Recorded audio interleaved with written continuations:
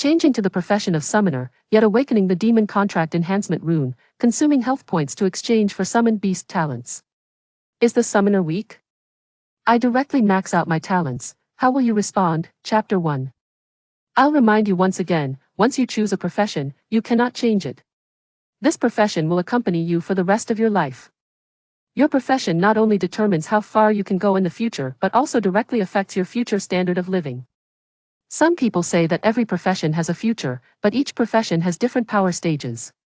The warrior profession is the most suitable for you.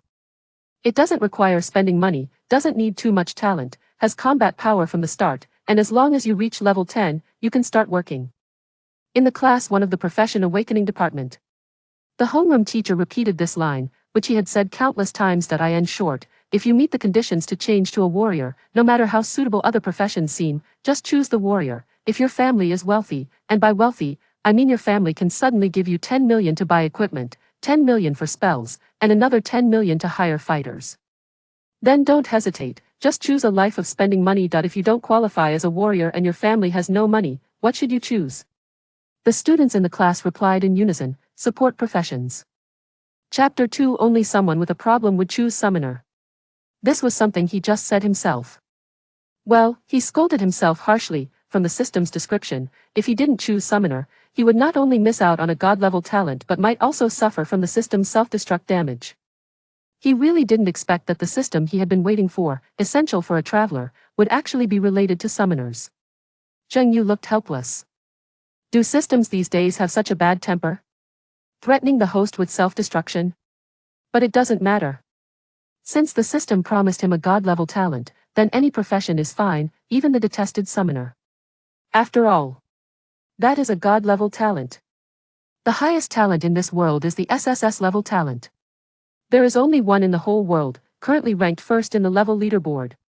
Combat Power Leaderboard, and Abyss Monster Killing Leaderboard, the number 1 in all rankings is the War God of Jojo, Nan Mu. Yun, the talents are ranked from SS to S, A, B, C, all the way down to F. A level is already considered genius. S level.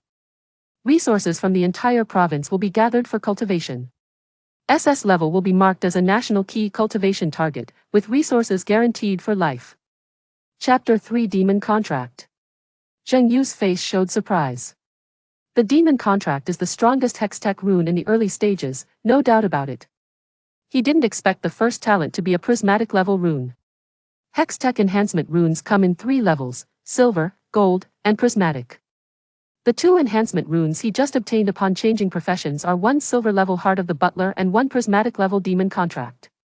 Demon Contract, prismatic level enhancement rune. Consume health points to gain talent points. Talent points can only be applied to summoned creatures, allowing your summoned creatures to have higher talents. The consumed health points cannot be restored or reversed, permanently lowering the health point limit. Heart of the Butler, silver level enhancement rune. Your team is considered to have an additional butler and receives a butler emblem. Hiss. After seeing the enhancement effects of the demon contract, Zheng Yu gasped. No wonder it's prismatic level. No wonder it's the old 8 contract.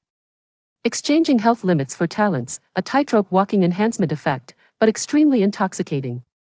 The reason summoners are referred to as being in the sewer is that the strength of summoned creatures is not strong enough, and their talents are mostly low, making cultivation difficult, with each one requiring a large amount of money to cultivate. Chapter 4. Dao Qian eventually changed his class to monk and rolled a B-level talent. Although it wasn't an A-level, Dao Qian still seemed quite satisfied. After waiting for Dao Qian to finish his class change, Zheng Yu didn't stay in the temple any longer and returned home early. Since summoners didn't have a guild, out of the tens of millions of class changes in the entire 9 provinces, there were not even 100 summoners. Moreover, among these 100 summoners, there was a 98% probability that they weren't even considering the path of a professional. How could there be a guild? Without a guild, there were no seniors or experienced professionals to guide him. Everything had to be explored on his own. Zheng Yu wasn't interested in the class-changing situations of others. He only waited for Dao Qian because he could distinguish who his true brothers were and who were false friends. Returning home, Zheng Yu navigated around the scattered garbage and entered his room. This was a relief house allocated by the government for poor households. When he crossed over into this body, the parents of the original Zheng Yu, who shared the same name, had long since disappeared, leaving him alone to be raised by his grandfather. His grandfather passed away from illness 2 years ago, and this government-allocated relief house had now become Zheng Yu's only residence. Upon entering the room, the cleanliness-loving Zheng Yu had tidied it up neatly. Although small in size, it was still quite cozy. Chapter 5. The goblin still trapped in the summoning array suddenly began to swell. Its originally short stature grew to about 17, but due to a curved spine, it appeared much shorter than Zheng Yu. However, its muscles were very pronounced. The overall aura of the goblin had significantly increased. It was no longer wearing coarse cloth, but had changed into reflective armor. The data was directly refreshed. Summoned Beast Goblin Warrior, level 1, increases with the summoner's level, health, 800, attack power, 39, 13 summoner intelligence, x3, skill Warrior Strike LV, 1. The Goblin Warrior charges its attack target, with damage increasing according to the charging time, dealing 273,468, 7 by 39 Goblin attack power, 12 by 39 Goblin attack power, points of damage. Summoned Beast Equipment, none. Not bad. Zheng Yu looked at the refreshed data of the Goblin Warrior and nodded in satisfaction. With the increase in talent, all-around stats had also improved, and it even gained a warrior class skill. Health had increased to 800. Both the hammer strike skill and the charge skill could deal damage values above 200. Chapter 6. Your Goblin Wolf Cavalry has equipped the Steward emblem, currently activated 2 Steward bonds. You can choose to evolve the Goblin Wolf Cavalry into a VIP Steward. Do you wish to evolve? Yes. Could I refuse? That's impossible. Ding. Your Goblin Wolf Cavalry has evolved into a VIP Steward level Goblin Wolf Cavalry. Skill, Cavalry Charge, Enhanced Cavalry Charge. A brilliant light shone upon the Goblin Wolf Cavalry. The elite Goblin Warrior riding on the wolf underwent a tremendous change in aura, resembling a high-class noble goblin. Although its demeanor was noble, it was still a goblin. Ugly. But its fur was extremely well-groomed. With a green face and tusks, its eyes were very gentlemanly, filled with an air of nobility. In short, it was very incongruous. A goblin noble. It was hard to imagine, yet it truly appeared before Zheng Yu. He noticed that even the giant wolf had a flowing coat, as if it had just come back from a grooming session at a pet shop. Zheng Yu couldn't bear to look directly at it. As long as it had become stronger, that was good enough. The noble goblin was hard to look at, but the data from the evolution made Zheng Yu's eyes light up. Chapter 7. Is someone competing for the rankings? Who? They say it's an S-level talent. So powerful. Is there really a professional with S-level talent in Jiangshui City? Don't you know? The WeChat account for Jiangshui City has already announced it. Zheng Yu from the first high school has S-level talent as a summoner. What? You heard it right, it's a summoner. Phut. What is he even competing for? I thought he was a big shot, but it turns out he's just showing off. A summoner. In this day and age, there are really people who choose to be summoners. No, even if he is a summoner, he has S-level talent. So why are you all only focusing on the summoner profession? Let me put it this way, if Zheng Yu wants to form a team, I'll go directly to him to cling on, because even if he's a summoner, with S-level talent, his strength is definitely not weak. But what he wants is to compete for the rankings. Do you know what it means to compete for rankings? It means bringing along 4 bystanders, with him taking the bulk of the experience, while he solo clears level 1 abyss. If he were a warrior, I'd directly go for it, but since he's a summoner, I don't believe he has that strength. To put it harshly, he doesn't have the strength to compete for rankings.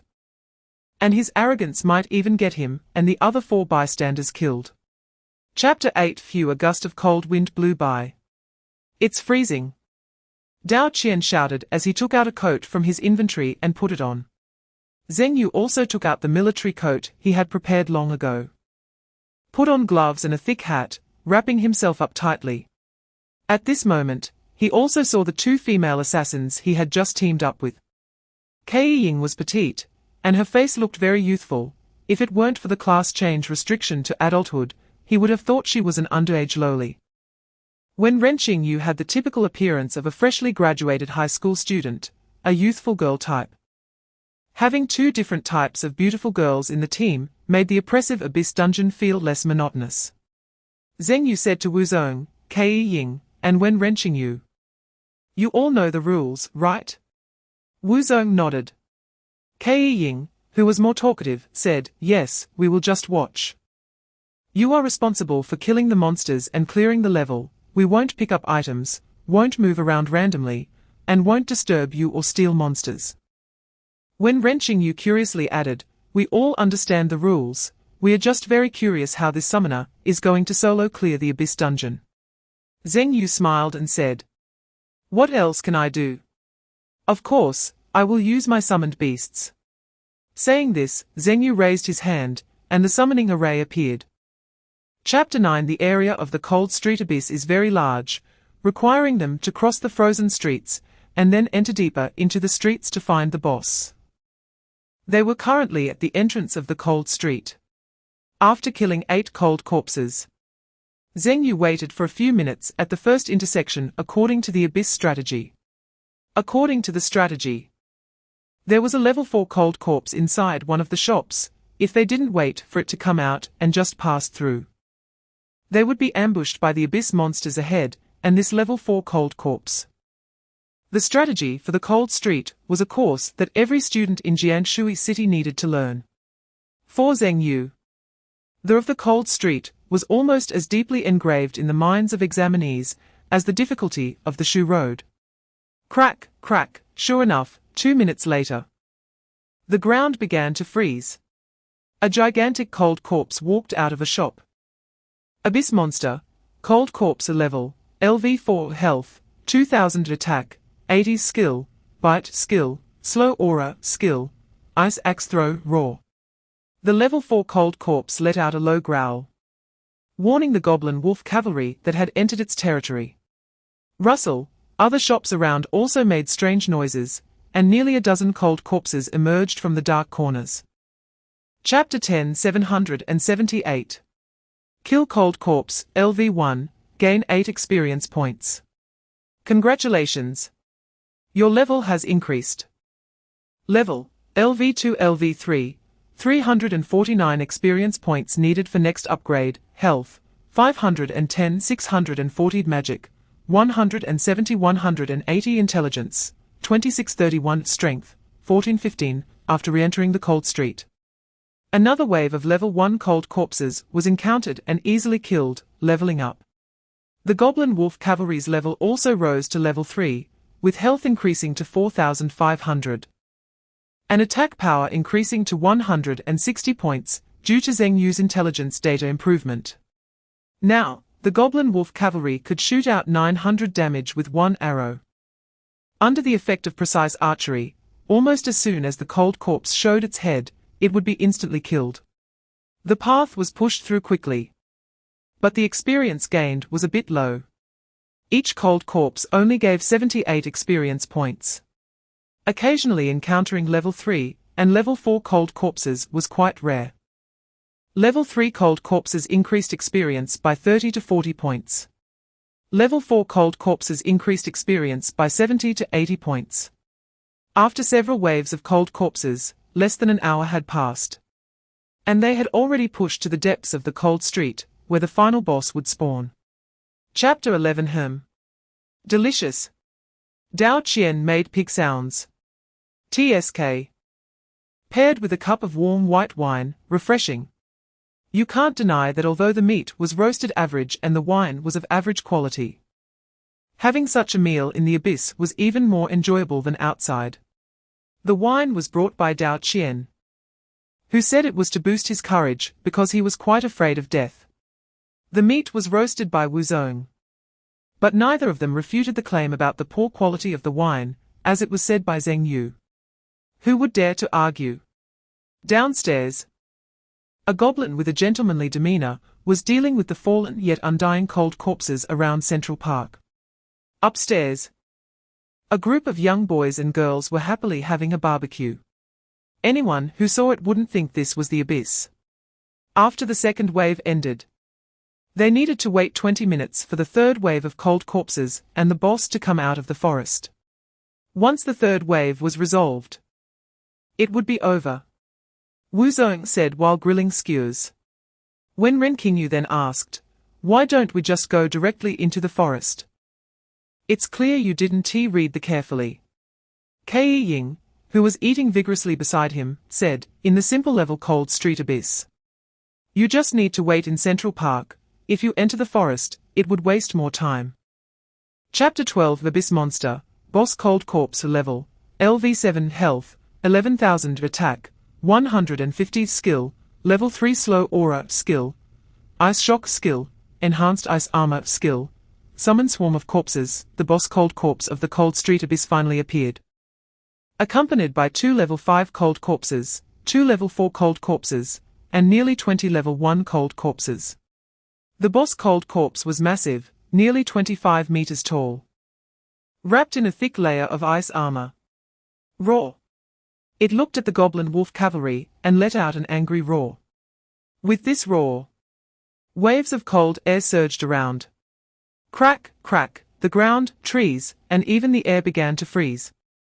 This cold air even affected Zheng Yu and others who were watching from upstairs, causing the heater to lose its effect, and the temperature dropped sharply. Every boss in the abyss had high health, and this cold corpse was no exception, with over 10,000 health. It was dizzying to behold. First break the ice armor, then charge, Zheng Yu reminded the goblin wolf cavalry. He was afraid the goblin wolf cavalry would waste stamina and skills by throwing everything at the ice armor. Chapter 13, You have cleared the Cold Street Abyss, Simple Level, rewarded with Cold Street Treasure Chest, Simple Level, 300 experience points for the profession, Life Recovery Potion, 200, x5. In 1 minute, you will be teleported outside the abyss. Get ready. Is that it for clearing? Wen Ren Qingyu said in a daze. Because it was too easy. Too fast. It took less than 3 hours. Eating barbecue, drinking a little wine, and strolling along with Zheng Yu's summoned beast, they cleared it. Dao Qian smugly said, "The abyss? Is this it? Ha ha, trash. Zheng Yu, as if you cleared it yourself." Before Zheng Yu exited the dungeon, he said, "I want to disband the team after we go out. Kei Ying and Wen Ren Qingyu, you two hurry to handle the loans. I'll wait for you. But be quick. I need to compete for the ranking, so we need to reduce rest time." Kei Ying and Wen Ren Qingyu nodded, "Okay.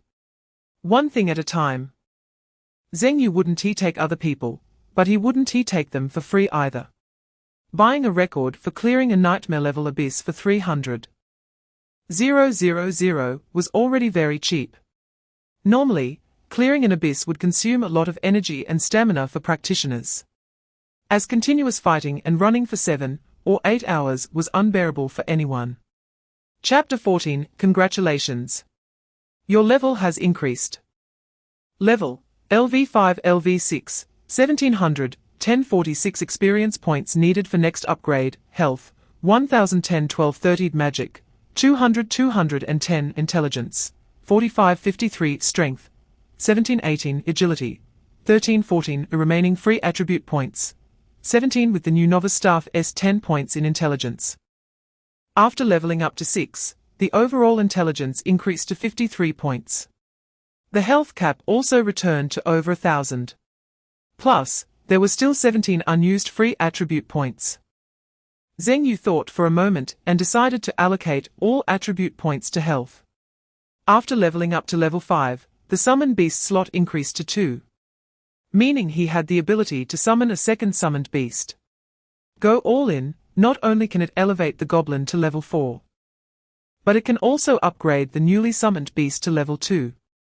Compared to the slight damage increase from boosting intelligence, it's better to enhance the summoned beast's talents.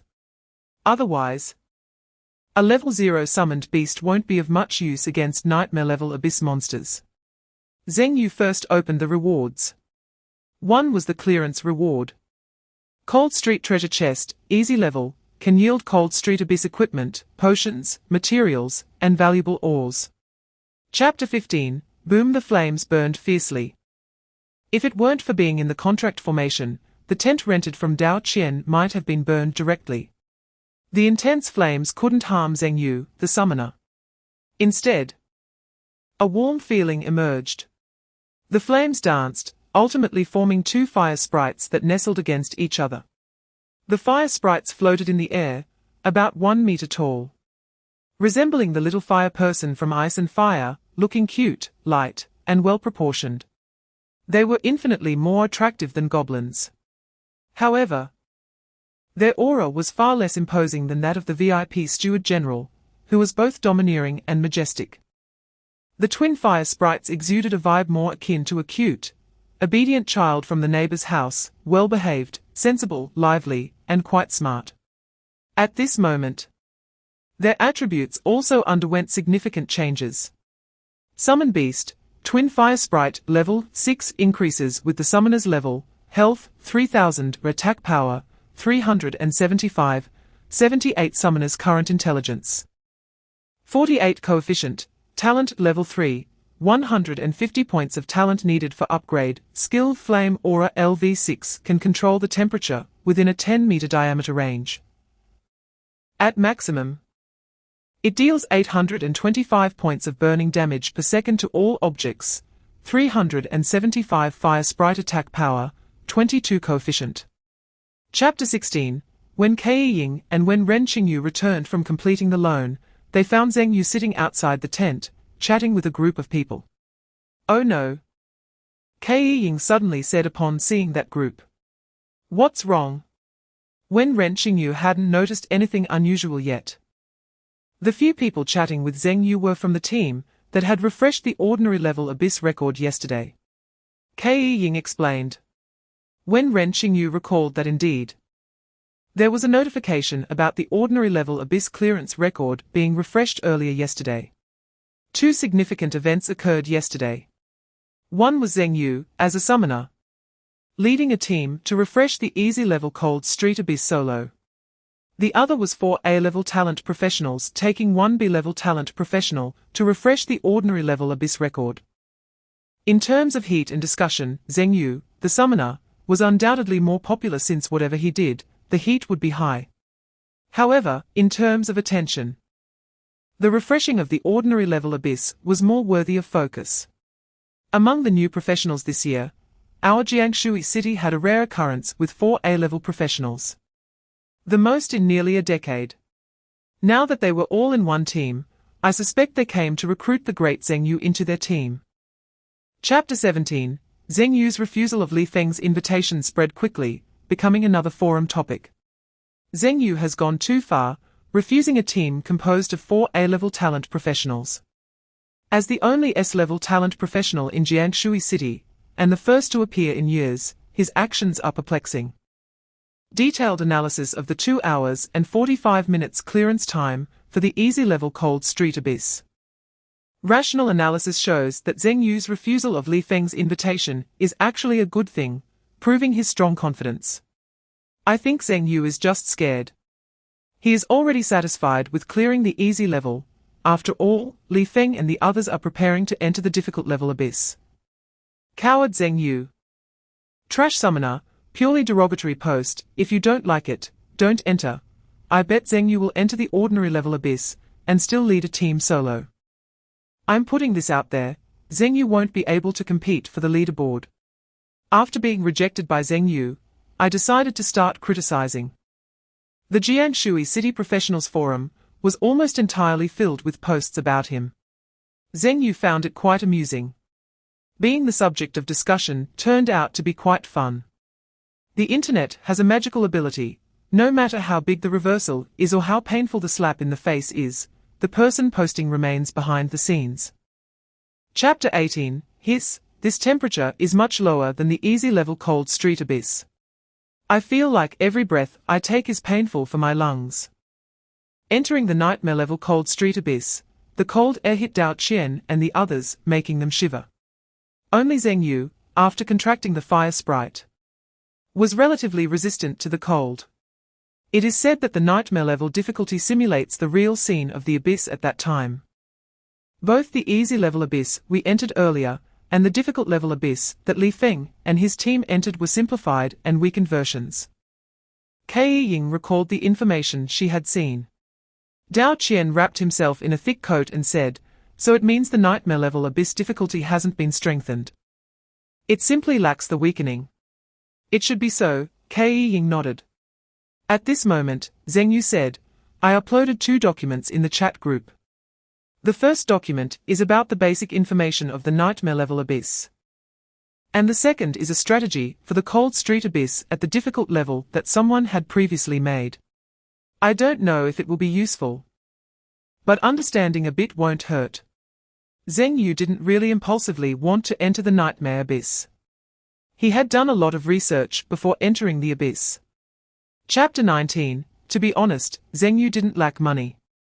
It's not that he doesn't lack money now, it's that he has already shown enough talent and potential.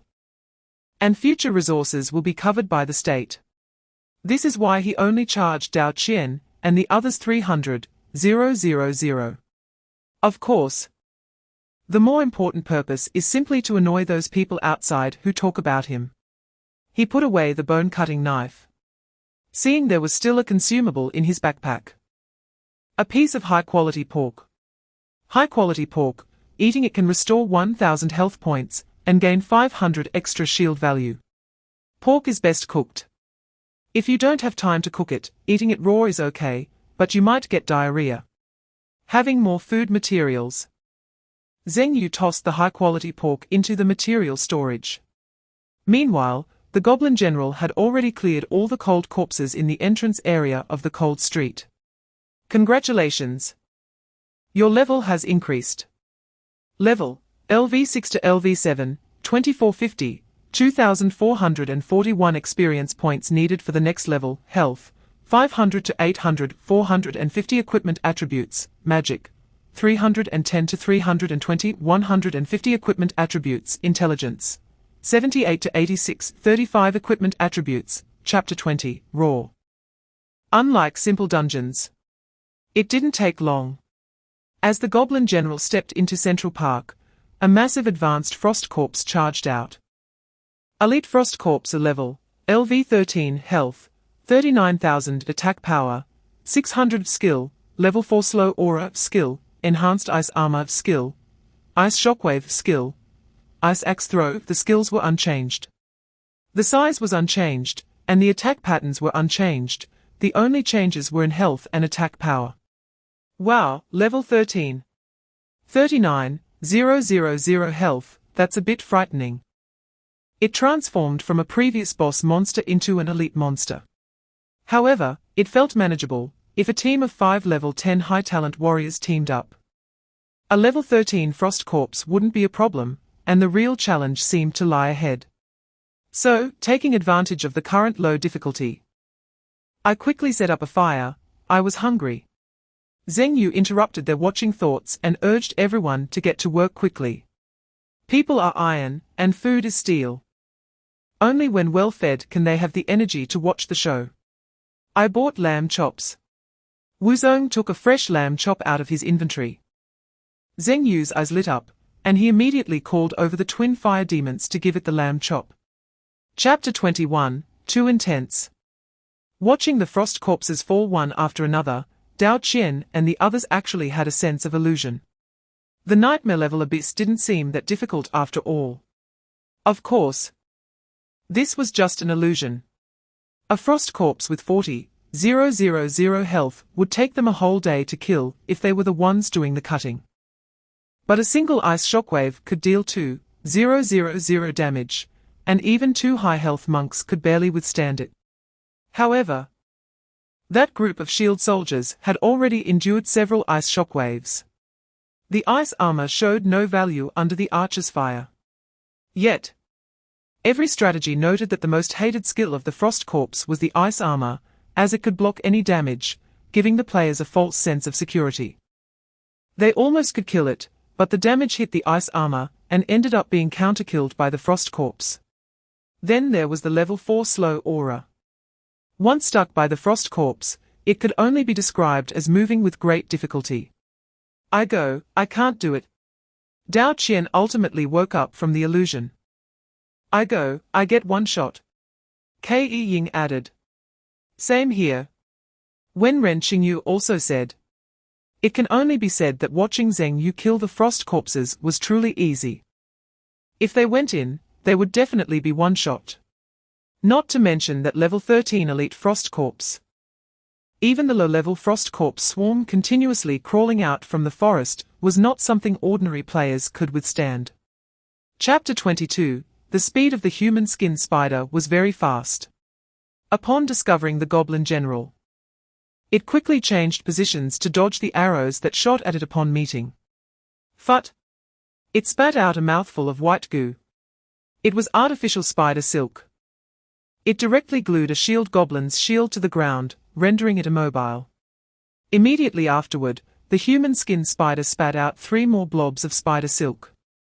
But before they could touch the shield goblin, they instantly burned to ashes. The twin fire demons rushed to the battlefield, flames burning fiercely on their bodies. The ice-covered ground melted completely, and the ground even began to dry out, raising the temperature. Sizzle.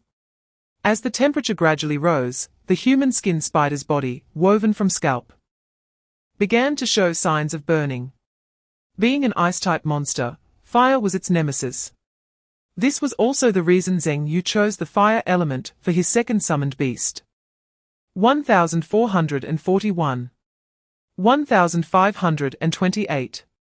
1359. 1259. Segments of damage suddenly appeared on the human skin spider's body. Flame aura. Inflicting 1186 burn damage per second, 456 fire sprite attack power, 26 coefficient. And it wasn't just once per second. Chapter 23. Zheng Yu was retrieving the corpse. The goblin general and the twin fire demons were fighting.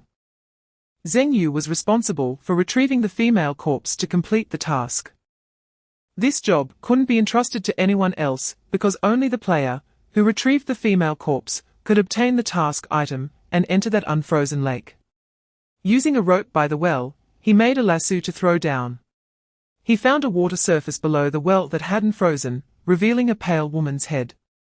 No blame, I'm taking you to where you should go. Although he was mentally prepared, this was indeed the first time he did something like retrieving a corpse. And he was still a bit unfamiliar. He also had some taboos in his heart. The battle ahead was nearing its end, the human skin spider, knocked unconscious by the goblin general in the fire circle, was continuously burned by flames, with its health nearing 0. There was not a single piece of intact skin left on its body, all burned into a horrific sight. Just as the goblin general was preparing to deliver the final blow to the human skin spider, a piercing sound abruptly interrupted the goblin general's attack. Ah! This sound was like the screams of thousands of people. Blood began to seep out from within the human skin spider's body. Grey phantoms emerged around. Chapter 24. The twin fire demons accepted the life sacrifice from the goblin wizard. Overall strength increased. Size increased. Damage increased. Health increased. Duration, 1 minute. The goblin wizard made a total of 2 moves. One was the sleep spell, which stopped the human skin spider's attack. The other was now sacrificing life to enhance the overall strength of the twin fire demons. The twin fire demons' eyes increased, and the flames changed from red to deep purple. Any frost corpse entering the range of the flame aura would turn to ash within seconds. Low health level 5 frost corpses would turn to ash instantly upon entering the flame aura. Higher health level 10 frost corpses could last only about 5 seconds at most. Killed elite frost corpse, LV10, gained 921 experience points. Killed elite frost corpse, LV6, gained 321 experience points. Killed elite frost corpse, LV5, gained 129 experience points. Killed elite Frost Corps, LV7, gained 503 experience points. A series of experience points flooded in. The experience bar surged wildly. In just a minute, the experience increased by nearly 3,000. Chapter 25. All the shield soldiers were dead. The 2 wolf cavalry that had been surrounded just now hadn't come out either. The goblin wizard sacrificed life. Only 5 archers and 5 death knights were left, as they escaped the encirclement of the frost corpses. The frost corpses did not continue to pursue them as they neared the unfrozen lake. It seemed they were afraid of this lake. This gave Zheng Yu and the others time to rest. Zheng Yu checked the battle losses. The goblin general has lost half of its health, and the giant wolf has a wound on its right leg. The goblin combat squad has suffered heavy losses, but fortunately, 5 death warriors are still alive. These 5 death warriors are the trump card that Zheng Yu prepared for the boss in the unfrozen lake. The twin fire spirits have exhausted their energy and are recovering in the summoner's space. Zheng Yu looks around and finds that the cold corpse group has long since disappeared, and the silent surface of the unfrozen lake shows no signs of life. He decides to rest for a while, waiting for the twin fire spirits to recover their energy before heading to the unfrozen lake. No one objects to Zheng Yu's plan. When Zheng Yu says to rest, Dao Qian and others have already begun preparing chairs and food. In fact, it's not just Zheng Yu and his group. Other teams are doing the same. A deep abyss can last for several hours, and it is said that the longest abyss can last for over a month. Chapter 26. The mayor's vision shouldn't be so small, right? Dao Qian asks in confusion. To become a mayor, one must be at least level 45 as a practitioner. A local official is responsible not just for political management of their area, but also for protection and military suppression. The practitioner level symbolizes everything. However, it's not necessarily true. The country provides significant resources for practitioners with S-level talents, and these resources are not given just once. The follow-up resources are astonishing. Moreover, mayors need performance. They also want to level up, and after level 40, every level becomes increasingly difficult. In recent years, Jiangshui City's performance has not been very good. Although you have S-level talent, as a summoner, your profession may have been manipulated by certain individuals, and the resources are likely already with Li Feng. When Ren Qingyu rationally analyzes, Zheng Yu nods. The mayor can't just take my resources. But this matter cannot be settled without his approval. It's a simple comparison principle, an S-level talent, but in a SUR, an A-level talent, but in a popular profession. And this practitioner's father is the minister of the resource department. Zheng Yu shrugs. With this connection, the answer is obvious. Dao Qian asks in confusion, isn't the resource department managed by the mayor? Why would the mayor need to curry favor with the minister of the resource department? Chapter 27, Cold Street Abyss. Zheng Yu lies on a recliner, resting with his eyes closed. Since there is no internet access in the abyss, he can't even browse forums. So he can only drink some coffee and rest his body. After about 2 hours of rest, the twin fire spirits recover their energy. The summoner can see the status data of the summoned beasts. After a short rest, the goblin general's mental and physical status reaches 98. Its health is fully restored. The goblin general did not enter the summoner's space to rest, but this tag represents a seasoned veteran goblin, and endurance is its advantage. Its mental and physical status is always maintained well. This veteran, accustomed to war and killing, has been walking between life and death for years. And the goblin general will always remain vigilant and serious. The goblin general never truly allows itself to be in a relaxed state, so it cannot reach a status value of 100. However, the twin fire spirits quickly recovered to a full 100 status in Zheng Yu's summoner space. The tag of the twin fire spirits is young, lively, and energetic combat elements. Youth is their capital. Their combative nature leads to quick exhaustion, and without understanding combat restraint, they can end up in situations like earlier, when they exhausted their energy and couldn't release skills. Chapter 28. The Goblin General charges forward at high speed to the grave. Roar. The cold corpse blocks the Goblin General's path. Boom. The cold corpse is directly knocked away by the wolf cavalry's charge. The level 15 cold corpse is sent flying. 18,451. The level 9 Goblin General, with an attack power of 656 and a 27 times attack coefficient from the wolf cavalry, deals nearly 20,000 damage, taking away 2/3 of its health. The cold corpse here has low health. Zheng Yu retreats to the back to observe the battlefield. This is the combat style of summoners, not just summoners themselves, but also druids who summon beasts, and necromancers who summon undead creatures. The further back you retreat, the better. If it weren't for the fact that practitioners must enter the unfrozen lake to trigger the boss mechanism, he wouldn't be willing to enter the unfrozen lake at all. The twin fire spirits, death warriors, and archers clear the way for the Goblin General. Whoosh! The two fire spirits release a flame halo and fireballs to deal damage and reduce the cold corpse's health. The Goblin Archer harasses from behind, adding damage. The Goblin Death Warriors use their bodies to block the cold corpse, buying time for the Goblin General. The Goblin General leaps up and strikes the grave mound with a heavy blow. Chapter 29. The self-destruct damage of the Goblin Death Warriors is actually quite good, dealing around 5,000 damage. However, facing a boss like Shao Qi with 200,000 health, it's just a drop in the bucket. Nevertheless, the self-destruct damage isn't the main point. What is important is that the blood released from the Death Warriors' bodies during self-destruction is toxic. Not only toxic, but also highly flammable. Goblin Death Warriors not only fear death, but also possess the ability to explode upon death. Long-term use of poison and injection of special blood has turned the blood of Goblin Death Warriors into another weapon. Sizzle. The blood splatters all over boss Shao Qi, emitting a hissing corrosive sound. 109.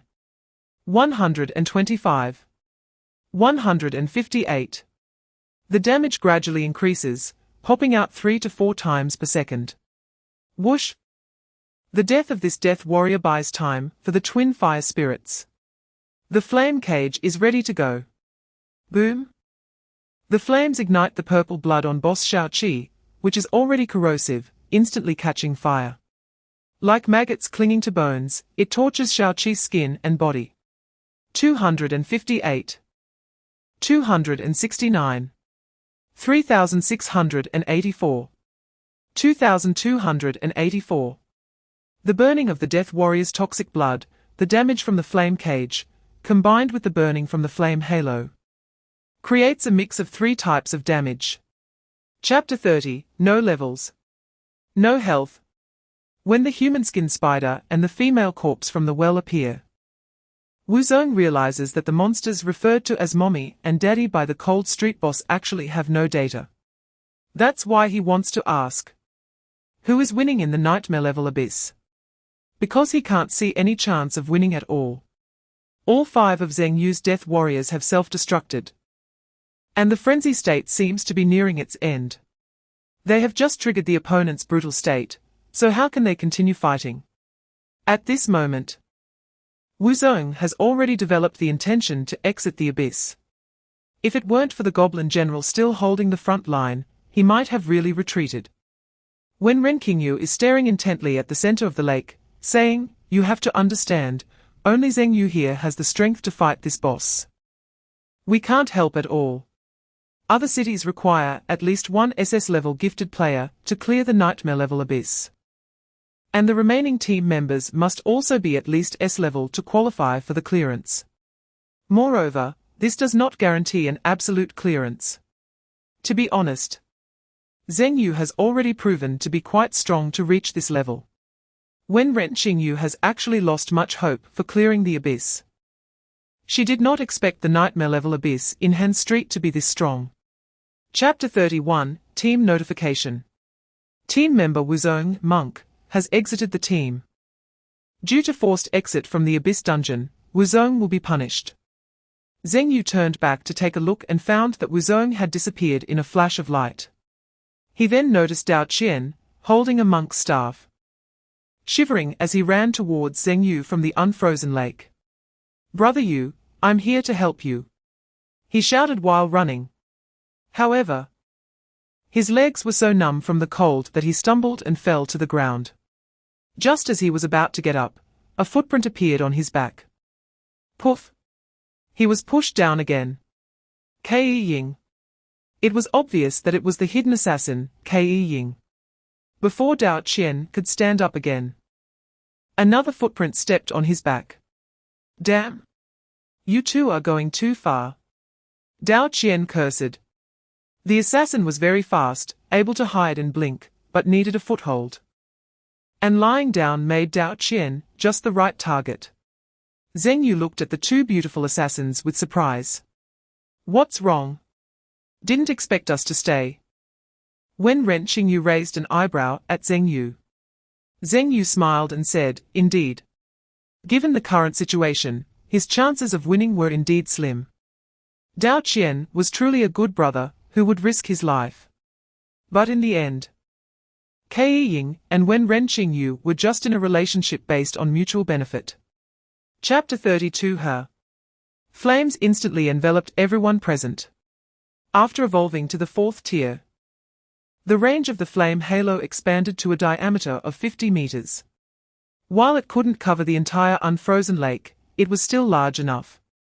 The flames not only made Xiaoqi scream, but also forced the ice attribute human skin spider and the female corpse from the well to continuously retreat, trying to escape the burning of the flames. This gave the goblin general a chance to rest. Dao Qian and the others fell silent again, looking at the twin flame dragon serpent in disbelief. Even though Ke Ying had guessed long ago that Zheng Yu might have a trump card at level 10, she didn't expect this card to be so overwhelming. As soon as the twin flame dragon serpent appeared, it directly suppressed the brutal state of the Han Street boss. "Someone's going to regret it now," Dao Qian said with a chuckle, no longer tense, standing beside Zheng Yu. "Actually, it's quite normal." Zheng Yu knew that Dao Qian was talking about Wuzong, who had already exited. After all, he had no reason to accompany him to death here. Although Wuzong had prepared for 3 years to become a professional and to enter the family tree, he had borrowed money with gritted teeth. But all of this was insignificant compared to his life, and was not a reason for him to risk his life here. Chapter 33 If I'm not mistaken. This group of people must have gone crazy, Wen Renqingyu said from the side. "It feels like they've been brainwashed. Who is this shaman they keep talking about?" Ke Ying asked. Zheng Yu shook his head, "Who knows? But clearly, all the evil comes from that shaman, or rather from the curse that Xiaoqi carries." As they spoke, the scene shifted to the chef's restaurant. Xiaoqi had vanished in an instant. The corpse was carelessly tossed aside, with a red cake placed nearby. A group of people seemed to have gone mad, completely unaware of the absurdity of their actions, instead gathering together with excited expressions. Placing the red cake at the entrance of Fortune Street. Following the shaman's instructions, they made an altar and personally renamed Fortune Street to Han Street. So it was they who changed it. Zheng Yu's eyelids twitched. He had thought it was Xiaoqi who changed it. The ritual was halfway through. Each person came to the cake, earnestly and madly taking a piece of the blooded cake, mumbling, "Next year will definitely be good, I'm so sincere. The gods will help us." Hearing this murmured voice, Zheng Yu felt a bit speechless. What turned them into this were the curses from the gods. Yet they were so devout towards them. Chapter 34 In fact, the entire Han Street abyss was created by Xiaoqi himself, whether it was the chef's cold corpse, the fish-killing brother's cold corpse, the meat shop owner's cold corpse, or the human skin spider, the unfrozen lake was all his creation. The only one that remained in its original state was the female corpse from the well, which was his insane mother. In Zheng Yu's view, there were two endings to the Han Street abyss.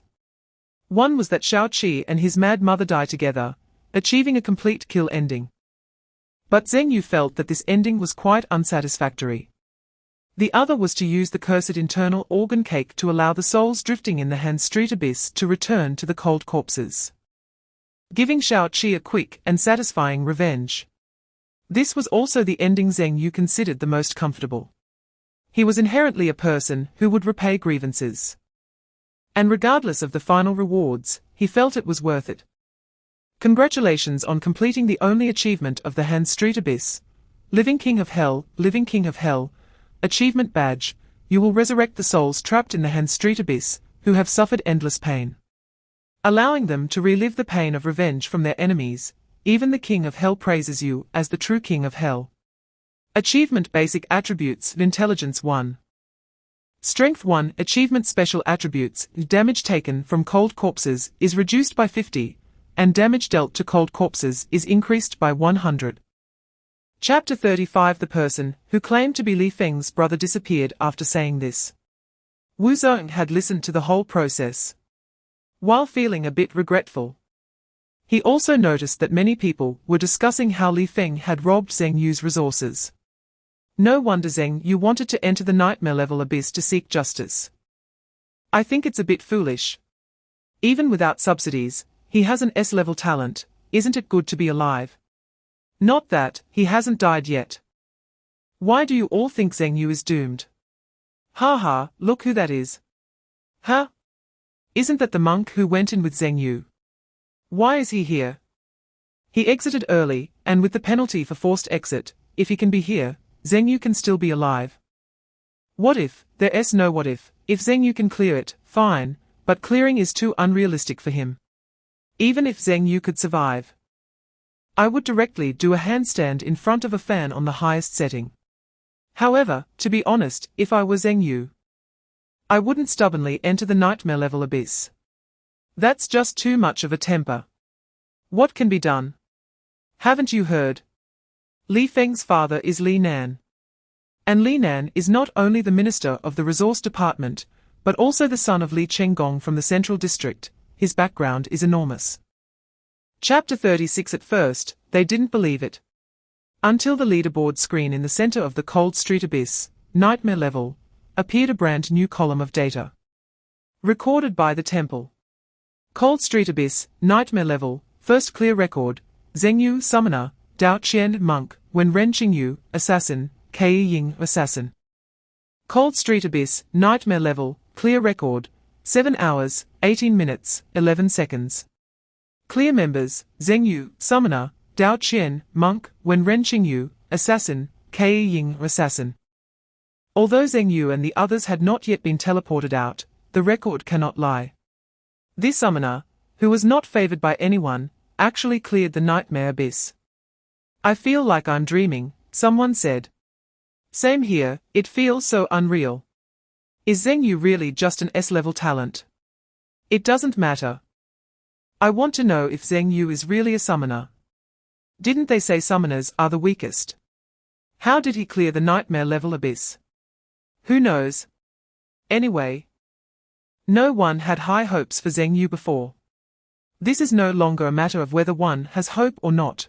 I remember someone saying, if Zheng Yu survives, it'll be like a day with a 5-speed fan, right? Now he not only survived, but also cleared the nightmare level abyss. Come on, let's make some noise. Chapter 37. There is competition among professionals, competing for resources, competing for rankings. The same goes for cities. Shangyu City and Jiangshui City are considered old rivals. In the Jiangnan province, they have been swapping first and second place year after year, with no quality talents and insufficient output of skilled individuals, leading to inadequate funding from above. Outdated equipment, healthcare, and education have resulted in fewer people coming in, ultimately creating a vicious cycle. If there are no achievements, this mayor might really not be able to stay in office. What troubles Zhongzhan is that there are still no promising professionals today. Then he discovered Zheng Yu. He had been keeping an eye on the situation in Jiangshui City, so he naturally knew about Zheng Yu's circumstances. An S-level talent professional, whose resources were snatched away. The one who took his resources was actually the grandson of Li Chenggong. For ordinary folks, encountering such a situation means they can only concede, wanting to take resources back. That's impossible. The most important thing is that Zheng Yu isn't even considered an ordinary person. He has no parents, and his grandfather just passed away. He lives in a slum. After learning about Zheng Yu, he thought this might be an opportunity. Even if he's just a summoner, he's worth a gamble. Just as he hesitated, Zheng Yu refreshed the record for the simple level Cold Street Abyss, which further solidified his thoughts. Chapter 38. Zheng Yu had not yet exited the abyss. But outside, currents were already stirring for him. Shanyu City was eager to poach talents, and was reapplying resources for Zheng Yu. The onlookers were enjoying the spectacle. And the Jiangshui City Forum was unusually lively. As for Jiangshui City, it remained quiet. At this moment, Zheng Yu was in the teleportation space, looking at his rewards. You have cleared Cold Street Abyss, Nightmare level. You have received the reward, Cold Street Treasure Chest, Nightmare level, 15,000 professional experience. Congratulations! You have received the first clear reward for Cold Street Abyss, Nightmare level. Received the first clear gift pack for Cold Street Abyss, Nightmare level, 15,000 professional experience. 1 clear reward, 1 first clear reward. 2 Nightmare level Abyss treasure chests mean 2 Platinum level equipment. Plus the historical record reward notified before teleportation. In total, that's 3 rewards. A total of 450,000 experience. From level 10 to 11 requires 110,000 experience. Zheng Yu estimated that 450,000 experience could at least raise him to level 13. So satisfying. As expected of the Nightmare level Abyss, the rewards are truly gratifying. However, since he was still in the teleportation process, he couldn't claim the rewards just yet. Chapter 39. While Zheng Yu was communicating with Chai Fang about subsequent matters, Wu Zong was watching enviously from a distance. He felt very wronged and conflicted. He didn't envy Zheng Yu, after all. Zheng Yu earned all of this through his own strength, and it wasn't Zheng Yu who forced him out. Everything was a result of his own wrong choices. What he envied were the 3 people standing next to Zheng Yu, Dao Qian, Wen Ren Qingyu, and Kei Ying. Just a few hours ago, they were gathered together eating barbecue, chatting and laughing, but now he could only hide in a corner, enviously watching them. He didn't dare to appear before Zheng Yu. He felt ashamed and didn't know what to say. Apologize? It would be useless to say anything now, when he didn't trust Zheng Yu's choice to withdraw from the abyss. He had already been excluded from Zheng Yu's small group. This was still a choice he made himself. Ultimately, Wu Zong chose to leave quietly. He wouldn't be coming back to Cold Street Abyss to level up for the time being. At least until Dao Qian and the others reached level 10 and entered the second-tier abyss, he wouldn't dare to return. Dao Qian saw Wu Zong's departing figure. As a friend, he felt a bit regretful. After sticking it out in the martial arts school for 3 years, not willing to eat or drink, just to one day walk the path of a professional again. Chapter 40. The talks fell apart directly, with no room for negotiation. Because Zhu Yun could not possibly apologize. As a mayor and a level 45 professional, how could he apologize to a novice summoner? Even if this summoner had just cleared the Nightmare level abyss, which hadn't had a record in over a decade, it wasn't enough for a mayor to publicly apologize to him. In this world, strength is everything. Zhu Yun's level 45 strength is his pride and capital. Even if he has potential, he must turn that potential into strength to have fairness. If even Zhu Yun couldn't publicly apologize, then Li Nan would be even less likely to do so. As for resources, there was no way to get them back. Zhu Yun used those resources to give to Li Feng in exchange for entry into the Li family faction. Asking for them back would mean offending both sides. Between the Li family and Zheng Yu, he could only choose one. Of course, he wouldn't choose Zheng Yu. A perfect solution. It doesn't exist. The secretary was also very clear. He had followed many mayors, and Zhu Yun was the most arrogant and impatient professional he had ever seen. The secretary looked at Zheng Yu, then sighed, no longer using official jargon. If I was standing in your position, I wouldn't accept it either. But if I were in Zhu Yun's position, I wouldn't make concessions either. Chapter 41.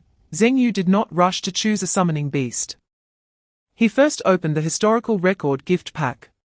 It is said that the historical record gift pack must yield a top-level platinum weapon, which made Zheng Yu very much look forward to it. He needed a handy weapon.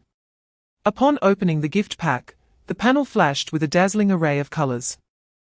You have opened the historical gift package, nightmare level of the Cold Street Abyss. Detected that your profession is summoner, the prize pool is locked to the staff series. Congratulations! You have obtained the weapon Cold Prison Staff LV-10 Platinum Grade. Congratulations! You have obtained 10 enhancement stones, 10 forging stones, 100 ice stones materials, and 5,000 healing potions, which restore 10 health. Directly given a staff. Zheng Yu's face brightened. He was originally thinking that if another weapon came out, he would use the equipment forging device to exchange it for his own weapon, but unexpectedly the gift package was quite user-friendly, directly opening a staff. However, thinking about it, it makes sense. Because Dao Qian and the others have a self-selected golden level weapon gift package, allowing them to choose weapons for their own profession. As the one with the highest battle record, he had no reason not to have one. A transparent staff, made of ice crystals appeared in Zheng Yu's inventory. Chapter 42. The human skin spider 3-piece set directly topped his health to 10,000. But the health he could use was only 2,350 points. Adding 15 talent points and 10 talent points from training dummies, he could offer a total of 320 talent points. Zheng Yu glanced at the Goblin General. Talent level 4, 500 points away from leveling up. He glanced again at the Jewel Flame Dragon Snake. Talent level 4, 850 points away from leveling up. One requires 500 points to evolve to level 5, and the other requires 850 points to evolve to level 5. There is still a long way to go. To reach a solo clearing level in the second stage Abyss, having a level 5 summoned beast is essential. Although based on his current strength, he could easily clear the Abyss. But his goal remains Nightmare level. Having experienced the difficulty of the Nightmare level of the Cold Street Abyss, he was more cautious and wary of the Nightmare Abyss in the second stage. However, fortunately, there were many ways for him to enhance his strength now. Cultivating equipment, cultivating summoned beasts, a third summoned beast, as well as 2 Hextech enhancement runes waiting to be claimed at level 10. All of these could increase his strength. Chapter 43. Didn't you notice that the 20-level golden shield only costs 2 million? Zheng Yu pointed to another piece of equipment in the temple shop. You have to know that at level 10, golden grade equipment is the best equipment available on the market. Platinum grade equipment can only be obtained by clearing the Nightmare level Abyss, and is generally not sold, so golden grade equipment is naturally inflated in price. Dao Qian shook his head in disbelief. Damn, there are really so many rich people. Look, this level 10 platinum warrior weapon sold for 13 million. Scary. You don't understand the world of the rich. Zheng Yu recalled those wealthy individuals from his previous life, where even a car cost hundreds of millions. The price of this equipment is not much different from their luxury goods. Wow, someone has placed a bid. A firm price of 4 million, should I sell it? Dao Qian had just listed the shield in the temple when someone placed a bid. When Ren Qingyu analyzed, the shield warrior isn't considered a top-tier profession. But many rich players choose the shield warrior profession because they are hard to kill and easy to operate. You can take a shot at the auction. All right. I'll listen to you. Chapter 44. Summoned Beast Giant Wing Spirit Butterfly, level 13, increases with the summoner's level, health 11,500, attack power 2706 451 Summoner Intelligence Coefficient 6, Talent Level 3, 300 points away from leveling up. Skill. Spirit Butterfly Guardian LV13. The giant winged spirit butterfly will bind a guardian relationship with one summoned beast. Providing the bound summoned beast with 13530, 2706 giant winged spirit butterfly attack power 5 coefficient, shield value, and after the shield breaks, it will deal 5683, 2706 giant winged spirit butterfly attack power 21 coefficient, damage, helping to share 50 of the damage. Skill Spirit Butterfly LV13. As an elven entity, the giant winged spirit butterfly has rapid recovery abilities. Passive, recovery speed increased by 50. Active, immediately recover 10824, 2706 giant winged spirit butterfly attack power 4 coefficient, health points. Healing effects enhanced by 50 when recovering itself. Skill Butterfly Song LV13. The giant winged spirit butterfly consumes 3 health points per second to chant. Chapter 45. The Level 5 Goblin General didn't even change its name. The only change was the addition of a heavy cavalry corps. No new skills. However, the core skill General's Command underwent a significant change. Skill General's Command Heavy Cavalry Corps. General's Command Heavy Cavalry Corps summons a goblin army, 26 units. Number of summons increases with level to fight. Army composition: 8 goblin archers, 8 goblin assassins, 8 goblin shield bearers, 1 goblin wizard, 1 troll goblin. Summon time is unlimited. Cannot be summoned again until all goblin army members are dead. Summons a goblin heavy cavalry team, 26 units. Number of summons increases with level to fight. Team composition: 26 heavily armored goblin wolf cavalry. This is a big profit. Zheng Yu was very satisfied with this heavy cavalry corps. There is a saying that in the era without firearms, having 50 heavy cavalry was already quite remarkable, and having 500 heavy cavalry to rebel was even more confident. 5,000 heavy cavalry could sweep all armies. Although he currently only has 26 goblin heavy cavalry in the abyss, this is definitely a powerful tool for farming monsters. Chapter 46. Fortunately, someone carefully discovered that this is a photo of the simple level abyss. Because when Ren Qingyu had also posted it on the forum before, Zheng Yu shared it purely to draw hatred, to annoy those who had previously refused to team up with him. Further down is the real nightmare level abyss strategy. Very detailed. Divided into 5 stages. 1. Meat shop owner cold corpse, fish seller cold corpse. 2. Chef cold corpse. 3. Human skin spider. 4. Female corpse in the well. 5. The little chi with emptied intestines. 5 stages, each with videos and pictures. Zheng Yu provided detailed explanations, including how to block the human skin spider, and how to deal with the 2 forms of little chi, both the normal and brutal stages. A very serious strategy. But the comments below are not very serious. Zheng Yu really wants to teach us. I thought it was a bragging post. But unexpectedly Zheng Yu is really making a strategy. Haha, you think too much. This is just Zheng Yu's bragging post. Don't you think that even if you follow his strategy, can you block the chef cold corpse's flying knives? Or can you evade the pursuit of the human skin spider? No way. Is the summoner really that powerful? The summoned beast feels even more powerful than the SS level warrior I saw the day before yesterday. Chapter 47. The post's popularity is extremely high. Over 10,000 copies were sold in just one night. Not only did professionals from Jiangshui City buy it, but those from Shangyu City were also curious after hearing that the mayor had brought in an S-level genius, so they checked the post as well.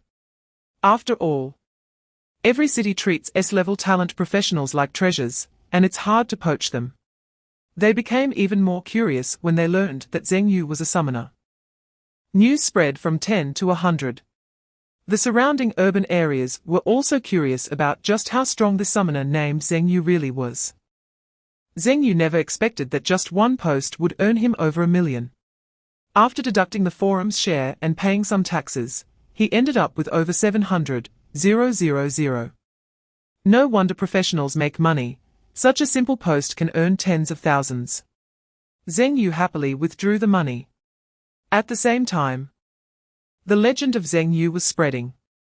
After being robbed of resources by Li Feng, he angrily cleared a nightmare-level abyss, fought Li Nan with strength, rejected the apology from Mayor Zhu Yun, and directly joined Shangyu City. After a series of actions, Zheng Yu even gained a group of followers. His move from Jiangshui City to Shangyu City not only didn't attract criticism, but was instead praised for having backbone. I once put myself in Zheng Yu's shoes and thought that if I were him, being robbed of resources by Li Feng would probably just leave me feeling powerless and furious. Chapter 48, Shangyu City. Wow, this house is really big. With a yard and a swimming pool. Brother Yu, does this mean you've entered the life of a rich second generation ahead of time? After Dao Qian and the others completed the procedures, they arrived at this villa. What rich second generation? I started from scratch. Yes. Dao Qian directly took a bottle of beer from the ice bucket next to Zheng Yu and gulped down a big mouthful. This stuff is comfortable. Did you buy this house? Zheng Yu lay on the lounge chair, looking at his phone without raising his head, and said, "It's provided by the resource department. I'm just temporarily living here." Dao Qian surveyed the villa's scale, which was quite spacious. The rent for this villa must be over 10,000. A 3-story small villa with a large yard, lawn, and swimming pool. By the way, did you get your S-level resources? Zheng Yu shook his head, not yet.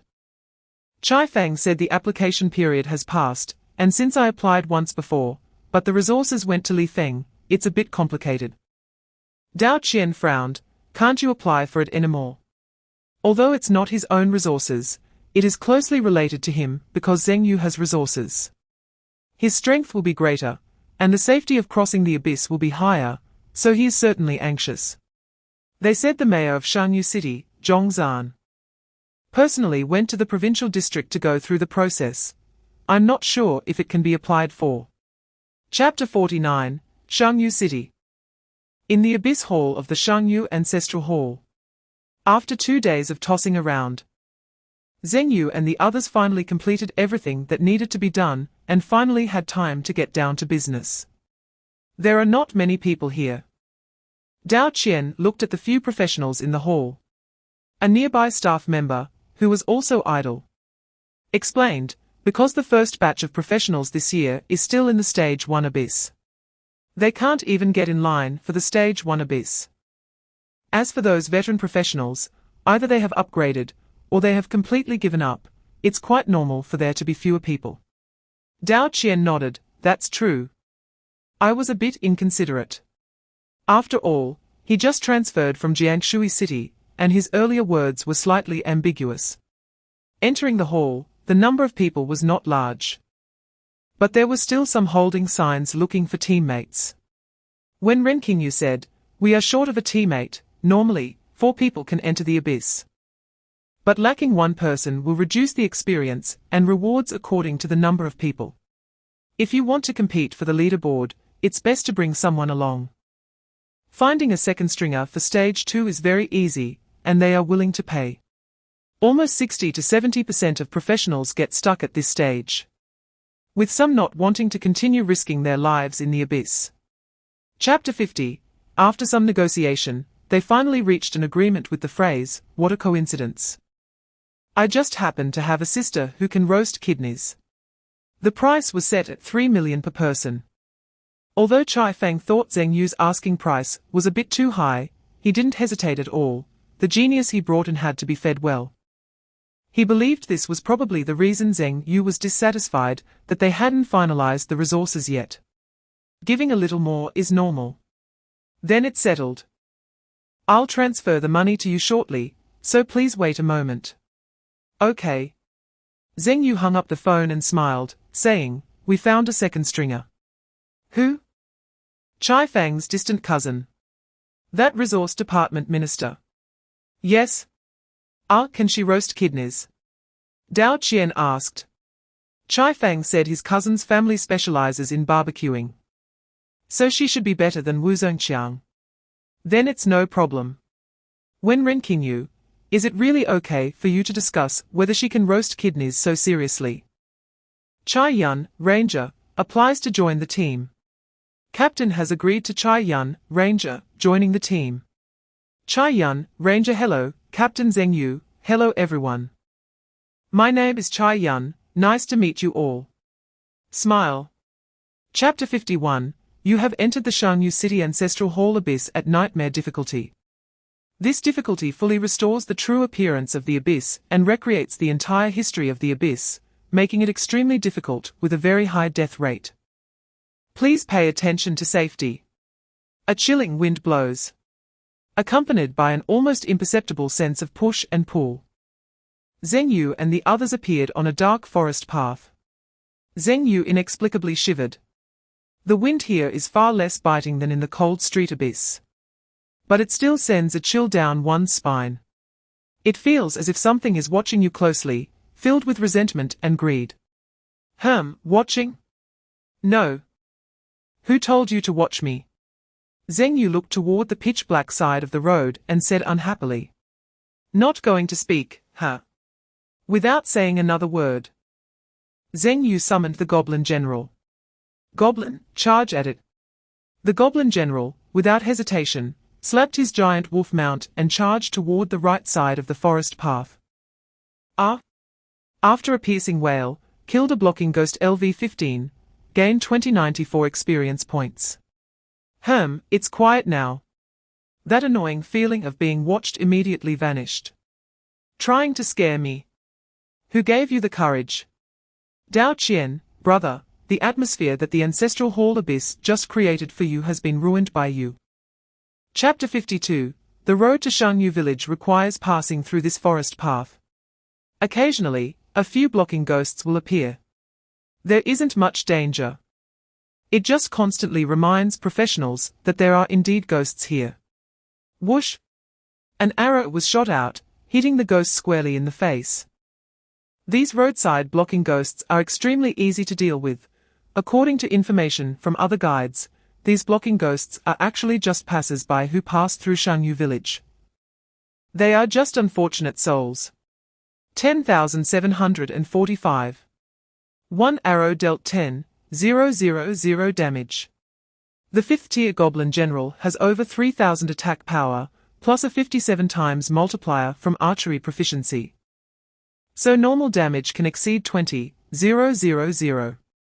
But ghost-type creatures don't count as normal. In a simple level shrine, ghosts can ignore 10 damage.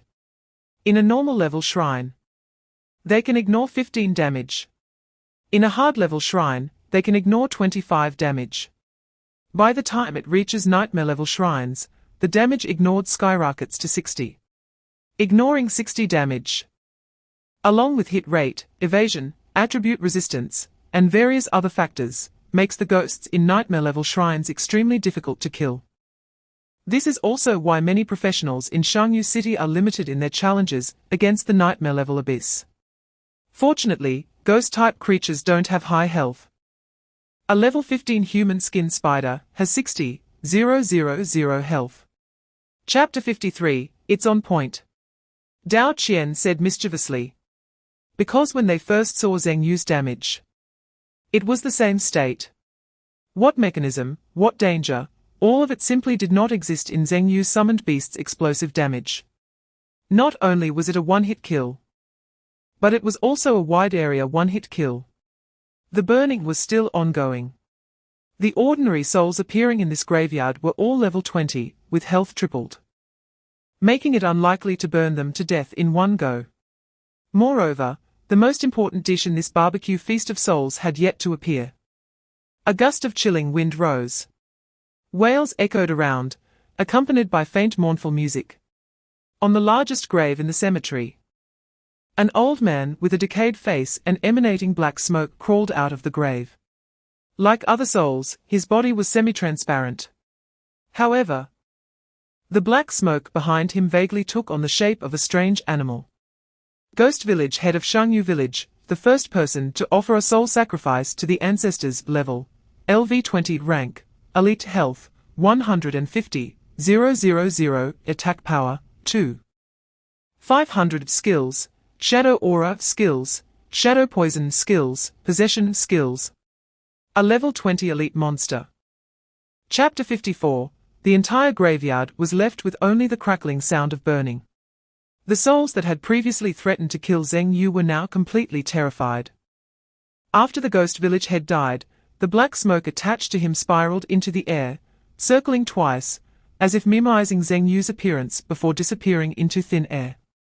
Congratulations! Acquired the accessory village head's pipe, LV0, silver rank, congratulations. Acquired the armor undead robe, LV20, silver rank, 2 pieces of equipment dropped. 1 accessory. An old-looking pipe that clearly wasn't meant for professionals to smoke from, as the mouthpiece was so dirty that it was hard to use.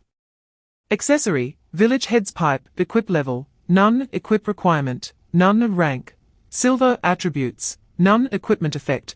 Holding this mouthpiece will grant you treatment akin to the village head in Shanyu village. Is it really something to hold? Zheng Yu looked at the dirty pipe with disdain. It was clearly a quest item. Although it was dirty, it could be useful in a critical moment. Despite his dislike, this item was not mentioned in Zhongzhan's strategy post. Chapter 55. What kind of expression is that? After Zheng Yu spoke, he found no one responding. Chai Yun opened her mouth, but said nothing. Only Dao Qian, who had a good relationship with Zheng Yu, said, "This seems to be outside the plan, right? Didn't we agree to find the shrine's location based on the burning degree of the talisman? Isn't it too dangerous to treat this directly as a sacrifice?"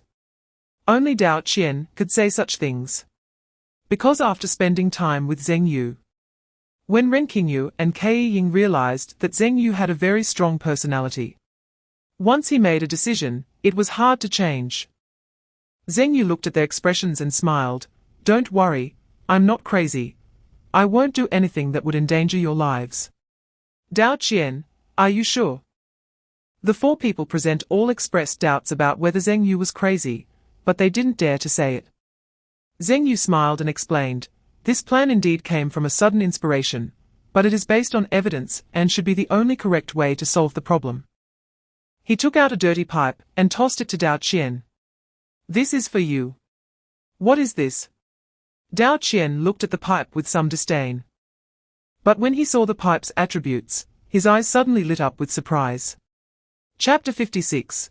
The next scene was the Goblin General leading a group of ruffian subordinates, knocking on doors and checking houses one by one. Based on the state of the talisman burning, they located 3 houses that were fully ablaze with numerous souls inside, while the others were simply swept through. Just as described by the system, danger lurked everywhere here. Withered branches in the corners, dolls on the beds, red lanterns in the trees, children submerged in jars, half-bodied female ghosts embedded in walls, various hanging ghosts, drowned ghosts, sudden death ghosts, death by illness ghosts, vengeful ghosts.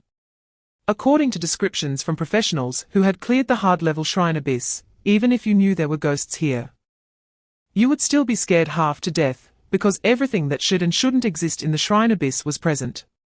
Terror is the main theme of the shrine abyss. But when they faced a group of even more ferocious goblins, the ghosts ceased to be ghosts. Because the goblins had no concept of ghosts at all. They only recognized health bars, not monsters. Chinese-style ghosts care more about atmosphere, confined environments, paired with death stories. Zheng Yu still felt that this troll was more terrifying in terms of appearance. Mainly because a troll could smash half of a sudden death ghost's health with a single blow. Which is true terror. Chapter 57. What if we don't hide? Zheng Yu asked directly. The old man stared at him with blood-red eyes, saying, "If you don't hide, you will die." "By whom?" Zheng Yu pressed. "I cannot say." Zheng Yu observed the old man, who looked to be in his 70s. Dressed in a dark blue linen cotton jacket, with fingers slightly trembling, as if he was afraid of something. Zhongzhan's guide clearly stated that one must hide in a wooden coffin in the nightmare-level abyss. But the consequences of not hiding in the coffin are unknown to anyone. It is clear that Zhongzhan had also inquired about the news from a villager here. They would lead outsiders to the coffin. Is it out of kindness or malice? It's hard to judge. Tell me, why has your village become like this? Zheng Yu's question was not really a question. The old man looked up and saw Zheng Yu smiling, as well as the two beautiful girls behind him who had already drawn their daggers. He felt a shiver in his heart and quickly said, 10 years ago, the village was not like this.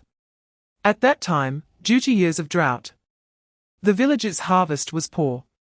We were so poor that we couldn't survive, so we went up the mountain and dug open our ancestors' coffins. After the old man finished speaking, he stopped saying anything else and made a resolute expression as if to say, kill me, and I won't continue. Zheng Yu did not press him or the children. The old man breathed a sigh of relief and retreated back to the corner of the wall with the children. So today is the fourth ritual. After the old man left, Wenren Qingyu analyzed. According to this villager, the reason for the village's current state is likely due to the third ritual being disrupted. Therefore, the ones who disrupted the ritual could very well be those young people who had their legs broken and harbored resentment. In order to restore the village to its original state, today's ritual was held. Wenren Qingyu's analysis was almost the same as Zheng Yu's previous guess. Zheng Yu agreed with Wenren Qingyu's statement, so the villagers absolutely would not allow outsiders to disrupt this ritual. This indicates that the 3 wooden coffins mentioned by the old man are indeed safe places. Zhongzhan must have analyzed this information as well, ultimately choosing to believe the villagers' words and temporarily avoiding conflict with them to allow the ritual to proceed. When Ren Qingyu said, I think Zhongzhan believes that as long as the ritual is completed, the village will return to its original state, and the possibility of clearing the game will be achieved. The old man has disappeared. Ke Ying reminded.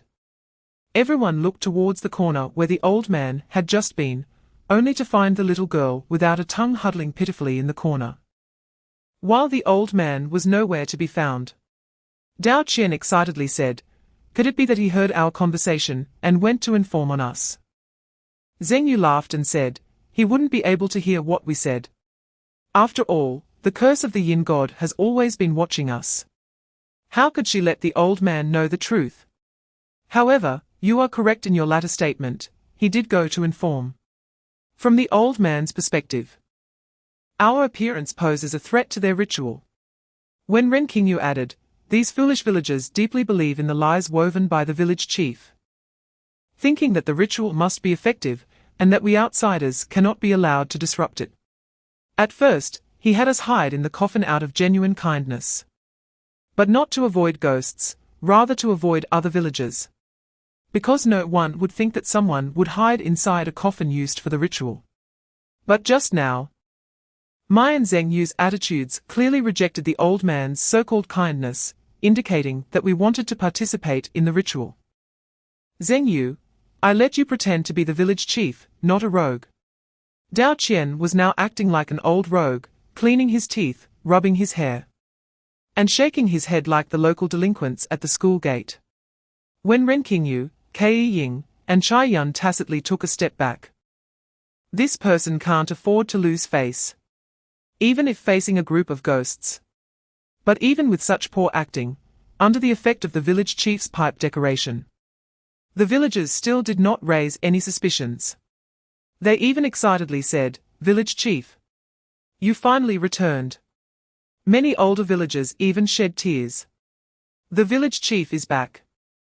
Good days are coming. Village chief, you finally returned.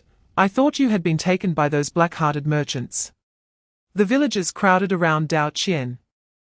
Only the old man, who had seen Dao Qian's face, stared at him with a hint of hesitation in his eyes, just as he was about to speak. Whoosh! An arrow pierced directly through the old man's throat. Phut! Blood sprayed everywhere, startling the originally lively villagers into silence.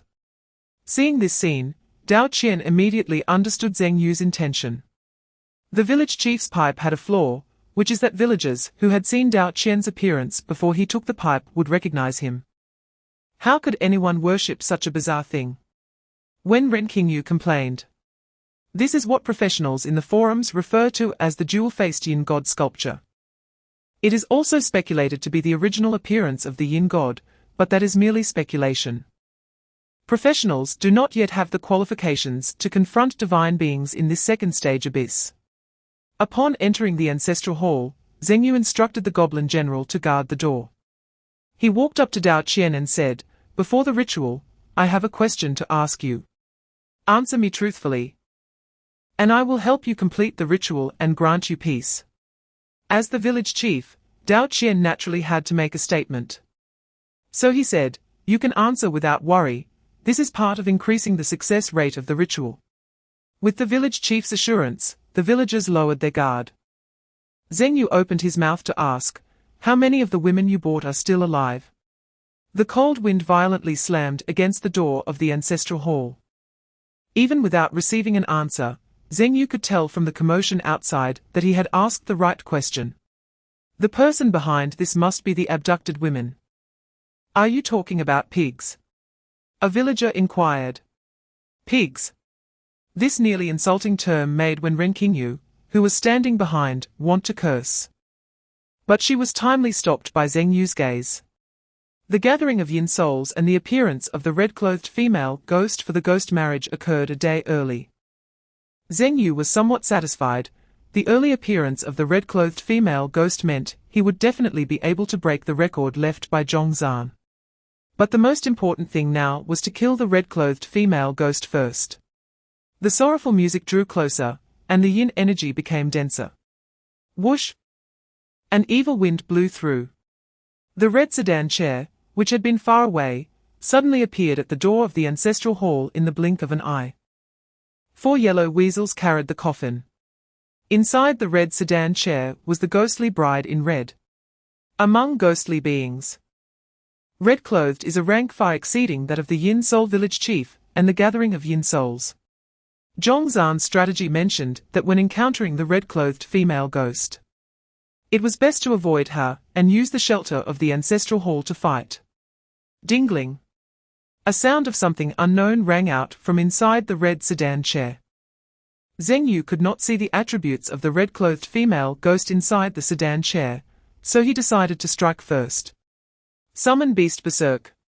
Without any hesitation, Zhengyu directly unleashed the Summon Beast Berserk skill. Boom! The flames on the double demon fire serpent instantly turned purple, dispersing the entire region's negative energy in an instant. The flame halo was released. Chapter 63, Red Palanquin, Level, LV20 Rank, Elite Health, 300, 000, Attack Power, 3. 000 Skill, Protection Skill, Lament Skill, Red Rope Skill, Carrying Ghost of Goodness. It really is an elite monster. Quite something. Zhengyu immediately said to the double demon fire serpent and the goblin general, "Hurry up, you two, the troll over here can't hold on any longer." Over here. The double demon fire serpent and the goblin general were also not moving quickly, because this gathering of negative spirits had too many tricks. First, a drowning ghost appeared and dragged the double demon fire serpent into the water. Then, a freezing ghost appeared and froze the goblin general. Moments later, a wronged ghost appeared, confusing the two of them and causing them to attack incorrectly. This gathering of negative spirits seemed weak. But the endless negative spirit skills were not so easy to deal with. Fortunately, the flames of the double demon fire serpent had been crazily evolved by the summoner, and the water-based skills of the drowning ghost could not suppress the double demon fire serpent.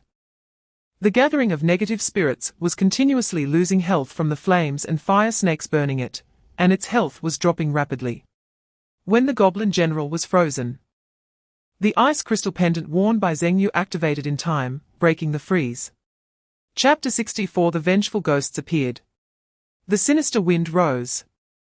The negative energy swirling in the sky transformed into negative spirits, falling into the ancestral hall. The courtyard was filled with negative spirits. As the wailing of the vengeful ghosts echoed, they charged toward the goblin general and the double demon fire serpent. Zheng Yu's expression darkened. Just as he was about to reveal his trump card, a very crisp bell sound rang out from the spirit hall inside the ancestral hall. When the bell sound reverberated throughout the ancestral hall, it instantly froze all the negative spirits. Even the vengeful ghost-turned gathering of negative spirits, as well as the yellow mice fighting the trolls, were affected, except for the red-clothed female ghost in the red palanquin. Sure enough, Zheng Yu turned to look at the ancestral hall. He did not look at the clay statue of the double-faced negative deity, but at the dusty black and white photo beside the spirit hall. Heh! Your descendants are in such a state, yet you still protect them, truly a protective parent. Zheng Yu said disdainfully. Then he told the goblin general and the double demon fire serpent, hurry up and collect the rice. This is a rare opportunity. The frozen vengeful ghost-turned gathering of negative spirits is the most difficult and brutal phase to deal with. Once frozen, they become live targets. The key point is that there is also a group of negative spirits delivered for free nearby. Chapter 65 The gigantic giant-winged spirit butterfly completely changed the situation. The red-clothed female ghost also stopped smiling. The remaining 3 living yellow mice instantly entered ghostly states to cope with the upcoming battle. The red palanquin, which had lost 1/3 of its health due to the dead soldier's poisoned blood, let out a creaking sound. Clearly, the fully powered troll, goblin general, double demon fire serpent, and giant-winged spirit butterfly put tremendous pressure on the red palanquin. You wanted me to match you, right? I'm coming now, Zheng Yu said with a smile. Then he gently waved his hand. The summoned beasts surged forward. Roar! The troll charged ahead first, its massive body blocking the front of the red palanquin, wielding a giant hammer, and smashing down heavily onto the red palanquin. Get lost! From within the palanquin, a delicate voice exclaimed. The voice was pleasant, but accompanied by substantial negative energy, it became extremely eerie. Boom! A powerful negative energy swept over the troll. 9,871. Red damage appeared above the troll's head. 9,000 damage. It seemed very high, but it didn't even break the shield that the giant-winged spirit butterfly had placed on the troll, with the shield absorbing the damage. The red-clothed female ghost's negative energy attack could not stop the troll's advance. Chapter 66 Zheng Yu smoothly made his way to the pigpen. The negative energy here was heavier than that in the ancestral hall. Upon arriving at the pigpen, the little girl surprisingly asked Zheng Yu, how did you know that I also came from here? The voice was a mixed sound characteristic of negative spirits, not coming from the throat. Feeling the gradually chilling negative energy of the little girl in his arms, Zheng Yu was not afraid at all. Instead, he explained with great interest, because you are a ghost. The little girl didn't understand. Zheng Yu pointed to the group of negative spirits following him and said, look. The hanged ghost has its tongue out because it couldn't retract it while being hanged. That lame sick ghost is because its legs were already unsteady before it died. The old man said that you were punished and had your tongue cut off. How could a ghost have its tongue cut off?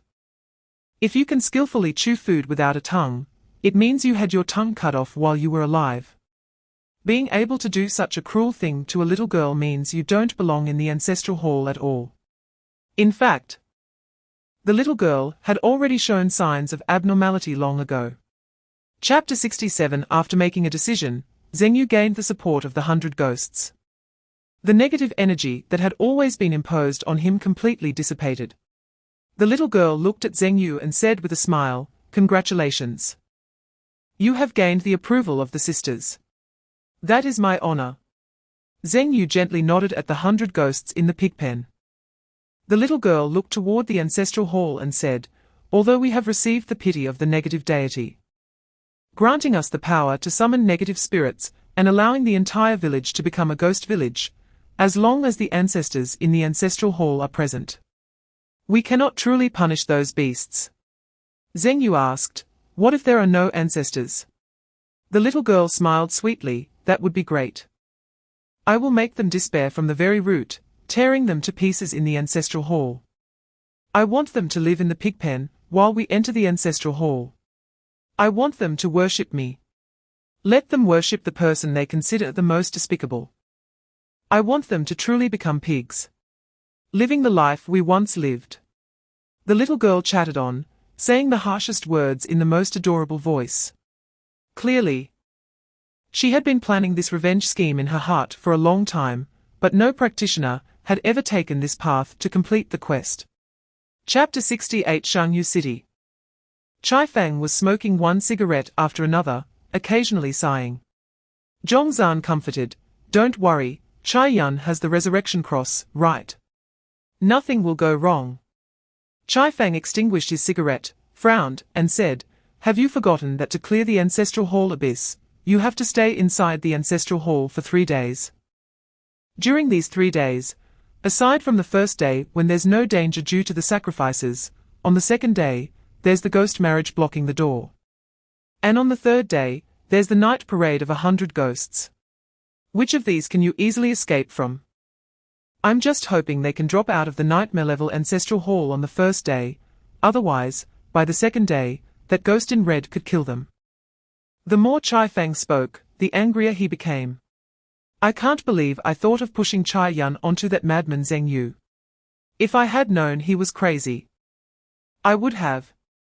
Chai Fang sighed suddenly when he got agitated. "It's too late to say anything now." Zhongzhan also said, "I didn't expect Zheng Yu to be this insane. A level 13 professional, bringing 4 sidekicks, actually dared to enter the nightmare-level abyss." "Indeed," Zhongzhan said. "And he even laughed." "You're laughing." Facing Chai Fang's glare, Zhongzhan couldn't help but say, "I just remembered the captain I met during my training in the Central District, who was just as crazy as Zheng Yu." Chapter 69, Nightmare-Level Ancestral Hall Abyss. Inside the Ancestral Hall, the female ghosts were recklessly spilling their grievances, tearing the villagers' souls to shreds.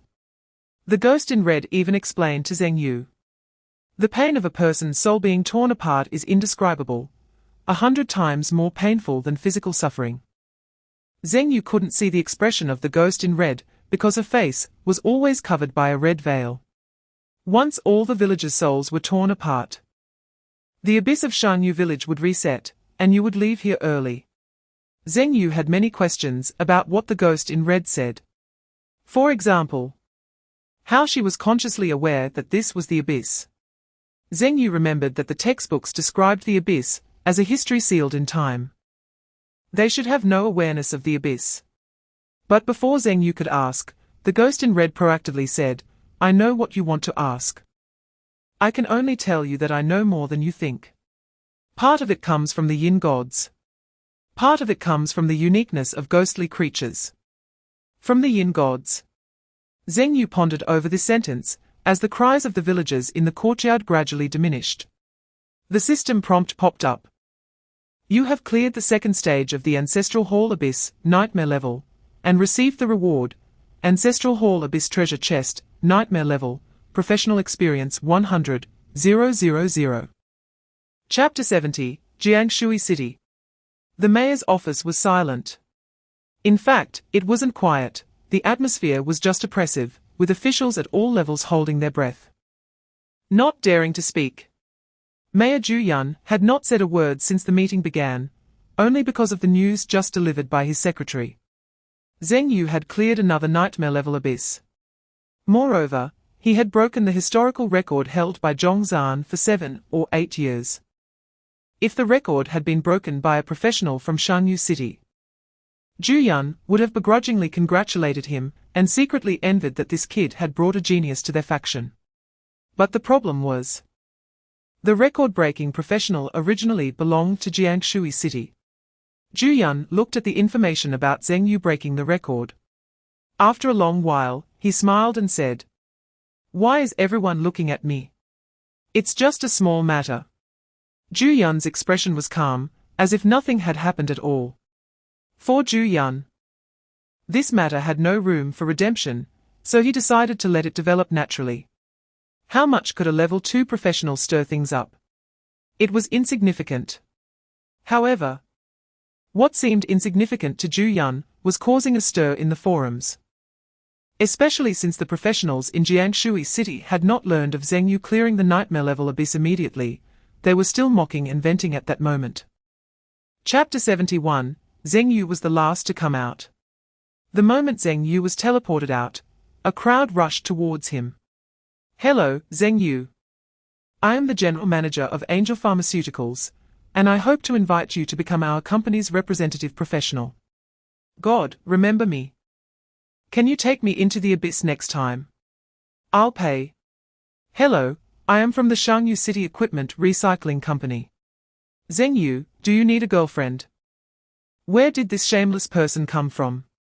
Can't you see there are 3 beauties standing next to Zheng Yu? Do you think you stand a chance? Then do you mind if I become your 4th wife? Zheng Yu, can you sell me the strategy to clear the Ancestral Hall abyss separately?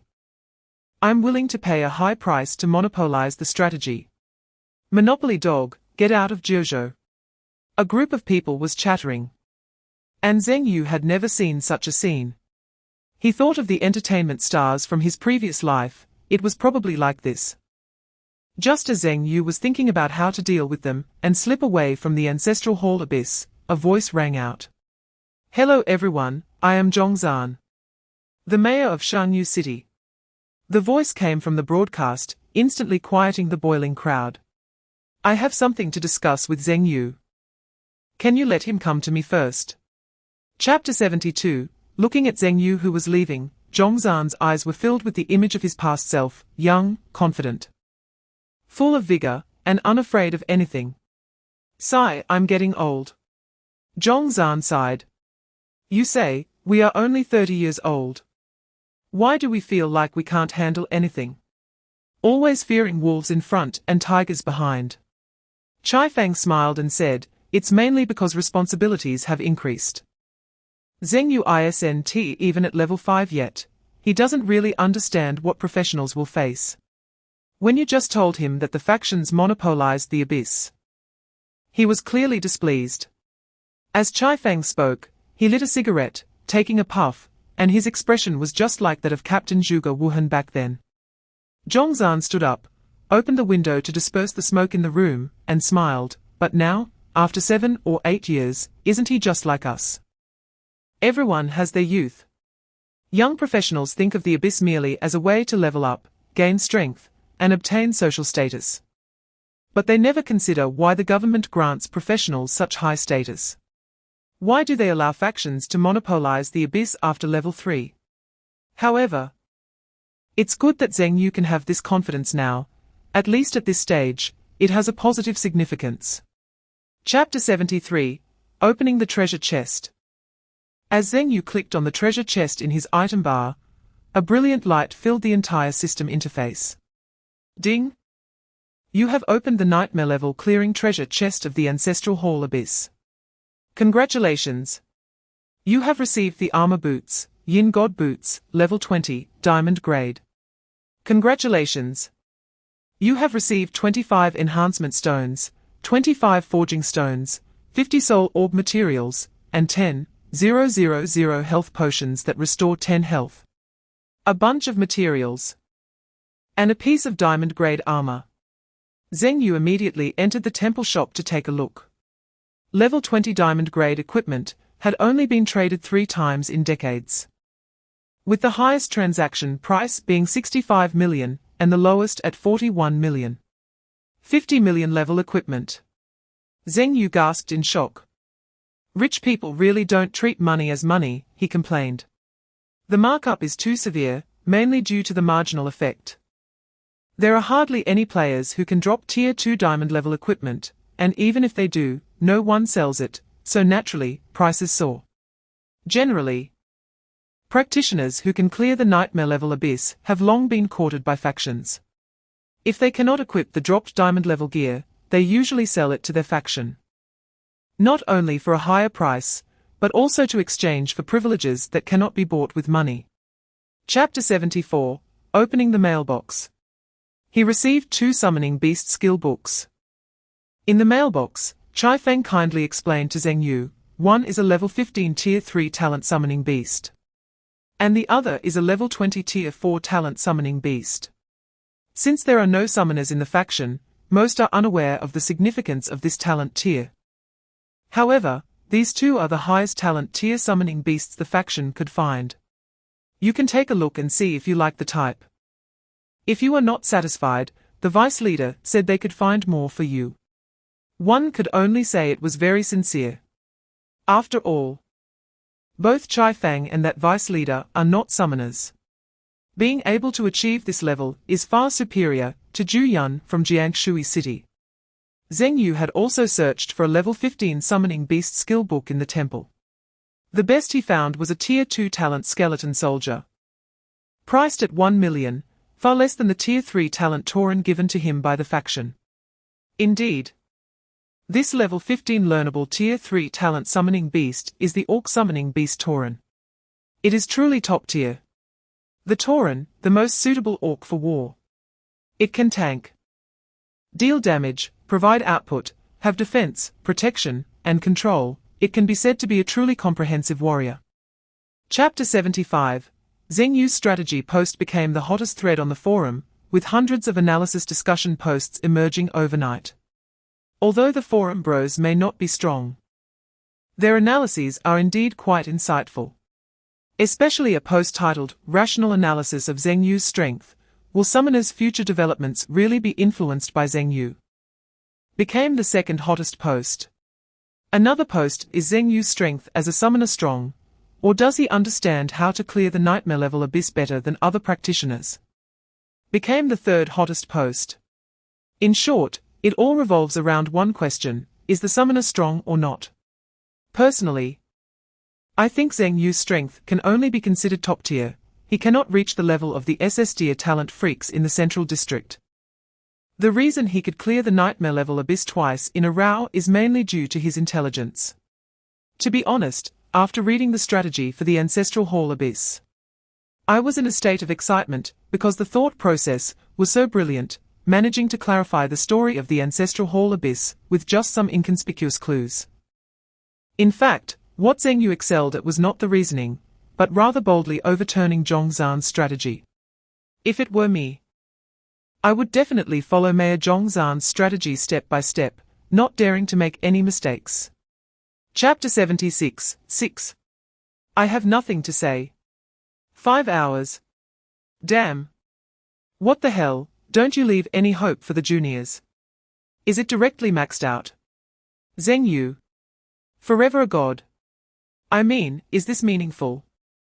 You refreshed the limit time, but didn't get a reward. You might as well leave some space for future practitioners in Shangyu City. Exactly, just showing off. Not thinking of leaving a way out for the juniors. I guess future practitioners wanting to clear the Ancestral Hall abyss will hate Zheng Yu. Wait. Didn't you see Zheng Yu mention the words hidden task and perfect clearance? What is the use? It has nothing to do with me.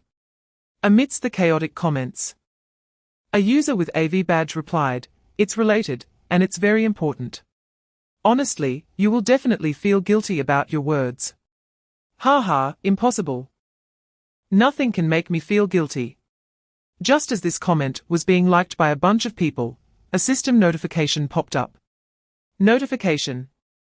The Shangyu City Practitioner Team, Summoner Team, has completed the hidden task in the Nightmare level Ancestral Hall abyss.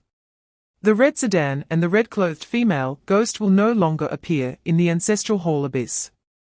Chapter 77, Shangyu City Office. Chai Feng hung up the phone, smiling strangely at Zhongzhan and said, I remember you said a few days ago that Zheng Yu is a young man.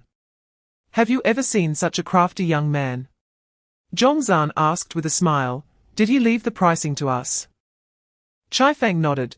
He told me that his adoptive father is the most miserable existence in history, and he doesn't want to take it on.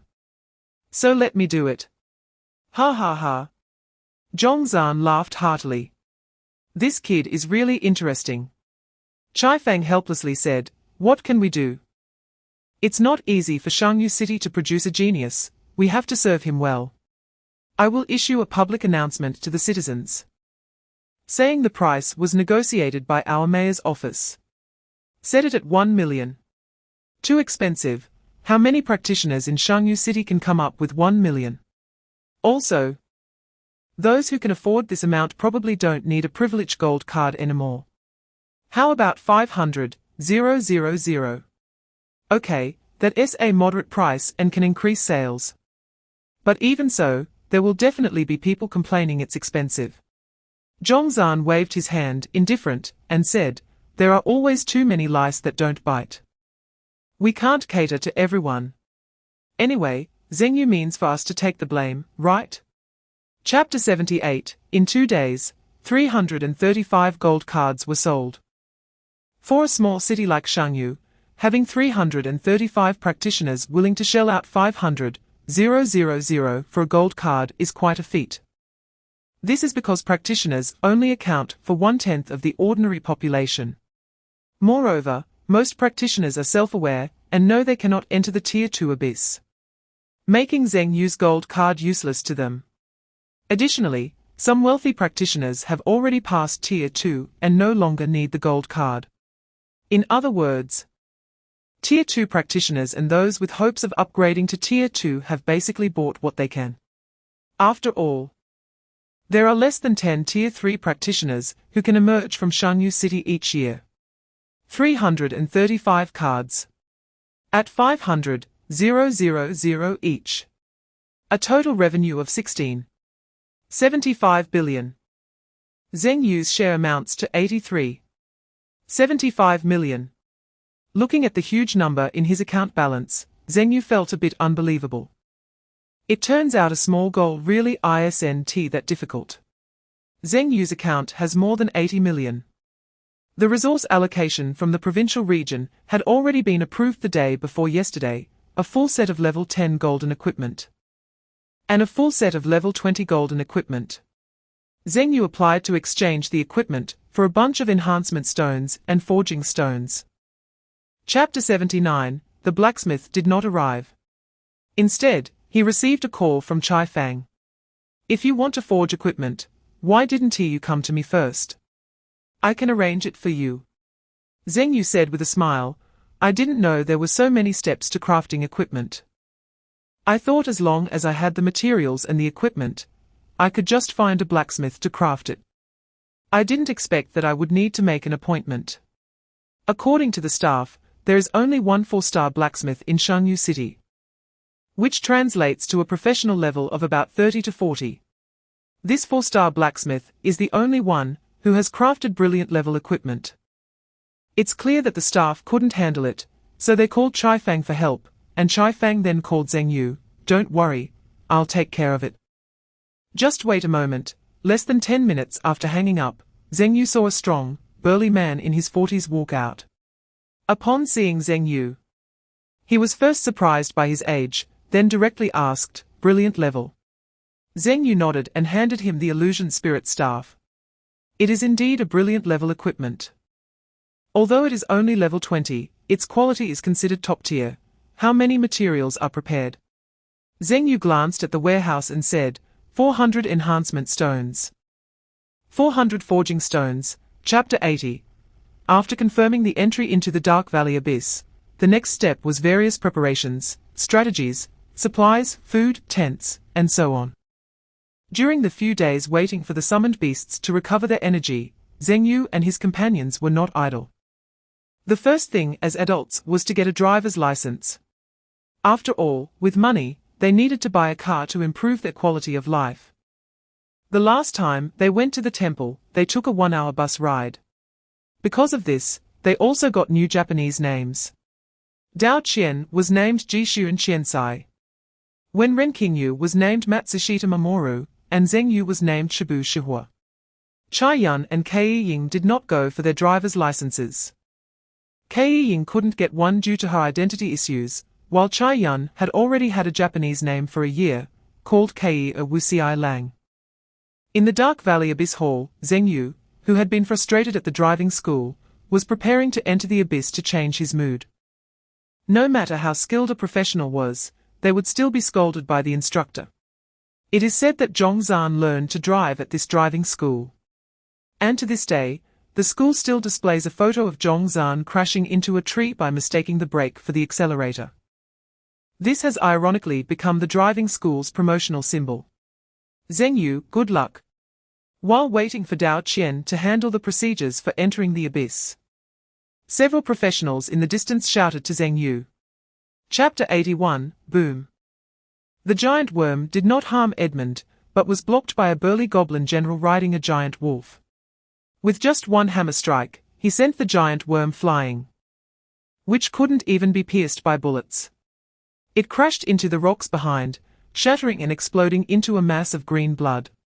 It was a very violent blow. Killed alien worm LV-20, gained 741 experience. The experience was very low. Zhengyu had already known this. The monsters in the Dark Valley are numerous, but their individual strength is relatively weak, so the experience is naturally low. However, weak strength only means weaker compared to the current Goblin General, 4 other professionals. A single worm might be unmanageable, but the worms in the Dark Abyss Valley appear in groups. Low experience. High difficulty. This is why professionals in Shangyu City rarely choose the Dark Valley Abyss. The sudden scene surprised the surrounding NPC team members, who showed expressions of confusion and shock. Especially the team member, who had urged them to leave before, who was even more surprised and asked, "When did you awaken your abilities?" This is a characteristic of the Dark Abyss. The NPCs and monsters here possess abilities. Chapter 82, Turning against someone is the most effective way to resolve interpersonal relationships. Faced with Hank, who could not be persuaded, Zhengyu chose to kill him. As for the subsequent plot, he was planning to push through anyway. So what plot did he need?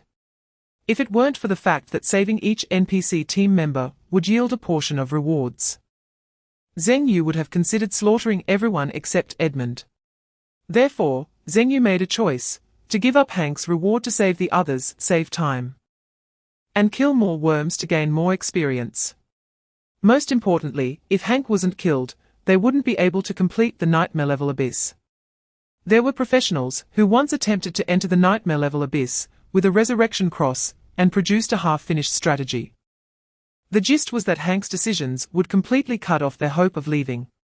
As for a perfect clearance, having experienced the Shrine Abyss, Zhengyu knew very well that without the hint from the red-clothed female ghost, it was impossible to meet all the conditions for a perfect clearance. This is why, despite many geniuses in Jiuzhou, there are so few perfect clearances in the Abyss. First, it requires the most difficult difficulty of the Abyss. Second, every step must be correct. Achieving either is not easy. Therefore, Zhengyu gave up on the idea of a perfect clearance in the Dark Valley, and instead focused on the large number of worm species. Chapter 83, In the End. 6 soldiers followed Zhengyu, including Edmund, as Zhengyu's side seemed safer based on their strength. As for the tough vice-captain, Zhengyu let them continue to head southeast. Thus, the team was split into 2 groups. One group was led by the vice-captain, with his 4 teammates who trusted him. The other group consisted of Zhengyu and his 5 companions, along with Edmund, making a total of 11 people. Following the strategy map in his memory, Zhengyu headed deeper into the valley. Although I choose to trust you, I'm still curious why you insist on going back. There are only worms there, Edmund asked curiously. Zhengyu thought for a moment and said in a way Edmund could understand, "Let me put it this way, when we entered the valley, we were already targeted by the worms here, so no matter where we go, we can't get out. They are targeting us." Edmund seemed a bit confused. Otherwise, why would the exit we came out of just happen to collapse? Zhengyu earnestly told Edmund, "Don't think of them as just worms. As professionals, we know that every nightmare level abyss is related to the so-called gods." Chapter 84, This is a setting that only appears in the nightmare level Dark Abyss. For every certain number of worms killed, the worm species ruler will promote the star level for all worms. Each time the star level is increased, The strength of those alien worms will grow. Professionals from Shangyu City have once killed over 300 worms, successfully promoting to 3-star alien worms. To this day, no one knows how high these alien worms can be promoted. However, regardless of how many star levels they reach, the experience remains the same. 300 1-star aberrant worms, totaling around 200,000 experience points. Moreover, they have to share the experience among 5 professionals, so each person only gets a few tens of thousands. With only a few tens of thousands of experience, and no completion rewards, they also have to waste a resurrection cross. This completely dissuaded other professionals from entering the Dark Abyss to farm experience. Ahead is the first outpost of the Zerg territory. Inside, there is an elite Zerg. After killing it, they will face a wave of counterattacks from the Zerg. As long as they hold on, the Zerg will withdraw their defenses. When Ren Qingyu reminded Zheng Yu from the side, "Okay, let's charge," Zheng Yu had no objections. Up to the first outpost. All the information was written by professionals who had previously entered the Nightmare level abyss. Although it was a half-finished strategy, it still had reference value. Chapter 85, Raw. The armored aberrant worm lord sensed the killing intent of the war minotaur. It would not allow any creature with a more imposing presence than itself to appear in its territory. Boom! The war minotaur ignored the threat of the armored aberrant worm lord and charged directly at it. Rampaging bull charge. An unstoppable skill. Moreover, while charging, it was immune to 90 of damage. This was almost equivalent to an invincibility skill. It charged through the acidic liquid and shockwaves of the armored aberrant worm lord and crashed into the swarm, coming face to face with the enormous armored aberrant worm lord. With a loud bang, the giant armored worm lord was actually flipped over. 57,412. Nearly 60,000 damage. The attack coefficient of the war minotaur's skill was not high, but it was offset by the high base attributes of the war minotaur, plus the 50 attribute boost from the dragon lord. With a 6th tier talent, the war minotaur had an attack power of 6,400. No matter how low the coefficient of the skill, it could still deal explosive damage. Unfortunately, the explosive damage did not break through the armored worm lord's shield. This shield was really thick. 60,000 damage, and still no shield break. The shield value could be seen on the armored worm lord's health bar, occupying a good 30 of the shield value.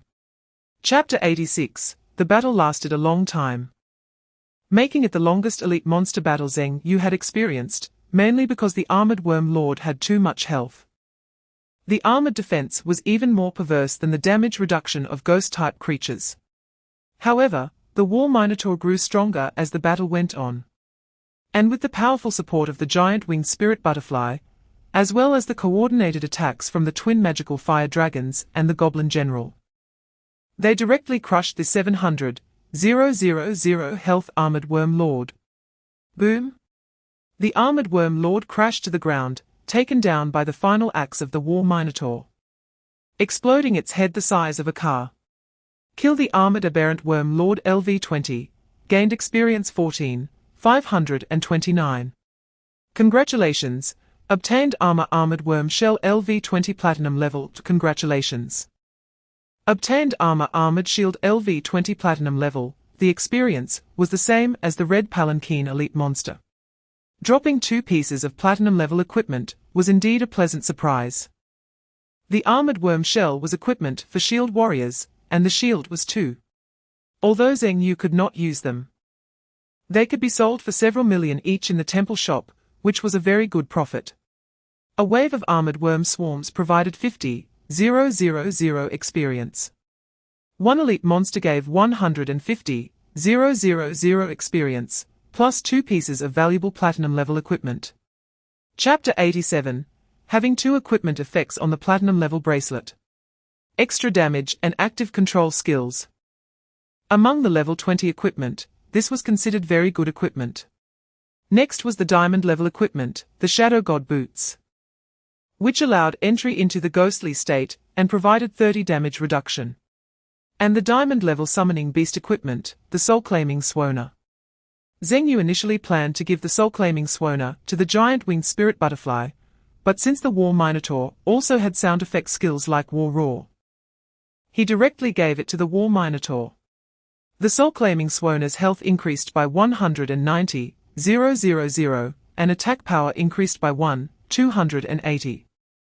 Plus Zheng Yu's intelligence value had reached 740, along with the 50 overall boost from the Dragon Lord. The total attack power skyrocketed to 10,000. Attack power, 10,060. Health also surged to 90,000. The stats were very luxurious. It could be said that the highest attack power swordsman at level 20 would not even have 10,000 attack power. The tankiest paladin would not have 90,000 health either. But looking at the stats, it stood out as absurd. Unfortunately, the illusionary spirit staff was still being forged, otherwise, it could be even stronger. Zheng Yu looked at his stats and felt more confident about pushing through the dark abyss. Chapter 88. Zheng Yu was curious and checked information about Rong Mingjian. Then he found out about the Rong family. Rong Li, level 68. Under the leadership of Rong Li, a swordsman faction was formed, and Rong Mingjian is Rong Li's son. A genius swordsman who burst onto the scene 8 years ago. Now he is a top-tier professional with global acclaim, known as the strongest swordsman of the Sword God. That makes sense. Rong Mingjian has an SS-level talent. Like his father, he has transitioned into a swordsman. He can directly inherit the equipment from Rong Li's youth, coupled with the support of the faction and his own solid strength. He probably also leveled up through the nightmare level abyss like Zheng Yu. Zheng Yu closed the temple page, while the giant winged spirit butterfly was still recovering health. He opened the Hextech enhancement rune. At level 20, he had 2 more enhancement runes. Zheng Yu rubbed his hands together, eagerly drawing Hextech runes. He hoped for something useful. As he muttered to himself, a brilliant light appeared before him. Prism level. Seeing this brilliance and based on his previous drawing experiences, he could tell there would definitely be a prism level Hextech enhancement rune. Prism level is the strongest enhancement. Congratulations! You have drawn the 9th rune, prism level rune, War Treasure. Chapter 89, Summoning Beast Frenzy. Yellow Weasel Possession. Zheng Yu continuously used 2 skills. One was the summoner's only active skill, Summoning Beast Frenzy. The second was the active skill from the 4-piece set of the Yellow Weasel. Yellow Weasel Possession, Yellow Weasel 4-piece set skill, summon the Yellow Weasel's spirit. Possessing either yourself or your summoned creature, increasing attack power by 15 for a duration of 5 minutes. The 2 buffs combined on the twin magical fire dragon. The flames instantly turned purple. Those standing next to the twin magical fire dragon were forced to retreat repeatedly due to the suddenly rising temperature. Fire dragon, burn this nest of worms. There was no response. Only a red shadow darted out. The twin magical fire dragon was not one for many words. If the dual fire serpent had a line, it would be, I really want to burn something. If I don't burn for a day, I feel uncomfortable all over. The sound of the giant winged spirit butterfly's wings quickly followed, allowing the dual fire serpent's speed to increase rapidly. In just a few breaths, it appeared in the center of the dense swarm of insects. Then, the domain unfolded. Flame Halo, Hellfire Serpent, double fire attribute damage. It was like fire dropping into oil. In an instant, flames illuminated the entire area. A sea of fire could describe it, and the flames could form a wall. Chapter 90, Male Be Lord of Level, LV 20 grade, Elite Health, 240,000, Attack Power, 4,000, Skill, Be Sting Skill, Swarm Airstrike Skill, Be Buzz Skill, Brutal Summon Be King Skill, Insectoid Physique, an elite monster with brutal abilities. Extremely high attack power. But health? Is this it? To be honest, this amount of health is really not enough. Originally, the abyss of the shrine could suppress the red sedan, and after reaching level 20, the overall strength of the War Minotaur and Goblin General increased again, allowing them to easily handle this elite monster. Moo. The War Minotaur took the lead. The Barbarian Bull Charge. The Goblin General also promptly activated his charge skill. The two strong men flanked the male Lord. Whoosh! A bee sting shot out. Clang! It was directly neutralized by the unstoppable Barbarian Bull Charge, causing barely any damage to the War Minotaur, who had already charged in front of the male bee. Seeing that it couldn't dodge, the male bee flew directly into the sky. Unfortunately, the Goblin General had already leaped up in advance. The giant wolf possessed terrifying jumping power, and the male bee lord's flying speed and height couldn't escape the giant wolf's leap. Chapter 91 Good News. The war treasure revealed the emblem. No need to worry about bonds in the future. Bad news, the previously rampaging dual fire serpent died, the bee king appeared too quickly. Almost instantaneously, not giving the giant winged spirit butterfly time to switch shields. Of course, even if the giant winged spirit butterfly had given a shield, it wouldn't have been able to stop it. What should we do now? Dao Qian asked. Zheng Yu thought for a moment and said, there's no rush. Let us wait a day. Zheng Yu wasn't very anxious. If the Dark Valley dungeon could wait, he would certainly want to continue grinding for experience since entering Stage 3 requires reservations and waiting. It's not like you can just enter the Stage 3 abyss right after going out. Since that is the case, it's better to grind enough experience here. To level up from level 21 to 22 requires 300,000 experience. Perhaps by killing insects, he could raise his level to 22 in the Dark Valley. The most important thing is that no matter when he clears the abyss, he can receive historical rewards. The first clear is this indulgent. Hearing this, Dao Qian immediately nodded and asked, what about the fire? Zheng Yu shook his head. No more barbecuing, let us make something light. No problem. Dao Qian immediately gathered Wen Qingyu and others to start operating. In terms of strength, they were lacking. Chapter 92 The Dual Fire Serpent Resurrected. This means they could once again harvest experience. The distant phenomenon was the same as written in the for the difficult level Dark Valley Abyss. After the captain sends a signal for 10 hours, that blood-red pillar would appear in the distance. The entire insect race in the Dark Valley would head in that direction. In other words, if Zheng Yu hadn't killed the captain earlier, they would have been forced to follow them to activate the signal. The time taken to return would also be about a dozen hours. There wouldn't be enough time to wait for 24 hours for the dual fire serpent to resurrect. In the Dark Valley, the importance of the dual fire serpent was even stronger than the combat power of the War Minotaur. Boom! Flames exploded. The dual fire serpent directly killed a passing giant beetle. Kill 6-star giant beetle LV20, gain experience 1047. The experience for the 6-star mutant insect was slightly higher. But for the 350,000 experience needed to level up, it was far too little. Just then, a swarm of worker bees passed overhead. Bring them down. Moo. The War Minotaur understood and directly unleashed a war roar, an attack that knocked the swarm of worker bees down from the sky. Chapter 93 Kill Arachnid Mutant LV20. Gain experience 14,789. Congratulations. You have obtained a loot treasure chest. Hiss. Zheng Yu hung on the giant winged spirit butterfly, flying in mid-air. Watching the War Minotaur and Goblin General easily trample a level 20 elite monster. 150,000 experience in hand.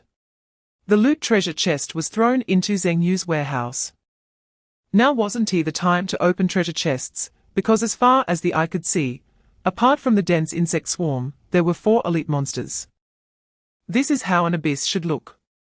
Countless resources and incomprehensible experience. Zheng Yu directly commanded, Dual Fire Serpent, War Minotaur, Goblin General, go all out to kill. Moo. Hiss. Goblin heavy cavalry charged. With Zheng Yu's command, the three summoned beasts began to secretly compete, vying for the number of kills. The Goblin General directly summoned the Heavy Cavalry Regiment. The level 21 Heavy Cavalry Regiment had 42 units. Clad in heavy armor, the Goblin Heavy Cavalry could harvest a large batch of experience with just one charge. The War Minotaur specifically sought out elite monsters. Whenever it saw one, it would roar and stomp down, starting a fierce hack. As for the Dual Fire Serpent, this was its home turf. Chapter 94. With the appearance of the Insect GU upgrade emblem, some issues were also explained. Why the star-up colors of the insects were different. Because the insect race also has factions. For example, the Beetle Lord appears with white spots, while the male Peak Lord turns brown. The Insect Mother is the god of this area. The entire GU domain was created by it. I didn't expect the insect race to be so competitive, Zheng Yu sighed. Dao Qian next to him retorted, as long as there are classes, there will be competition. After all, with someone like you around, it's impossible not to compete. Zheng Yu asked in confusion, am I considered competitive? Yes, you are not competitive. 4 consecutive nightmare level abysses, breaking records 4 times in a row, hidden tasks. Perfect clear, you tell me, is this not competitive? Zheng Yu, when Renking Yu said, we don't feel much compared to the professionals from Shanyu City, after all. Your achievements bring benefits and convenience to the professionals in Shanyu City. But other cities' SS-level talent new professions may not think so. I estimate the pressure you bring them is quite significant. Zheng Yu shrugged, I think it's okay. I didn't intend to put pressure on them. I just want to simply get the ranking rewards I deserve and try to level up to level 40 as soon as possible. Chapter 95. Meanwhile, Maslow watched helplessly as the red blood column disappeared. No. Maslow sensed something was off. They quickened their pace to the depths of the valley, only to find that there wasn't a single bug in sight, just a ground covered with bug carcasses, and 5 huge elite lords lying on the ground. And that blood column had long since vanished. The teleportation point had turned into a stone wall. Did they arrive too late? No. They had deliberately arrived late to let Zheng Yu and Edmund take the lead and attract the attention of the insect race. But he didn't expect that Zheng Yu would clear out those bugs so quickly. What do we do now? A soldier beside Maslow asked. Maslow thought for a moment and decided to stabilize the emotions of those around him, saying, don't worry.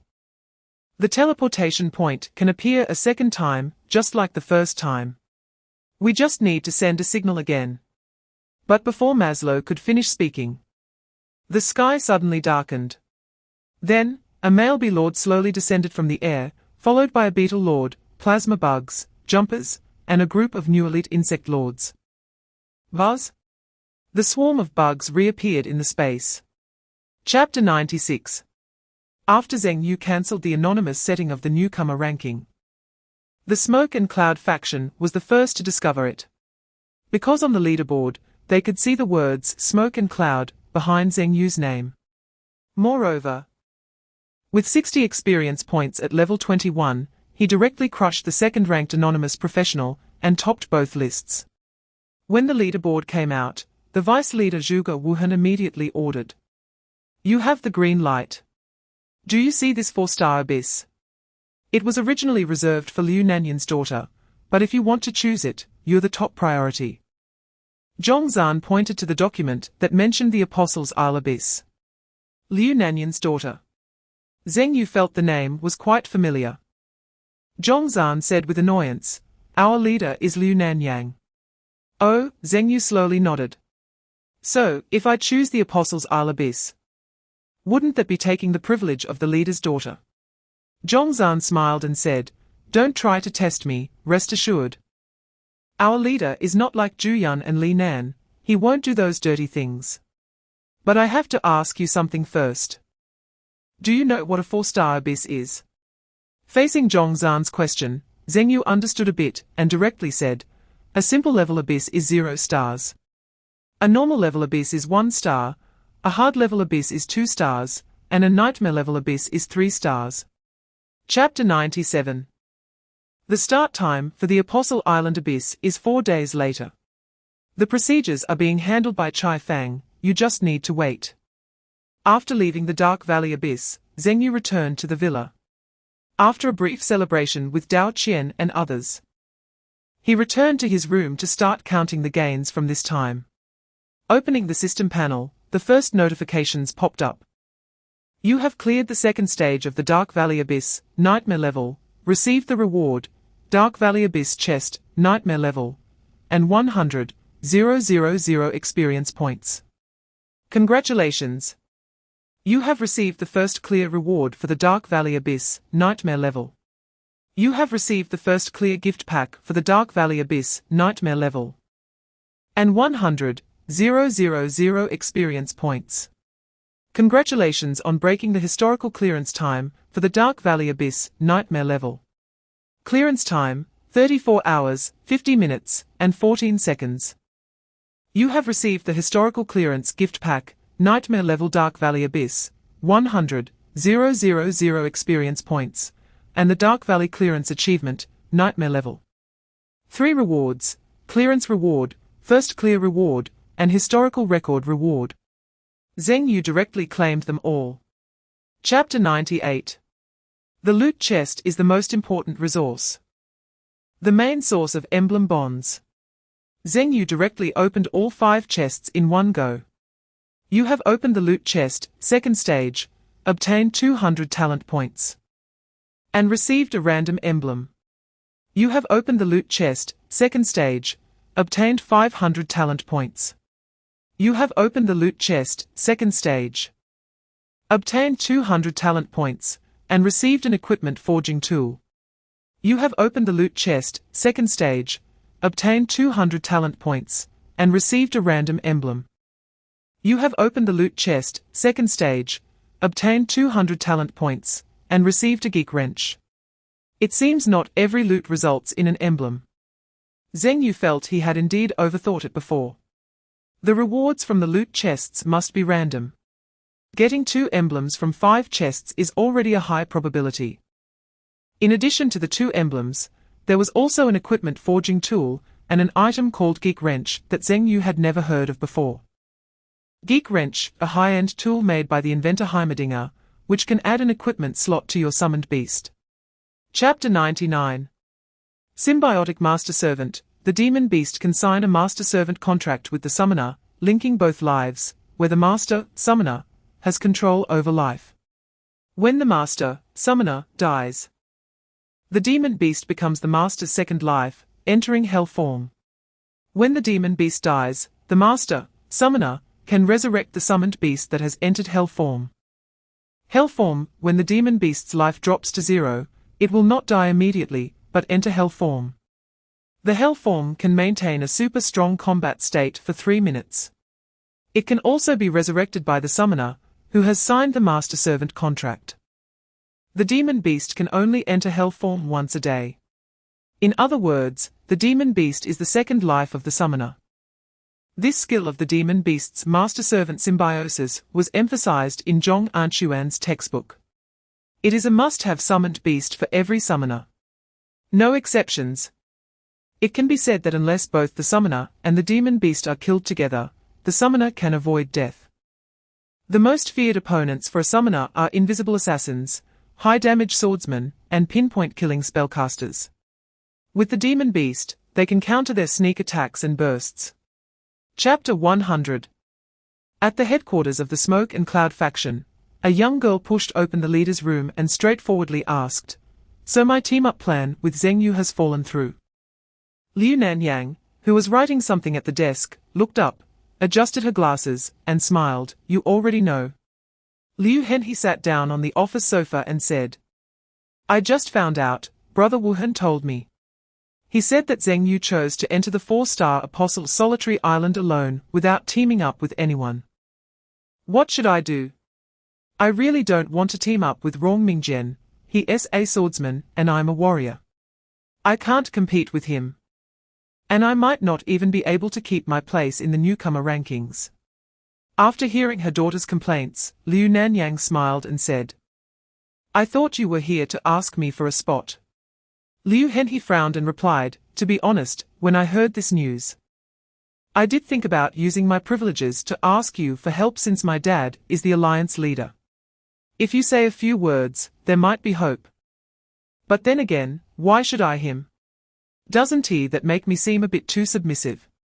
Also, since he is confident enough to challenge the 4-star abyss alone, teaming up with him would make me seem a bit redundant. Chapter 101, The Temple of Shangyu City. Zheng Yu received his staff from the blacksmith Meng Zhen. Receiving this brilliant grade weapon again was vastly different from the first time. The colors were brighter and more vibrant, emitting a soft light of pale cyan. Inside the crystal ball at the top of the staff, some distinct black little shadows flashed through the grey-white mist. It felt a bit heavier. And the aura released was much stronger than before. Let us check the attributes, Meng Zhen said with a big smile. It was clear from Meng Zhen's expression that this forging was very successful. Zheng Yu lifted the illusionary spirit staff.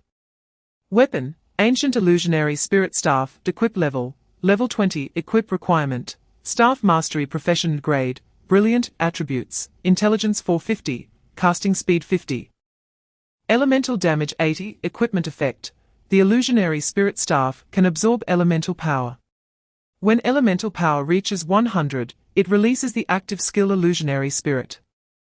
Illusionary Spirit. The next skill released will replicate an identical illusionary skill to be cast, with the illusionary skill having 80 of the original skill's strength. Forging, 12 Forging Attributes, Intelligence 586, Dark Attribute 120, Dark Attribute Summoned Beast Damage increased by 21. Chapter 102, 6 Days in the Blink of an Eye. Over the past few days, Zheng Yu was mostly resting. He couldn't enter the second stage abyss, and had to wait for the third stage. During his free time, he slightly improved his gear. He replaced his yellow raccoon hat and pants. Of course, he didn't use his own money, but rather the S-level subsidy provided by the province for the third stage. He got a full set of scattered platinum equipment, hat, pants, shirt, gloves, and boots. He only kept the hat and pants, throwing the rest to Chai Fang to help him exchange for a batch of forging stones and enhancement stones from the faction. This is one of the benefits of joining a faction. For a genius like Zheng Yu, the subsidies from the province generally didn't have much of an effect. Talents in the faction, like Liu Henhe and others, did the same. They handed over resources to the faction, which would exchange for needed materials, mostly for forging equipment. And the rest would be converted into cash for backup. The two pieces of equipment Zheng Yu replaced were the mage ceremonial top hat and a mage ceremonial trousers. Both platinum-grade equipment from a second stage abyss somewhere in the northwest. They were a matching set. Mage ceremonial set effect, Chapter 103, Nanjing City. Located at the border of the Jiuzhou, Saha, and Myanmar North regions. The chauffeur carrying Zheng Yu, just entering Nanjing City, was stopped for questioning by the military. The driver explained, Nanjing City has always had poor public security, mainly due to scam gangs that frequently smuggle, kidnap, and create trouble here. Are there still scammers? Zheng Yu asked, puzzled. He hadn't paid attention to this issue, and didn't expect that the Myanmar North region in this world was similar to his previous life. There were quite a few. The driver frequently traveled in and out of Nanjing City and knew quite a bit. Moreover, it was ridiculous, they often scam new professionals, claiming they could level up and gain strength without entering the abyss, and a group of young people believed them. There were also some who tricked them into thinking they would get 300,000 for free to come and gamble. Oh, by the way, you're also within the betting range. Me? Zheng Yu was taken aback, not expecting it to involve him.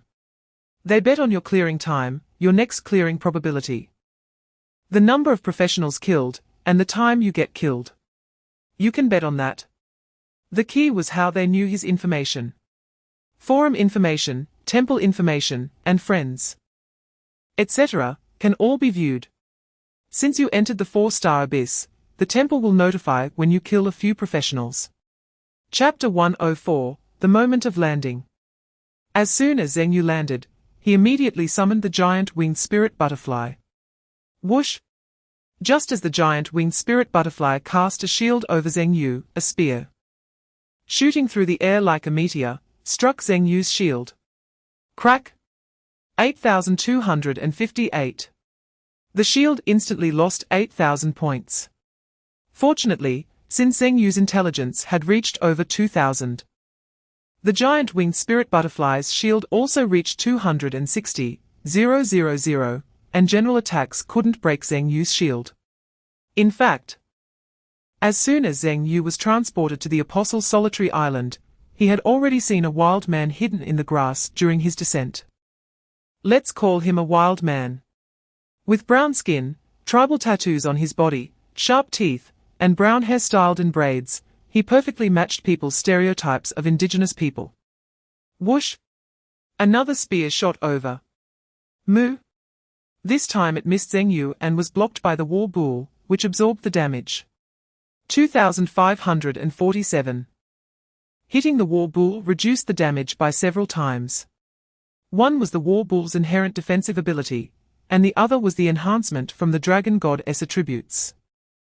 Less than 3,000 damage hitting the war bull, which had 70,000 health, was nothing serious. Chapter 105, Boss, Look at the Sky. When Zheng Yu saw them, the team of professionals who chose the same mark as Zheng Yu also spotted him flying in the sky. Damn! A giant moth. The team leader, wearing a writhing mask, shouted in a coarse voice. Is that a professional? Not a local indigenous monster. No. A ranger used the eagle eye skill to see Zheng Yu sitting behind the giant winged spirit butterfly in the sky. He is probably a druid or summoner type profession. Then we're exposed. He clearly noticed us. Wow, it would be great if we had a profession that could fly, said the ranger. The opponent is flying openly in the air, clearly exposing their position. They are either confident or have an ambush. The captain nodded and said, the possibility of an ambush is greater. So when we get to the mark, don't rush to grab it. First, we fight and drive this group of professionals away. Then we can seize the mark. All right. In the air, Zheng Yu observed the movements of that team clearly. The captain was a standard warrior, but it was unclear whether he was a blood rage warrior or a berserker. Chapter 106, He is immune to control. In the distance, Zheng Yu sat beside the giant winged spirit butterfly, surveying the battlefield and analyzing. So far, he had concluded that the strongest was undoubtedly the captain wearing a constantly writhing mask, who not only was immune to the war bull's war roar, but also keenly sensed the self-detonation of the Death Knight Goblin. He was a tough opponent. Zheng Yu made the same judgment as the captain. Spirit butterfly, play music. The sounds of butterfly chirps and mournful melodies rang out simultaneously, directly breaking the warrior's thorny halo. Just then, a critical hit from an axe landed, and the warrior was unexpectedly killed. Vaz? The resurrection cross effect was triggered. Damn! The warrior, who had just recovered from being stunned, saw his comrade resurrected and cursed angrily. The warrior's long sword glowed red, as he instantly charged behind the war bull. With a stab, he pierced through the war bull's waist. His talent had an extremely strong penetration effect. S-class penetration talent. Moo! The war bull, feeling the pain, suddenly lost health. However, the war bull with the savage bloodline was the type that grew stronger the more it fought. The lower its health, the greater its fighting spirit. In other words, the war bull was a creature born for battle. Chapter 107, Demon Execution. The high-ranking demon drew a black line and directly swept past the captain's neck. However, no damage occurred. No damage. Zheng Yu was not surprised. After all, the opponent was an SS-class talent professional. He himself had diamond-level equipment like the Shadow God boots that could immunize damage, so the opponent must also have life-saving means. Although he blocked the high-ranking demon's execution attack, the captain did not retaliate because he was also blocking the 4 arrows shot by the goblin general. Blood shield. A very thick shield enveloped him, easily blocking the goblin general's plasma attack and also protecting him from the high-ranking demon's malicious slash. Captain! Help! In the distance, the warrior with the piercing talent could not withstand the war bull's attack and called out to the captain. The war bull with the savage bloodline grew braver in battle. Having already lost its cool, the war bull was not something he could resist. However, the captain completely ignored his teammates' plea for help. He knew very well that this summoner had not even released the frenzy skill of the summoned beast and had already suppressed them to this extent. The key point was that 2 useless teammates were actually being suppressed by a summoned beast. Chapter 108, Killed Professional Warrior, LV26, gained 60,000 experience. Gained 1 kill point. Gained Thorn Armor, LV25, Diamond level. Gained Loot Chest, S-Class Talent LV26 Warrior. The first to die was not the captain, but the warrior with extremely high defense, who was killed in a 1-on-2 by the war bull. No matter how high the defense, it could not withstand the war bull's triggered low health state. When the savage bloodline activated, the war bull in a low health state was not the same creature as the normally docile war bull. In other words, the warrior with piercing ability actually accelerated their death speed. After the war bull killed the Thorn warrior, it easily triggered the resurrection cross of that piercing warrior. Then, following Zheng Yu's orders, it just stood there, waiting for the opponent to resurrect. To Zheng Yu's surprise, killing a professional rewarded so richly. He was overjoyed. 60,000 experience. In addition to an item from his equipment and a loot chest. The loot chest was just as Zheng Yu had thought. The reward for killing a professional was based on the opponent's strength. Chapter 109, The Resurrection Cross can save lives, but only if the opponent does not guard the corpse. Generally, the Resurrection Cross requires protection from teammates. If all teammates are dead, the Resurrection Cross is just waiting to die. After a battle, all 5 professionals were dead. Zheng Yu lost 1 ogre and all the goblin death knights, goblin shield soldiers, and goblin wolf cavalry. Speaking of which, that ranger was quite fierce. In a short while, he had killed the combat team down to only the archer and wizard. If it weren't for seeing the captain being suppressed and losing his composure, the twin magic fire dragon would not have been able to defeat the ranger. Both the ranger and the twin magic fire dragon belonged to the type that was fragile, but dealt high damage. Whoever flinched first would be in trouble. However, Zheng Yu thought that if he were that ranger, he would probably choose to flee. After all, if the twin magic fire dragon died, it would return to the summoner's space, but if the ranger died, it would be truly dead. Swapping lives with a summoned beast. Unless one was truly foolish, a normal person would not do such a thing. In total, he obtained 5 loot chests, with all the experience adding up to 282 million. If he killed another team of professionals, he could directly level up. Zheng Yu discovered that the experience gained from killing professionals was assessed based on the opponent's level and talent comprehensively. Chapter 110, Zheng Yu called the twin magic fire dragon to his side.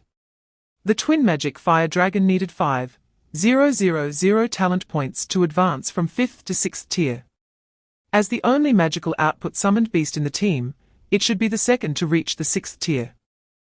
He clicked the plus sign on the twin magic fire dragon's attribute panel and sent in 5,000 talent points. Summoned beast twin magic fire dragon, 5th tier, talent evolution to burning flame dragon, 6th tier. Roar. With a roar that echoed through heaven and earth, a scene of blazing flames appeared before Zheng Yu.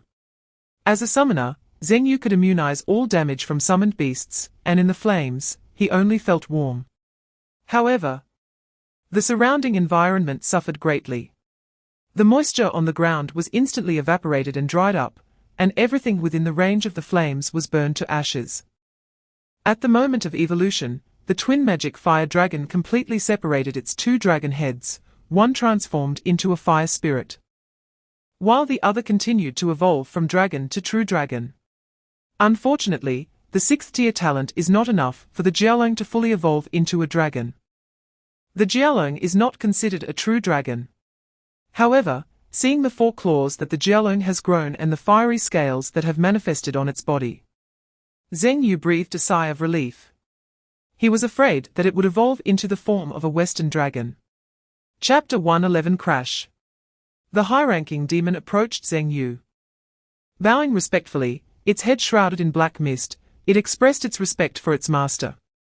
Currently, among Zheng Yu's 5 summoned beasts, the War Bull head has a 6th tier talent and possesses the primal bloodline, while the burning flame Jialong has just reached the 6th tier. The Goblin General and the high-ranking demon both have 5th tier talents. Only the giant wing spirit butterfly remains at the 3rd tier. However, the giant wing spirit butterfly is a standard support summoner, with shields, healing, and status skills, which is enough, even if it increases its talent. It won't have a qualitative change in effect. The 5th tier effect of the Goblin General includes the Heavy Cavalry Regiment and the Goblin Combat Squad, meaning that the Goblin General's main ability is actually commanding troops. Therefore, only the high-ranking demon is suitable for promotion to the 6th tier. Like the double demon Fire Jialong, it requires 5,000 talent points to upgrade from 5th to 6th tier. There are still 680 points remaining. Very affluent. 5,000 talent points were invested.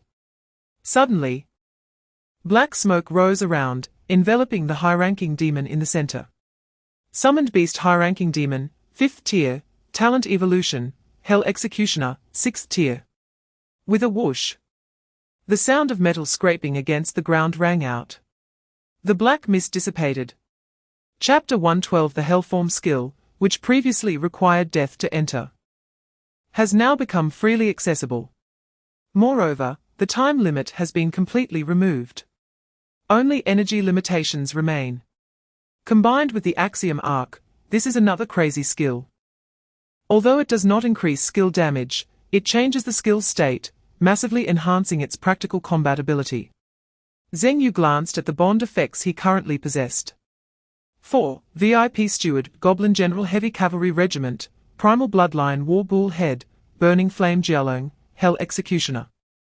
2. Fighter Primal Bloodline War Bull Head, Goblin General Heavy Cavalry Regiment, 2. Dragon Lord, Primal Bloodline War Bull Head, 2. Golden Scale Dragon, 2. Blood Moon, lacking attack type bonds. He should get some swordsmen, archers, rangers, or polar type combat bonds. The emblems are still few.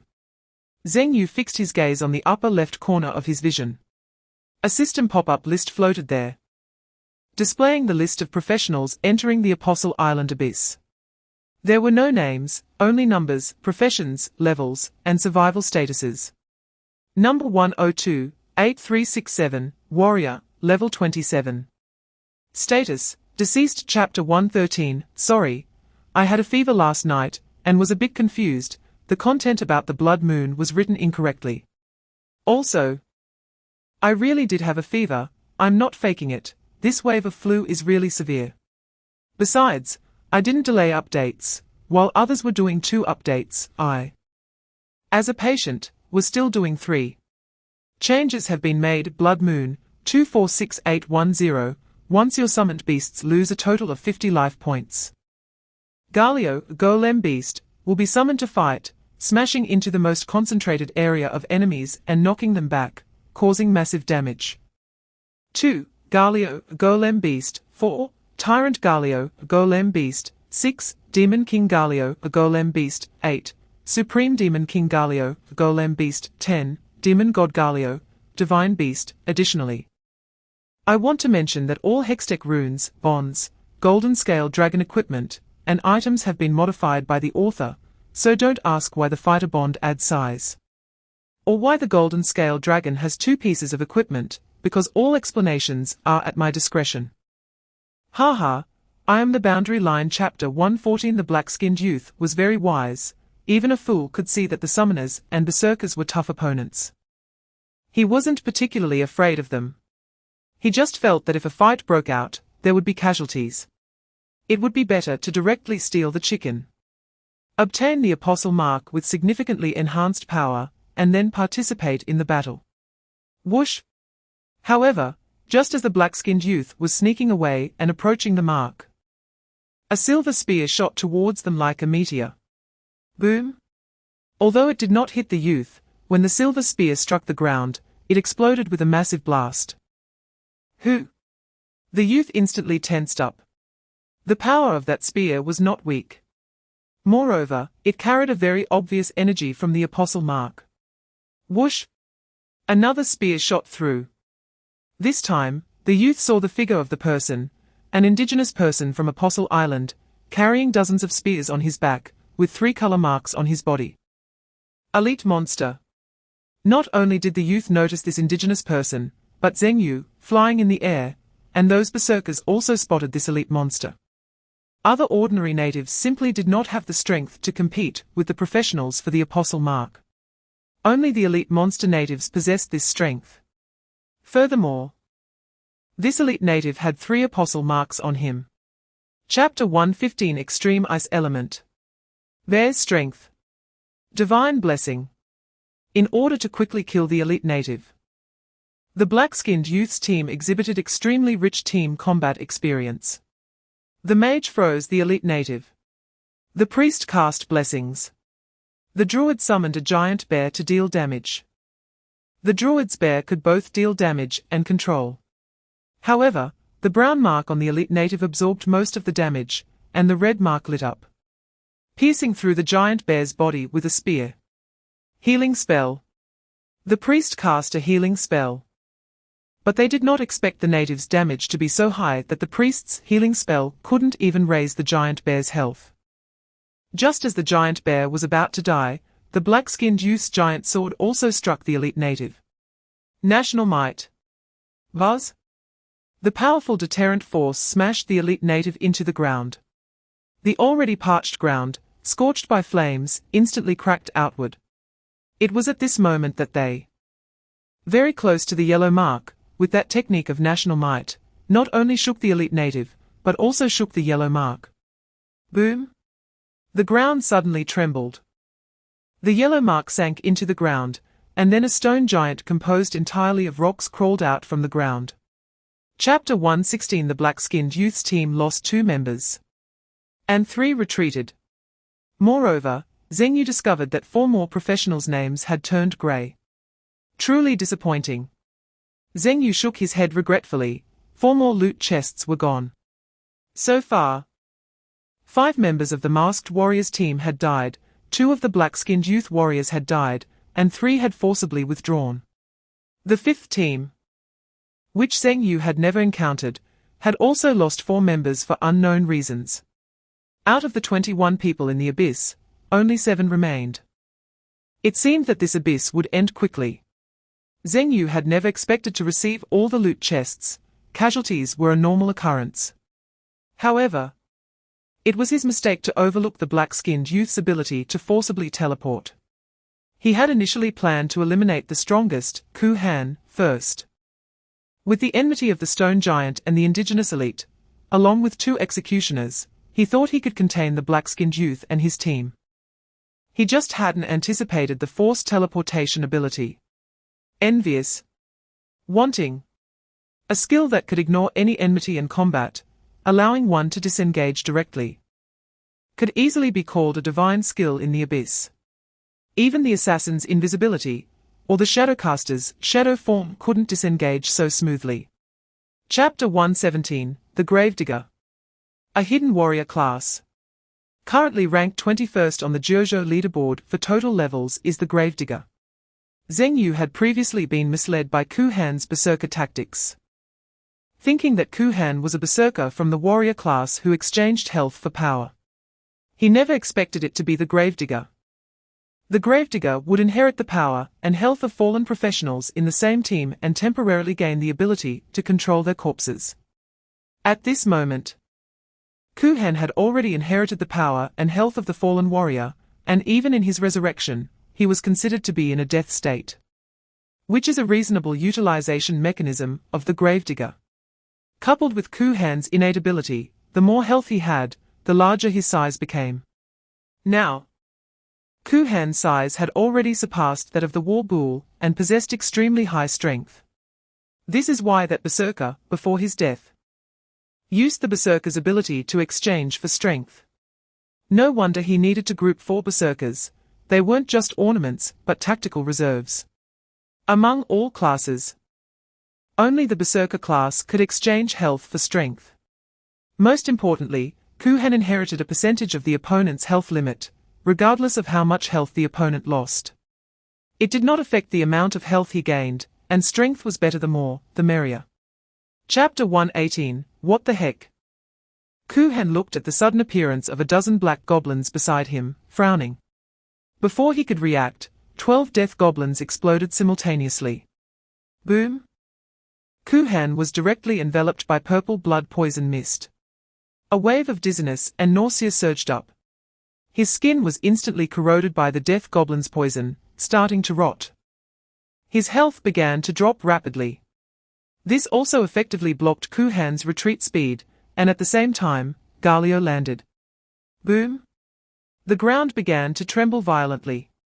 Within the tremor range, including the indigenous elite and the stone giant, as well as the gravedigger Kuhan, who was closest to Galio, were all thrown into the air. 74,129. 154,171. 65,417. 3 explosion damages appeared above Kuhan, the stone giant, and the elite indigenous. Because Kuhan had his defense burned by the evil fire, the damage he received was even higher than that of the elite monster, the indigenous. Furthermore, as he landed, the war bull seized the opportunity to charge up. Double executioners added damage. Coffin tomb. Kuhan had no choice but to use his life-saving skill. A coffin suddenly appeared, enclosing Kuhan inside. Not only protecting him, but also releasing the coffin tomb domain, suppressing the pursuit of the double executioners. Chapter 119, You have opened a loot chest, SS-grade talent. Level 27 hidden class gravedigger, gained 3,700 talent points, received 1 selectable emblem chest, received 1 random hextech equipment, received 1 SS-grade optional resource chest. This reward was somewhat unexpected for Zheng Yu. First of all, the whopping 3,700 talent points, which was 1,000 more than the SS-grade talent battle chest of the masked warriors. Secondly, the selectable emblem chest was selectable. Zheng Yu was currently lacking bonds, but needed a high quantity of bonds even more. For example, the demon god Galio of the Crimson Moon. A normal Galio with 2 bonds was already so strong, wouldn't the demon god Galio with 10 bonds be a direct flight? However, with only 1 selectable bond, he couldn't gather anything good for now, so he temporarily stored it in the warehouse. Besides the selectable emblem, there was also the first appearance of hextech equipment. Is it the equipment I was thinking of? Zheng Yu eagerly claimed the hextech equipment. You have received hextech equipment, Storm Greatsword. Hextech equipment can be worn by summoned beasts of 6th rank or higher. Different scattered hextech equipment can combine into finished equipment. Chapter 120, Great. Looking at the rising health of the war bull, Zheng Yu thought for a moment, hesitated for a long time, and ultimately made a decision. Used. He didn't plan to keep it any longer. Because in the future, he would have many opportunities to enter the 4-star abyss, and he might even enter higher-level abysses, where loot chests would certainly be available. Core stones would only have high quality at level 30. Runes needed to reach level 40. Using the chests now to open core stones and runes would be a pure waste. Zheng Yu had all other items and wasn't lacking. Only this cultivation could immediately improve his strength. The blood cow should look like a blood cow. He needed to let the enemies see his health bar and feel intimidated, making them reluctant to fight, in order to achieve his goal. Zheng Yu simply exchanged the remaining 2 SS-grade resource-optional chests for 15 high-quality rapid cultivation tickets each, totaling 30 times. He gave them all to the war bull, focusing on cultivation without limits. Rapid cultivation in progress, war bull's career 17th cultivation successful. Increased the war bull size, increased health limit by 70-100 points. War bull's career 18th cultivation successful. Increased the war bull size, increased health limit by 80-100 points. Chapter 121, Mutant Warrior's Voracious Appetite, 36, Voracious Appetite. For every allied unit that falls, all mutant warriors gain attack and spell damage. 3. For every allied unit that falls, 2 attack, 2 spell damage. 6. For every allied unit that falls, 5 attack, 5 spell damage. Zheng Yu looked at the new emblem and muttered to himself, so, the random effect of the mutant warrior has turned into a fixed one.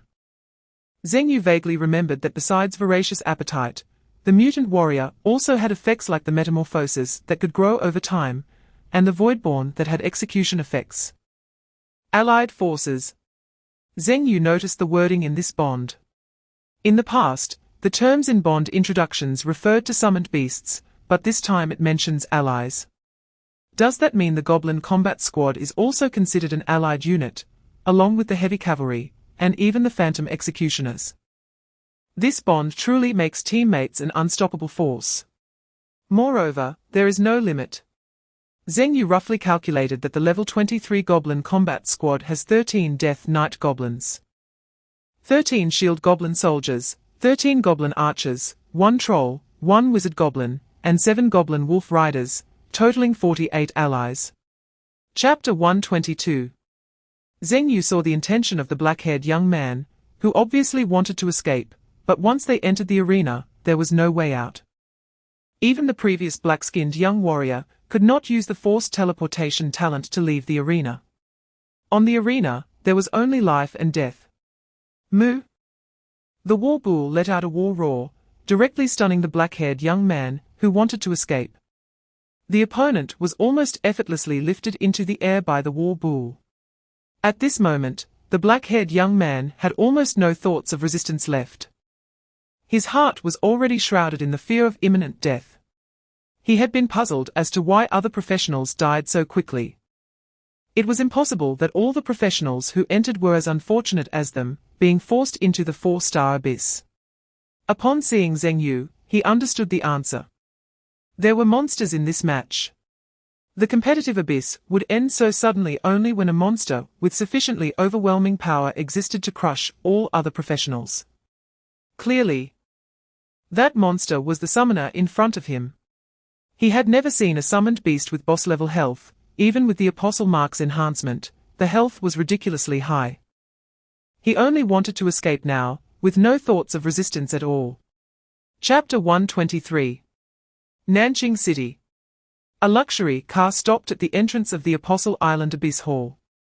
Mayor Minute Mo went to greet it.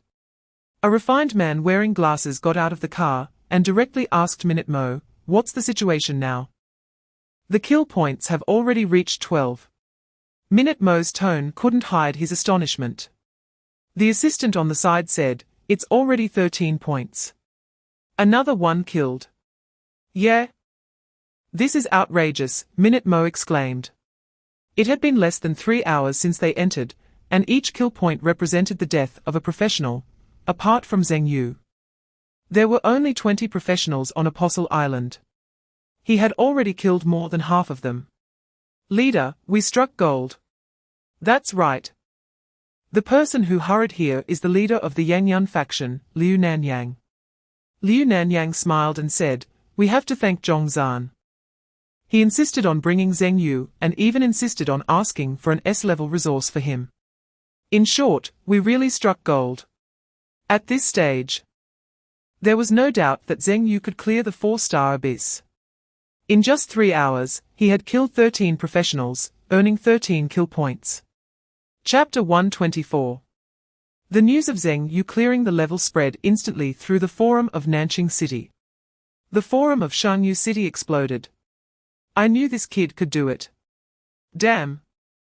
3 hours. I checked the records of the 4-star Abyss on Apostle Island. The fastest was 2 days. This is terrifying. Dao Qian, hey, sit down, everyone. This is just a small scene. My brother Yu is just performing normally. By the way, isn't the 4-star Abyss different from the Nightmare level Abyss? Don't you understand? The 4-star Abyss is a higher level than the Nightmare level Abyss. But why hasn't Zheng Yu cleared our Shanyu City's 4-star Abyss? Because it hasn't opened yet. Although we have 2 3-stage abysses in Shanyu City, the difficulty of the 4-star Abyss is randomly activated, and it hasn't opened yet. That's disappointing.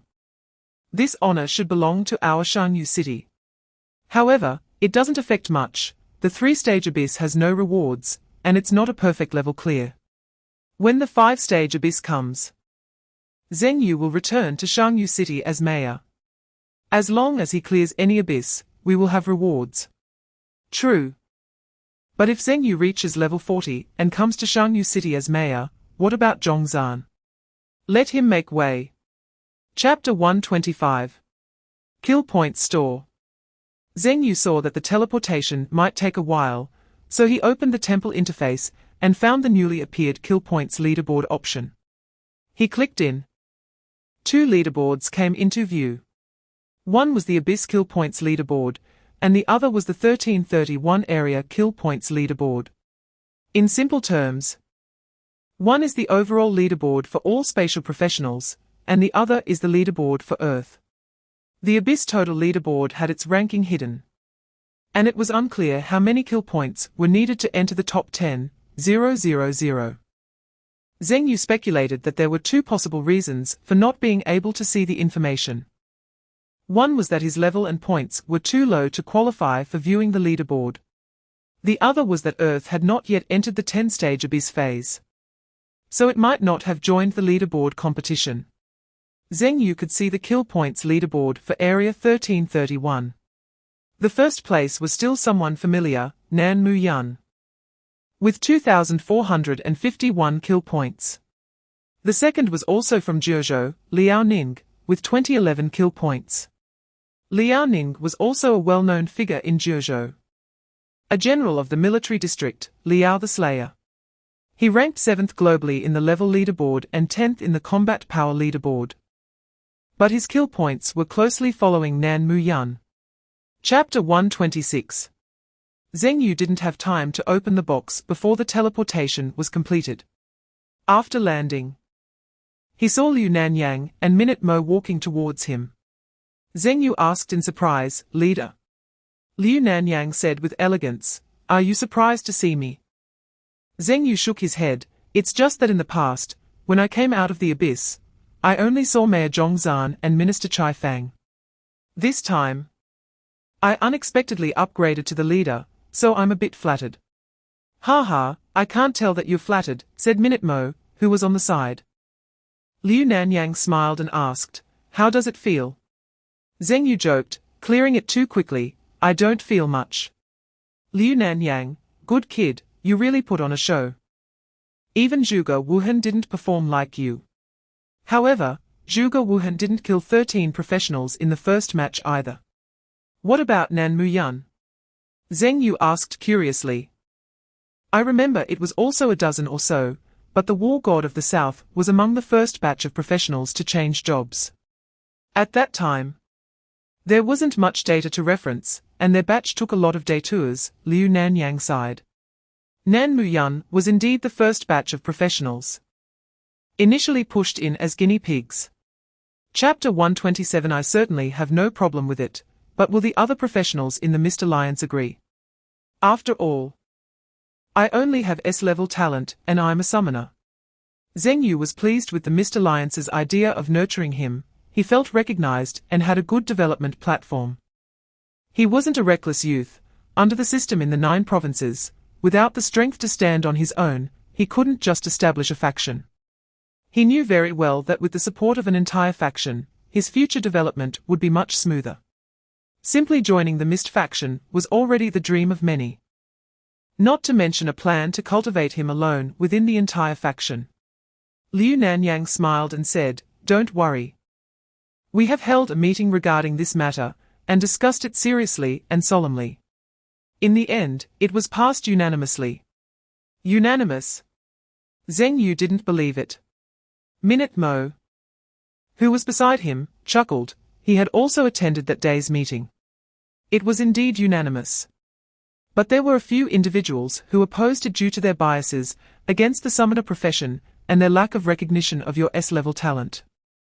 The leader of the Wuhan Alliance had a heart-to-heart talk with them, and then it became unanimous. Chapter 128. Zheng Yu returned to the hotel and replied to the congratulatory messages from Dao Qian, when Ren Qingyu, Kei Ying, and Chai Yun then collapsed onto the bed. Although the kills were exhilarating, this continuous fighting was very exhausting. The law of circularity could only restore the energy of summoned beasts, not the summoner's energy. He still needed to rest. After waking up from a nap, Zheng Yu browsed the forum, feeling delighted as he looked at the posts analyzing him. Seeing a group of unfamiliar people praising him. To be honest, it made him very happy. He also inquired with Minute Mo and learned that Liu Henhe was still in the abyss and had not come out, but there was no danger. So he no longer paid attention to that situation. After having a light breakfast, he lay on the sofa and began sorting through his loot. First were the items dropped by the killed professionals. A total of 13 items. The warrior's thorn armor, the priest's mystic staff, the ranger's dragon's raw longbow, and the masked warrior's blood bracelet were all diamond-grade equipment. Each piece was the core equipment of the opponent. Killing professionals not only granted kill points, but also dropped core equipment. The abyss was almost tempting professionals to slaughter each other, with the rewards for killing even higher than those from the abyss dungeon. Chapter 129. 3 pieces of splendid grade equipment. Among third-stage professionals, this could no longer be described as luxurious, it could only be said to be top-tier. Zheng Yu curiously opened the newcomer leaderboard. However, contrary to his expectations, the top-ranked equipment wasn't his own. The illusion staff was overtaken by a splendid grade weapon called the Everlasting Sword. Zheng Yu thought of the Rongming Sword. He had heard that Rongming Sword chose to enter the 4-star abyss alone, just like him, to fight for a future. This splendid grade sword was very likely prepared by the sword god Rongli for his son. Although splendid grade equipment at the 3rd stage was rare, it didn't mean that Zheng Yu was the only one with such an item. To be able to suppress the illusion staff, it was probably forged at a higher level than his. That wouldn't do, he had to get it back. Zheng Yu now had plenty of resources. Those 12 pieces of core equipment from professionals were enough for him to exchange for several thousand forging stones and enhancement stones. However, according to Master Mengzhen's words, the materials required for forging increased as one progressed, with a lower success rate and poor cost-effectiveness. Moreover, the illusion staff was a level 20 item, and honestly, there was no need to forge it to such a high level. Chapter 130. Summoned Beast Equipment. The Star Abyss. Equipment Level, Level 25. Equipment Grade, Diamond. Equipment Attributes, Attack Power 3000. Agility 110. Equipment Effect. Each attack will gain 1 star source point. 100 star source points increase attack power by 200 and agility by 20. With a maximum stack of 1000 star source points. 1000 star source points means 2000 attack power and 200 agility, adding to the original 3000 attack power. This star source can increase the summoned beast's attack power by up to 5000. Not bad. Zheng Yu directly swapped the Sharp Fangs from the Hell Executioner for the Star Abyss. The Hell Executioner was a high-attack summoned beast with an assassin-like style. The higher its attack power, the greater the decapitation effect. This equipment was perfect for the Hell Executioner. He opened the last loot chest, which dropped from the black-haired young man. It only yielded 1200 talent points, without any emblem. However, it raised Zheng Yu's talent point balance to over 20,000. It was time to summon a Tier 7 beast. But which one to summon? Zheng Yu had two ideas. Chapter 131 Light brings eternal life, and also gives me the power to block wars. The light-type elf archer made a gesture of embracing the light, and half knelt on the ground, the scattered beams of light converging into a focused illumination on the elf. The light gradually condensed into a pair of wings, embedded in the elf's back. Each wing measured about 3 meters in length. When fully spread, the pair of wings reached 6 meters. In front of the slender elf, it appeared particularly stunning. The wings, purely composed of light elements, resembled a pair of angel wings, making Zheng Yu feel the so-called sanctity. As the light descended, the light-winged elf officially evolved into a light-wing elf. From the light-wing elf's previous statement, Zheng Yu could roughly guess that the elf had accepted a certain power's blessing, gaining the ability to fight using light. In other words, the light-wing elf had now transcended the realm of ordinary elves. My king. Upon seeing Zheng Yu, the light-wing elf respectfully addressed him with an elven etiquette, calling him my king. Zheng Yu noticed that each elf called him differently, reflecting their personalities. The light-wing elf was the most polite and noble among his summoned beasts. Chapter 132 Summoned Beast, Elf Bow Lightwing Elf, Level 27, increases, with the summoner's level, health, 217, 000, attack power, 24, 105, talent, Tier 7 needs 50. 000 more points to level up. Elven Bloodline Passive. Elves have a certain degree of immunity to some magical damage. Advanced bloodlines can immunize 50 of magical damage from enemies. Skilled Elf Archer LV27 Elves are all skilled marksmen, and as the leader chosen from the elven race, the Lightwing Elf possesses even more powerful shooting skills. Passive, Shooting Speed 40, Shooting Distance 50 Skill, Light Wings LV27 The Lightwing Spirit, blessed by the Light System, has every arrow it shoots imbued with powerful light attribute damage.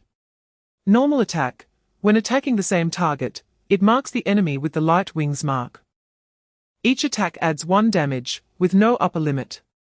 Skill attack, spreads its wings and shoots 27, increased with level, light wings at the target, marking the enemy.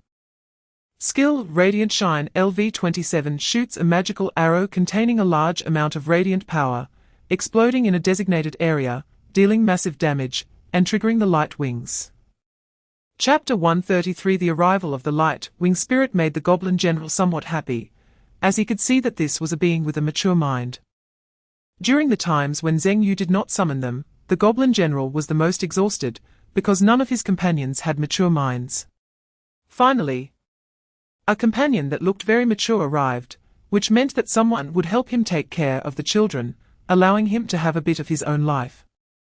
The giant wing butterfly and the flame dragon were too clingy. The one with the biggest reaction was the Hell Executioner. Upon seeing the light wing spirit, it let out a hissing threat and refused to communicate with her. After all, dark creatures really do not like light ones. As for the light wing spirit, although it frowned slightly when the Hell Executioner appeared, it did not show any other emotions. This elemental opposition destined the two of them to have no friendly exchanges. Zheng Yu saw the scene of the 6 summoned beasts in the summoner's space living in harmony, and felt relieved to leave these matters to the Goblin General, while he himself left the summoner's perspective.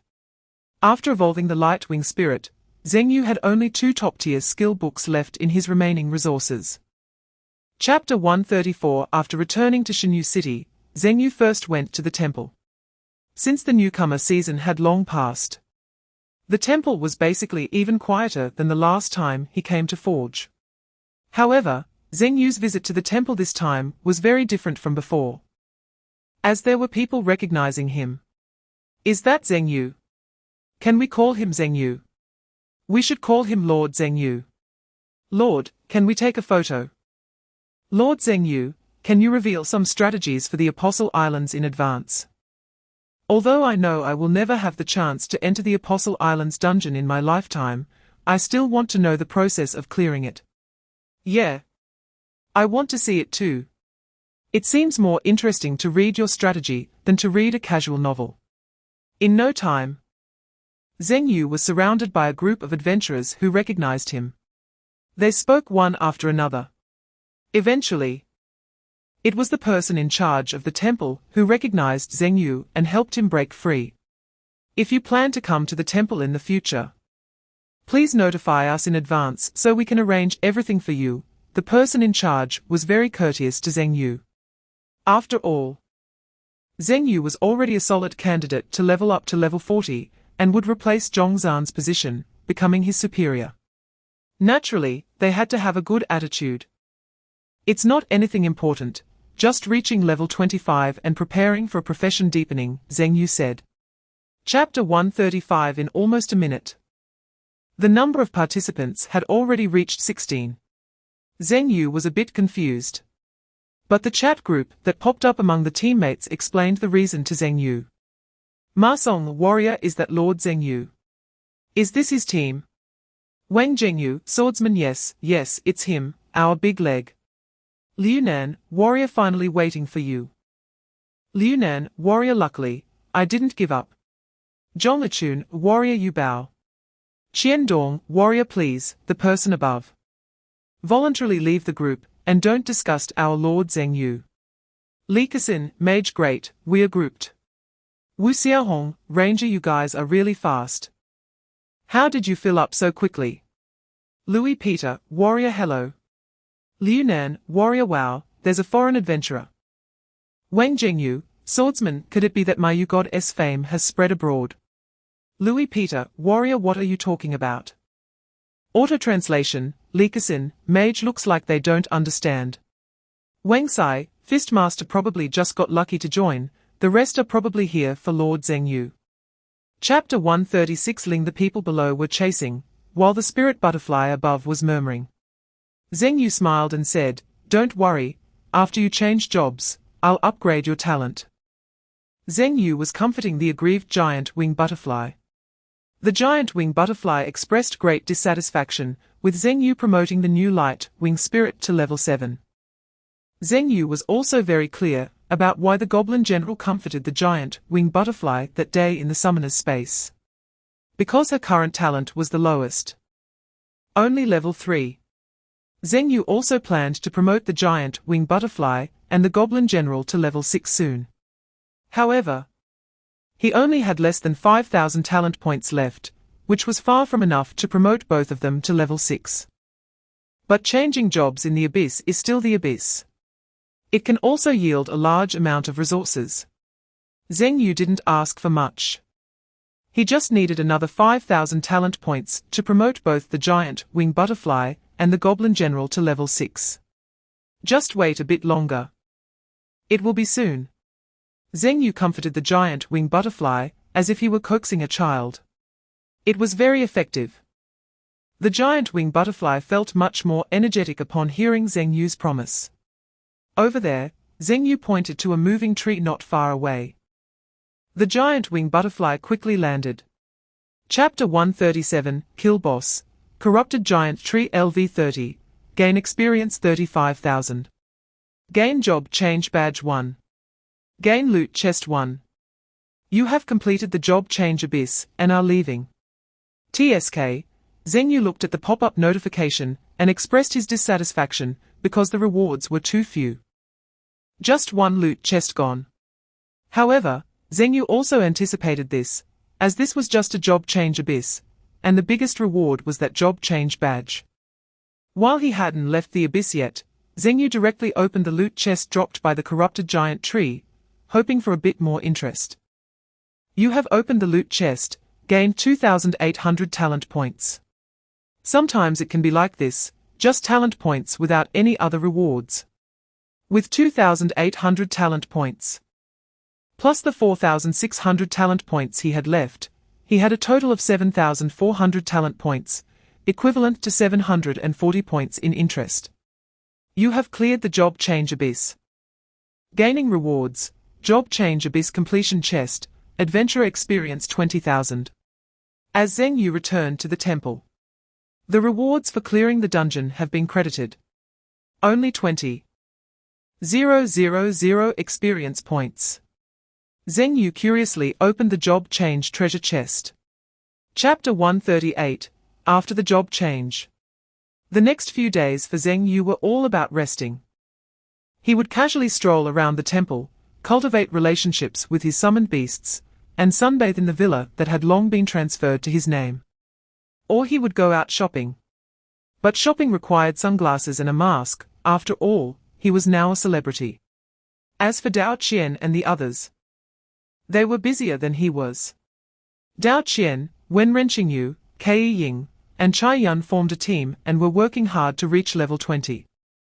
They were well equipped and had plenty of experience. The difficulty level shrine posed almost no challenge, and they had become part of the first tier of professionals in Shangyu City. Zheng Yu was not in that tier, he was in a league of his own. A few significant events occurred during these days. The first major event was that a team led by the god of death from Jiuzhou, consisting of the tyrant of Bear Country, the Statue of Liberty Diana from Eagle Country, the Indian underworld monk, and the captain of the Sun Never Sets, successfully cleared the 7th tier abyssal rift located in Eagle Country. Moreover, the god of death Liao Ning, the tyrant of Bear Country, and Diana from Eagle Country all successfully leveled up to level 70. The higher the tier of the abyss, the fewer there are. Each one cleared contributes to stabilizing the world, as an abyss left unattended for too long can become unstable. Chapter 139, Don't underestimate the Goblin General's culinary skills. Not only do they taste great, but they also look good. Zheng Yu looked at the Goblin General, who was dressed like a gentleman, with precise movements, impeccable etiquette, and an elegant demeanor despite his muscular physique. He couldn't help but complain, so the VIP steward has this function. Zheng Yu didn't he believe that the goblin race could cultivate such an elegant individual, even if he was a general. Moreover, shouldn't a goblin general be a ruthless beast that feeds on flesh and blood? All of this was thanks to the steward bond. However, Zheng Yu felt puzzled. The War Minotaur, the Blazing Dragon, and the Hell Executioner, who also wore the VIP steward bond, didn't he have the same charm as the Goblin General? Could it be that this thing is also species dependent? Unable to figure it out, Zheng Yu muttered while secretly eating steak behind the War Minotaur. Master, are you troubled? The Goblin General asked. Zheng Yu shook his head. It's nothing. Just thinking that it's time to enhance your and the giant wing spirit butterfly's talents. After hearing this, the Goblin General's expression showed no change. After all, he was a seasoned general. The giant wing spirit butterfly behind him, however, let out a joyful sound, thankfully. Zheng Yu dodged quickly, or he would have been knocked under the table by the huge fluttering moth. Chapter 140, Cocoon Spirit Butterfly Queen, Level 27. Level increases with the summoner's level, health 80, 500, attack power 14, 478, talent 6th tier, needs 20. 000 more points to level up. Skills Spirit Butterfly Queen's Guardian LV27. The Spirit Butterfly Queen will bind in a protective relationship with one summoned beast, providing a shield value of 72, 390, 14. 478 Spirit Butterfly Queen's attack power, with a 5 coefficient, causing 43, 434, 14. 478 Spirit Butterfly Queen's attack power, with a 3 coefficient, points of damage, after the shield breaks, and helping to share 50 of the damage. Skill Spirit Butterfly LV27. As an elfin body, the Spirit Butterfly Queen has a fast recovery capability. Passive, recovery speed increased by 50. Active, instantly recover 86, 868, 14. 478 Spirit Butterfly Queen's attack power, with a 6 coefficient, health points, healing effect enhanced by 50 when healing herself. Skill Butterfly Song LV27. The Spirit Butterfly Queen consumes 3 health points per second to chant, increasing the agility speed of all summoned beasts by 730 and movement speed by 730 for the summoner. Chapter 141, Hangzhou. A first-tier city. Compared to Shangyu City or Jiangshui City, which are remote 6th-tier small cities, the economic situation is much better. Hangzhou even has 2 top 5 alliances in Jiuzhou. One of them is the Cloud Alliance led by Liu Nanyang. The other one, which Zheng Yu is also familiar with, is the Swordsman Alliance of Rong Li. Due to these two factions, Hangzhou has made rapid progress in recent years, even showing signs of surpassing Guangzhou and Shenzhen. The news of Zheng Yu coming to the headquarters of the Cloud Alliance was spread by his secretary and known to many. Early in the morning, a group of young people gathered at the entrance of the Cloud Alliance headquarters, waiting for this summoner from a small city, who had crushed all their professionals. Until a car stopped at the door, they finally saw Zheng Yu's appearance. Is this the summoner?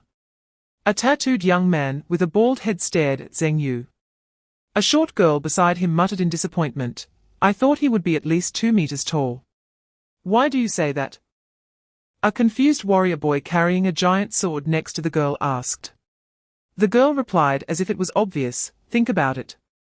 If the summoned beasts are so weak, how could they achieve Zheng Yu's results without a strong summoner? He is not a warrior. So he should be a bit more muscular, right?" Chapter 142. After touring the faction headquarters, Zheng Yu received the already forged, heavenly carrying, and a tomb necklace, in a forging room larger than the temple in Shangyu City. Ring, heavenly carrying, wearing level, 25, wearing requirement, Namnu grade, brilliant, attributes, intelligence 240, strength 240, equipment effect 1, heavenly equipment effect 2, carrying forging, 17 forging attributes, intelligence 725. Floating power increased by 100, gravity increased by 100, forging special attribute. When using heavenly, floating time is doubled. When using carrying, gravity will cause a stun effect. Enhancement, 11 enhancement attributes. The wearer negates 11 magic damage. Enhancement special attribute, produces 11 resistance to control skills. Refinement, summoner crystal, core stone, summoner crystal, level, 25, quality, black refinement attributes, health 12, 000, intelligence, and strength 200, refinement skill. All summoned beasts damage increased by 7.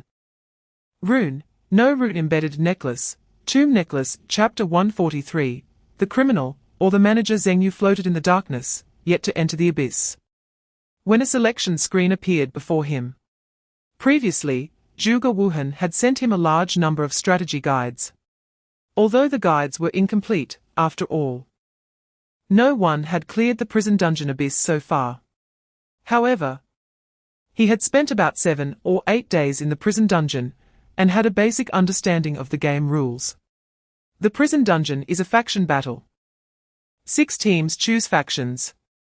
Choosing the prisoner faction aims to escape the prison. Choosing the warden faction aims to capture special prisoners. 3 teams form one faction. Once a group is filled, the remaining 3 groups automatically belong to the same faction. This leads to a confrontation between the prisoner faction and the warden faction. The prison dungeon serves as the backdrop.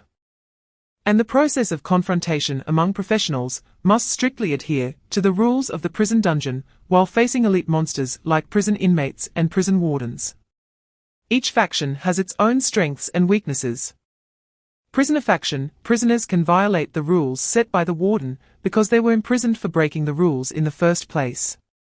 However, prisoners cannot move freely. Once they step into a public area, they will receive the negative effect of being an escapee. Chapter 144, watching Zheng Yu walk away with the patrol team. Wang Ting muttered to himself in confusion, how could someone bring a summoner to the prison dungeon? Don't they know how high the requirements for individual strength are? Wang Ting shook his head, forget it. I can't worry about him. I don't even have a plan yet. Hey, Captain, where are you? Your poor teammate has no one to lean on now. I hope those crazy prisoners calm down at least until the day of prison chaos. And I hope I don't run into other professionals. Wang Ting followed the patrol team towards Area 1, muttering to himself. Newbie, take this. Zheng Yu was pushed a pile of cleaning tools by the patrol team captain. Zheng Yu took a closer look and saw it was cleaning tools. What is this? Zheng Yu asked in confusion.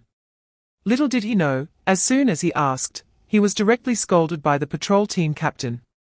This is the treatment for newcomers. Every newcomer has gone through this. During our patrol, you are responsible for cleaning up Area 3. Zheng Yu, wow, I've never encountered workplace bullying before. And now I've found it in the abyss. Chapter 145. After killing the elite prisoners, Zheng Yu waited for a long time, but did not receive punishment. The reason Zheng Yu dared to kill the prisoners was that the punishment for violators was not severe. It only weakened them for 12 hours, and was applied to the creature that violated the rules, meaning it was given to the summoned beasts. The only thing to worry about was the warden's punishment. According to his predecessors, it involved a high-value damage hit, as long as it wasn't an outright execution. Zheng Yu had a way to deal with it.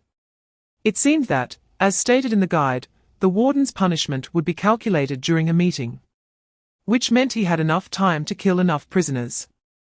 As for punishment, it could be discussed when the time came. By then, it wouldn't be certain who would be punished. Zheng Yu stepped on the ground and carefully covered the prisoners' corpses. Then he really cleaned out all the remains in the cage, and left it spotless. Looking at the now pristine prison, Zheng Yu felt proud. Not bad. Where can I find a dedicated public servant like me? The workplace should have more people like me who take their work seriously. Let me reform the workplace. Chapter 146. Boom. The prison door was shattered, and cracks appeared on the ground.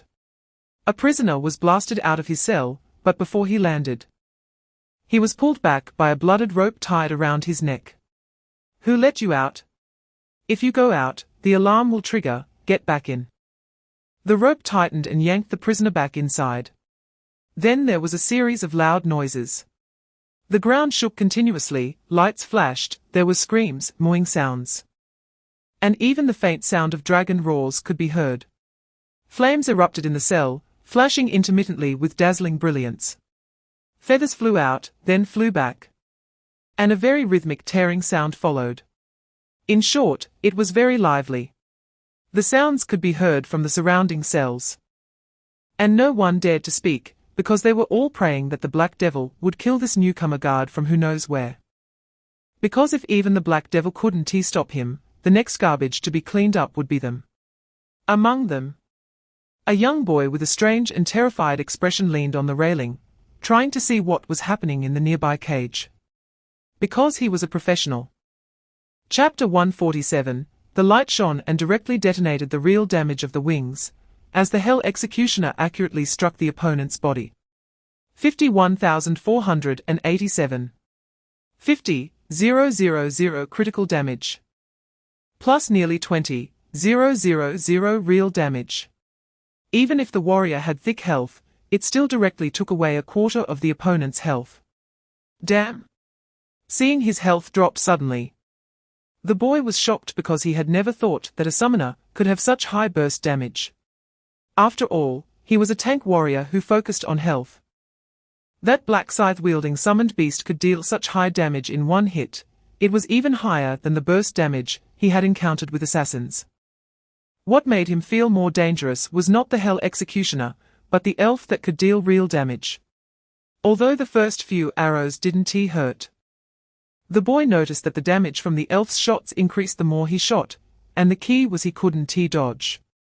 The elf archer had an extremely high hit rate. Damn it! The boy wanted to curse. He regretted his impulsive gamble. He had originally thought that the opponent was a summoner, and even if they were strong enough, weren't summoners supposed to play a defensive style? The summoners he had encountered before were not very mobile, and had pitiful pursuit abilities. Their only advantage was playing a defensive style in special spaces. Chapter 148. In front, there was Zheng Yu, who seemed to have killed a prisoner, and behind him stood the hell creature wielding a scythe, clearly part of his group.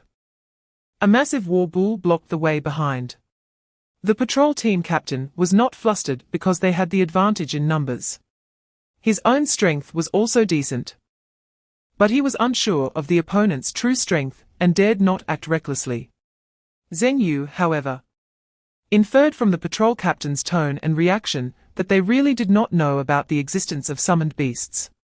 From the patrol captain's perspective, Zheng Yu, the war bull, and the Hell Executioner were three individuals working together, rather than a summoner and their summoned beast in a contractual relationship.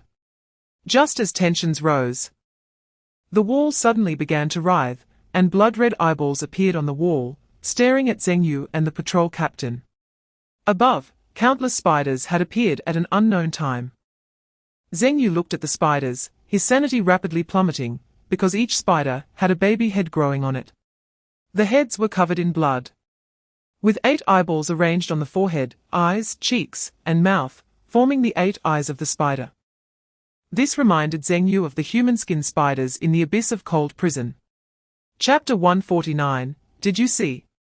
Basically, all the higher-ups from the manager camp have arrived. The group of spiders that brought us here is the Dark Blood Eye, responsible for monitoring everything in the prison. And there is the Executioner Iron Tower standing on the terrace, the succubus on the ceiling, and the strongest patrol captain, the dog-headed man. Basically everyone who can come has come. It seems something big is about to happen. Zheng Yu noticed Wang Ting was familiar with this place and curiously asked, "How long did you stay here last time?"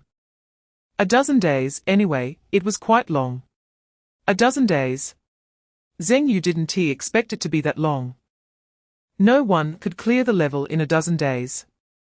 It seemed Wang Ting noticed Zheng Yu's confusion and sighed, "You don't understand the difficulty of the manager camp. If the criminals really want to hide, we can't catch them at all. Just look at the situation now. We have to hold such a large meeting just to kill a few criminals. Unless that big shot can hold up, otherwise, we'll lose a member for nothing." Zheng Yu asked in confusion, "If the criminals hide, they can't clear the level and escape either, right?" The strategy that Zhuge Wuhan provided only covered the early stages. There was no strategy for the mid to late stages, which was of little value. Wang Ting's experience was much more useful than the strategies.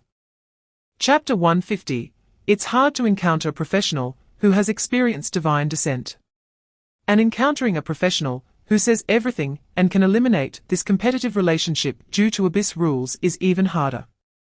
Zheng Yu was sincerely grateful. If it weren't for Wang Ting, he might still be stuck with the old idea that if the sky were to fall, someone tall would hold it up. But that is not how it is. In this game, if the sky falls, everyone dies. Liu Nanyang probably didn't tell him these things, because she was afraid he would be scared. After all, the final plan was just the first level of this game. But Zheng Yu thought this was something that should be known. At least when he learned about it, he didn't feel fear or despair. He had always thought he couldn't influence the direction of a world because he was a newcomer, and there were plenty of powerful professionals, like Nan Muyun, who supported the world, or Liu Nanyang, who could put aside her status as a strong person to train newcomers. But now it seemed that no matter how strong Nan Muyun was, or how high his talent was, in this game involving countless professionals from various spatial worlds, he was not considered top tier. The world they were in, as Wang Ting said, was a newbie world. Chapter 151, Facing Zheng Yu's Insults and Provocations. The patrol captain directly drew the long whip in his hand and shouted angrily, "Are you provoking me? You're defying a superior and disobeying orders. Do you know what you're doing? Even if you haven't killed a criminal, you're still violating the rules set by the warden." The patrol captain didn't give Zheng Yu any time to respond, swinging the whip toward him. Crack! The sound of the whip did not hit Zheng Yu, instead. The whip was cut in half by a shadow that appeared in front of them, the Hell Executioner blocking the way. The Hell Executioner, wielding a scythe, bared his teeth at the executioner. "You are indeed in cahoots." The patrol captain pointed at Zheng Yu behind the Hell Executioner, as if he had seized some evidence. Shouting loudly, Zheng Yu shrugged nonchalantly, "That is his personal action, it has nothing to do with me." Then he looked at the warden. The warden also looked at Zheng Yu with interest and said, "Do you want to refute?" Zheng Yu smiled, "It's not a rebuttal. I just have a few questions I'd like to ask the warden." The patrol captain scolded, "What qualifications do you have to question the warden? Or are you saying you doubt the rules set by the warden?" Chapter 152, The warden, facing Zheng Yu's roguelike behavior, didn't want to deal with him. But he thought that someone like Zheng Yu should be kept rather than killed. He could see that this newcomer had some connection with those two powerful beings. Similar to the relationship between the Spider Queen and the Spider Swarm. His subordinates were all enforcers by nature. He actually appreciated Zheng Yu's intelligence and courage, as he could help him share the burden of managing the prison. To be honest, there had been a lot of trouble in the prison recently, making him overwhelmed. If this person really had abilities, he would be willing to give him a chance. However, the premise was that his subordinates had enough strength to withstand his punishment. After receiving the warden's permission, Zheng Yu took a step back, giving the Hell Executioner space to perform. The patrol captain's face turned purple. He didn't expect Zheng Yu to target him so directly. He looked at the warden, hoping for a refusal. Because he understood very well that he couldn't even defeat the prisoner in cell 3001, and every time he passed by the double-eyed prisoner in cell 3006. He would lower his head, afraid to make eye contact. Chapter 153, in the prison's death row, on the 4th floor, blood plasma spilled out from cell 4108. And a white shadow appeared at the prison door. The white shadow spoke in a female voice to the blood-like mass in the prison. A professional from the criminal camp has died. But there have been no deaths in the manager camp. Which means someone in their camp can withstand the punishment for breaking the rules. Gurgle. A swallowing sound came from inside the prison. A hoarse and deep voice emerged from the blood mass. No need to worry. This is an unfair abyss. The risks the manager camp has to bear are much greater than ours. So far, no one has been able to win against the criminal camp as a member of the manager camp. Splash. A man with a bare upper body stood up from the blood mass, reaching out to absorb the blood mass into his hand, causing several corpses to appear on the ground. The white shadow still seemed a bit uneasy and said, "But I heard that the commotion caused by the manager camp this time is quite large." "How large?" the man asked. The white shadow paused for a moment and then replied, "They killed a patrol captain and took his position." A patrol captain is at most the level of a lower elite monster. Killing a lower elite monster, is that really worth worrying about? Chapter 154, the regional commander feigned calmness as he arranged the work for the next day and hurriedly left. Not wanting to continue facing Zheng Yu's seemingly harmless, but well-known sly face. He also didn't want to confront the Hell Executioner and the War Bull Mom, who were constantly watching him with pressure too great. He had never felt this kind of pressure of being chased by newcomers. It felt as if he didn't work harder, he would be kicked down by the newcomers. Looking at the stressed and hurriedly leaving regional commander, Zheng Yu nodded. Yes, this is the effect he wanted. A workplace full of positive energy and competition. Do the old employees want to rely on their seniority? They'll have to see if I, the little master of competition Zheng Yu, allow it. The regional commander left, and other patrol teams also gradually departed. Feeling the pressure as well, they hurried back to train. Although it wouldn't significantly improve their strength, at least it would give them some peace of mind. Everyone else had left. Only one team remained. It was the team of the previous patrol captain, but now the captain had become the Hell Executioner. They didn't dare to make a sound. Sitting there, eyes on the nose on the heart, no one dared to speak first, let alone get up and leave. Chapter 155, the prison death cell. The next day. 3rd floor. West District. Just like yesterday, Zheng Yu and Wang Ting gathered in the West District. The difference was that after waiting for nearly 20 minutes, the regional commander still hadn't shown up. He wouldn't be hiding, would he? So cowardly. Zheng Yu muttered. Beside him, Wang Ting laughed and said, "If I were him, I would also hide. As long as I hide well enough. You won't have the chance to challenge me." I guess he thinks the same way. Wang Ting, as a sub-district leader, had witnessed the events of last night. The regional commander had already shown signs of evasion. It was normal for him to hide today. Zheng Yu smiled and said, "He can't hide forever." Are you planning to search room by room like yesterday? Wang Ting asked. As long as the prison warden doesn't change the rules, I will keep doing this. Wang Ting asked in confusion, but even if you keep searching like this, you won't be able to search many cells in a day.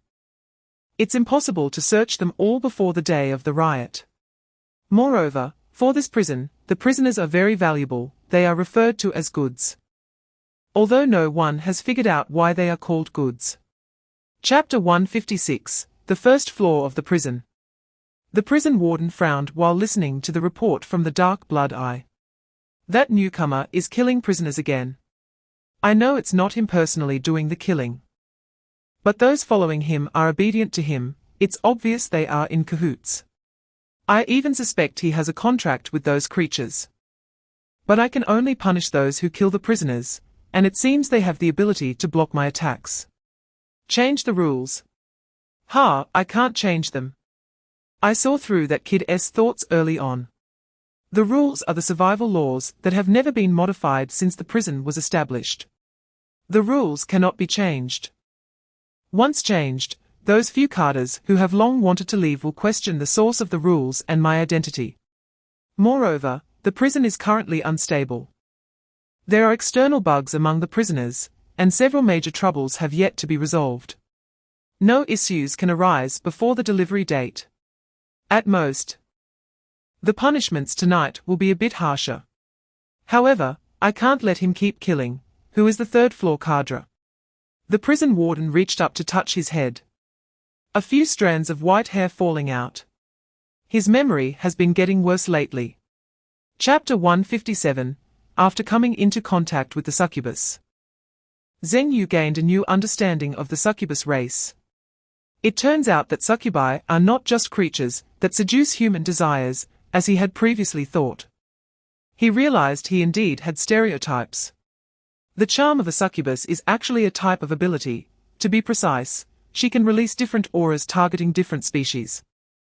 Then change her appearance to what the other party likes, thereby lowering their combat power. They are not just creatures seeking pleasure. In other words, in this world where strength dictates status, merely having a good appearance is not a reason for her to become a cadre. After getting closer to the succubus, Zheng Yu could better sense the hidden killing intent beneath the succubus's charm. Are you on guard against me? Am I not good-looking? The succubus and Zheng Yu sat inside a cell that Zheng Yu had not yet cleaned, so it had a relatively low smell of blood. There were just a few prisoners trembling and huddled in the corners. Wang Ting stood outside, ready for battle, staring at Zheng Yu inside the cell. After all, the strength of the succubus Kaya is not as weak as her appearance suggests. Facing the succubus's question, Zheng Yu boldly looked over her body, good-looking, but just average. I have seen human creatures more beautiful than you, but they didn't stir my desires either.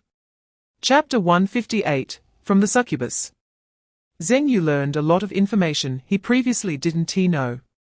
For example, the reason why the 10 cadres have never been replaced is not that no one has considered it, but because these tier leaders would eliminate any such budding thoughts in advance.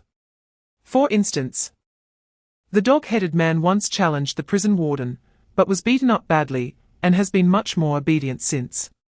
Furthermore, there has always been a surging undercurrent within the prisoner ranks, which has been a constant headache for the prison warden.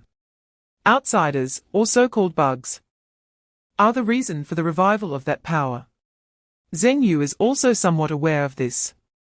If the prisoners want to win, they must rely on the hidden power within the prison, known as the Day of the Riot.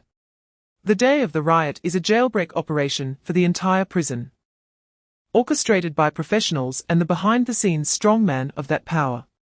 The prison warden anticipated the crisis, but has never managed to resolve this trouble before the day of the riot. The abyss has sealed time. The period during which professionals continuously enter is actually the time before and after the day of the riot. This finally helped Zheng Yu clarify the entire story of the prison death cell. Simply put, it is a transaction disrupted by the professionals. Chapter 159, In the Evening. At the conference, Zheng Yu received advance notice from the succubus. The prison warden will grant you the position of tier leader at tonight's conference and give you the 11th ranking, then assign you to manage the underground second-level prison.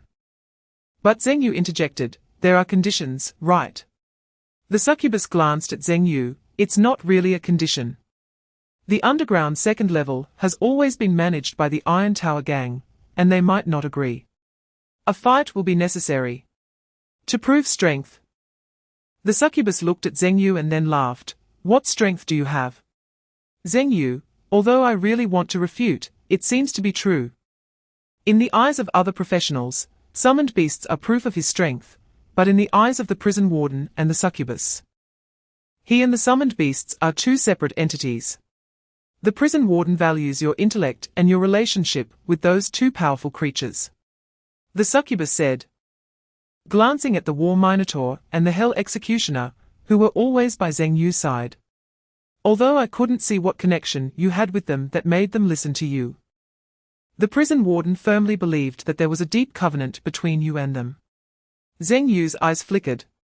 Chapter 160. Zheng Yu wasn't boasting. He was serious.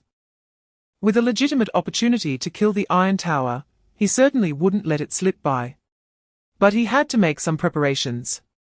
For example, he needed to upgrade the Hell Executioner to level 7. Zheng Yu didn't hesitate at all and opened all 12 loot chests he obtained today. You have opened the loot chest, Elite Prisoner 3029, gaining 1200 talent points and a random emblem. You have opened the loot chest, Elite Prisoner, gaining 1500 talent points. You have opened it. A series of prompts flooded the screen. Zheng Yu didn't look at them one by one, he quickly counted his gains. Today, he gained a total of 17,100 talent points, 3 random emblems. Adding the 3 random emblems from yesterday, and 9,900 talent points. It was enough to upgrade the Hell Executioner to level 7, leaving him with an additional 7,000 talent points. Zheng Yu first opened all 6 random emblems. You have unlocked a random emblem, gaining 1 fighter emblem. You have unlocked a random emblem, gaining 1 Crimson Moon emblem. You have unlocked a random emblem, gaining 1 Lucky Star emblem. Chapter 161, Summoned Beast. Redeemer level 27, increases with the summoner's level, health 184,000, attack power 33,158, talent level 7, needs 50,000 talent points to upgrade.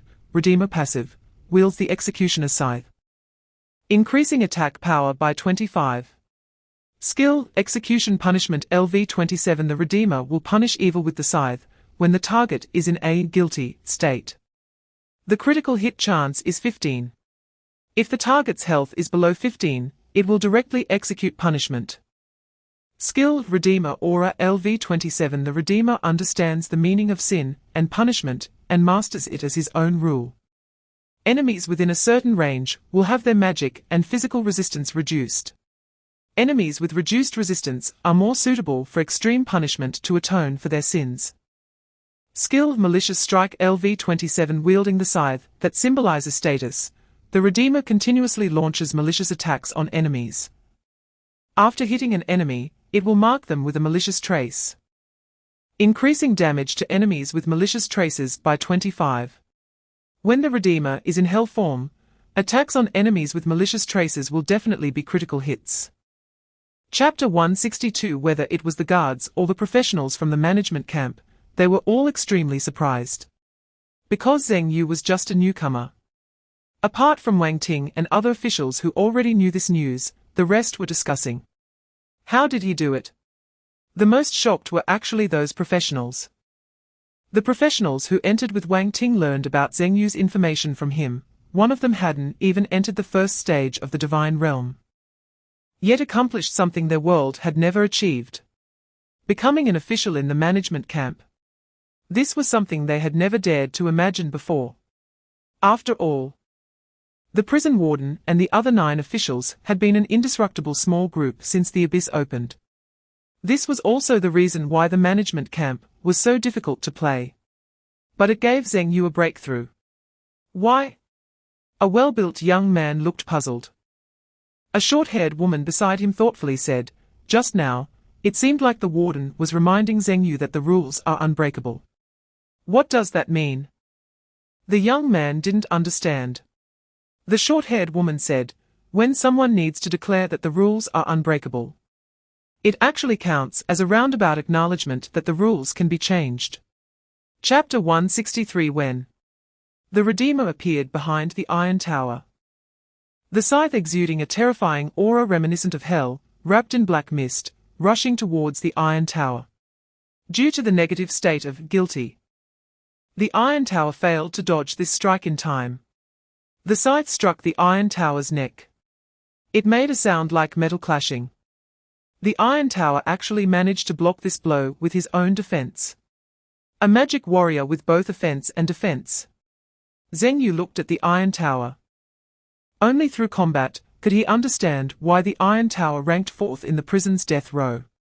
Based on the Iron Tower's strength, Zheng Yu could also gauge the general strength of the other officials.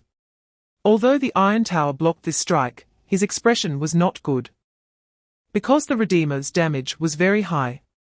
If it weren't for his extremely high defense, this sneak attack might have been able to kill an ordinary patrol captain in one hit.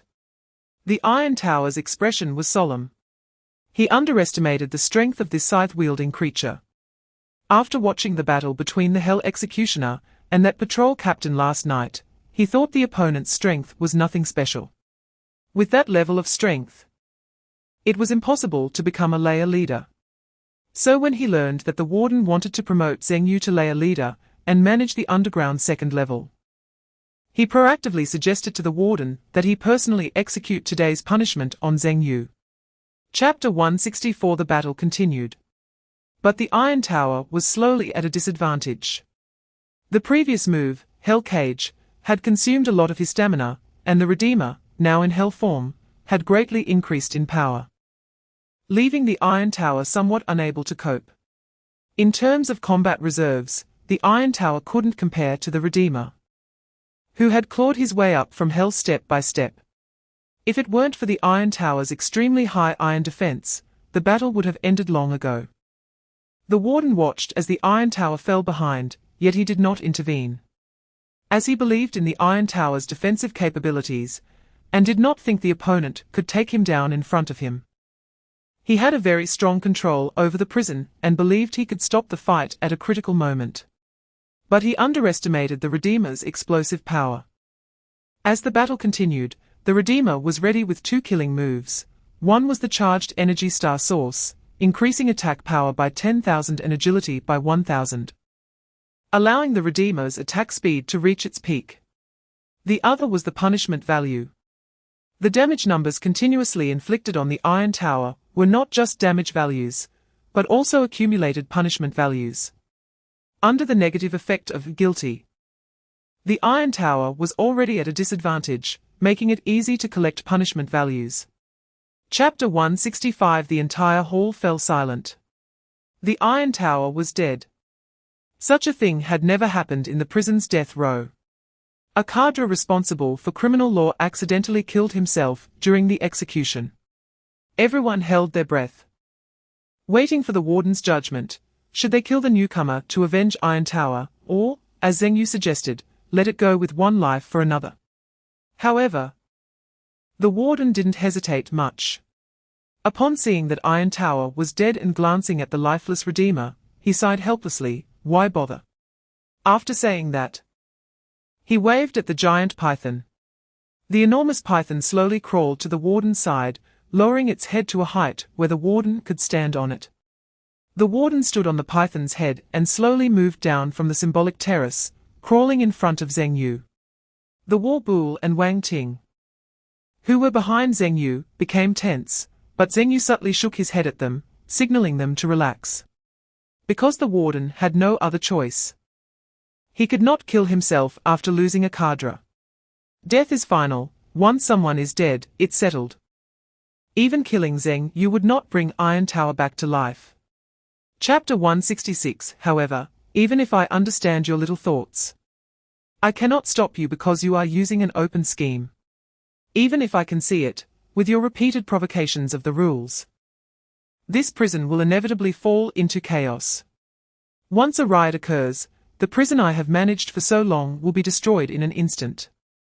Not only will the prison descend into chaos, but the most terrifying thing is that the transaction cannot be completed. You should know who we are trading with. That is the god of the prison domain. Offending me means death at most.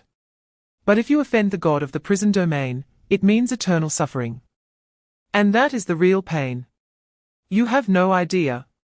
Facing the warden's words, Zheng Yu's eyes flashed with a strange light. No, I am very clear. Because you are already under the punishment of the god of the prison domain.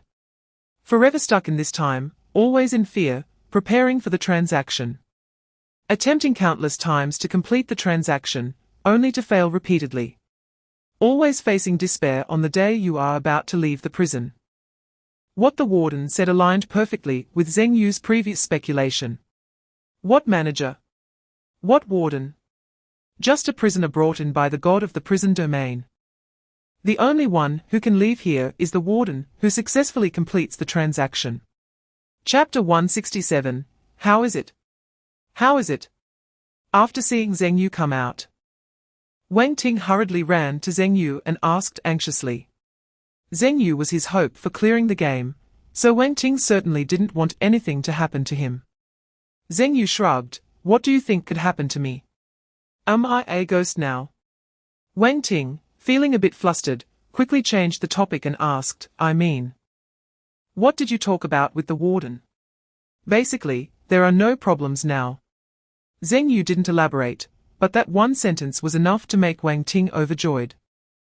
Zheng Yu continued, but you all must cooperate with me and follow my arrangements. No problem. Wang Ting replied immediately. Don't you need to discuss it with them? Zheng Yu asked with a smile. Discuss what? I make the calls here. A thigh? Is there anyone with a thicker thigh than Zheng Yu? Moreover, just last night, his captain had told him that he could agree to all of Zheng Yu's requests. Wang Ting knew his female captain very well. Proud and unyielding. She never submitted to anyone. But now she had submitted. Even the thigh he thought was big regarded Zheng Yu as the big thigh, so what was there to discuss? Just hold on tight and that's it. Chapter 168, The Four Carders Left.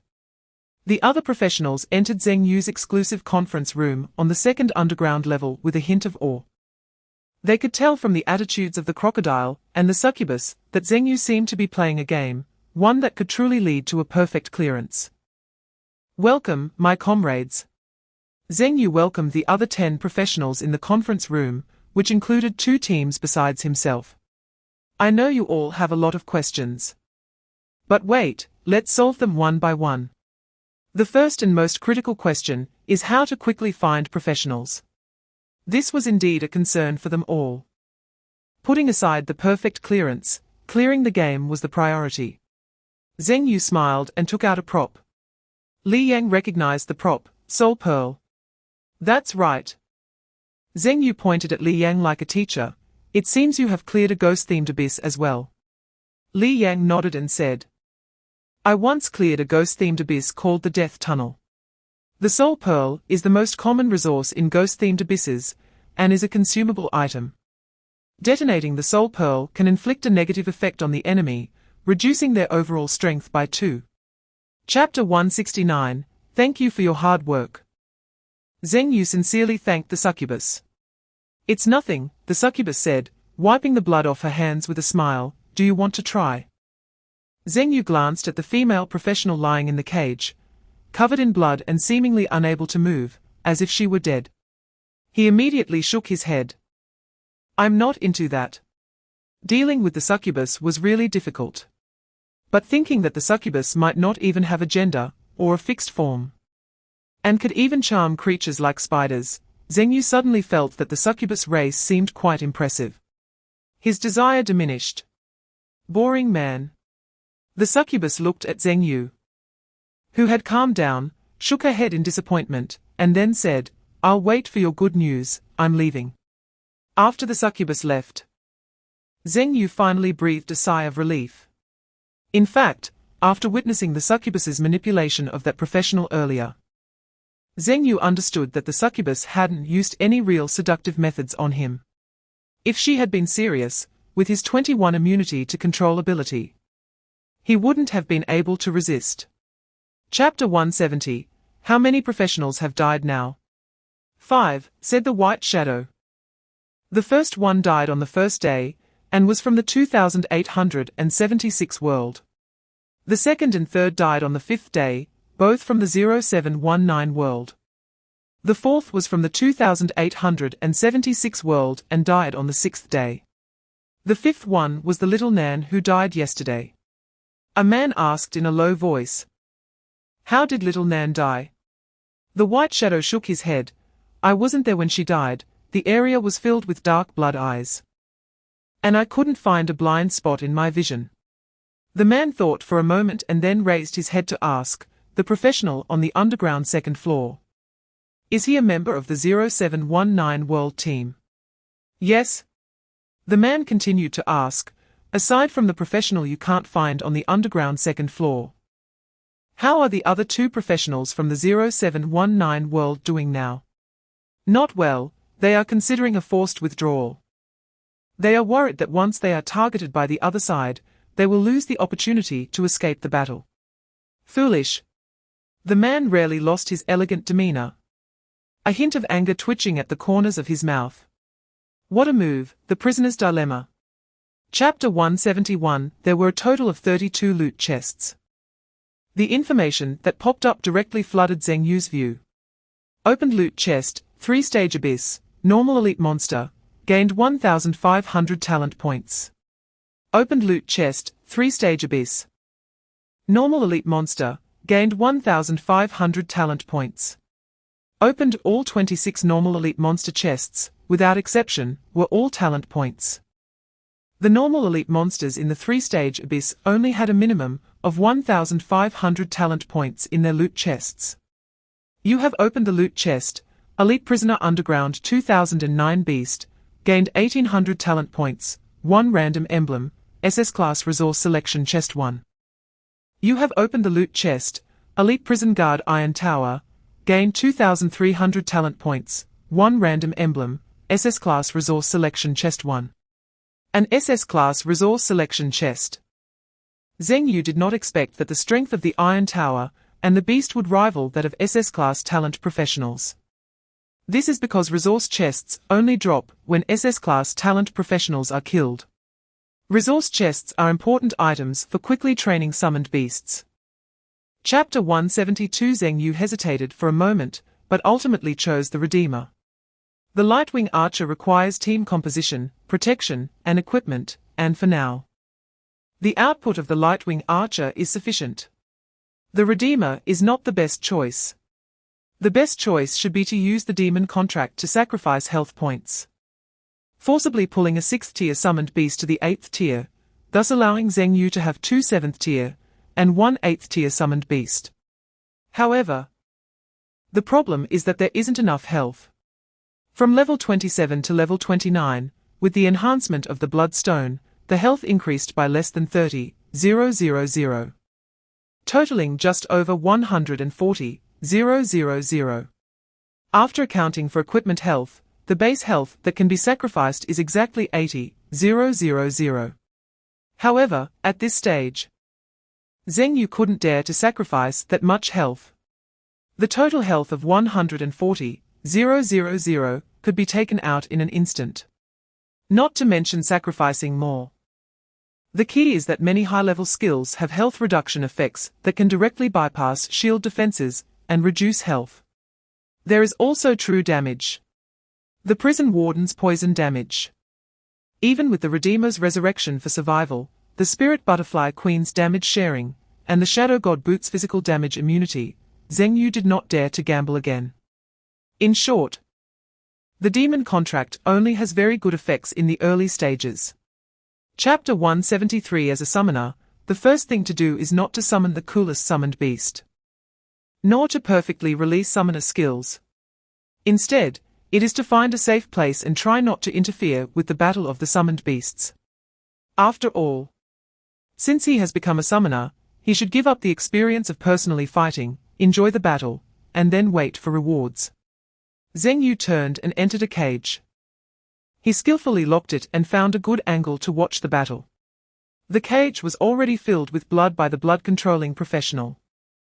And Zheng Yu even took out a chair from his inventory and lay on it. This is the battle of a summoner. No profession, even the necromancer, which has similarities to summoners, can enjoy such a comfortable battle.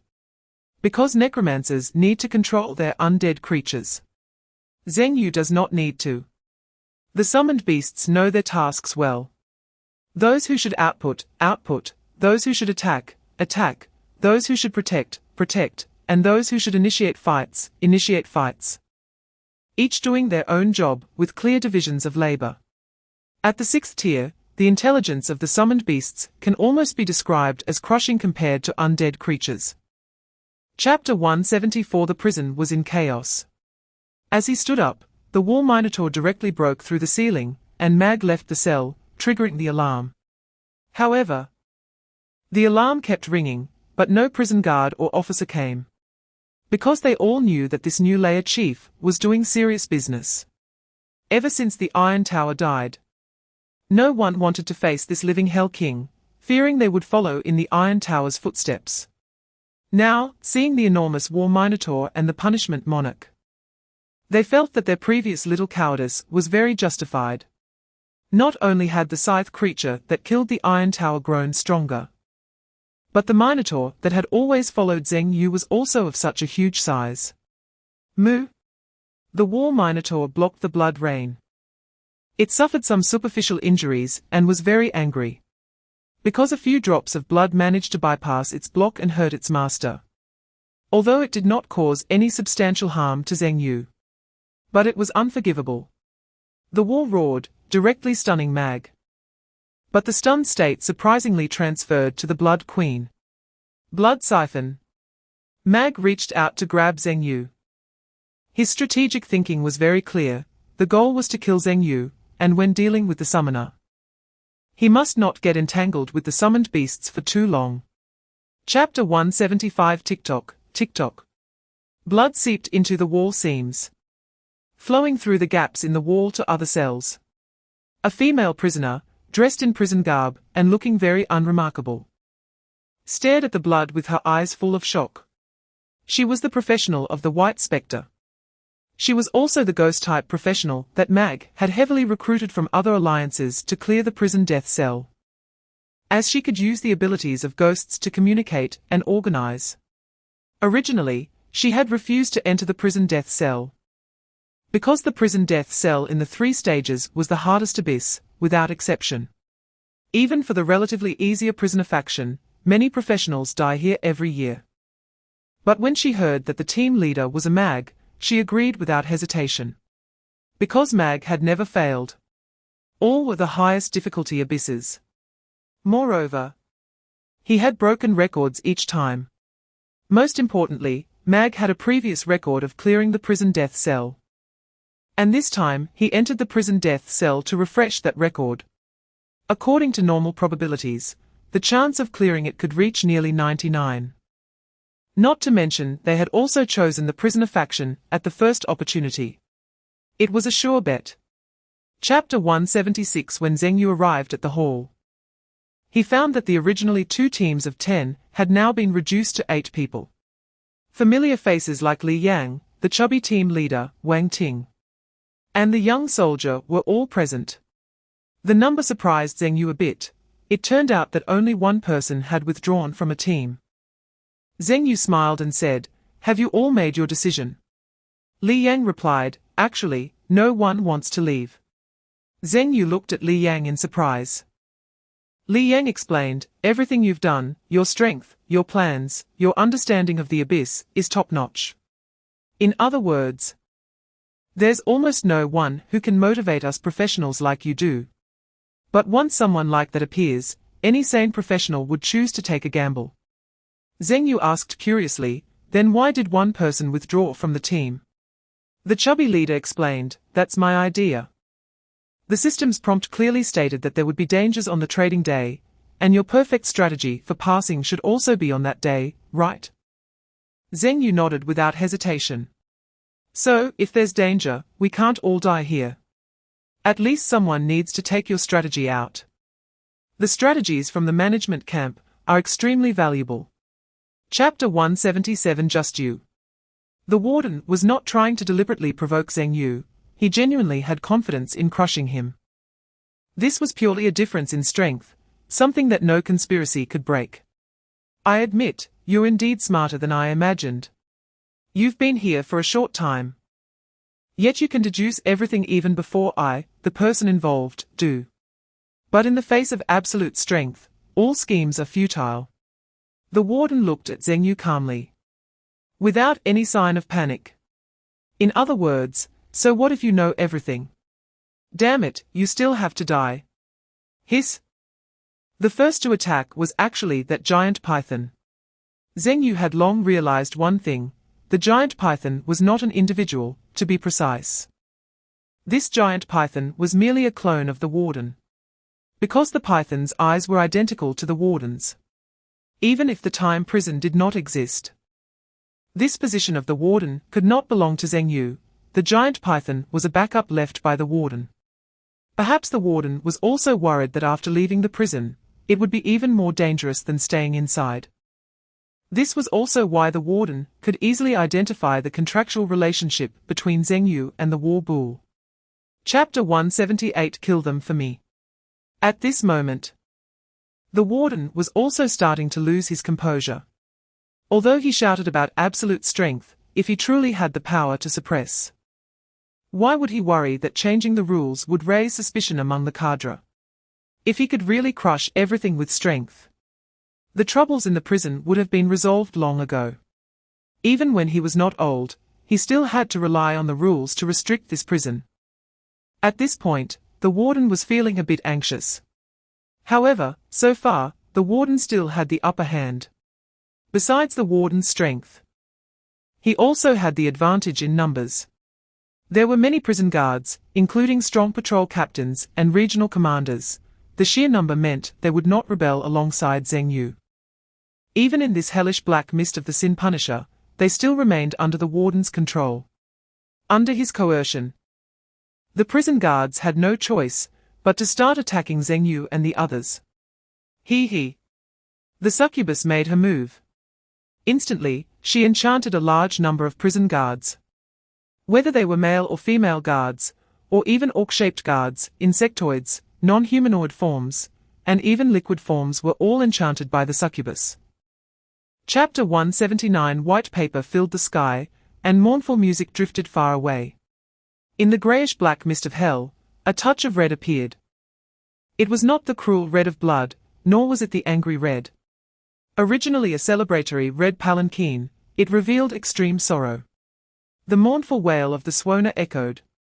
The yellow weasel stepped lightly, looking at the red palanquin, slowly emerging from a patch of white mist amidst the mournful music played by paper figures.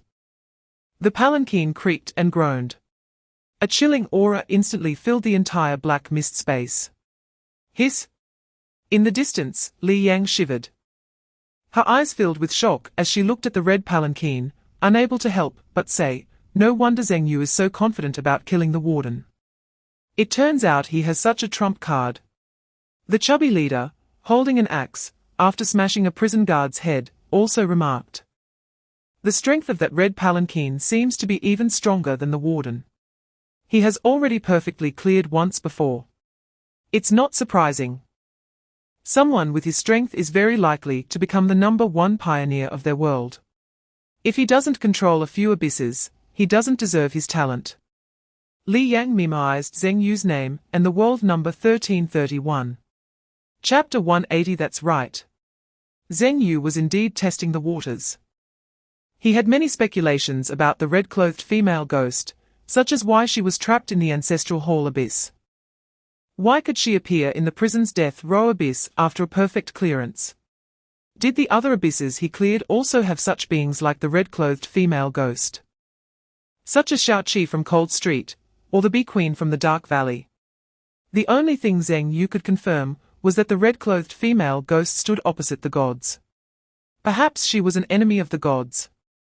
To be able to become an enemy of the gods, her strength must not be weak, At the very least, she had the capital to contend against the gods.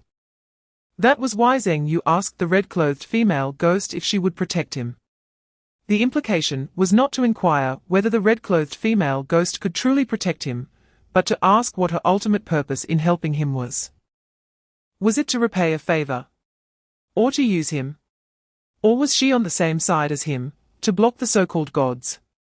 Zheng Yu believed it had little to do with favors. He always believed in one saying, "There are no unprovoked helps, nor is there any eager business."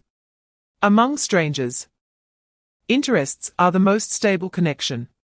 Unfortunately, his test did not receive a response. Chapter 181: The Kneeling Warden. The lowered head. And the silent prison. No one had ever thought that the warden would really die. Even those who agreed to rebel alongside Zheng Yu, like the succubus, only wanted to take a gamble. As for whether they could kill the warden, they truly didn't care. Because of Zheng Yu's spoilers, they understood that even if they continued to endure, what awaited them would only be a reset of time, forever trapped here, forever living under the warden's control, which was why they rebelled alongside Zheng Yu. The usually irritable crocodile had also restrained his temper. Looking at the warden, whose body was shattered and kneeling beside Zheng Yu, his skin already withered and crumbling into pieces, the crocodile moved its body. Slowly, it crawled in front of Zheng Yu. No words were spoken. Actions represent everything. This seemingly violent, bloodthirsty, and crazy beast understands the situation better than anyone else, just as it never challenged the warden before. The prison guards put down their weapons. The succubus glanced at the elegant and noble-winged elf, then at the breathtakingly beautiful spirit butterfly queen.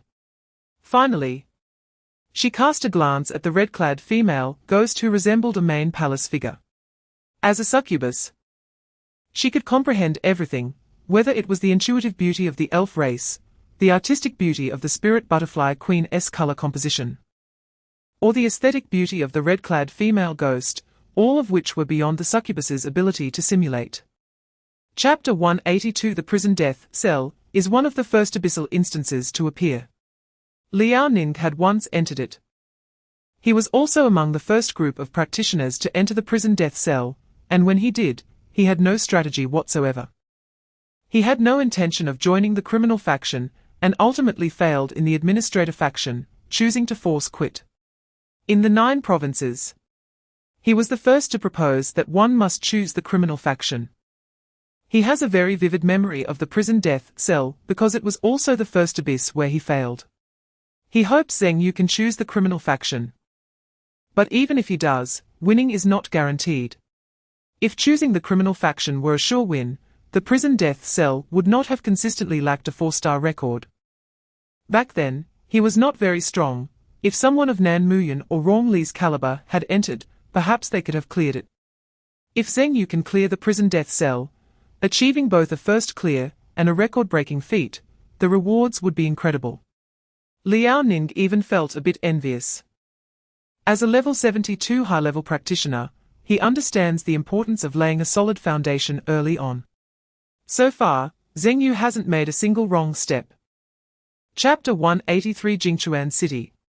Before the crowd gathered, Zheng Yu had already left with the mayor of Jingchuan City, taking a prepared van to the southwestern district. "Can I still make it to the competition?" Zheng Yu asked. The driver replied, "Originally, you wouldn't have made it because the top 100 competition is about to end. And it would take us 6 hours to get there even if we drove fast.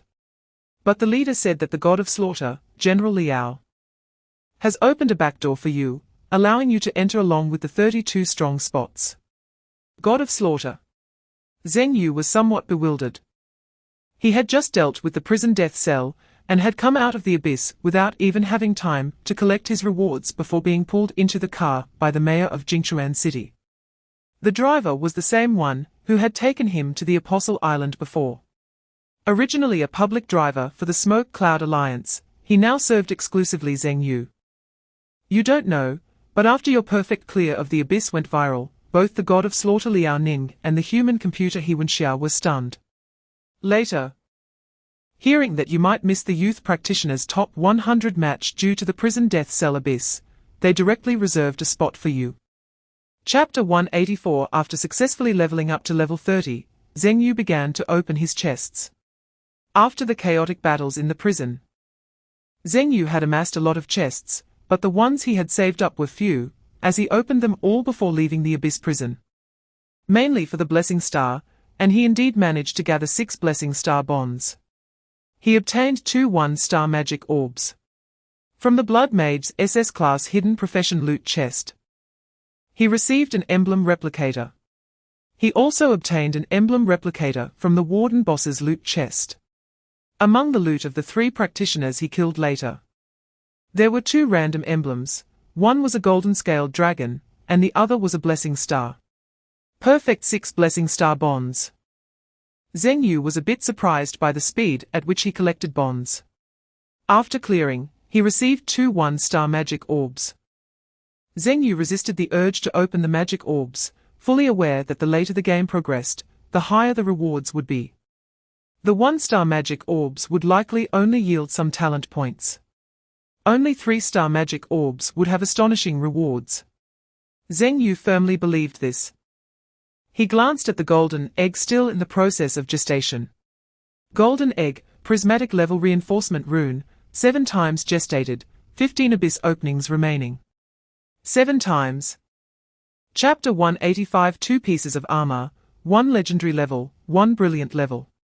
Armor, intent of black poison wearing level, 30 wearing requirement, none grade, brilliant attributes, intelligence 350. Health 8500. Equipment effect, passive effect. When wearing this equipment, poison resistance 150, immune to poison once every hour, damage increased by 17 when attacking poisoned enemies. Active effect, activate the intent of black poison, 30 chance to poison the enemy when attacking.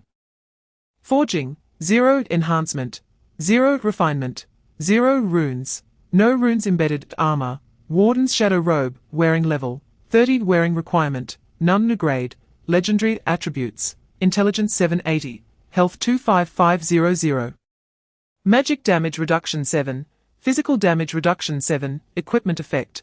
The shadow robe can hide the wearer's shape and breath, reducing 99 damage when attacked for the first time.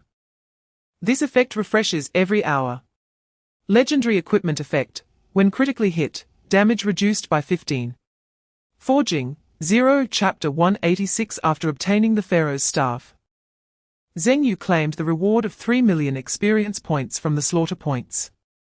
Level, LV30 LV31, 2, 5 million, need 1. 18 million experience points to level up, level increased again. All equipment replaced. Now, Zheng Yu's equipment includes 6 items on the leaderboard.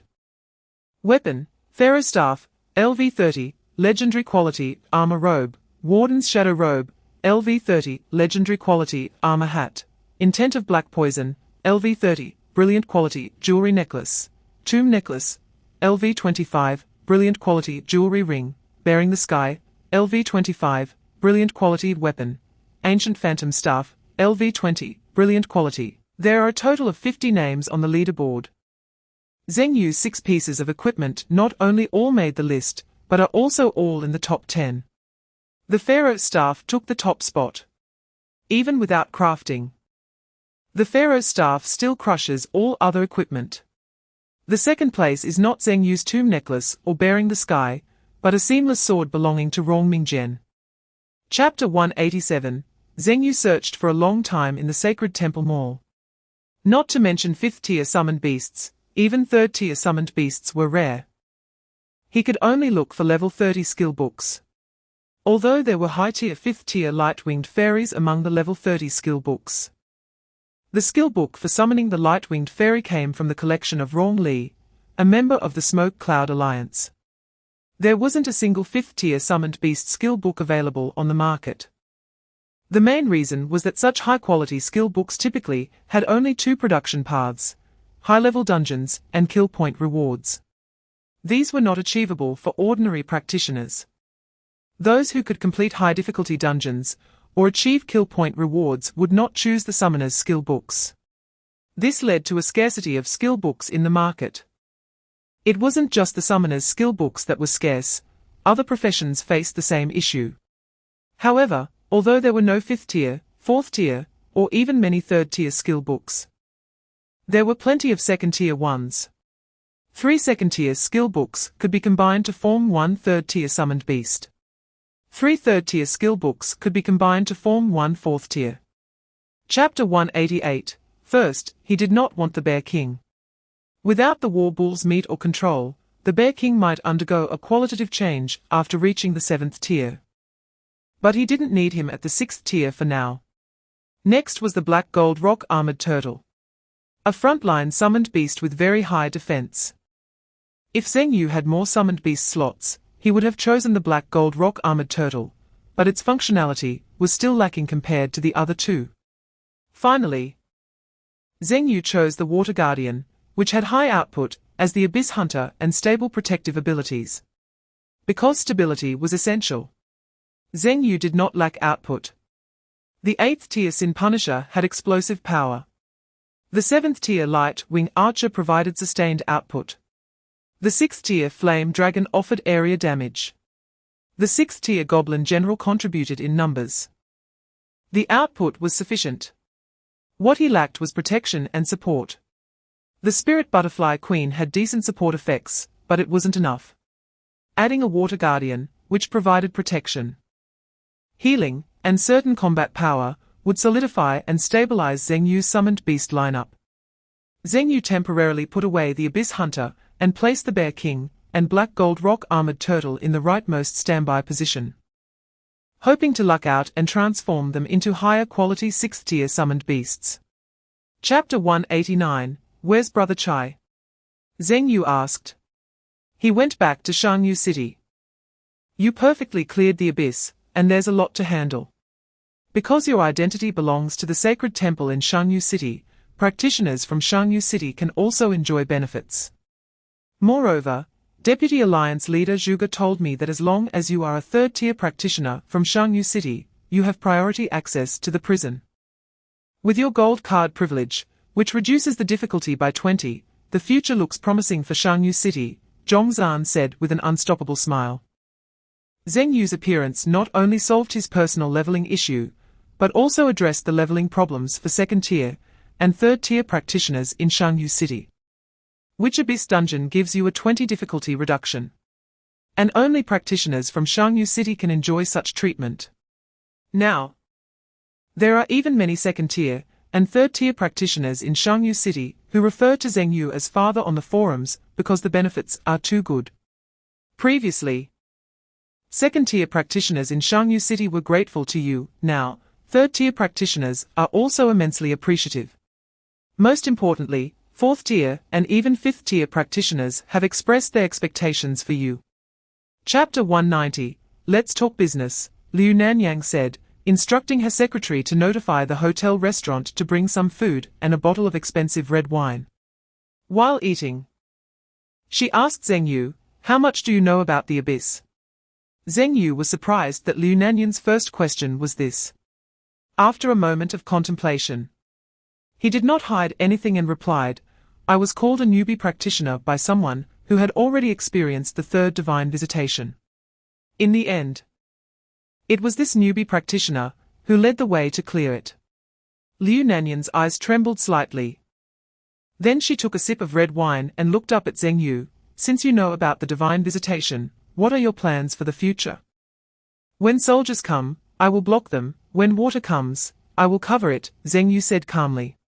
He then added, God kills gods, and demons slay demons. Perhaps feeling that Zheng Yu sounded a bit serious, he joked, even if a dog comes here, I would kick it. Don't worry. I am not a pessimistic person. Zheng Yu understood why Liu Nanyang first discussed this with him. She needed to know his thoughts to focus the future alliance's efforts on him. Chapter 191. Zheng Yu and Liu Nanyang talked until midnight, during which he learned more detailed information about the abyss. For example, the first divine visitation might occur within a few years after the 10th tier abyss appears. Zheng Yu also understood that after perfectly clearing it, the abyss he controlled could be trusted. Because the main force that resisted the second and even third divine visitations in other worlds consisted of practitioners who mastered the abyss. Everything in the abyss is related to the divine. Clearing the abyss and understanding those so-called gods could provide the means and power to block the deities. This was also something Nan Muyun had said. Since Zheng Yu had already controlled 2 abysses, Liu Nanyang shared these matters with him. Zheng Yu also inquired about the sacred temple. Liu Nanyang's answer was that no one has dared to guarantee whether the sacred temple is helping us or if they are our enemies. Nan Muyun was unclear. Even practitioners from other worlds, even those who had experienced the third divine visitation, were also unsure. Liu Nanyang believed the sacred temple resembled a medium, pulling the world into this battle between gods and practitioners as a third party. Chapter 192, the next morning. Phoenix Stadium. The matches for the top 32 were scheduled for 8 a.m. It was early because the entire day's schedule included the completion of the top 32, top 16, top 8, top 4, and final matches. The highly anticipated top 4 and final matches would take place in the evening, during the peak viewing time. Under the guidance of the staff, Zheng Yu entered the backstage of Phoenix Stadium. Upon entering the backstage, Zheng Yu distinctly sensed a familiar aura, the aura of the abyss. The magic of Phoenix Stadium lies in its physical structure, allowing audiences to enter and watch, while recording equipment can directly connect for live broadcasting. Meanwhile, the competitors are situated within the abyss. Liu Nanyang once told him that this Phoenix Stadium is the abyss controlled by Nan Muyu, an abyss known as the arena.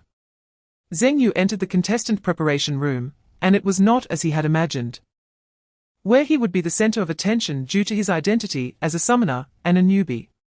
Because the preparation room was a single room, and it was very luxurious. It was even equipped with a masseuse to help contestants relax before the match, various foods, various training equipment, and a window with an excellent view for watching the competition. The match had no opening ceremony or performance.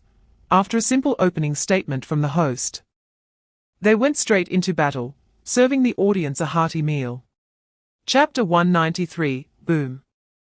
The enormous sound of the war bull hitting the ground not only stunned Zhong Hao on stage, but also left the audience watching in shock.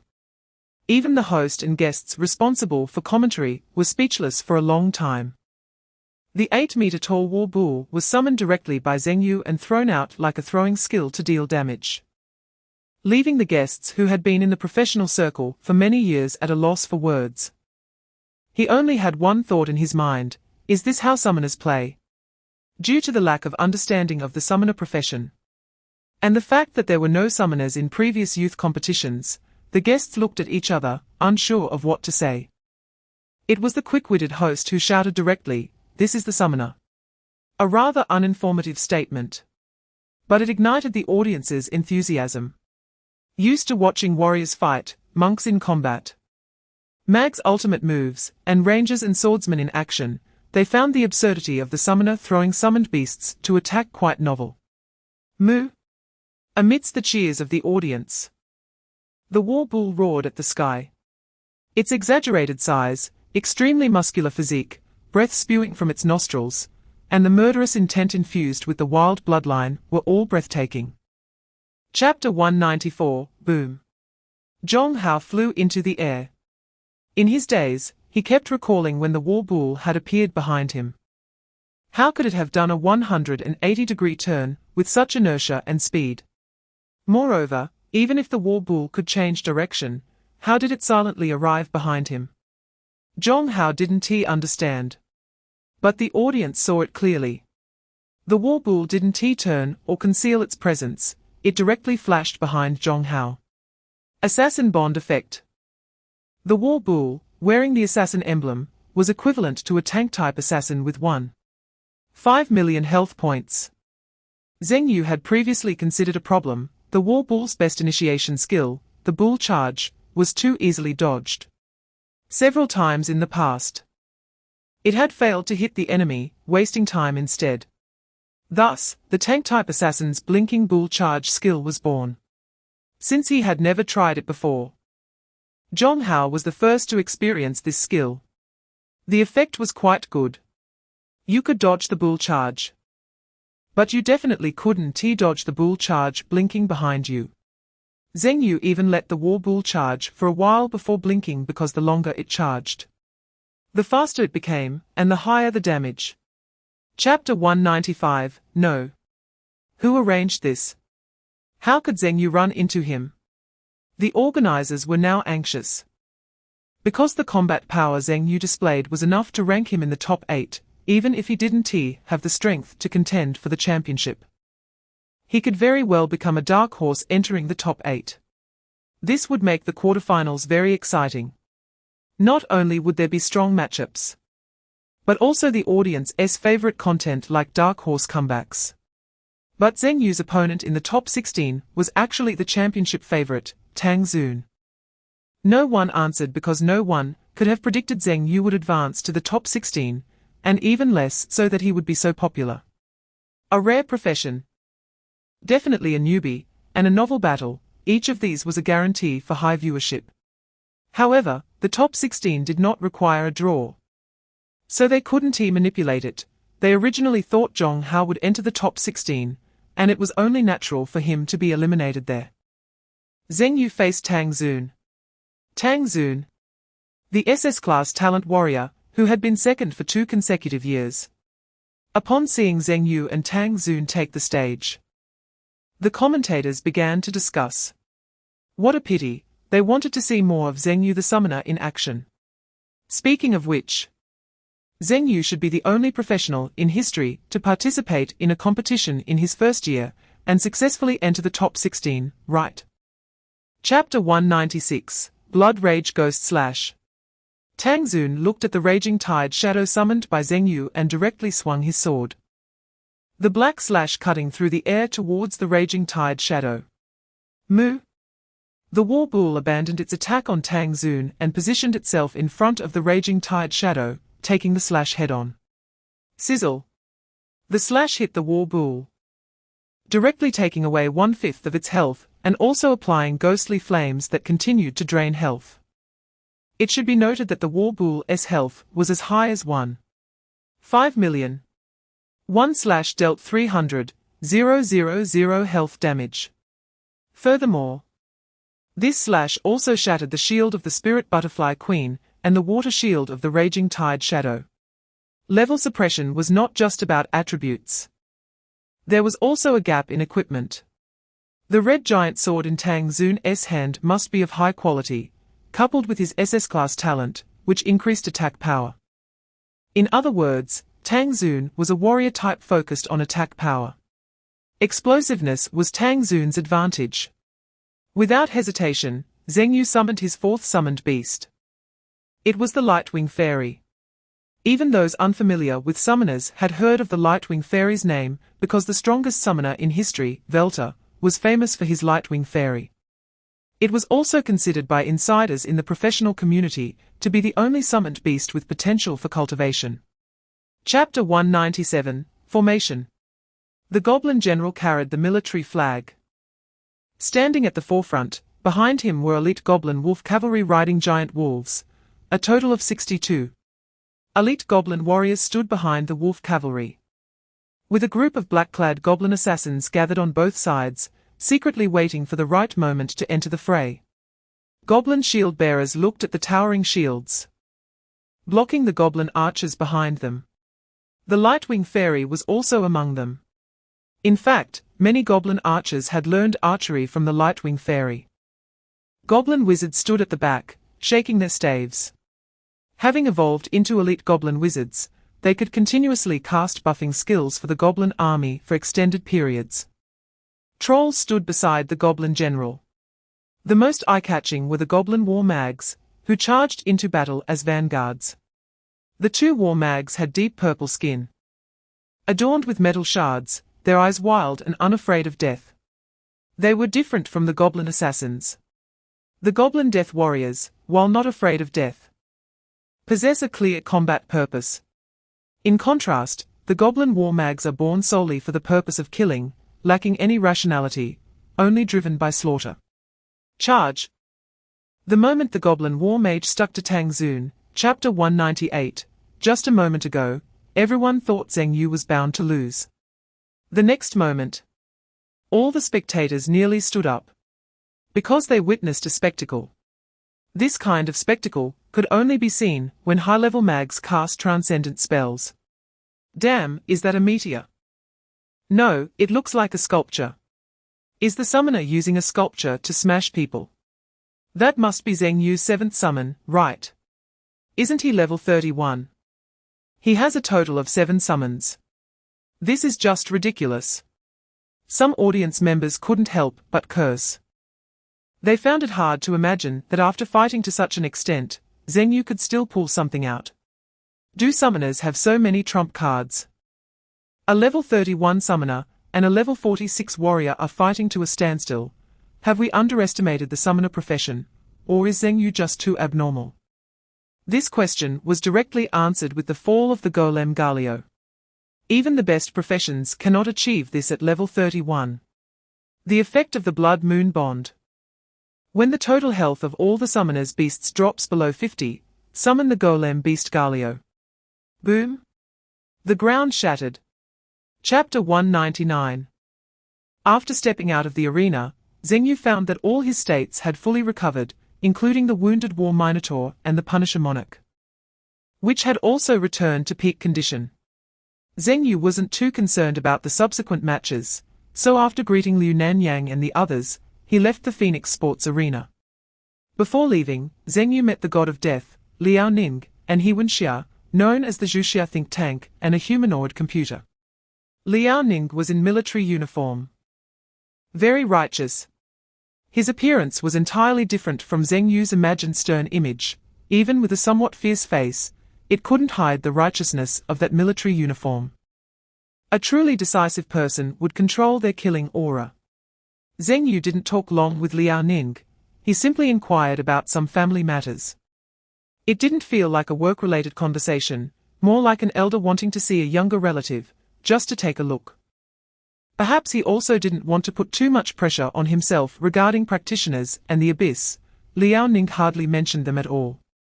He did ask Zheng Yu if he had a girlfriend, and he asked twice.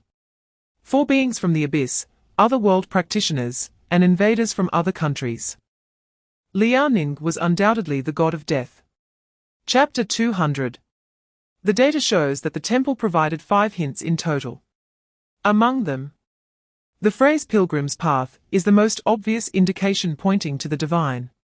Each abyss represents a segment of a god's past or a story, history, or character related to the god. It can be understood that the temple is explaining to practitioners what a god is.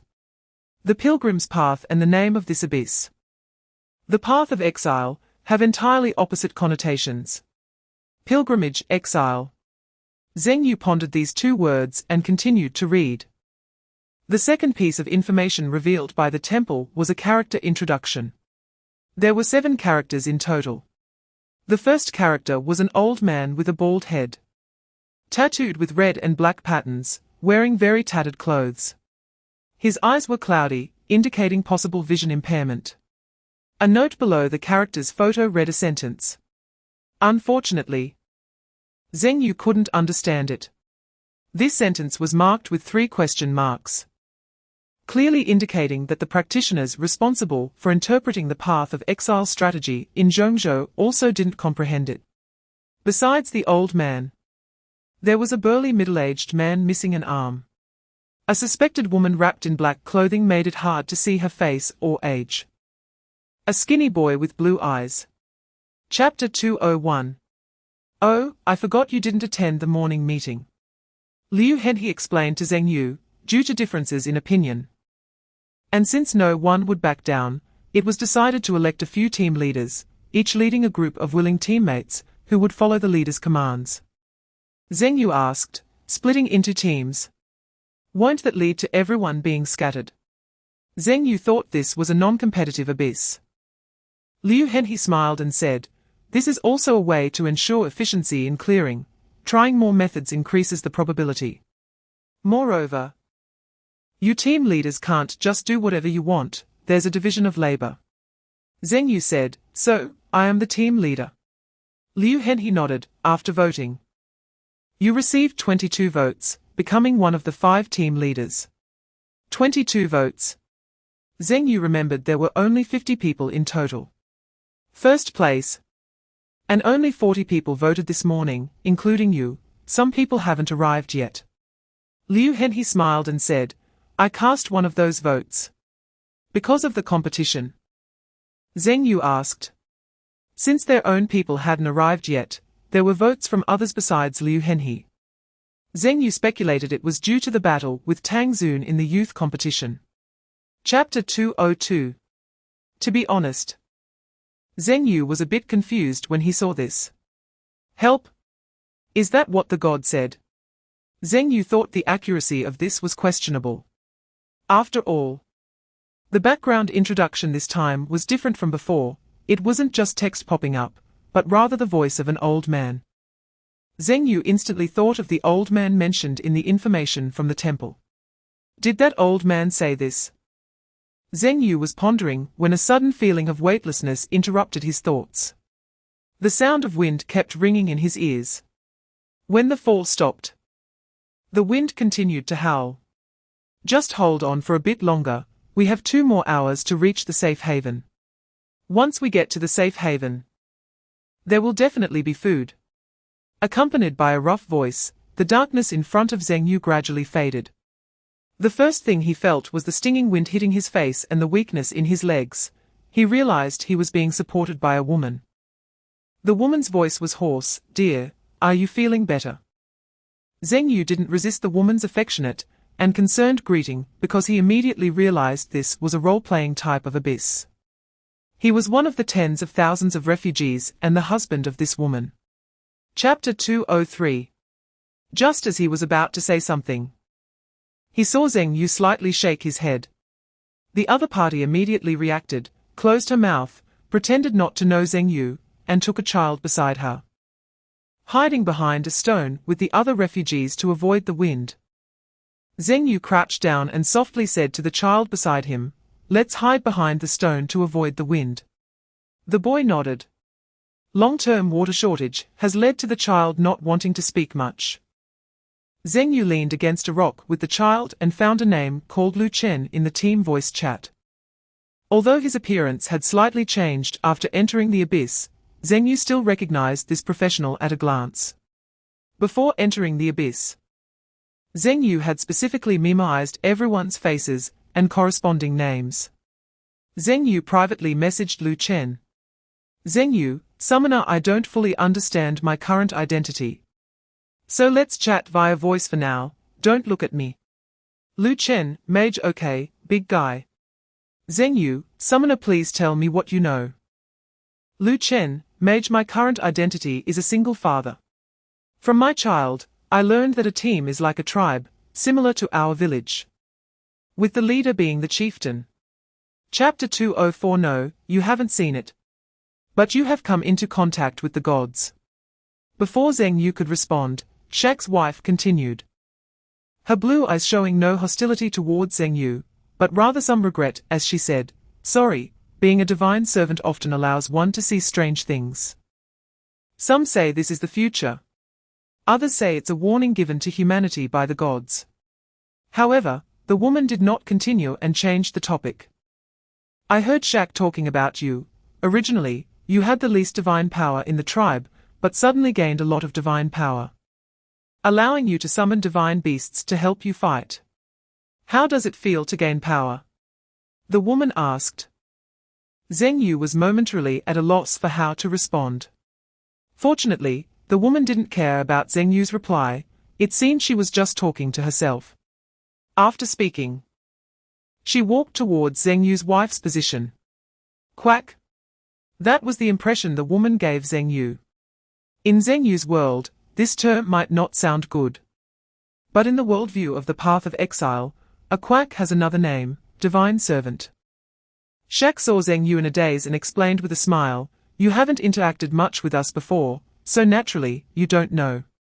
My wife wasn't so mystical before." Chapter 205. To be honest, Zheng Yu had long wanted to take a look at the sandstorm. According to Shaq's wife's hint, this sandstorm was created by the forces behind the control of the Sentinels. In other words, to clear the level. One must know who wants to stop this group of pilgrimage refugees. Why stop them? Is it a hostile relationship? A religious war? Or is there some other reason? Moreover, the ability to manipulate such a massive sandstorm indicates that the behind-the-scenes person must be quite powerful. But why, with such strength, only use sentinels to harass? Zheng Yu thought while holding the boy's hand and trying to find his way through the sandstorm. Lu Chen, mage big guy, where do we go? Do we go directly outside the sandstorm, or do we look for the sentinels? The reason Lu Chen still used the team voice chat was simply because the sandstorm was too strong to speak openly. Zheng Yu replied, of course. Saving people is the priority. Although Zheng Yu was not the real husband of Aisha, since the Abyss had arranged this identity, he couldn't just ignore it. Zheng Yu, summoner however, if we follow what that divine servant said, we probably can't just walk out of the sandstorm. The purpose of the sandstorm is to block part of the pilgrimage refugees. If we don't stop this sandstorm, not only will the subsequent pilgrimage groups be unable to advance, but we won't be able to get out either. Chapter 206. After Lu Chen cast a stabilization spell on himself, he felt much more comfortable. The stabilization spell is similar to a sedative. It generally alleviates headaches and nausea after a mage forcibly casts a high-difficulty spell. After seeing this, Zheng Yu said to Lu Chen, give Aisha a stabilization spell too. All right. Lu Chen turned and cast a stabilization spell on Aisha, who was on the back of the spirit butterfly queen. The effect was evident. Aisha's tightly furrowed brows finally relaxed, and the calming effect allowed her to enter a state of rest. Zheng Yu said to the boy, stay close to Mom and ensure her safety.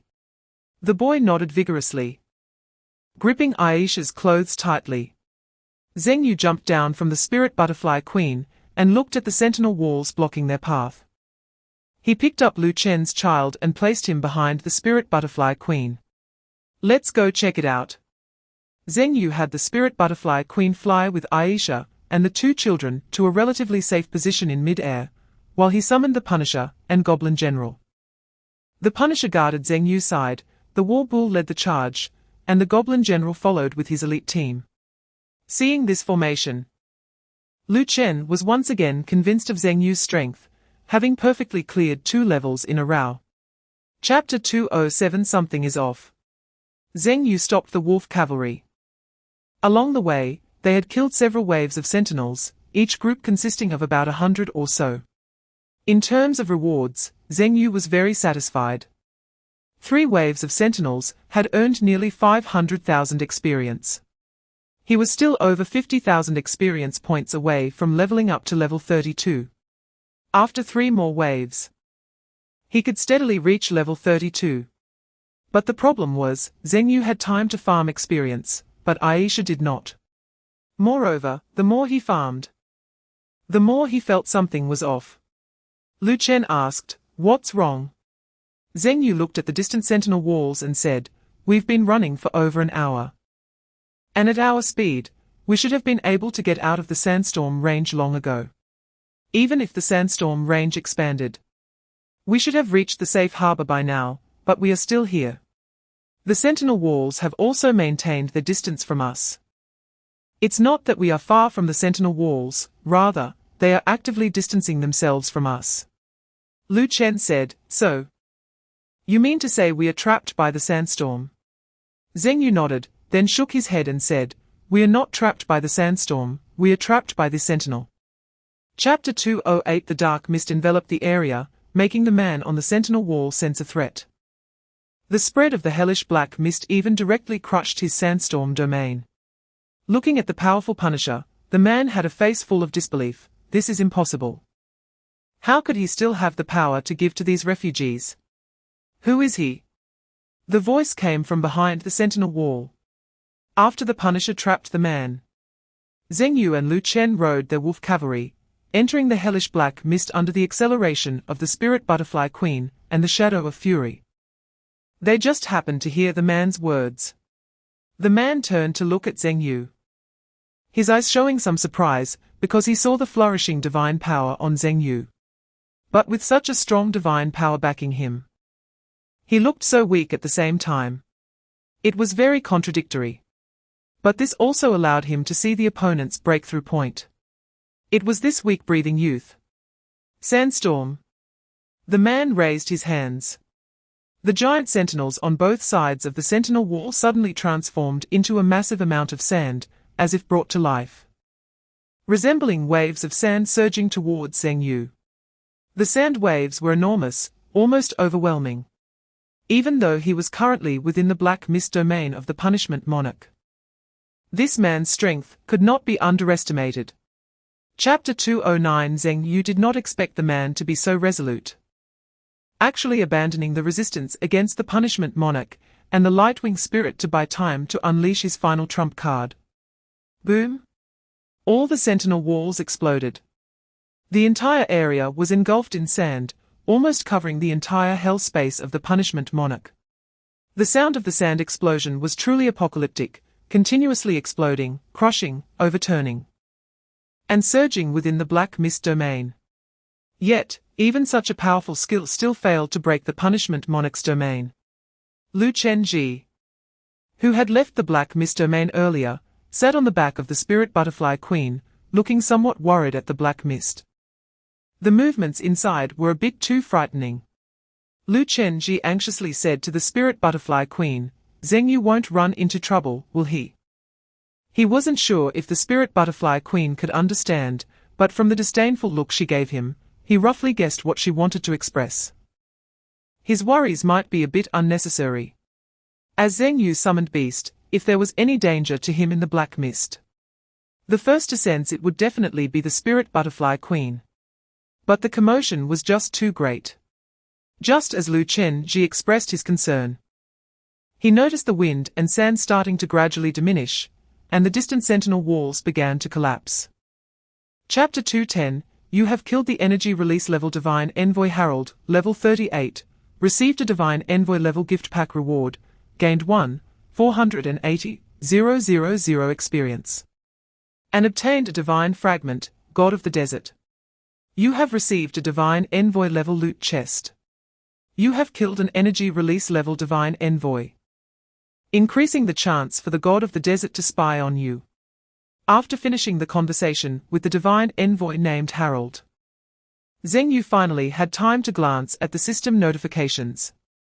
Energy release level Divine Envoy. Zheng Yu remembered that Shaq's wife had mentioned she was a first encounter level Divine Envoy. Currently, the only Divine Envoy levels Zheng Yu knew were first encounter and energy release. As for what lies above energy release level Divine Envoy, whether there are other levels between first encounter and energy release, and what the upper limit of energy release level Divine Envoy is, Zheng Yu was still unclear. He knew too little about the information regarding the gods. However, Zheng Yu was quite satisfied with the rewards dropped by the Divine Envoy.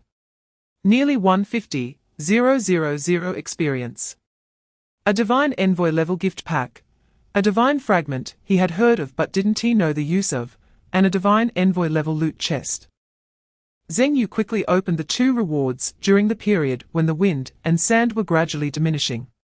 Chapter 211. As the wind and sand dissipated, an endless gobi appeared before Zheng Yu. Ahead was the safe haven. Lu Chenji pointed to a huge canyon in the distance. Below the canyon was actually a village. Due to the terrain, the wind and sand of the gobi were blocked by the canyon, naturally forming a habitable settlement below. Zheng Yu looked at the village below, frowning and saying, "Such a small village can't supply food and water for tens of thousands of refugees. Besides, would they be willing to give resources to the refugees?" Zheng Yu's expression was somewhat complicated. He had already sensed subtle energy fluctuations that were somewhat similar to Harold's divine power. It seemed like someone was fighting. Lu Chenji also felt it.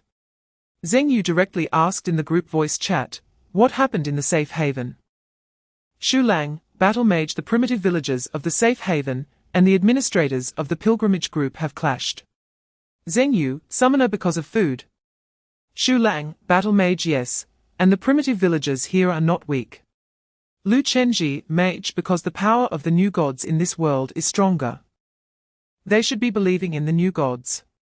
Xu Lang, battle mage new gods. Chen Ji, elaborate. Chapter 212. After basically determining the rough plot of this abyss, Zheng Yu made this decision. The most important reason for making this decision was actually Harold's reaction.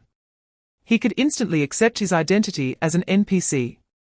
Could determine that Zheng Yu was an outsider, and was very clear that his world was at the abyss stage. This indicated that the divine envoys of this world knew far more than Zheng Yu had imagined. Revealing one's cards requires two supporting factors. One is that after revealing, it will not violate the rules. The other is sufficient strength to support the revelation, possessing enough threat to ensure the other party cooperates willingly even if they are reluctant. To achieve the first factor, the other party needs to be a divine envoy similar to Harold. Harold knew this was a path to death. The divine envoys of the old gods could not possibly be unaware of this. Zheng Yu explained in the group voice chat, the so-called rule of not exposing identities is actually because, once identities are exposed, it will throw the pilgrimage group into chaos. If the commoners panic, learn the truth, and refuse to leave, fearing the new god's obstruction, they won't even leave, and the group will disband. Chapter 213. At this moment, the village chief had sensed several combat powers hidden among the crowd, realizing that the lure plan had failed, and thus directly tore off the facade. I underestimated you remnants of the old era, hiding so much power. But unfortunately, today you must all die here. The village chief's aged face suddenly radiated vitality. His hair turning from white to black, and his hunched body gradually becoming upright, muscles bulging. He resembled a strong man. The divine envoys of the pilgrimage group were shocked to find that the originally only moderately capable natives, who could not withstand their tens of thousands, actually possessed terrifying strength. The elder divine envoy led by Koi looked at the now youthful village chief with wide eyes of shock. Do you know him? Xu Lang asked. The elder sighed. He is a divine envoy under the new god, a master of slaughter, granted the title of desert war god by the god of the desert. I didn't expect him to appear here. Desert war god. Xu Lang was taken aback. He finally understood why the system had rarely reminded them to work hard. Because with the power of this group of old god divine envoys, they couldn't even get past the safe haven, let alone enter the Holy Land. Chapter 214. Countless young spirit butterflies surged towards Koi. The spirit butterfly queen's 6th tier talent skill, dance of 10,000 butterflies. This skill does not deal high damage. It is important that every juvenile spirit butterfly can reduce Kori's recovery ability. This Kori, known as the Desert War God, is strongest in his recovery ability. Liu Henhe's slash is not weak and can accurately perform a throat-cutting attack on Kori, but he recovers at a visibly fast speed every time. Fortunately, Zheng Yu appeared just in time, otherwise, the damage dealt by Liu Henhe and Xu Lang would not be able to keep up with Kori's recovery speed. Ah! It's the captain, Liu Henhe teased Zheng Yu. Then, without any small talk or communication about battle plans, he turned and charged into the swirling sand around Kori. Spirit Butterfly. The Spirit Butterfly Queen controlled some juvenile spirit butterflies, swirling around Liu Henhe. Shields continuously increased, and health kept recovering. Splash! The Shadow of Fury cast the Water Guardian on Liu Henhe and all the professionals present. Unlike the Spirit Butterfly Queen, the Shadow of Fury, also an auxiliary summoning beast, had almost all skills not only targeting summoned beasts, whether it was the water domain or water splash. Chapter 215. Level LV31 LV32 3,297,000,000 experience points needed for level up. Talent points continuously increased. Early education is still yielding benefits. Zheng Yu was numb from the excitement. Moreover, experience was still continuously increasing. Zheng Yu believed that after this war, he could at least level up by one more level. Different strength new God believers provide different experience. High ones can reach over 30,000, while low ones can have several thousand. It is unknown how much more than Herald's sentry experience. After all, the sentry was just Herald summon, while here were genuine believer monsters. In fact, Zheng Yu was quite grateful to Corey. If it weren't for Corey and the new God believer army he brought, he really couldn't bring himself to attack ordinary villagers. Nor would he want to see the pilgrimage team slaughter ordinary villagers. Now, it was good. Killing in broad daylight. Experience gained, rewards obtained, progress pushed forward. And even the resources in the shelter had reasonable reasons for looting. However, with Zheng Yu's 3 war phantoms in the rear battlefield, the victory was obvious. But in the front facing Corey's combat power, Zheng Yu's side was surprisingly stuck in a stalemate. Corey was somewhat strong. Chapter 2:16 Buzzing. Centered around the punishment monarch. A domain filled with oppression and the breath of death was unfolding, and wherever it went, all colors disappeared. In the punishment monarch's heart, hell should not have colors. The range was vast, almost covering the entire shelter. When the punishment monarch temporarily evolved into the Hell King, his battle with Corey had already become the focus of this war. Everyone was watching here. It could be said that whoever won between Corey and the punishment monarch could influence the direction of this struggle. But anyone with eyes could see that Corey had reached his limit. Meanwhile, the punishment monarch was at his peak. With the assistance of the Spirit Butterfly Queen's transformation, the punishment monarch temporarily broke through to level 9 Hell King status. The level 8 punishment monarch could already fight Corey to a standstill. The level 9 Hell King, merely by his aura and the released Hell domain, had already directly crushed Corey. At the same time, the most devout believer of the old god, the Elder Divine Attendant, prayed. A not-so-bright, somewhat soft light appeared from the Elder's body, instantly connecting Corey and the Elder Divine Attendant. I prophesy that you will enter a lingering old age. Just like me. Chapter 2:17 Zheng Yu looked at the souls coming out from the shelter, gathering in the black mist, and already knew what the unforgivable sin spoken by the Hell King was. Zheng Yu thought of Herald's words, once the dual gods appear, the war will never cease. The struggle between 2 gods for divine positions had completely affected the entire world due to faith. If only one god could exist, then this had become a never-ending war. You have killed the energy level Divine Attendant Corey, LV40, received Divine Attendant level gift rewards, gained 250,000 experience. Obtained Divine Fragment, Desert God. You received a Divine Attendant level loot chest. You killed an energy level Divine Attendant, increasing the probability of the Desert God peering into you. It turns out that he was still an energy level Divine Attendant. The strength of the Desert War God Corey was far stronger than the Sentry Herald. And even the kill experience was nearly doubled. Unexpectedly, he was still at the energy level. It seems that the span of this energy level is quite large. Gained 250,000 experience. Along with the harvest from the War Bullhead, Flame-Burning Dragon, and General Goblin, the level directly increased to level 33. Chapter 2:18 The scene in the shelter was shocking. The ground was covered with corpses and blood. These were the villagers left behind. The Elder Divine Attendant appeared beside Zheng Yu. Lu Chen asked in confusion, aren't they the believers of the Desert God? Killing their own people. The Elder Divine Attendant shook his head. Not everyone believes in the gods. And not all believers of the Desert God are hostile to us. They may even not know who they are really believing in. The Elder sighed. Lu Chen raised a strange question, huh? Zheng Yu looked at the blood-stained ground and sighed. In the war of gods, regardless of winning or losing, it is the common people who suffer. Regardless of whom they believe in. The only goal of ordinary people is to live well. As for who their god is, it really doesn't matter. Not everyone has fervent faith. If the Desert God wins, they will believe in the Desert God. If the Old God wins, they will believe in the Old God. It's just a change of prayer before meals. As long as they have 3 meals a day and their family is healthy, who cares who the ruler is? But the appearance of the dual gods brings not only a change in faith, but also a struggle for power, and a war that has no meaning for ordinary people. Chapter 2:19 Zheng Yu.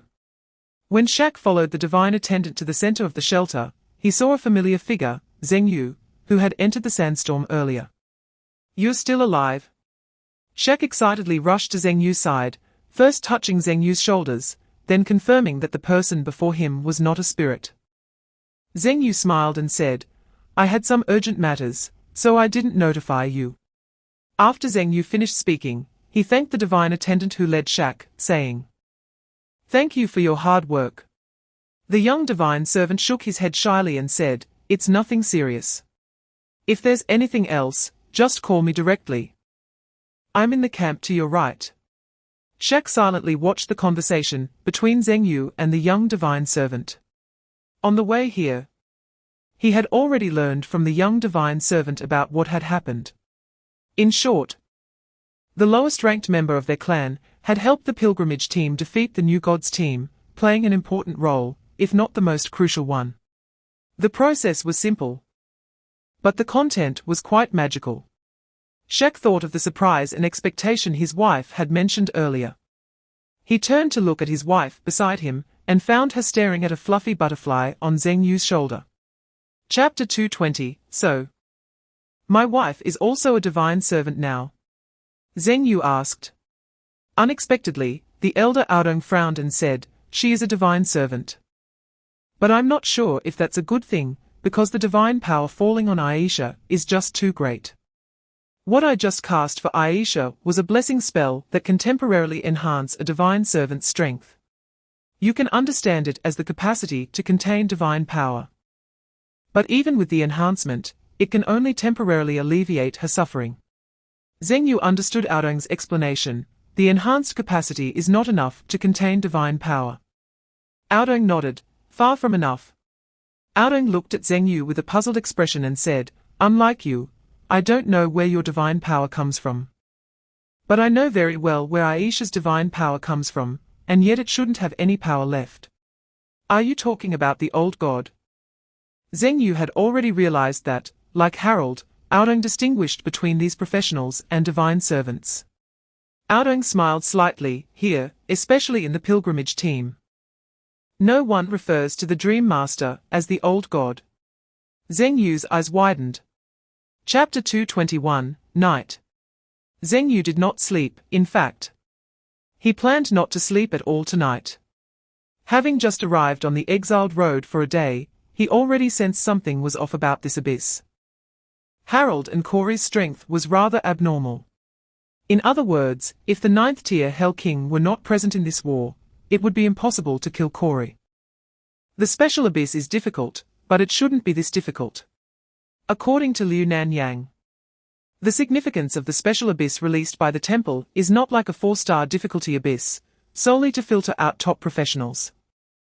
The purpose of the special abyss is not to make things difficult for professionals. But Corey's strength was excessive. If Aodong the High Priest was not lying, then this is a dream, which could explain Harold and Corey's strength. Zheng Yu gazed deeply out the window at the starry sky, where the stars in the desert were exceptionally bright. Adaptive strength.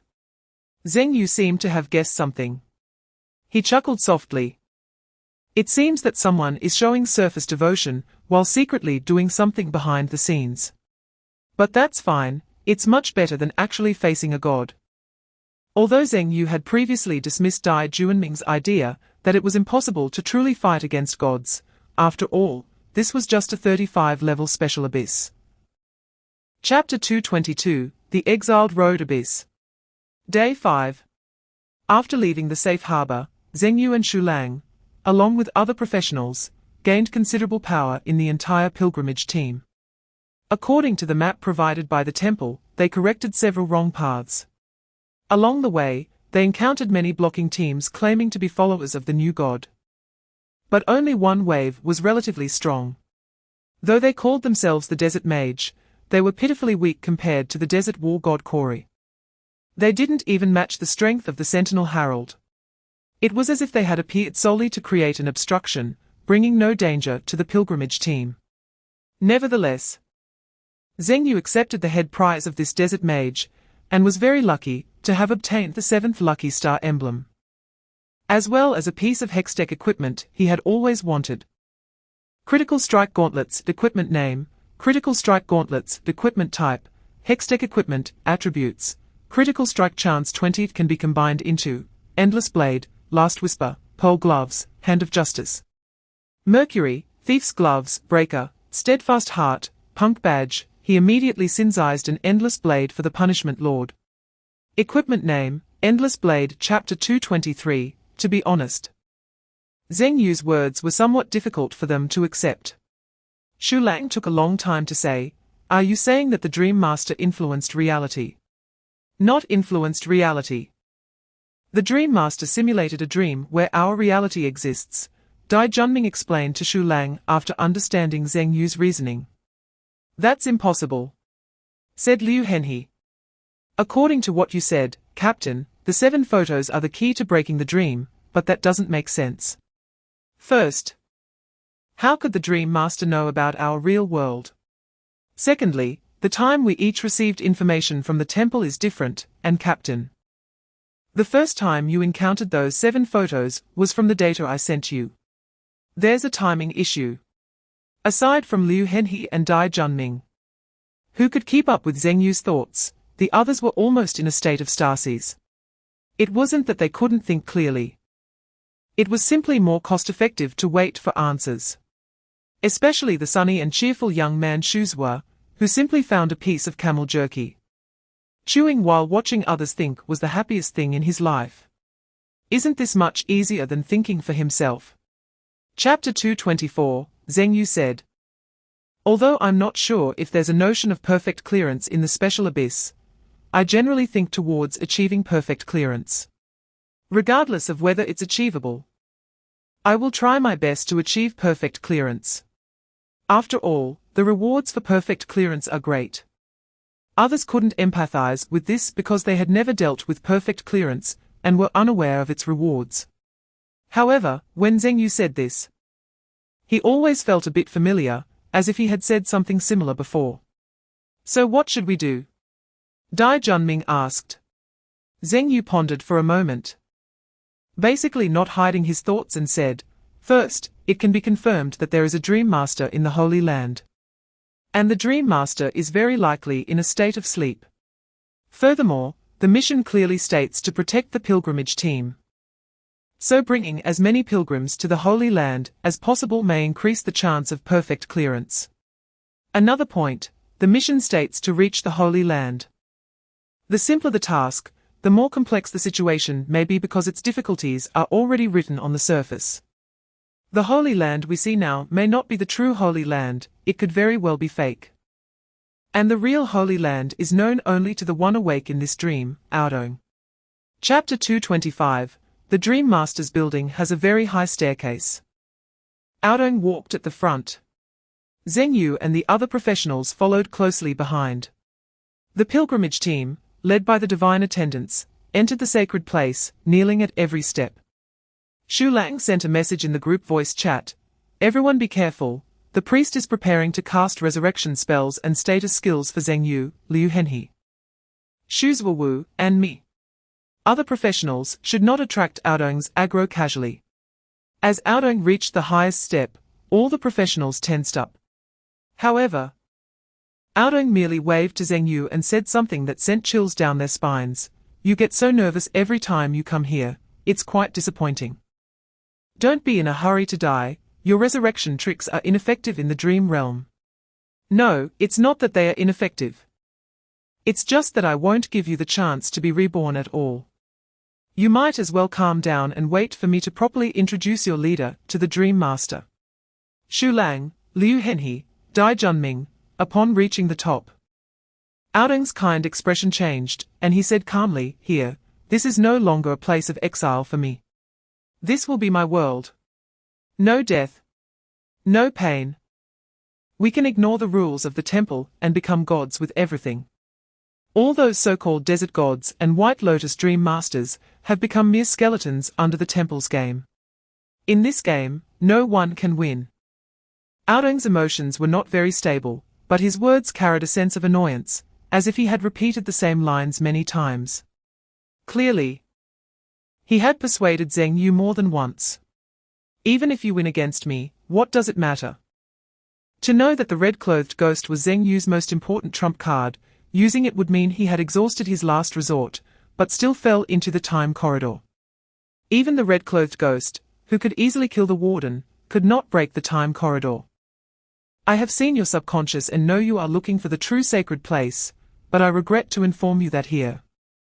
Only I know where the sacred place is. After I die, the entire dream will reset. I will retain my memories, and you will start from scratch. Although I, who possess infinite memories, am a prisoner in the time corridor, I still find joy in seeing you reset each time, completely ignorant. Aodong looked at Zheng Yu with confidence and easily blocked the attacks from the Punisher, the War Bull, and the Lightwing Elf. Seeing Zheng Yu's silence, Aodong continued. I know you think dreams are fake. But what if they are fake? What is fake? What is real? Look at this place, this Gobi, this wind and sand. Doesn't it seem real? Isn't it better than struggling to survive under the temple's wall?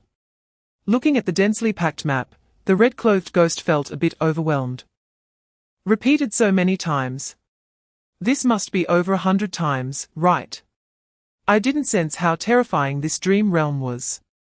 It's hard to imagine that the Dream Master, who could create such a realm, would lose to the desert god. Zheng Yu shook his head and said, I don't think the Dream Master lost to the desert god. Everything here is an illusion created by Aodong's understanding of dreams. So, in this battle of the two gods, who wins and who loses, we can only find clues from Aodong's words. No one knows the truth. Zheng Yu approached and asked, in the prison cell. You didn't praise the prison space, is this dream realm special? Compared to the prison cell, this dream realm is more precise. Precise? The red-clothed ghost nodded. The Dream Master's control over divine power is far beyond that of the prison realm, or rather, it's not even on the same level. This gap is like the difference in strength between you and me. The red-clothed ghost provided an example that left Zheng Yu speechless and accurately illustrated their disparity. Is it that big of a difference? Zheng Yu, aware of the gap between himself and the red-clothed ghost, understood they were not on the same level. It could be compared to high mountains and low valleys. The ground trembled. In Zheng Yu's astonished state, a massive sculpture rose from the Gobi. This was the true location of the sacred place, the final address Zheng Yu had repeated over 100 times. Looking at the sculpture, Zheng Yu frowned. It was not the one-armed middle-aged man. The only photo information that had not been revealed was that of the one-armed middle-aged man. The fifth image featured Aodong. The sixth image of the blue-eyed child was Zheng Yu's evolved 8th-tier fire dragon, who was the elemental life form named Qianhua after transforming from the fire element. Originally, the flame dragon was a 6th-tier talent. To face Aodong, Zheng Yu gritted his teeth and activated the long-unused demon contract, forcibly elevating the 6th-tier flame dragon to the 8th-tier fire dragon. With the double health growth bonus from the bloodstone, his health was still sufficient. However, unfortunately, he didn't get to use Qianhua to kill Aodong. Zheng Yu had been hoping to use the butterfly queen's rebirth from the cocoon to test the power of the 9th-tier fire element. Zheng Yu had overestimated Aodong.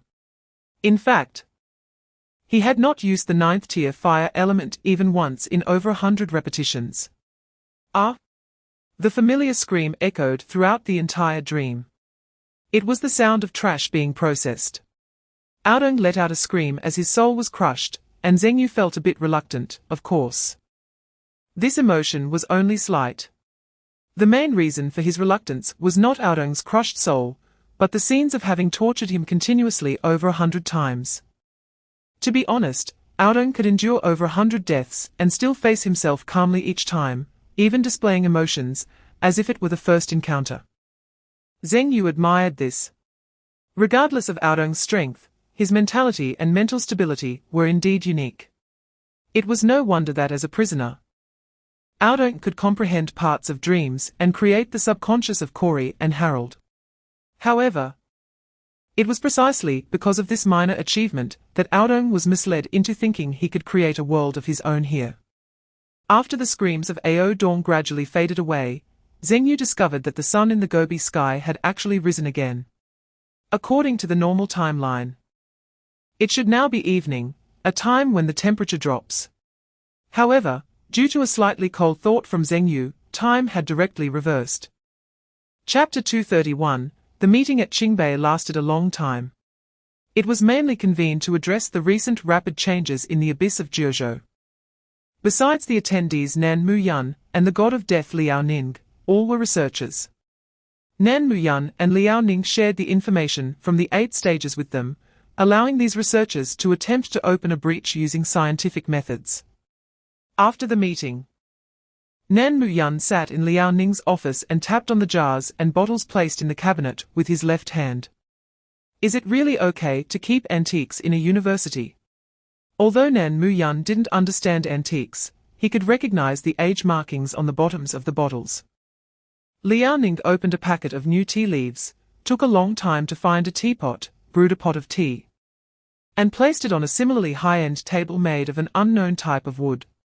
Drink up. Although I don't know what tea this is, it should be good tea. These things were all given to me by others. I don't understand them at all, what era, what quality, which tomb they came from, I have no idea. Besides, who would dare to check my office? They don't even dare to investigate. Liao Ning said casually. Although his words were rough, they were indeed true. In this world, due to the existence of professionals, power had long been diluted. In the face of absolute strength, the presence of all wealth and power had been minimized. Chapter 232, Perfect Clearance. Nan Muyun and Liao Ning were both taken aback. A perfect clearance of the special abyss. Nan Muyun, even more confused, said, "Why was I notified too? Normally, professionals from different stages would not receive such notifications, but in the next moment, Nan Muyun understood the reason. Because he was also within the welfare range of this perfect clearance. The Jiuzhou National District has perfectly cleared the path of exile, special abyss, completion rate 100. Contributor Zhengyu, summoner, has unlocked the national gift package. All Jiuzhou professionals gain 100 experience points at their current level. All Jiuzhou non-professionals have their attributes comprehensively increased by 10, making it easier to change jobs and activate hidden professions." Nan Muyun and Liao Ning exchanged glances. Nan Muyun smiled and said, "It seems this matter doesn't need me anymore." "Yeah," Liao Ning replied, recovering from his shock. The reason they were so surprised was partly because they hadn't anticipated that the perfect clearance of the special abyss would yield national rewards. After all, even the war god Nan Muyun had never perfectly cleared the special abyss.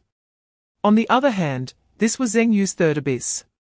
Chapter 233, Guild Name, Summoning Guild. Number of guild members, 1 Guild Leader, Zhengyu, LV34, Guild Characteristics, Exclusive Guild for Summoners, Guild Privilege. Each summoner has one opportunity to enhance their summoned beast's talent. Cannot enhance level 9 summoned beasts. You have a new message from Professional Zhong Anchuan, Summoner, LV38. Requesting to join the guild. You have a new message from Professional Wang Kang, Summoner, LV10, requesting to join the guild.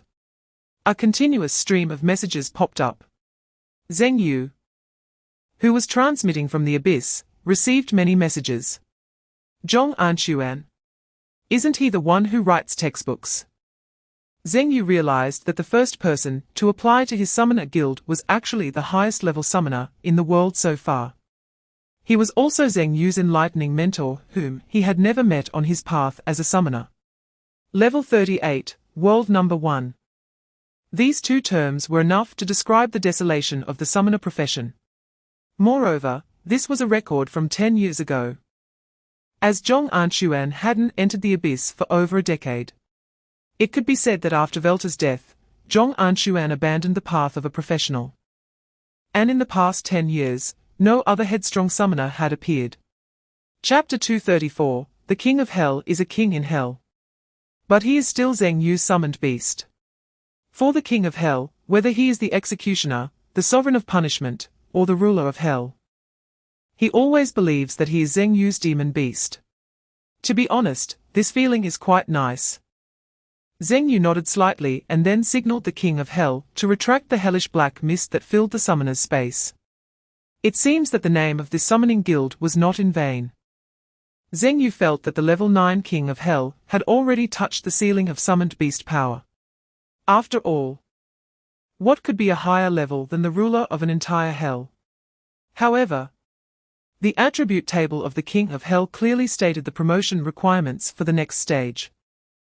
Summoned Beast King of Hell, level 34, increases with the level of the summoner, health 18.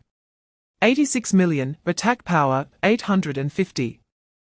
000, talent, level 9, needs to complete the King of Hell's exclusive abyss to unlock level 10 talent. This means that there is a stronger tier above the King of Hell. Level 10, even if it is not a divine tier, is very likely to be a touch of that level's existence. Who knows? I might really be able to summon a god. Chapter 235, 8-bit, 2468, record the damage dealt by your summoned beast team as scores. Every time you break a high score, the 8-bit summoned beasts will gain attack power and a gift. When you have 8 8-bit summoned beasts, the gift will become a grand prize. The higher the score you break, the greater the gift reward. 2. Each time you break a high score, gain 4 attack power and a souvenir. 4. Each time you break a high score, gain 6 attack power and a small gift. 6. Each time you break a high score, gain 8 attack power and a medium gift. 8. Each time you break a high score, gain 12 attack power and a grand prize. Sounds pretty good. Zheng Yu looked at the 8-bit bond and was very satisfied.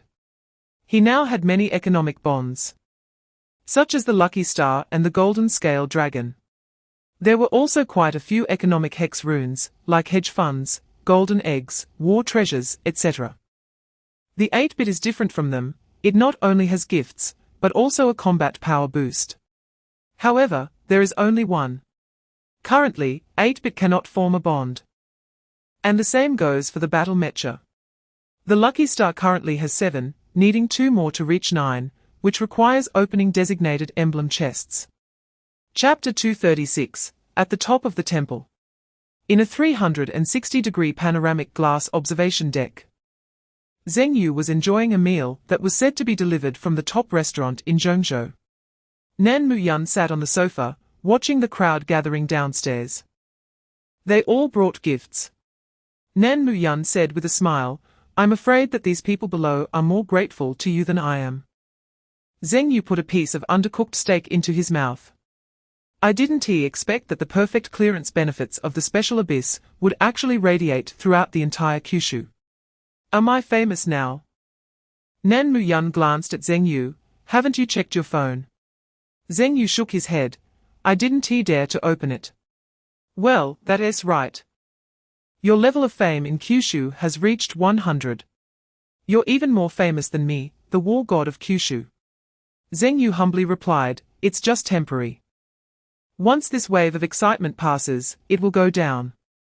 No need to be modest with me. In this world, strength is respected. If you have strength and achievements, you will gain respect. Just like me. Nan Muyun walked back from the window, sat on the sofa, and said cheerfully, before the holy temple and the abyss appeared in Kyushu. Can you imagine that a person who dropped out of middle school to work would now be called a war god by the whole world? Chapter 237.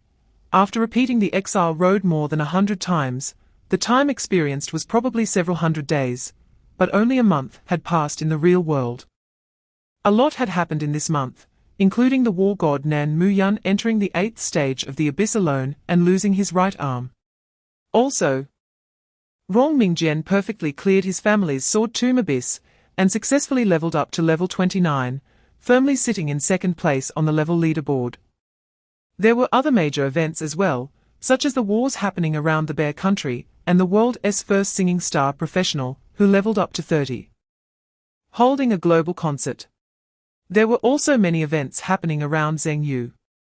Dao Qian, Wenren Qingyu, Ke Ying, and Chai Yun all leveled up to 20, and were lining up for a spot in the third stage of the Abyss. Ordinary people without factions had to wait slowly for their turn to enter the third stage of the Abyss. Mayor Zhongzhan successfully cleared another Abyss, and leveled up by 2 levels to reach level 49. It wasn't that the Abyss experience was weak. But without going through the Awakening Abyss, the highest limit could only reach level 49. Zhongzhan was just one step away from entering the ranks of world-class professionals. Awakening professionals were considered to be in the first tier of professionals. Chapter 238, The autumn air was refreshing. Zheng Yu rested for a whole month. Not because he couldn't enter the Abyss, but simply to take a break. With his current level of fame, the priority for the Abyss was the highest.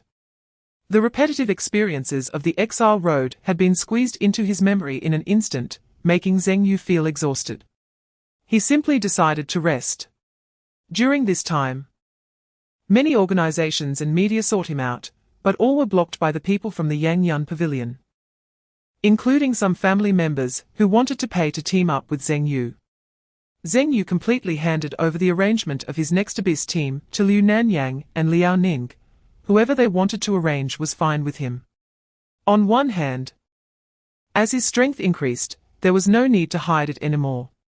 On the other hand, it was also a way to give back to the Yang Yun Pavilion and the Kyushu government. Over the month, Zheng Yu took quite a few things from the Yang Yun Pavilion and the government warehouse, all free of charge. Reinforcement stones and forging stones were supplied without limits. The equipment was crafted with core stones, all at red level, which was 1 tier lower than black level, but still sufficient. Core stones could only be considered as a bonus. They provided enhancements, but not significantly. Chapter 239, Swordmaster. If it weren't for seeing it with his own eyes, Zheng Yu would find it hard to imagine that the well-proportioned swordsman standing in front of him, with an ancient hairstyle, and wearing a mask with sharp fangs, had actually evolved from a bloody worm. Compared to the commanding aura of the goblin general, the monarch charm of the Hell King, the savage killing intent of the war bull, and the volatile temperament of the Sky Fire, the Abyss Swordmaster's temperament was more restrained. Within this restraint was hidden sharpness. The twin sword sheaths at his waist symbolized this restraint, and the blades within were the sharpness that Zheng Yu vaguely sensed. Master. The Abyss Swordmaster's voice was not deep, and even had a hint of magnetism. He slightly bowed his head to Zheng Yu, perfectly displaying respect while also showing that no matter how he looked at it, he couldn't see that you were once a worm. In response to Zheng Yu's doubt, the Abyss Swordmaster calmly said, "What I was before doesn't matter. What matters is that I am now the sharpest sword by your side. When my sword is drawn, my enemies will only consider whether to face death calmly or to flee in embarrassment. They won't even think about what I am." Chapter 240, Zheng Yu first met Zhong Anshuan the day after he returned to Shangyu City. Because Dao Qian and the others had entered the Abyss early, aboard Zheng Yu finally picked up on guild matters and added Zhong Anshuan to the guild.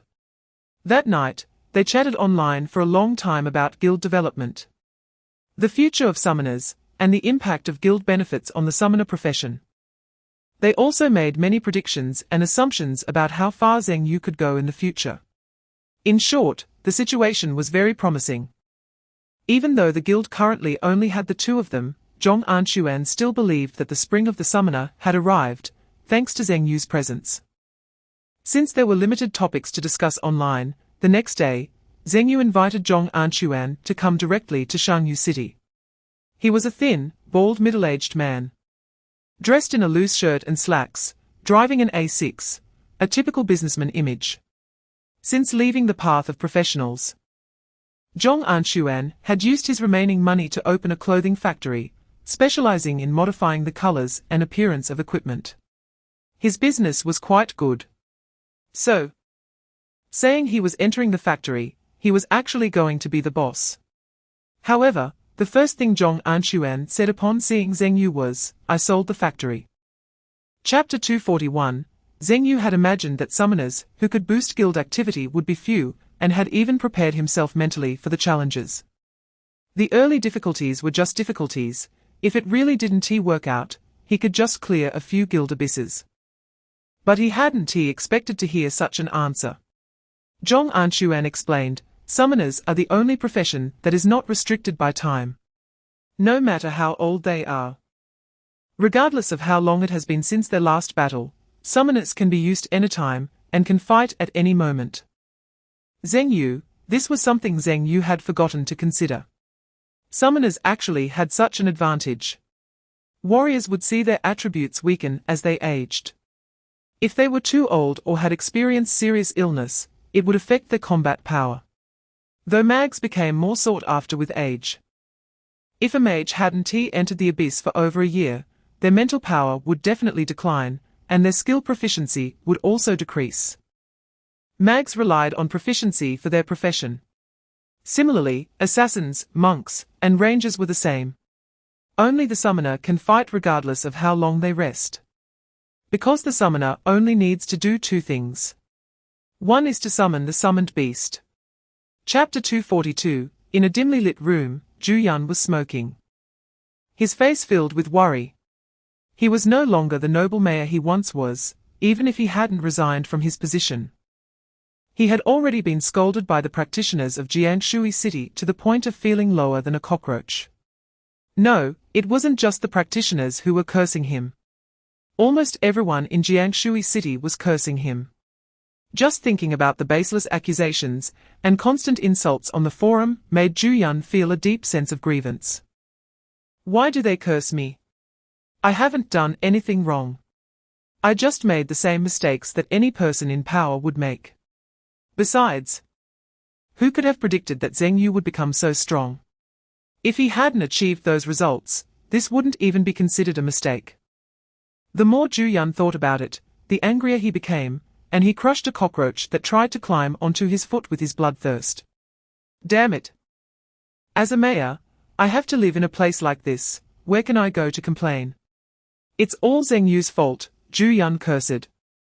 A young voice from the upper bunk spoke up. Just be content, our boss lives in a place like this too. At least you have a bed. Those ordinary arrivals don't even have a room. I just find it strange that we have to live in the sewers. Zhu Yun muttered discontentedly. Chapter 243. So there are no clearance rewards for the Guild Abyss. Zheng Yu, who had already entered the Guild Abyss, asked the bald Uncle Zhong Anshuan beside him as they walked through what looked like a bombed-out city in ruins. I'm not sure, Zhong Anshuan replied honestly. He truly didn't know, as he had never had his own guild since reaching level 38, let alone entered the Guild Abyss. However, if we could get our own guild-exclusive abyss, there would definitely be clearance rewards, Zhong Anshuan added. Worried that Zheng Yu would think it a waste of time and exit the Guild Abyss. Then let us take a look, Zheng Yu replied. He wasn't particularly concerned about the clearance rewards, better to have them, but if not, he could make up for it with slaughter points.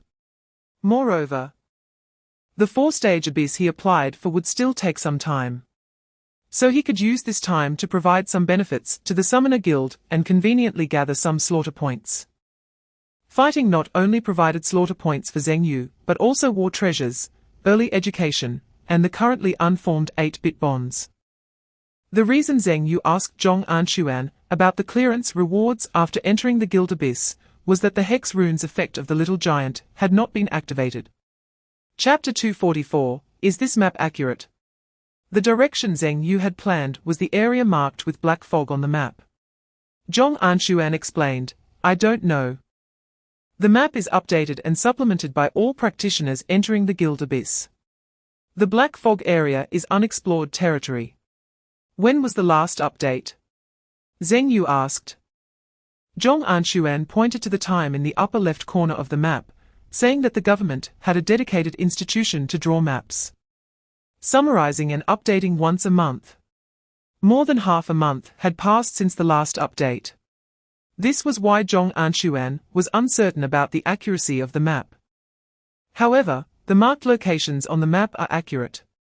The red markers on the map represent abyss creatures, which are classified as neutral creatures, lord creatures, and frenzy creatures. The green markers represent the faction flags of practitioners from the same world. If we encounter our Jiuzhou faction, we can resupply. The yellow markers indicate special resource points that have already been occupied, which could be an abyss, or a special shop or something else. Can we rob them? Zheng Yu interrupted Zhong Anshuan's explanation and asked directly. Chapter 245. What Zheng Yu found interesting recently was that according to Zhong Anshuan, the probability of encountering practitioners from the same world but different countries in this area was very high. However, Zheng Yu did not expect that the first ones he encountered would be from the country he hated the most.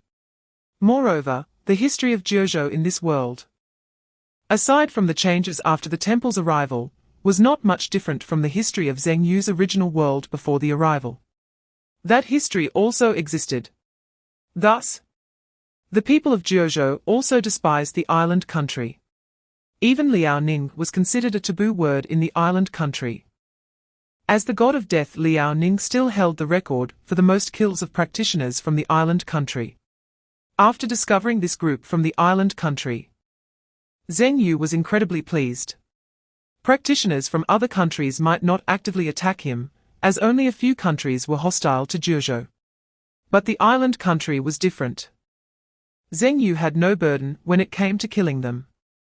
When Yumi saw the swarm of butterflies behind Zheng Yu and then looked at the dead butterfly on the ground, her expression was somewhat strange. You alone? Although this was a misunderstanding, Yumi looked at Zheng Yu with an air of superiority. What gave you the courage to come find us alone? Chapter 246. The appearance of the King of Hell instantly woke up Dahe, who thought he was guaranteed victory. His eyes became clear, and he quickly turned to escape. His swift actions left Zheng Yu somewhat confused.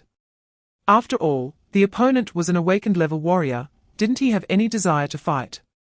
A 9th tier talent isn't that high. Why be so afraid? In the distance, Zhong Anshuan completely understood why Dahe turned to flee, as the summoned beasts of 9th tier talent had long surpassed awakened level combat power. Only Dahe was clear about his own strength. He had a clear understanding of his own capabilities. If he couldn't win, he couldn't win. Running away was about survival. There was nothing shameful about it. However, he might have been a bit late in escaping. The moment the King of Hell appeared, the sky was already filled with hellish black fog, which spread at a speed that the naked eye could not capture. In an instant, everyone in the ruins had already entered hellish space. Dahe, Yumi, and all the other island country practitioners had the mark of guilt floating above their heads. Escape. Once marked with guilt, there was nowhere to run. Dahe, don't run, he's alone, we have 4 people. Let us not be intimidated by his bluster. Let us go together. Chapter 247. Zheng Yu was stunned. Can practitioners from the island country run so fast? But where can they run to? With such a huge mark of guilt over their heads, as the king of an entire hell, would he allow a marked criminal to escape? How embarrassing would that be? The king of hell looked at the limping Dahe with a very dark expression. As Zheng Yu's strongest summoned beast, the king of hell held himself with dignity. If he really gets away, he will be laughed to death by that little dwarf Qianhua in the summoner's space. Executioners, pursue. The king of hell no longer holds back. The rumbling sound in the black mist is not thunder, but the anger of the king of hell. Who? The black mist blows over. Dozens of hell executioners emerge. Without needing to chase, they directly land in front of Dahe. Get lost. Dahe desperately wants to escape. Swinging his remaining right hand with a giant sword, while taking medicine to recover blood and energy, he directly hacks out a path. But he can't even kill a single executioner. Because this group of hell executioners is essentially a mass of hellish black mist, even if he strikes, he merely shatters a mass of black mist. Chapter 248. Damn it. Ishida Ichiro looks at the overwhelming hellish black mist in the distance, glancing at the now grey named Tomomi and Dahei. If previously he was just overly cautious due to his personality, he actually didn't believe much in the sixth sense that couldn't be explained by science. But now he believes, although he doesn't know what happened in the black mist. Ishida Ichiro thinks he may have made the most correct decision of his life. Who killed Dahei? Ishida Ichiro stares at the black mist. The black mist slowly dissipates, which means the master of the black mist has resolved all troubles, and Ishida Ichiro is completely uninterested in what happened in the black mist. He doesn't even have time to mourn the fallen teammates. He just wants to leave here quickly, but he can't leave the abyss immediately, as that would easily label him as a coward who abandoned his teammates. He doesn't want to embody the spirit of craftsmanship, after all. Their deaths have nothing to do with him. Don't blame me. I did remind you to escape with me, but who told you not to believe? Ishida Ichiro puts on a specially made wide-brimmed hat, and his aura and figure gradually disappear. Chapter 249, The sun is about to set. The busiest time in the Guild Abyss is just beginning. Zheng Yu finds a relatively good vantage point in a ruined building to rest temporarily, waiting for the sun to completely set. Zheng Yu counts the spoils and decides to open all the loot chests from killing Dahei, and the others to slightly boost his combat power in preparation for the upcoming night.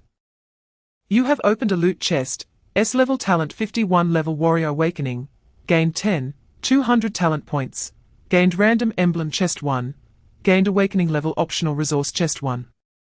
You have opened a loot chest, S-level talent 44 level ranger, gained 6, 400 talent points, gained random emblem chest 1.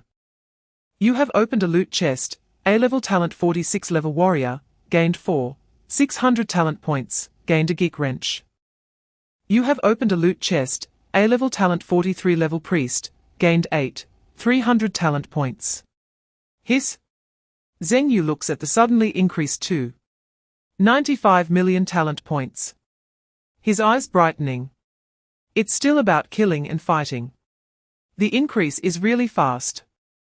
Although he doesn't know how many talent points are needed to upgrade from 9th to 10th tier, if his points reach over 2,000 like Nan Mu Yun, all 9th tiers would not be a problem. Chapter 250, Put out the fire, someone is coming. Zheng Yu suddenly stops the conversation, and tells Zhong Anshuan to extinguish the campfire. Although Zhong Anshuan sees nothing, he obediently follows Zheng Yu's command, puts out the fire, and hides in the corner. If it were before the battle with Dahei, Zhong Anshuan might have asked something, since witnessing the King of Hell easily slaughter an awakening-level powerhouse. Zhong Anshuan doesn't even dare to ask, because his president is not only a powerful figure, but also has a brain that can anticipate many things. Zhong Anshuan has completely let go of the so-called senior identity. He sets aside his status, discards his brain, and gains the happiness of being carried by a big shot. According to the mission coordinates, the location is nearby. In the dark night, about a dozen professionals gather together, led by a warrior clad in black armor, surrounded by a thick aura of ghosts. This makes the already dropping temperature of the night even colder. A female professional beside the man shivers, but dares not show it, not even daring to move away for fear of provoking him. The female professional continues, in this ruined area, there are about 5 worlds of professionals. If the independent abyss really refreshes here, our competitors include the 1291st world, the 1103rd world, and the 1331st world. Chapter 251, Can the faction actually detect professionals above level 60? Zheng Yu asks. Zhong Anshuan shakes his head, I don't know. Either our World S Guild is hiding this matter, or our faction banner level is too low to have this function. Zheng Yu listens to the man and the female warrior's words almost entirely. According to their statements, the faction banners of each world can not only provide supplies, but also offer an information function, similar to a notification for high-level entrants. Zheng Yu was previously worried about a question, Since killing professionals yields so many points, why haven't any big shots come into slaughter? Because, apart from the independently refreshed exclusive Abyss, entering the Guild Abyss only has a minimum level limit of 30, with no high-level restrictions. Now Zheng Yu understands. The rules have no restrictions, but there are checks and balances between worlds. For example, if Nan Muyan enters the Guild Abyss, the other side will immediately receive the information and send professionals of a similar level to restrict Nan Muyan. And they wouldn't dare let in too strong professionals because of the checks from other professionals. Chapter 252, No, how accurate are you? We've been searching for a day. And you still haven't given a precise direction, just leading us around. I really don't know why Mo Jili would believe you could find Zheng Yu. Juyun is currently complaining to a middle-aged man in a Taoist robe.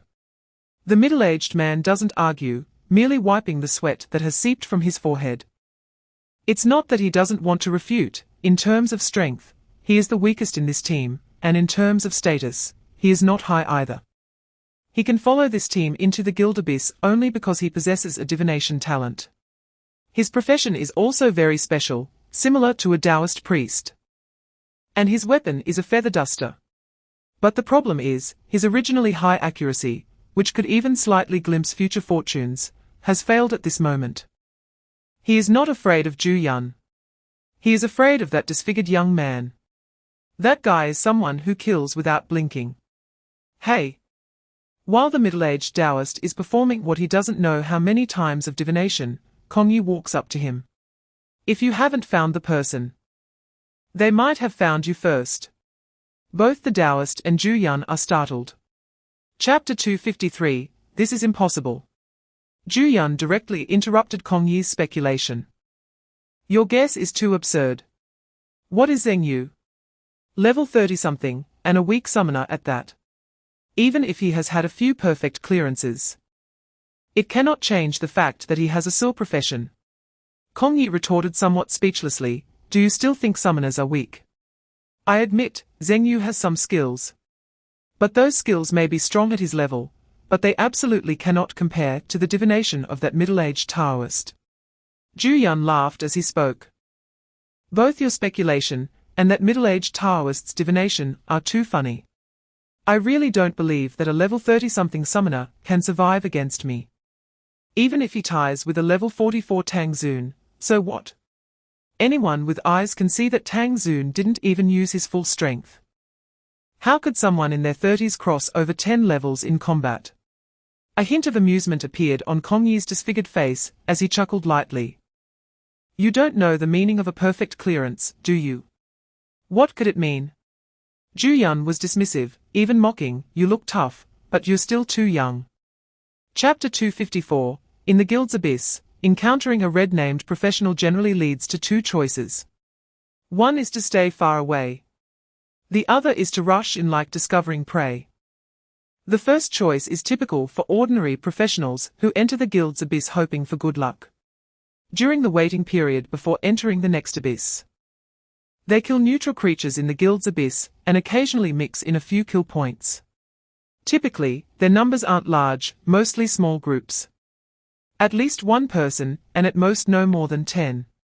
When they encounter a red name, they will hide as far away as possible. The logic is simple, if you've turned red, only a fool would approach you, they would only want to hide. But they really are fools. It wouldn't be accurate to call them fools, it depends on the situation. Some professionals rushing towards Zheng Yu's red name signal either have high confidence in their own strength, or believe in their team's numbers, thinking they can bully the fewer opponents. No matter how strong you are, we have the numbers. Before the faction banner announces, you're still a professional below level 60. If a real fight breaks out, they are not afraid. There are also those who specialize in this kind of work. Chapter 255, Hee Hee. Inside the ruined building shrouded in black mist. One couldn't see their hand in front of them, and the sound of children's giggles echoed from deep within the hallway. Innocence, in such an environment, becomes something eerie and terrifying. This black mist absorbs light. Surprisingly, the light source cannot illuminate anything. If he didn't have some skill, would he dare to kill so many people and turn red? However, it was just some tricks, nothing to fear. The child's laughter was somewhat unsettling. I wasn't afraid. Just worried that there would be many ambushes here. It's okay, even if they are numerous, we just need to survive. And we will have a chance to take down the red name, the captain said calmly. The reason red names find it hard to stand in the guild's abyss is that once a red name appears, it's not just us who are eyeing them. When more people come in, even the strongest red name is destined to be killed. So, there's no need to be afraid. Our worst outcome is just not getting the head of that red name. Chapter 256, Kong Yi, look over there. Ju Yun pointed at the bright red in the distance, which stood out vividly against the night. Don't mind him, our task now is to kill Zheng Yu. Kong Yi had actually seen this red name long ago. As the color of the red name became brighter, it indicated that a chaotic battle was occurring there.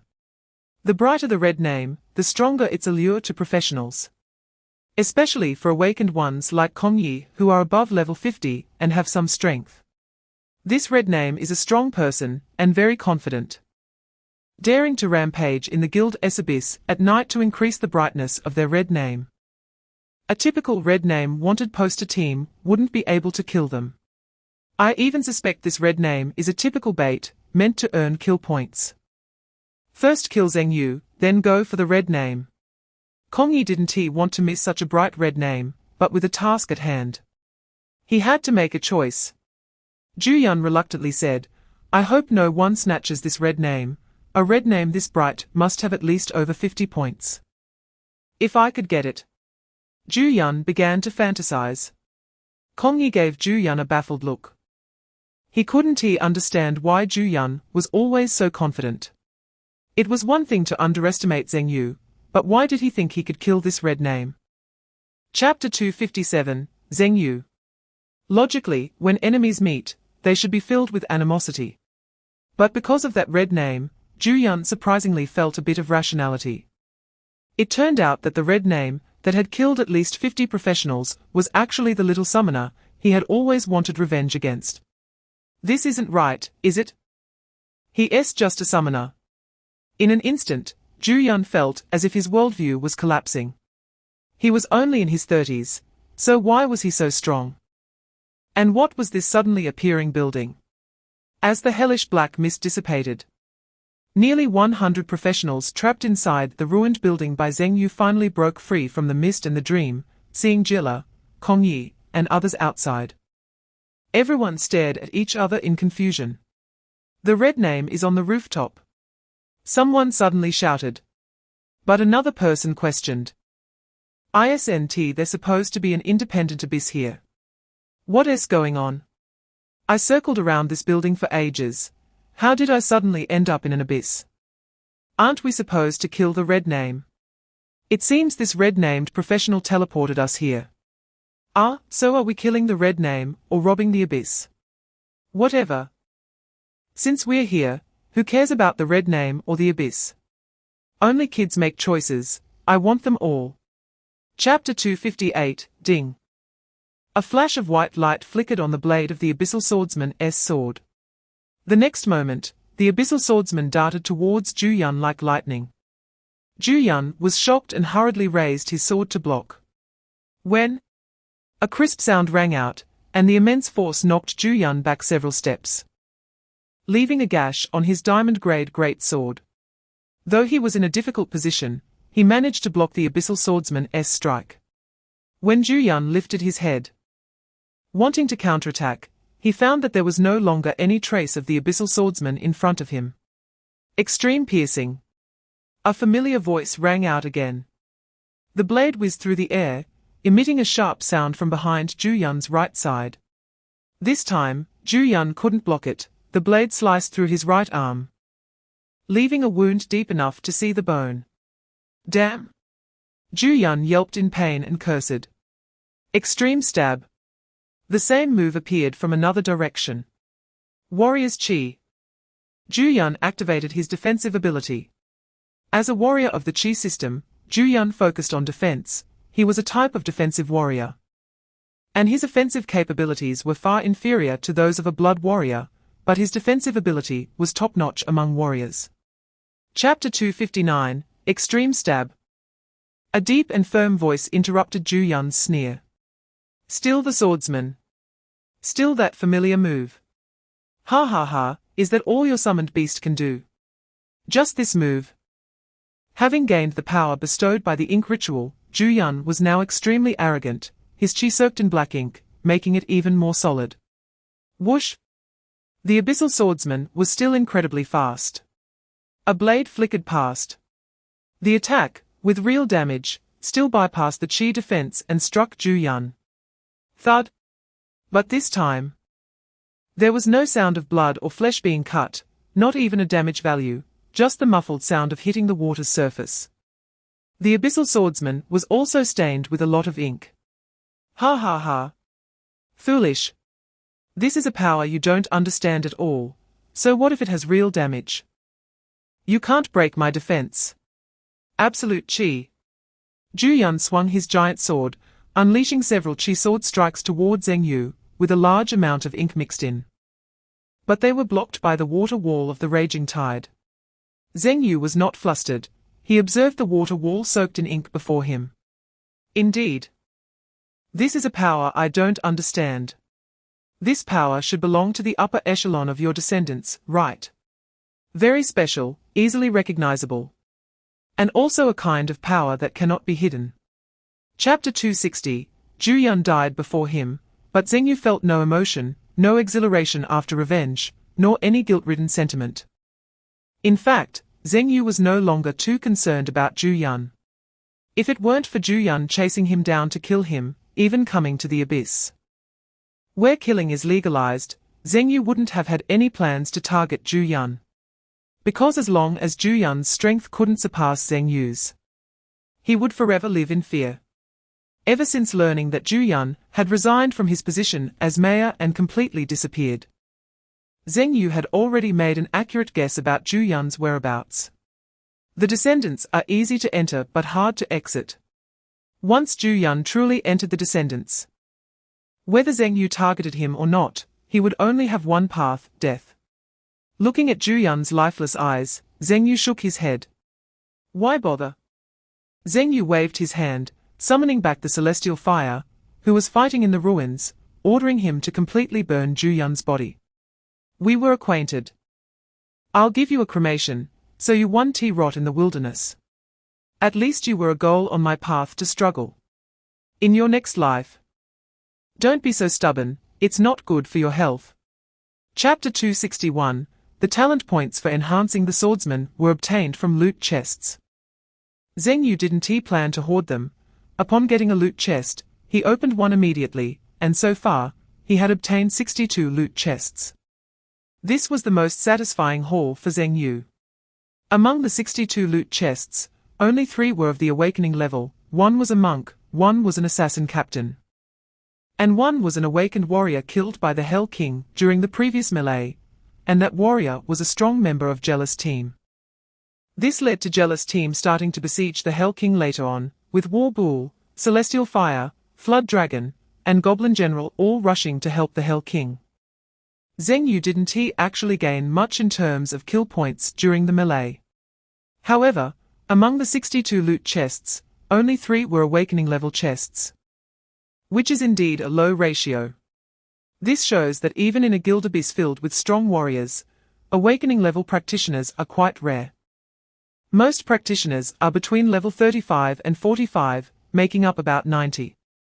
Earlier, while the summoned beasts were killing, Zheng Yu quietly opened chests. Still, he hadn't carefully checked the rewards after opening the chests. While Jella and Kongyi were wary of each other, and didn't dare to recklessly enter the ruins shrouded in black mist, Zheng Yu had time to sort through his resources. Chapter 262, Zheng Yu had 3 plans for enhancing which summoned beast. The first was to enhance the elder summoned beast, Celestial Fire Flood Dragon. Zheng Yu felt that the 8th tier Celestial Fire was in a transitional phase. The 8th tier enhances the pure fire element that has evolved intelligence due to dual birth. The 9th tier would probably evolve into the Flood Dragon. Moreover, Zheng Yu speculated that at the 9th tier, it should transform from a Flood Dragon into a true dragon, as he had been stuck in the Flood Dragon form since the 5th tier. As for why he didn't enhance the 8th tier swordsman, it was because Zheng Yu was very satisfied with the strength of the 8th tier swordsman. It had explosive power when needed, and it had skills. Although it only had one move, being able to play it to such an extreme level made it easy to deal with practitioners below the awakening level. The second plan was to enhance the summoner's card, the Lightwing Fairy. Currently, the Lightwing Fairy was at the 7th tier, with close to 300,000 talent points. Maxing it out was not a problem. Zheng Yu glanced at Jella and then at Kong Yi. Right now, the two biggest threats were them. Not only had they reached the awakening level, but their worst talent was also SS rank, placing them among the top-tier warriors. Entirely different from the Great River he had killed before. Chapter 263, Boom. The ground collapsed once more. The ruins sent by Zheng Yu began to collapse, forcing Zheng Yu to sit on the celestial butterfly queen and fly into the air. The abyss began to accelerate. Kong Yi frowned and directly shouted at Zheng Yu, "Hey! You've killed too many, causing the abyss to accelerate. It probably won't be long before it officially opens. Why not speed it up?" Kong Yi suggested. Zheng Yu, sitting atop the celestial butterfly queen, looked down at Kong Yi. "How do you propose we speed it up?"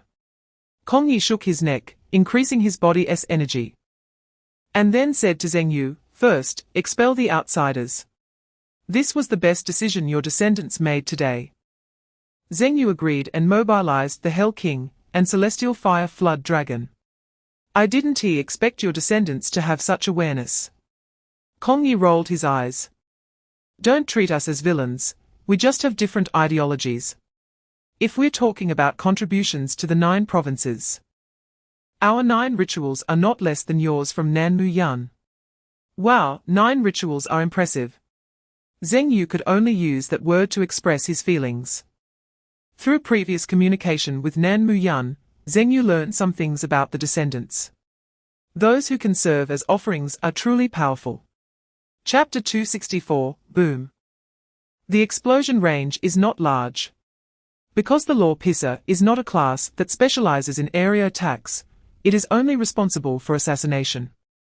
Hei Shui and Dark Shark are responsible for control, while the real killing move is the pouring of dark energy. At this moment, Zheng Yu also made his move.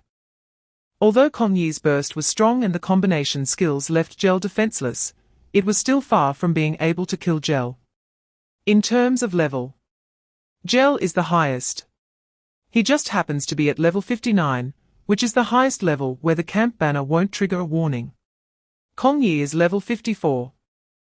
After that wave of chaos, Zheng Yu gained over 50 million experience points, and his level had already surpassed level 40, directly leveling up to level 42. Killing practitioners from level 30 to 40 only gives a small amount of experience, about several 100,000. Practitioners from level 40 to 50 typically give around 1 million experience on average. Plus, with 3 awakening level practitioners, that's 3 to 4 million experience. This directly raised Zheng Yu's level by 5 levels. This is also why Zheng Yu could easily crush Zhu Yun to death. Leveling up greatly enhances the summoned beasts. Gel used a high-level defensive skill to block Kong Yi's attack. Chapter 265, Boom. The King of the Wilderness shattered the ground with a kick. World-shaking tremor. The ground kept shaking, leaving Kong Yi with no place to land. As long as he was affected by the shockwave, he would immediately fall into a state of dizziness. Fortunately, Kong Yi's shadow transformation could resist control effects. However, he could not resist the taunting skill from the King of the Wilderness. The taunting skill of the King of the Wilderness is called Anger Resonance Provocation. It can share the King of the Wilderness's immense anger with Kong Yi, putting Kong Yi's body into an angry state, forcing him to only attack the King of the Wilderness under the taunt. A single provocation can severely restrict the explosive potential of assassin-type classes. Most importantly, The King of the Wilderness has an 8-fighter enhancement, 45 levels of physique training, and a 9th tier talent evolution, making his health terrifyingly thick. Double dark energy pouring. Since he couldn't escape the provocation, all Kong Yi could do now was to confront it head-on. The double dark energy smashed onto the King of the Wilderness. Boom! The dark energy exploded, but merely scorched the King of the Wilderness's weathered, scarred back. Is that it? It didn't hurt at all. Chapter 266, Kong Yi's scalp tingled. His hands and feet felt weak, and his gaze was even somewhat vacant. What is this? What a monster! For the first time, Kong Yi used the term monster to describe an opponent other than himself. He finally understood why they placed such importance on Zheng Yu. All the prophecies and key figures were nonsense. It was purely because of the opponent's strength. After fighting for so long, the opponent was still at full health. Where could he argue about that? The most dangerous thing was that the scythe-summoned beast was also standing in the black mist, ready to strike at any moment. Damn it! I'm done playing. Kong Yi got angry and even felt a bit wronged. After going crazy for a lifetime, he rationally chose to withdraw from a battle for the first time. There was no choice, it was just too difficult. If you can't do math, at least you can copy homework and look at the answers. But this King of the Wilderness, he really couldn't beat it. Kong Yi glanced at the ring on his finger, hesitated for a moment, but ultimately did not use it, because the opponent had 3 of them. The Death Baptism was just a trump card in Kong Yi's strength, but his real trump card was the abyss he had mastered. That's right. Kong Yi was also a practitioner, who had perfectly cleared the game. He had previously felt the power from the abyss, which was that strange dreamlike staircase in the ruined building that he couldn't escape from. Chapter 267, So, the exclusive abyss can grant abyss attributes. After confirming that the practitioners outside did not dare to come in, Zheng Yu found a sheltering ruin to rest with Zhong Anshuan. This battle lasted a very long time, and even Zheng Yu found it hard to endure. During the rest period, Zheng Yu learned more about the exclusive abyss from Zhong Anshuan. The randomly refreshed abyss has customizable attributes, just like Rong Li's sword tomb. It's not just because Rong Li had good luck and happened upon an abyss that could amplify swordsman classes. It's because Rong Li is a swordsman that the exclusive abyss transformed into the sword tomb, Zhong Anshuan explained. I see. I was wondering. If it was a random abyss, wouldn't it be pointless if we randomly ended up in a warrior-type abyss? But if it can be customized, then what is the significance of randomness? Zhong Anshuan took out some materials and said to Zheng Yu, exclusive abyss is generally divided into 2 types. The first layer is random, which is to randomize these 2. One is for class growth, the class-specific exclusive abyss. The other is a general exclusive abyss for all classes. Chapter 268, In addition to type randomness, there are 3 customizable aspects regarding the abyss range, specific categories such as competitive or narrative types. The 3 customizable contents are, profession, which refers to the summoner-specific profession. However, if the abyss that opens later is a general abyss, this customization option does not exist. The second is attributes, which can add attributes. For example, Li Chenggong added fire attributes back then. Of course, if attributes are not needed, they can also be left unselected. The third is status, similar to strong attack, defense, vitality, agility, speed, explosion, etc. Combining these 3 and integrating with the randomly refreshed abyss type results in a complete exclusive abyss. Zheng Yu continued to ask, what about entry-level restrictions and abyss difficulty? Zhong Anshuan replied, once the owner clears the exclusive abyss and contributes it to the entire guild, it will automatically be divided into 2 types. The first type is called the mirror abyss. The guild will record the abyss, dividing it into the first phase for level 110, the second phase for level 120. And so on, 4 different levels of guild members to use. Chapter 269, You have opened a random colorful quality core stone gift pack. Obtaining a lightning type original core stone of colorful quality. Core stone, thunder elemental core, level, 40 quality. Colorful, can be embedded in attack type equipment, core stone attributes. Attack power 15, thunder element damage 100. Thunder burn damage 150, core stone skill 1, when using thunder skills or normal attacks with thunder damage. The user's magic attack power increases by 1050 depending on thunder attributes. Core stone skill 2, the user's thunder damage will cause an explosive chain reaction, dealing 25 thunder damage to surrounding enemies. The thunder elemental core requires and to be upgraded to a perfect level core stone. It turns out there is indeed a higher level above the colorful level. Perfect level. But the required materials are all question marks. Either materials I cannot access at my level, or materials that have yet to be produced in the entire world. After all, the highest level in the world where Zhengyu currently resides is still under level 80, struggling in the 8th tier abyss. Chapter 270, Drawing Strengthening Hex Runes Rewards. Zhengyu rubbed his hands, feeling a bit excited. Although this was already Zhengyu's 17th and 18th hex rune, and his 9th draw, he still felt anticipation and excitement every time. This is his strongest way to enhance himself. Congratulations! You have drawn the 17th rune, gold level rune overlord. Congratulations! You have drawn the 18th rune, gold level rune portable forge.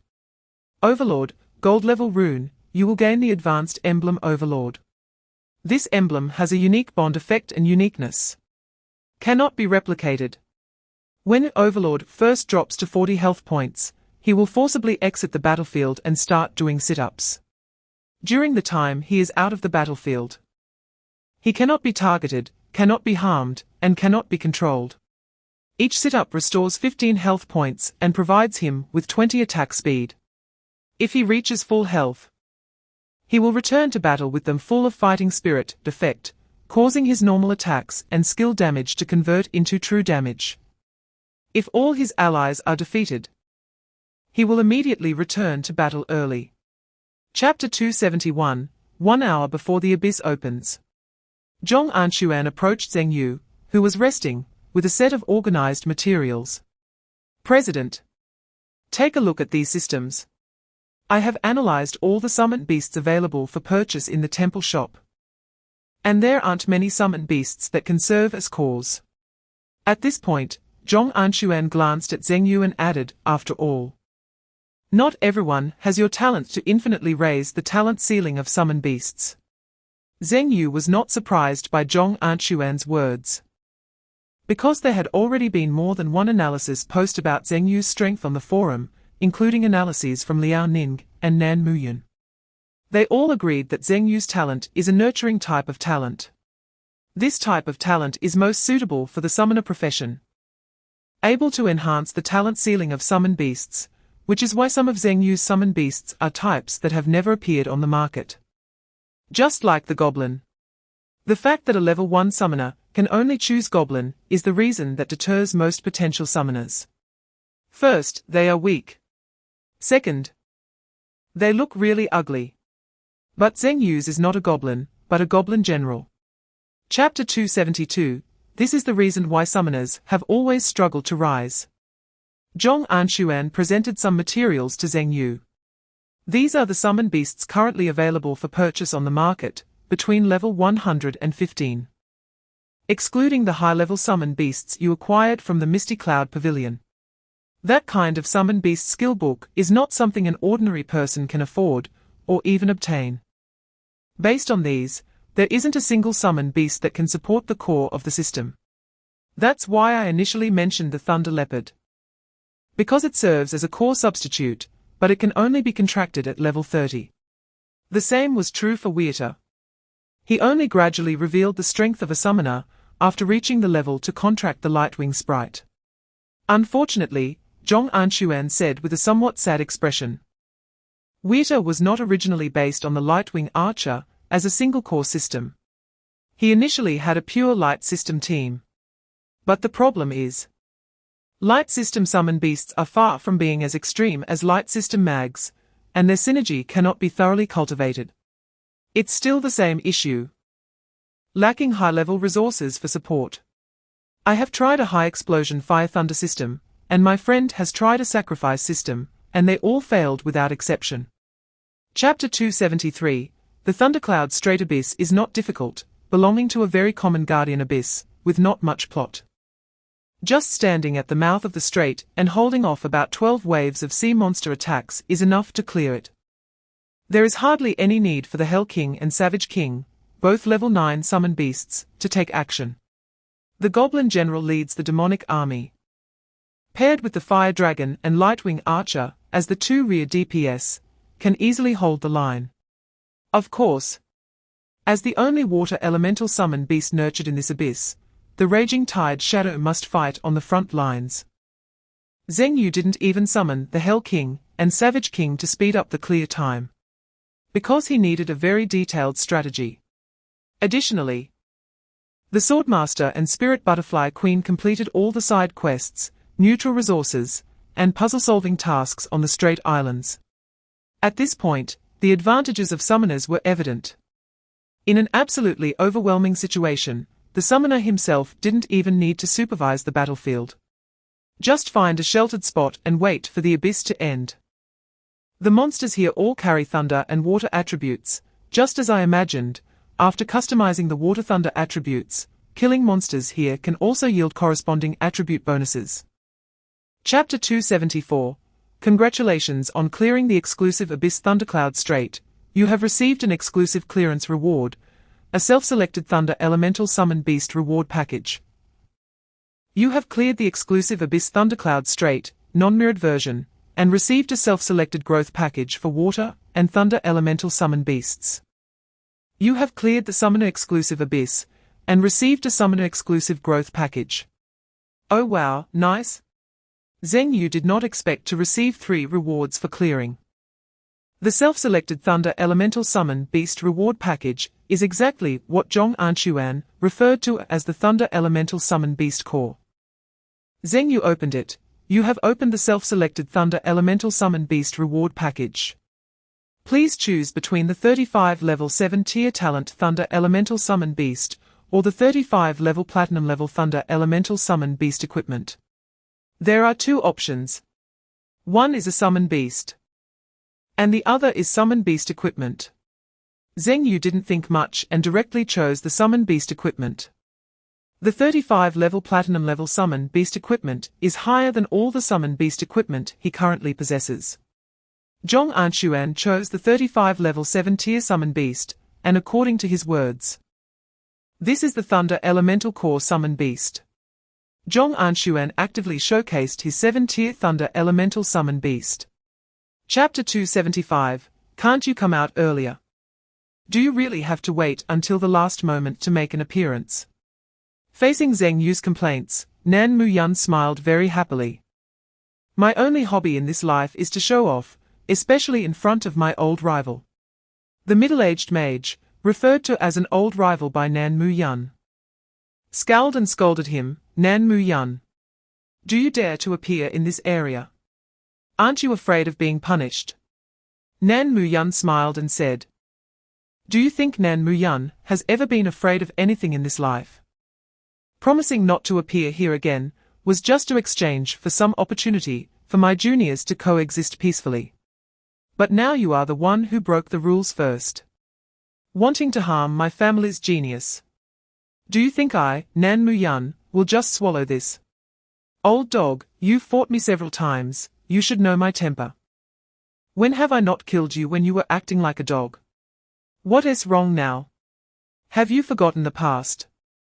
Now that you've leveled up to level 78, do you think you can compare with me? Stupid brat, hurry up and get lost. Do you believe that before the Abyss Manager appears, I can twist that tumor on your neck off? Chapter 276, Leaving the Guild Abyss. Zheng Yu and Zhong Anxuan were directly teleported back to their villa. Looking at his level rising to 37, and obtaining a level 35 contractable tier 7 talent summoned beast. Thunder Calamity, Zhong Anxuan felt an unreal sense of being in a different world. Uncle Zhong, Zheng Yu's voice brought Zhong Anquan back to reality. Uncle Zhong.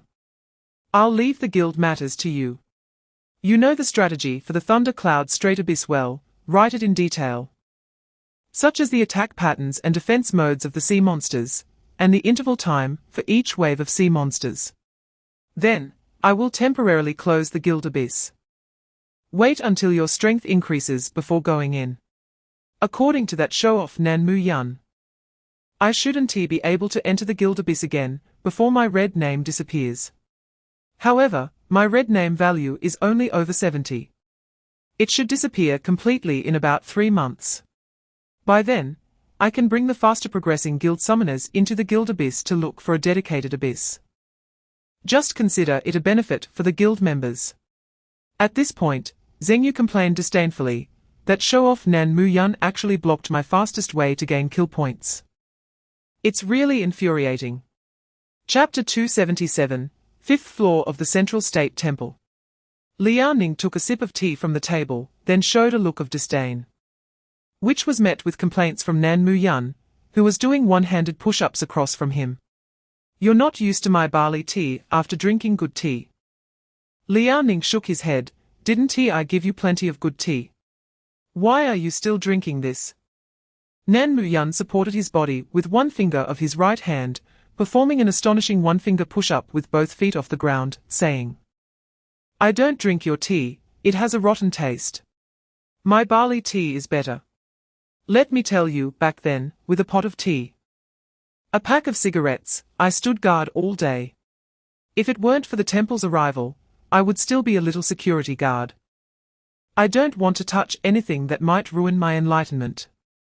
I didn't expect, Comrade Mu Yun, to have such high political awareness. Nan Mu Yun scoffed. Exerted force with his right finger, did a flip, landed steadily, and then gulped down the barley tea on the table. What the hell is political awareness? I'm not involved in politics. Have you forgotten the ridiculous things your Ministry of Justice and the military did back then? The reason I never participated in your affairs is simply because it disgusts me. Chapter 278, News Early Report. Early yesterday morning, a battle among professionals occurred in the northwest region, reportedly resulting from the military's encirclement of the arrival faction. Zheng Yu saw this news first thing in the morning. It was said that based on the position detected by He Wenxia when he entered the guild abyss, they were able to locate the hiding place of the arrival faction. It seems that He Wenxia's ability is not only strong in memory and calculation, but also has a large detection range. Zheng Yu couldn't even imagine how extensive He Wenxia's detection range was. Moreover, she detected the fluctuations generated when entering the abyss. If Liao Ning hadn't told him in person, Zheng Yu wouldn't have believed it. Her ability is somewhat too overpowered. Ding! While having breakfast and reading the news, Zheng Yu received materials from his secretary on his phone. About the abyss, all information on the Bone Wasteland, with no completion record yet.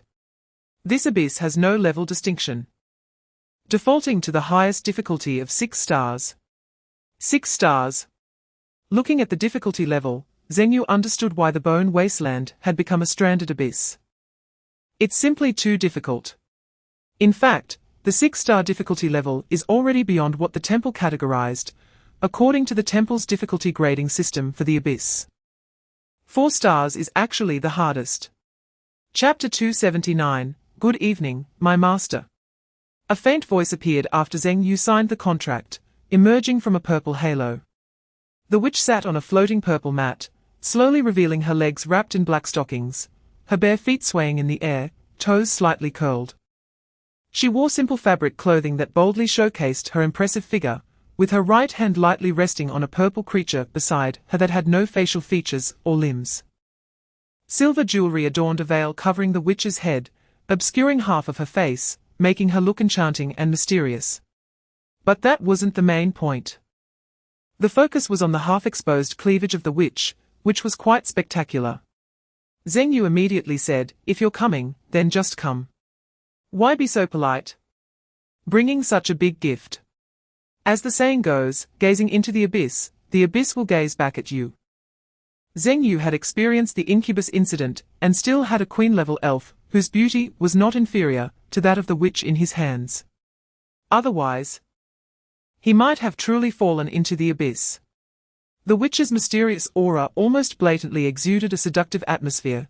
This was a tactic similar to the incubus's transformation ability. Chapter 280, Dragon.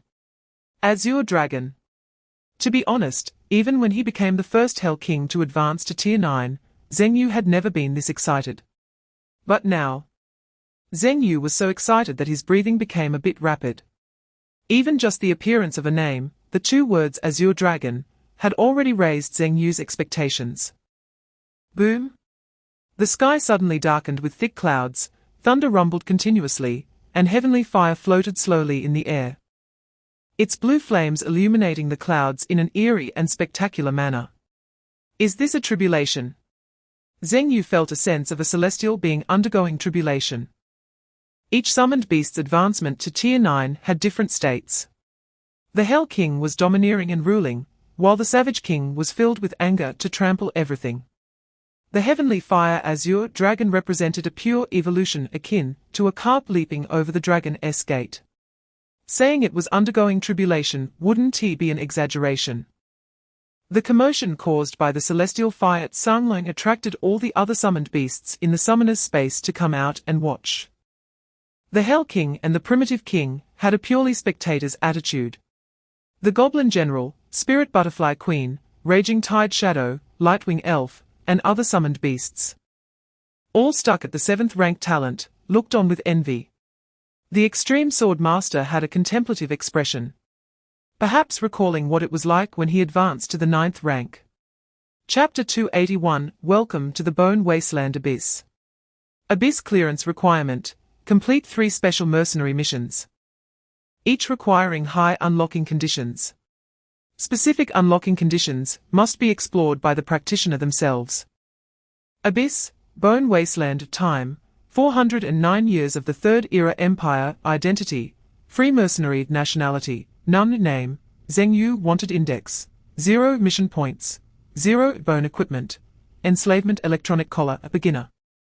Mercenary chip, heart, money, 0 crow coins. Bone combat power, 54 combat power. Current mercenary task, rescue the imprisoned alien named Mark. Photo JPG. Click to view large image. Mission reward, 1500 crow coins, 10 mission points. When Zheng Yu regained consciousness, he found himself trapped in a small cage, his body covered in scars and bruises. A data page popped up in front of him. Enslavement collar. Zheng Yu touched his neck and indeed felt an electronic collar that looked very cheap, but could not be forcibly removed. The back of the collar had embedded itself directly into his neck spine, and forcibly removing it would likely mean breaking his neck first. Chapter 282. Zhong Jixing looked at the message from Zheng Yu, and the competitive spirit that had long been warned about by Liu Henhe rose again in his heart. In fact, Zhong Jixing didn't need to lead. He was a reserve cadre in the Smoke Cloud Pavilion. As long as he awakened, there would definitely be a position for him in the Smoke Cloud Pavilion's cadre. He had always been the one leading the team. Before coming to the Zhang district, Liu Nanyang had approached him and told him that once they entered the abyss, everything had to be left to Zheng Yu, even if Zheng Yu was much younger than him. At first, Zhong Jixing was unconvinced. What if you cleared it perfectly 3 times? What if you brought benefits to the entire 9 provinces? No matter how you put it, your experience was still lacking. Moreover, I am level 48. Although the level difference with Zheng Yu was only 5 levels, in Zhong Jixing's view, Zheng Yu's level 43 was unstable, just a numerical symbol. Why would a summoner, who had never experienced the 5th stage of the abyss, be my captain? Zhong Jixing was indeed unconvinced. But he had never shown it because Liu Nanyang told him he was the key to clearing this abyss. Previously, Zhong Jixing didn't quite understand. Now he understood. Zheng Yu needed him. In the worldview of the Bone Wasteland, no matter how strong your personal strength was, it was useless. People only looked at your bone power. Chapter 283. Along the way, the thin middle-aged man named Mark rambled on about many things. The content was very negative, talking about how the world was ill, how it couldn't be saved, and how it was useless to come. Zheng Yu looked at the chattering Mark and threw him a bag of food, saying, "Eat something. You must be tired after talking so much." Zheng Yu didn't show any signs of annoyance, instead, he was very enthusiastic. Because someone who could say such things was likely an important NPC, or a character that would trigger a plot. "I can't eat." Mark rejected the food with a very low mood. Zheng Yu directly opened the food packaging bag, which contained food preserved using special technology, able to achieve the freshness of just being cooked. With a hiss, as the food packaging bag opened, a very fragrant smell wafted out. This aroma immediately silenced Mark's chattering mouth, eliciting uncontrolled sounds of inquiry. No one could resist the fragrance of Sichuan cuisine. If someone could, it would mean the chili was underseasoned. Mainly, he was tired of eating grilled kidneys, since encountering this new technology in Central Continent. Zheng Yu had stopped being obsessed with grilled kidneys. Besides Sichuan cuisine, Zheng Yu had his secretary help him store various cuisines from across the 9 provinces. Chapter 284. The Bone Wasteland was vast. The abyss Zheng Yu had entered before could not compare at all to the Bone Wasteland. Because the Bone Wasteland was a world with a complete social system and a history worth studying. From the mine where Mark was imprisoned to the free capital.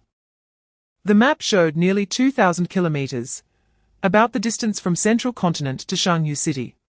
It would take 4 hours even by plane. The spirit butterfly queen could fly. But her stamina was not high and she lacked the speed of an airplane. At the pace of the spirit butterfly queen, it would take several days to reach the free capital. There was a city just ahead where they could rest. Zheng Yu saw on the map that there was a city nearby, marked with a green symbol indicating that mercenary missions could be accepted here. Seeing that the spirit butterfly queen's stamina and energy were about to drop below half, Zheng Yu, feeling sorry for his summoned beast, decided not to continue the journey. "Looks like your bone creature's endurance isn't that great. I thought it was some high-end technology, but it turns out it just looks good. And the technology is still from the previous era." Having eaten his fill, Mark became very talkative. Talking too much can lead to trouble. Just as he finished speaking, Mark was knocked down by a flap of the spirit butterfly queen's wing. Chapter 285. Zheng Yu and Mark swaggered into Sand City. And it took nearly 10 minutes for reinforcements to arrive.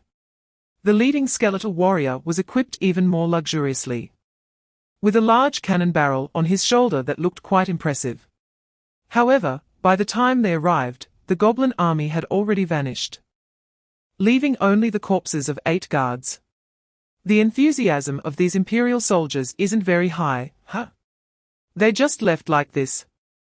Zheng Yu wanted to observe the reconnaissance capabilities of these skeletal soldiers, but unexpectedly, the captain with the cannon waved his hand dismissively when he saw that the guards were already dead. Mark, hiding in a corner, said, "They probably didn't expect anyone to dare to break into a city controlled by the Empire. You must know that the word Empire represents something that cannot be violated." Zheng Yu frowned. "If it cannot be violated, where do we free mercenaries come from?" Mark's answer was somewhat unexpected to Zheng Yu. "You guys aren't good either. As long as you pay, you do anything. Many ideas for persecuting aliens were even orchestrated by your own hands." Mark had suppressed the disgust in his tone to the utmost, but Zheng Yu still felt it. Chapter 286. Listening to Zheng Yu's speech, Mark praised. As expected of a free mercenary. Zheng Yu smiled and said, "As pests, we naturally have to do pest-like things. I think I understand why mercenaries are called pests now." Zheng Yu finally found a sense of feeling. Completing tasks step by step is not his character. Moreover, Li Qinggong's experience also proved that just accumulating task points can only complete the first special task, and Li Qinggong hasn't truly completed it yet. So it might be better to play a little more freely. Since they are pests, then let's do some pest-like things. Otherwise, wouldn't it be a waste of the system's hints? As for whether it will be useful, that depends on the actual gains. This time, Zheng Yu wasn't sure either. It was just an attempt. Let's go. Zheng Yu walked in the direction pointed by the boy. Mark hurriedly blocked him, saying, "Do you really believe that alien?" "I don't believe it," Zheng Yu shook his head. "That kid's face is full of lies. Whoever believes him is an idiot. I estimate that the direction he pointed me to is probably the most dangerous place in this city. And there are probably many people waiting to see me make a fool of myself. Then are you still going?" Mark didn't understand. Zheng Yu smiled and said, "I really want to see what these aliens are up to, whether they have the strength to really blow up this city." Chapter 287, putting aside his suspicions about Mark, because this is not a very important matter right now. The most important thing now is how to maximize the benefits of this city. According to the map provided by the system, it can be seen that this city is very remote. Being remote means the mountains are high and the emperor is far away. Many things that cannot be easily done within the empire can be realized here. In the end, this group of aliens did not detain Mark, but returned him to Zheng Yu, of course, with certain warnings. For example, although you are an imperial person, don't think about playing tricks in our territory. They also reminded Zheng Yu that if he didn't pay, they would really detain Mark. After a friendly negotiation, Zheng Yu, disguised as a smuggler, followed this group of aliens into the core material processing factory of Sand City. This group of aliens treated Zheng Yu quite well. Not only polite in attitude, but even offering pick-up and drop-off services. The vehicles of the Bone Wasteland are not primarily powered by engines, but by skeletal creatures. Similar to horse-drawn carriages, but far more advanced. Speak. Inside the carriage, Zheng Yu sat in a delicate space, examining Mark. Speak of what? Chapter 288, Zheng Yu and Mark looked at each other in silence. After a long while, Mark pressed down on the wrench in Zheng Yu's hand, saying, "Don't be impulsive. You forgot that you just told me you wanted to cooperate. Besides, I've said long ago that you have problems, but I haven't told anyone. Which is enough to show my sincerity. And I, you see, am very easily tempted. If you offer me that delicious and spicy dish again, I would definitely keep my mouth shut." Zheng Yu retracted the wrench. "You actually knew my identity long ago." Mark immediately shook his head. "No, just suspicion. After all, it's rare to meet someone as ignorant as you. Like you, I am also surprised by each other's identities. You suspected me as a skeletal creature, because your world doesn't have such advanced technology as mine. And I had some doubts when you asked me the first question. When you were unaware that this world prohibits research on history. The reason I didn't say anything is," Mark hesitated for a moment. Zheng Yu said, "Just say it. We've already laid everything bare to this extent. Hiding it from you or me isn't good." Chapter 289, Henderson looked seriously at Dejir, saying, "You have to take responsibility for your words." Although his tone was serious, Dejir was not afraid. Because he had been the skeletal warrior who followed Lord Henderson the longest, and all the dirty things Henderson did in this city were orchestrated by him. Such boundary-crossing words could only be spoken by Dejir. "My lord, think about it. This remote place has no alien rebels nearby, nor is it close to a forbidden zone. And is so far from the Empire. For over a decade, there has never been an enemy attack. Which is why the guards at the door relaxed their vigilance and died. But this sudden enemy attack coincidentally allowed an upper-class imperial person to sneak in, making it hard not to suspect." After hearing this, Henderson nodded, finding it somewhat reasonable. "Continue." Flattered, Dejir became excited and began to speak at length. "I believe this attack has a 99% probability of being instigated by this upper-class imperial person because he has two purposes." "Which two?" Henderson asked. Chapter 290, I am really sorry.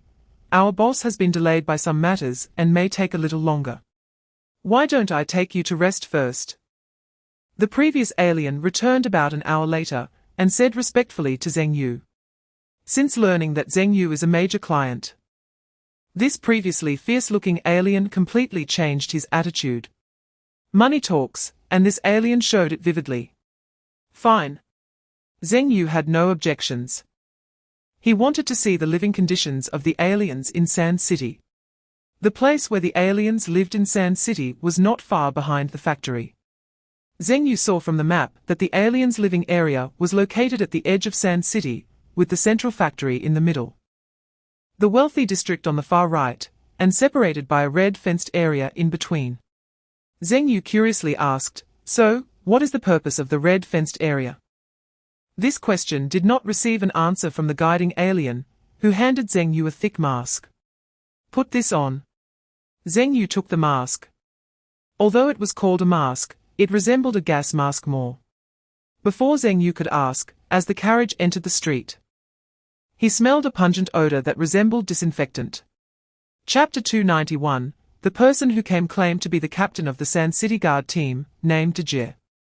Just as Zheng Yu guessed, the Lord of Sand City would definitely come looking for him to talk, but he didn't expect it to be so soon. For some reason. Even though Dejie appeared very polite, his eyes were filled with a sense of cleverness. "If I'm not mistaken, my true identity should have been discovered by you first," Zheng Yu boldly hypothesized. Dejie's mouth curled up. "Coincidence, all coincidence. In fact, you hid it very well, but as the captain of the Sand City Guard, I must protect the safety of Sand City." Hypothesis confirmed. Zheng Yu was sure that the guard captain in front of him was a clever one. "So, are you here to issue me an eviction order?" Zheng Yu pretended to look frightened and questioned. No, how dare we? We just wanted to confirm your identity with you, my lord." Although Dejie's tone was humble, he adjusted the skeletal cannon equipment on his shoulder while speaking. "Confirming identity." Zheng Yu smiled, but his eyes were cold as he looked at Dejie. Don't you all know my identity by now? If so, why not just treat me as a smuggler, and arrest me directly? Chapter 292, Two Smart Ones. This is Zheng Yu's evaluation of Hudson and Dejie. However, they did guess the hint Zheng Yu provided. What he wanted was that Hudson wouldn't interfere with him in the near future. As for the money, that was actually something Dejie came up with on his own. After all, what Zheng Yu wanted was the entire Sand City, which naturally includes those materials. That evening, Zheng Yu opened the team chat. Zheng Yu, summoner who is closest to the Empire's center. Zhuge Wuji, assassin. I am currently on the outskirts of the Empire's center. My first task was to let other mercenaries enter the Empire's central city. Zheng Yu, summoner. Good, please ask about the second prince tomorrow. Second prince? Zhong Zhan interjected. Does Brother Zhan have information about the second prince? Zhong Zhan, warrior. Not much, but I have a task now that should be related to the second prince. Go ahead. Do you remember my first task? Zhuge Wuji, I remember, the bull disguise task. Zhong Zhan, the point isn't whether to disguise as a bull. The underground bullfighting arena is just a front. The real transaction behind it is the private trade of skeletal materials. Chapter 293, Zheng Yu disassembled Mark mainly to see the skeletal materials on him, the substance referred to by the system as divine remains. After verification, the skeletal materials in Mark's body are also divine remains. According to Mark, he was created using the technological core of the skeletal giant, and ultimately, all the mysteries remain with the skeletal giant. It seems that he must visit the Forbidden Zone. Zheng Yu reattached Mark's neck. Mark's head, which hadn't rotated back, heard Zheng Yu's muttering and immediately asked, "Take me with you." What? I mean, I also want to go to the Wasteland Forbidden Zone. All right. Zheng Yu had no reason to refuse. Zheng Yu noticed that when Mark's head was reattached to his neck, his skin automatically repaired itself. In less than a few seconds, Mark's skin looked as if it had never been cut. What amazing technology. So when I rescued you from the slave mine, you were faking illness? Zheng Yu asked. Mark immediately shook his head. It wasn't faked. Skeletal beings can also get sick, become weak, and need to eat and sleep. Chapter 294, Squeak Squeak Squeak. In the hot and dry desert, a tiny, inconspicuous white lava was moving quickly across the scorching sand. Although this lava was small and appeared weak, it moved at an incredible speed and showed no fear of the blazing sun. Roar! A roar echoed as two massive skeletal beings fought over territory nearby. Boom! One of the hieroglyphic skeletal beings accidentally stepped on the lava. A few minutes later, a dead hieroglyphic skeletal being appeared on the ground. Clearly, in the territorial dispute. This hieroglyphic skeletal being not only lost, but also lost its life. Its opponent, immersed in the joy of victory, did not notice a white dot slowly moving toward the chest of the hieroglyphic skeletal being and gradually burrowing into its skin. 8 hours later, the hieroglyphic skeletal being suddenly stood up, but the scattered parts and its lifeless eyes indicated that it was not revived. The hieroglyphic skeletal being moved forward. It was unknown how long it had been moving. In front of a cave, the hieroglyphic skeletal being collapsed on the ground, and the white lava crawled out from its eyeball and burrowed into the cave. Chapter 295, The sword energy that severed the head of the strong foreigner came from the little swordsman on Zheng Yu's shoulder. About half the size of a palm. Kanmu and other foreigners in the bar could see the little swordsman's figure, a toy-sized object capable of instantly severing a foreigner's head, who would dare provoke such powerful skeletal equipment. Originally, their hostility toward Zheng Yu stemmed from the skeletal equipment they carried. After all, Zheng Yu showed no signs of having skeletal equipment on him. Among foreigners, being able to equip even one piece of skeletal equipment would allow one to walk with confidence. It was the skeletal equipment that gave them confidence. Yet it was also that same skeletal equipment that cost the strong foreigner his life. Is no one going to answer me? Zheng Yu asked again. Although Zheng Yu's tone was gentle, the foreign drunks sitting there were already sweating profusely. Not going to say anything.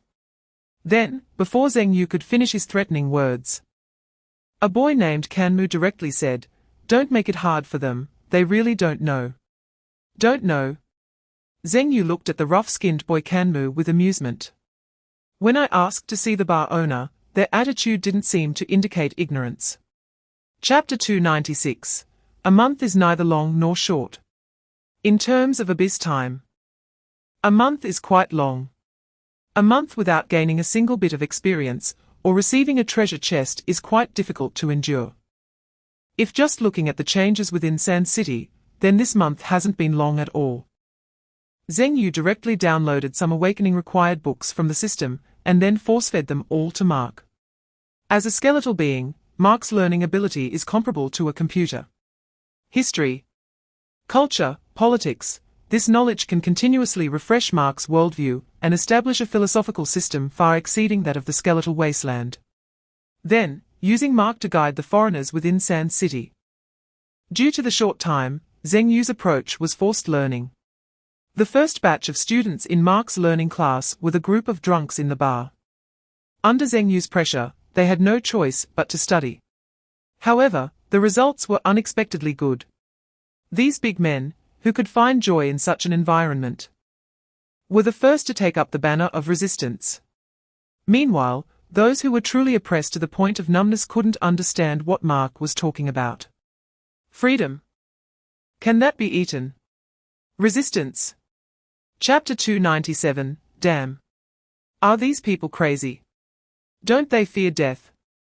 Hudson watched as the office building was set ablaze by a group of foreign rebels, who threw Molotov cocktails, only to be suppressed by the arriving skeletal warriors. But another batch of foreigners charged forward. These people seemed to be risking their lives, shouting for Hudson to hand over the murderer of the foreign bear. The murderer who killed the Diggy stood in the office of Haider-san with a worried expression. Hearing people outside shouting his name, Diggy said very aggrievedly, "Lord of the city. You have to believe me, I didn't kill the at all. That day he said he would treat me to a meal. Claiming he had gotten some food called hot pot from smugglers, so I went. Who knew that by the time I got to he was already dead. Then a few of his subordinates suddenly appeared and accused me of killing him. In all these years in Sand City, when have I ever been wronged?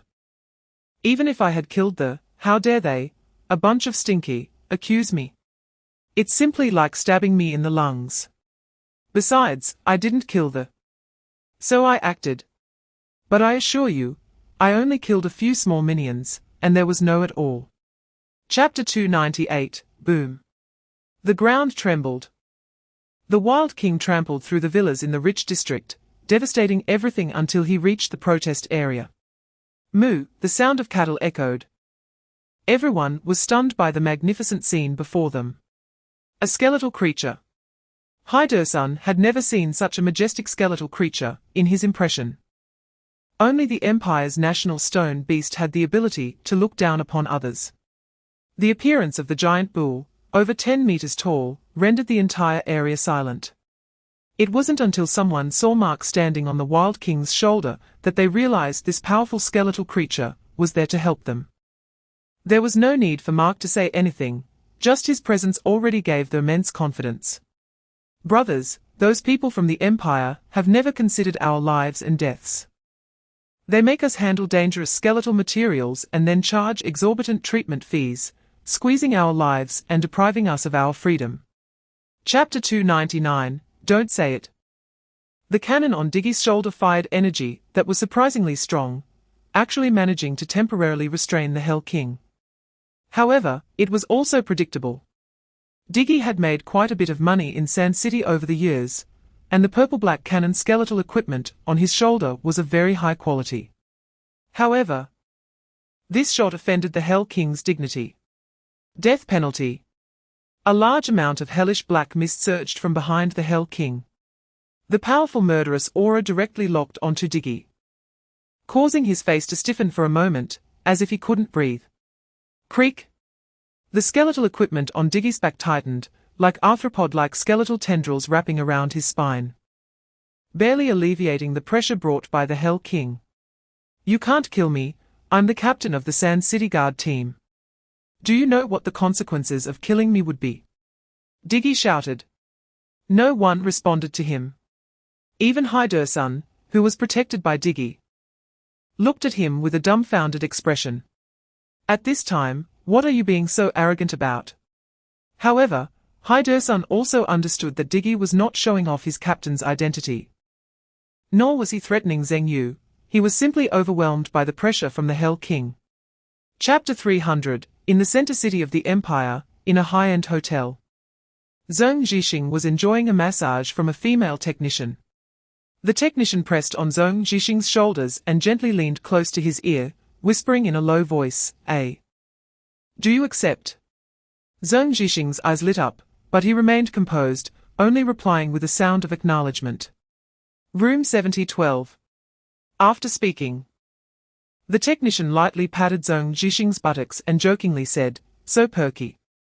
When Zheng Zhixing got up, he found that the technician had already disappeared without a trace. Damn it. Every time I take on a B-level or higher task, I get teased by this woman, it's really humiliating, Zheng Zhixing complained. This was the place to accept missions. Because B-level and above tasks are classified as top secret, there are specific protocols for where and how to accept them. In the past 2 months, Zheng Zhixing had worked desperately to complete tasks, rising from the lowest F-level mercenary to his current A-level status within 2 months. This speed of growth was a remarkable achievement in the mercenary world. Thanks to the versatility of the paladin, Zheng Zhixing could take on any task. The rapid early-stage upgrades, combined with Captain Zheng Yu not requiring him to hand over any Krolo coins, allowed Zheng Zhixing to convert all his earned rewards into skeletal equipment. Chapter 301, Is that Sand City ahead? After several days of travel, Zheng Zhixing and Lena's mercenary group finally arrived near Sand City. From a distance, they saw Sand City shrouded in black mist. I don't remember Sand City being this big, right? It looks like the city walls have been expanded. I remember the information stated that the Lord of Sand City, Haidersun, hadn't made contact for a month. In just a month, Sand City has expanded to this extent. And the black mist in the sky is not simple. Lena warned, staring at the black mist. Zhong Zhixing silently gazed at the mist. He had done his homework and learned about Zheng Yu. This black mist was released by Zheng Yu's signature scythe summon. That scythe summon had almost defeated Tang Xun back then when Zheng Yu was still under level 40. Now, seeing the hellish black mist capable of enveloping an entire city, Zhong Zhixing's feelings became complex again. There are people over there. They are. One of the mercenaries spotted a team approaching Sand City from a distance. Chapter 302, listening to the international anthem from afar, and looking at the giant talent market sign. Even A-level mercenary Lena felt a sense of pressure under the gaze of a group of skeletal warriors. It wasn't due to the strength of the surrounding skeletal warriors, but rather this inexplicable aura. Continuing into Sand City, they came across two corpses with severed heads. Haider-san. One mercenary recognized the identity of the corpse. As mercenaries, they had access to a lot of information, and they had investigated the former lord of Sand City, Haider-san. So they could naturally recognize his head. Seeing the former lord of Sand City hanging on a preserved skeletal pole, with a banner below reading down with tyranny. Create a new home, a chill rose in Lena's heart. Zhixing. At that moment, a young man dressed in a black mage robe, holding a pharaoh's staff, enthusiastically called out Zhong Zhixing's name amidst a crowd of. Zhong Zhixing was slightly taken aback. He and Zheng Yu were not that close. But he quickly realized that this was a performance for Lena and the others. At this moment, Zhong Zhixing also noticed that the way Lena and her group looked at him had changed. They no longer held the previous contempt based on status, but rather a special kind of respect.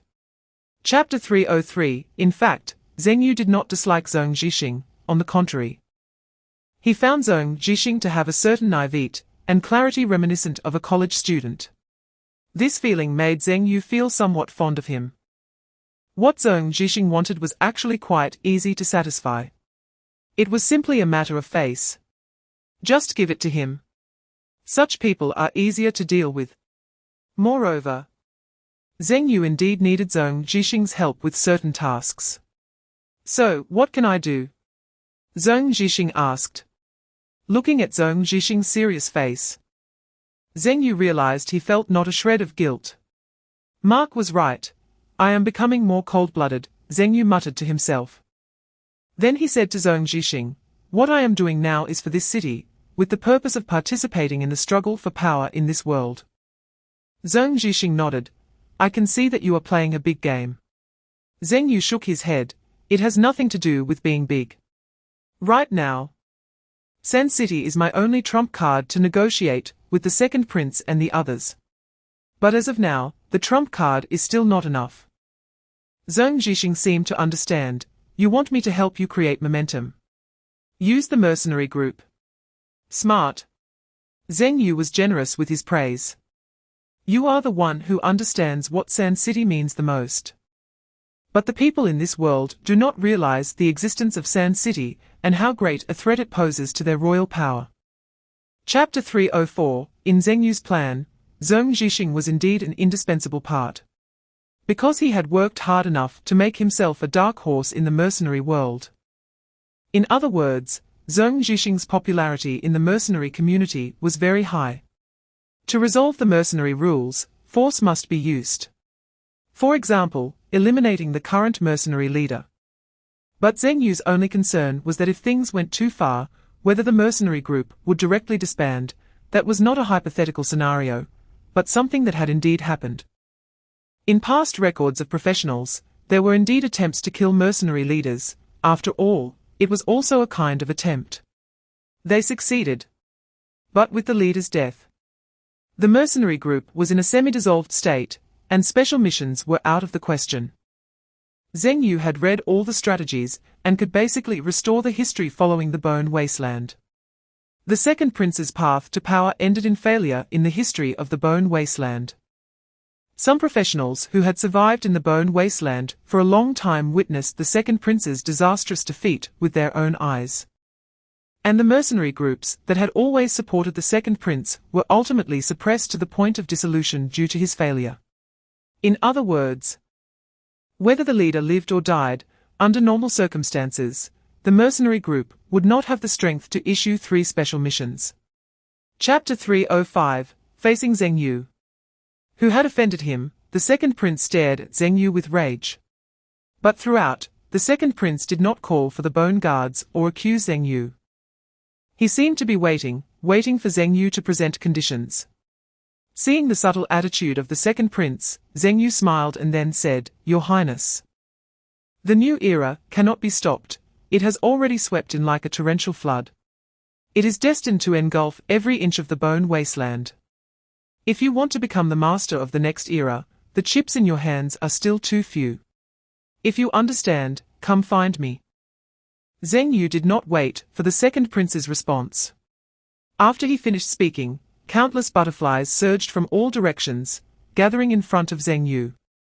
Accompanied by the appearance of black mist, Zheng Yu and Zhong Zhixing instantly disappeared before the second prince, leaving behind the angry but contemplative second prince. "Are we just leaving like this?" After using the spirit butterfly queen and the hellish black mist to leave the second prince's residence, Zhong Zhixing asked Zheng Yu. "Otherwise?" Zheng Yu retorted. "Zhong Zhixing, I thought at least we would get some promise from the second prince or discuss the next plan." Chapter 306. The Free City has a landmark building called Free City, a tall building whose highest floor overlooks the entire Free City. All around is the black market. This is not freedom at all. Standing on the highest floor, Zheng Yu looked down at the Free City and sighed. Beside him, Zhongzhan said, "The last time I was in Free City to hand over a task, I was almost targeted by those violent organizations. They saw that I had no bone equipment, but in the end, I killed them all. I even earned the title of a little butcher from that battle." Zhongzhan said this with great interest. Zhongzhan is now a B-level mercenary, which is considered a decent rank in the mercenary world. But he still does not qualify to participate in the upcoming meeting on night punishment.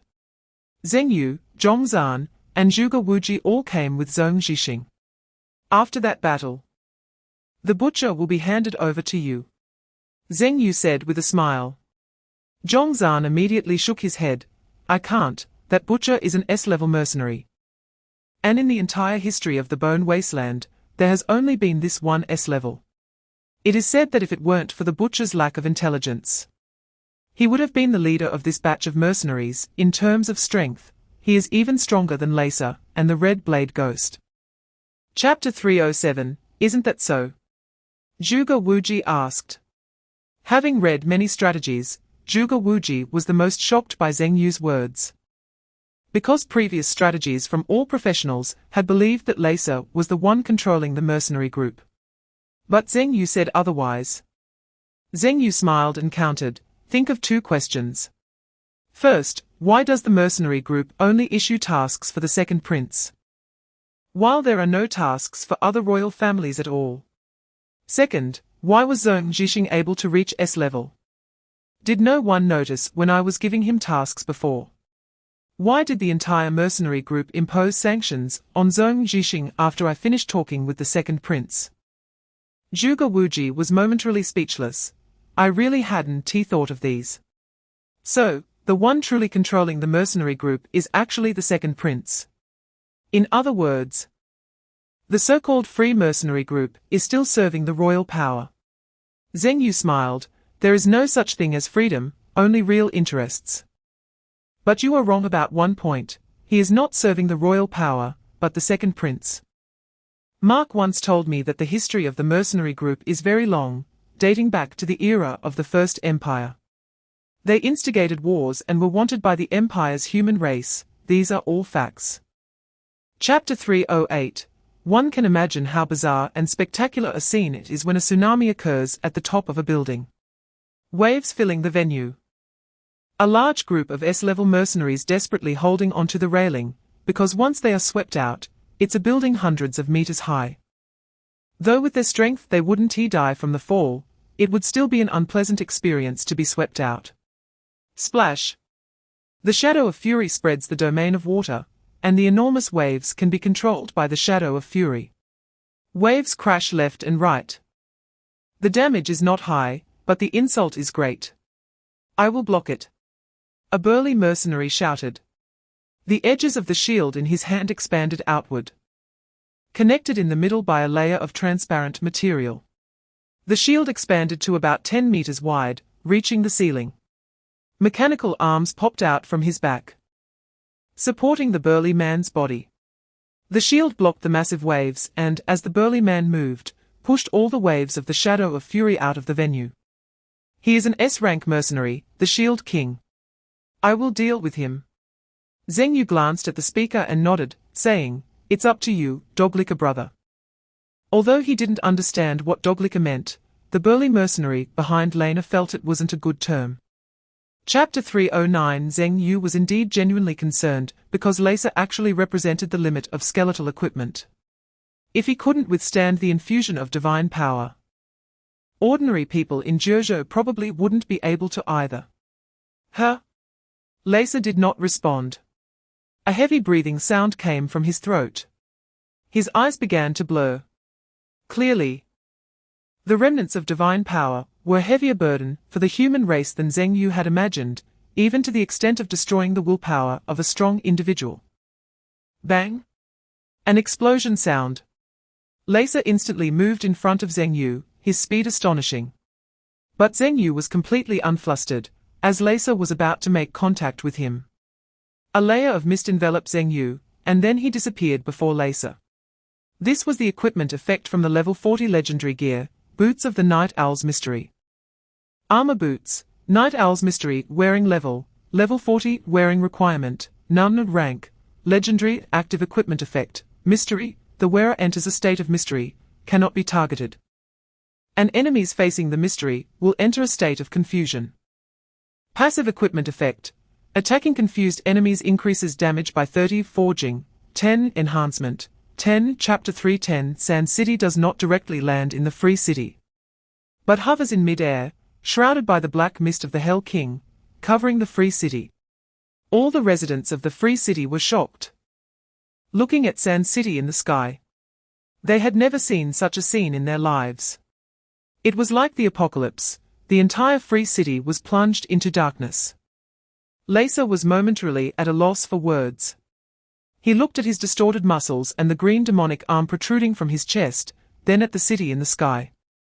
This disparity in trump cards was a bit too extreme, right?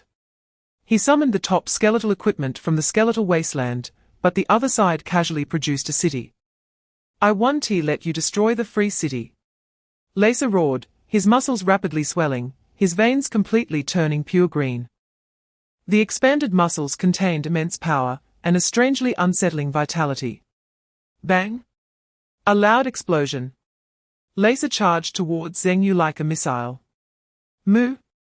A resounding moo echoed from Sand City in the sky. Hearing this sound, the Hell King let out a sigh of relief in terms of damage. He was the strongest among all summoned beasts, but in terms of protective ability, the Hell King was not outstanding. Chapter 311 Free City. The Goblin General was leading the demonized Goblin army to clean the battlefield. After nearly 3 days, no one in the Free City dared to defy Zheng Yu's presence. The head of the mayor of the Free City had already been packaged and sent to the second prince by the Spirit Butterfly Queen. This included the heads of Laser and the Red Blade Demon. Zheng Yu's gift to the second prince consisted of 3 heads, not including the butcher, because the butcher was too interesting. So you and the butcher were fighting, and she ended up like this. On the ground lay a large dog resembling a German shepherd. Zheng Yu found it hard to imagine it was once a bloodthirsty female mercenary called the butcher. The Hell King scratched his head. Even demons had never seen such a scene. Who turns into a dog mid-fight? Frankly speaking, the butcher was very strong. Unlike Laser, the butcher's strength came from her own physical prowess, not from any special skeletal core. This made the Hell King very happy. But as they fought, the butcher suddenly seemed to lose her expression, and, right before the Hell King's eyes, transformed into a German shepherd. She also lost her bloodthirsty nature. Chapter 3:12 The other races actually have significant advantages, such as their bodies being naturally stronger than humans, and their black-red skin having a stronger resistance to skeletal material erosion. Furthermore, they are numerous. After Zheng Yu conquered the Free City, even more other races came to seek refuge. Although the other races were pressed to the brink of survival by the Empire, they were truly able to live. The huge numerical advantage, combined with the materials and technology from Sand City, the skeletal craftsmen left in the Free City, and the epoch-making management methods learned by Mark from Zheng Yu, along with the Second Prince's financial resources and connections, led to the birth of the other race army. The Second Prince was at the city gates, shouting to enter the city and eliminate the rebels, even though he himself looked like a rebel. However, there must be a reason to deploy troops. Even if it's fake, it must be treated as real. However, relying on an other race army forged in just a few months to break through a city with a history of hundreds of years is evidently difficult. The most advanced equipment for the other races is not skeletal equipment, even with a numerical advantage. Facing the skeletal city walls built by the Empire with national resources is still challenging. Zheng Yu could only say that this other race army from Sand City has a promising future, with an ideology surpassing the times. But their combat power is still insufficient to directly push through the Empire. Chapter 3:13 It is clear that the old emperor was prepared. It was as if he knew Zheng Yu was in a hurry, or perhaps he had absolute confidence in his imperial army. Believing that the hastily formed other race army could not break through the skeletal city walls at all, he was certain that Zheng Yu could only end this war by killing himself. Whether it was the stone beast of the nation that was activated early, or the imperial powerhouses who were already prepared for battle, it all indicated that the old emperor had long been prepared. The only thing that surprised the old emperor was Zheng Yu's method of appearance. The powerful heartbeat broke through the dream realm, exposing Zheng Yu within the Empire's line of sight, while the strong had not yet arrived. And the stone beast of the nation was blocked by the barbarian king. I obtained some information from the mercenaries. There are two powerful skeletal creatures in the Empire. One is the stone beast of the nation, and the other is the purple plague lurking beneath the imperial palace. Zheng Yu pointed to the old emperor's heart that was beating in his chest and said, "You once suffered from a severe illness, which triggered the prince's desire for power. According to the information obtained from my mercenary investigation, your illness does not seem to be a fabrication. There is only one possibility to explain your current state. The heart in your body belongs to the Xenia." Chapter 3:14 Zheng Yu made two preparations. The first was to use the traitor mercenaries hidden within the palace to reveal the old emperor's exact location. Then, just like entering the second prince's room, he would use the young butterfly to teleport there. Next, he would employ his dream domain abyss ability to assassinate the old emperor. Finally, he would have Mark simulate the old emperor's appearance to end the war without harm, transferring the throne to the second prince while retaining all combat power to fully sweep through the wasteland's forbidden zones. This was the smoothest solution. Unfortunately, the old emperor was as strong as Zheng Yu feared, easily able to break through the dream domain due to the existence of the Xenia, a powerful psychic skeletal creature. This information was also obtained from the mercenaries. It was because of this information that Zheng Yu made a second preparation. According to the second prince's account, the old emperor was gravely ill, but from the records of other professionals, the old emperor seemed to have regained his vitality and easily subdued the second prince. This allowed for an easy deduction that the hidden, powerful psychic Xenia was the reason for the old emperor's rebirth. The second preparation was to kill them all, which was another form of assassination. Of course, the important combat power must be preserved. Chapter 3:15 Defeated boss-level abyss creature, Black 4, LV50, gained 3.05 million experience. Obtained loot chest, LV50, boss level. Your level has increased. LV43 has been upgraded to LV44. After the old emperor's death, system prompts appeared before Zheng Yu, Zhongzhan, and Zhong Jixing, indicating the successful completion of the first system task. You have completed the first special task and received the Abyss of Bones Phase 1 reward package. Please check. Oh, there's actually a package.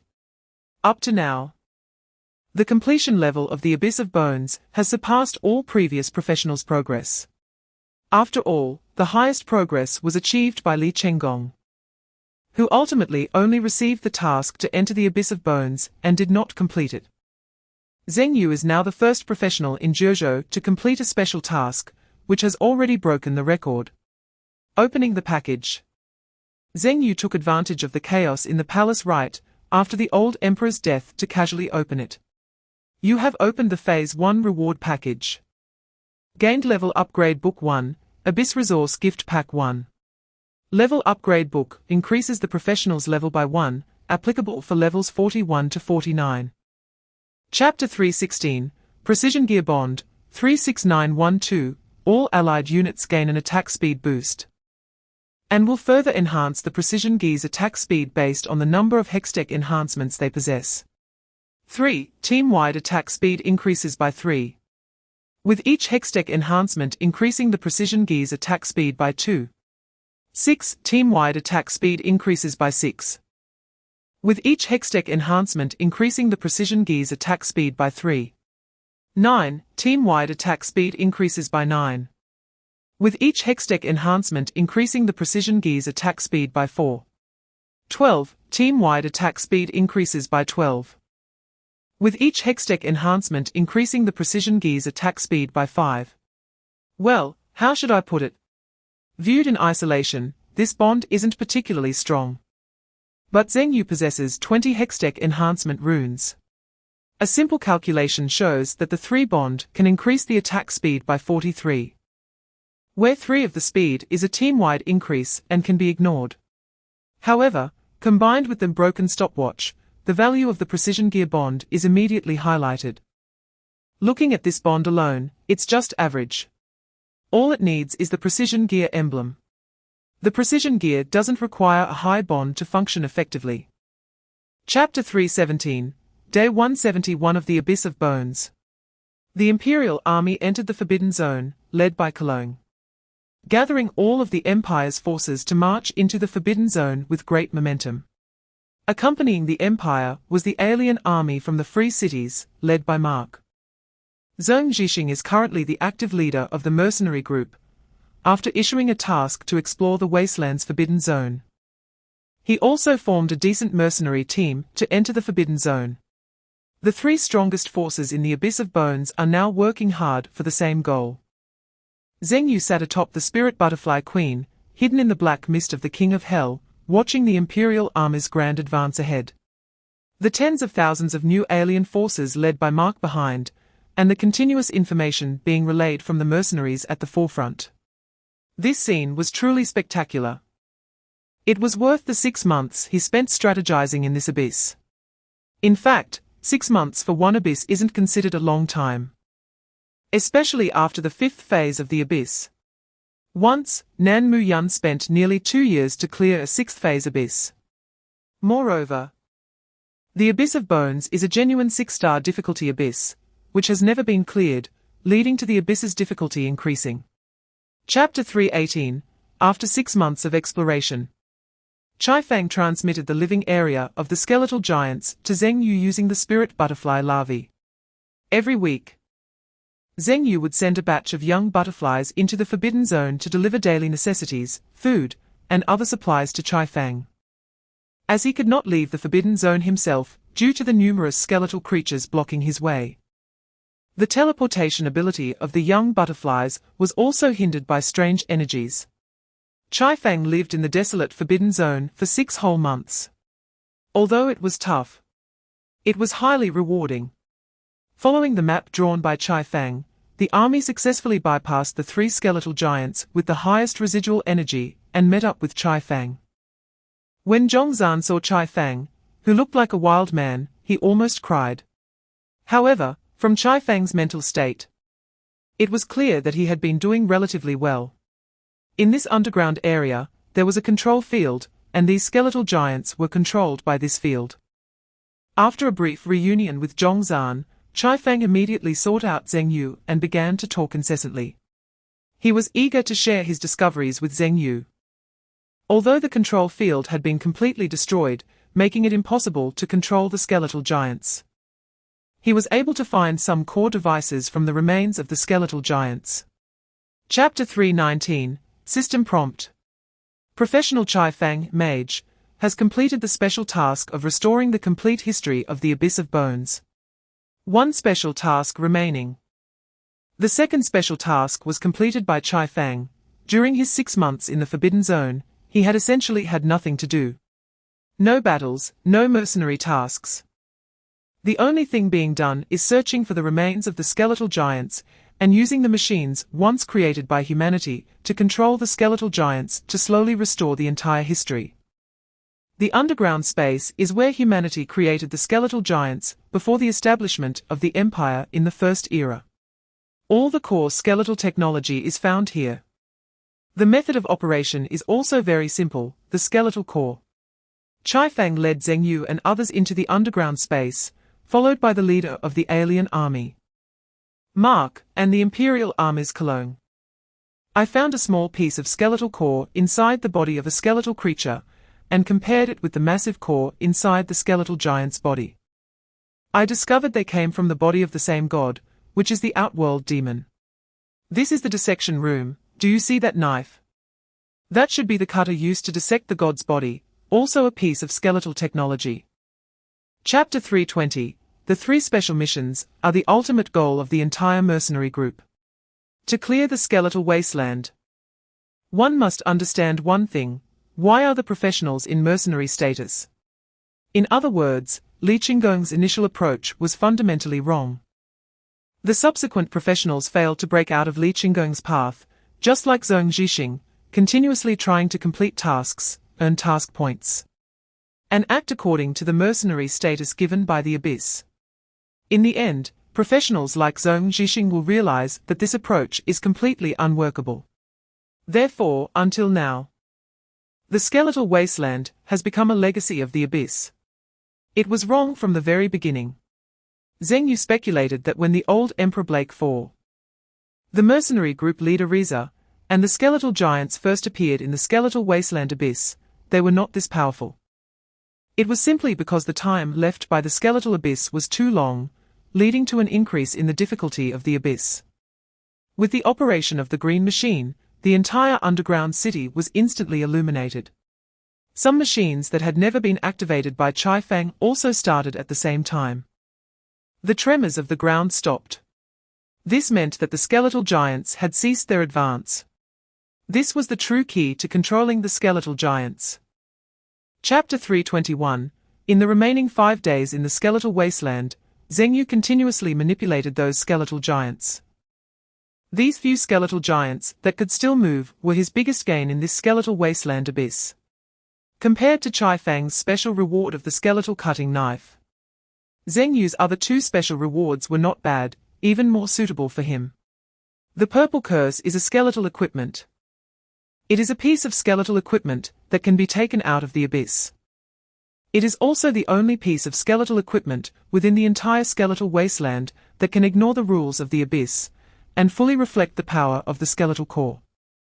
Purple curse, type, skeletal equipment, effect 1, Emperor's Heart, active effect, with 1 Emperor's Heartbeat, can temporarily enhance one's own strength. Active effect, with 3 Emperor's Heartbeats. Can break all control, illusions, dreams, mental temptations, and more.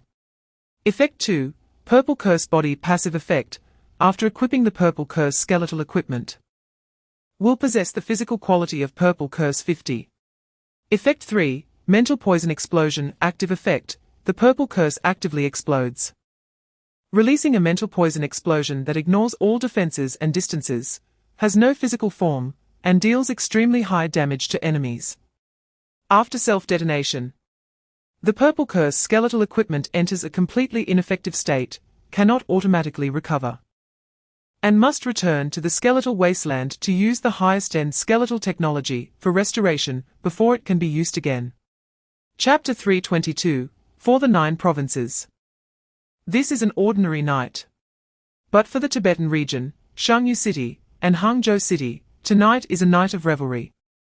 The news that the team, led by Zheng Yu, cleared the 6-star difficulty skeletal wasteland had actually spread to the outside world when Zheng Yu and his team completed the 3 special missions and settled their rewards. The news was transmitted to the Tibetan region, where the skeletal wasteland abyss is located. Although the population of the Tibetan region is small and has suffered various threats from the legacy of the abyss for many years, there are still many professionals here. They are the most direct beneficiaries. Notification. Professional Team Zheng Yu, Summoner, Chai Fang, Mage, Zhong Zhixing, Paladin, Zhongzhan, Warrior.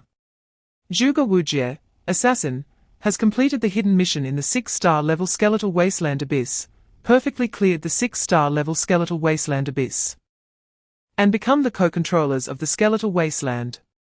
Team Leader Zheng Yu has the highest contribution value in the Abyss, and has obtained the primary control right. The other team members have the right to enter the Skeletal Wasteland at any time.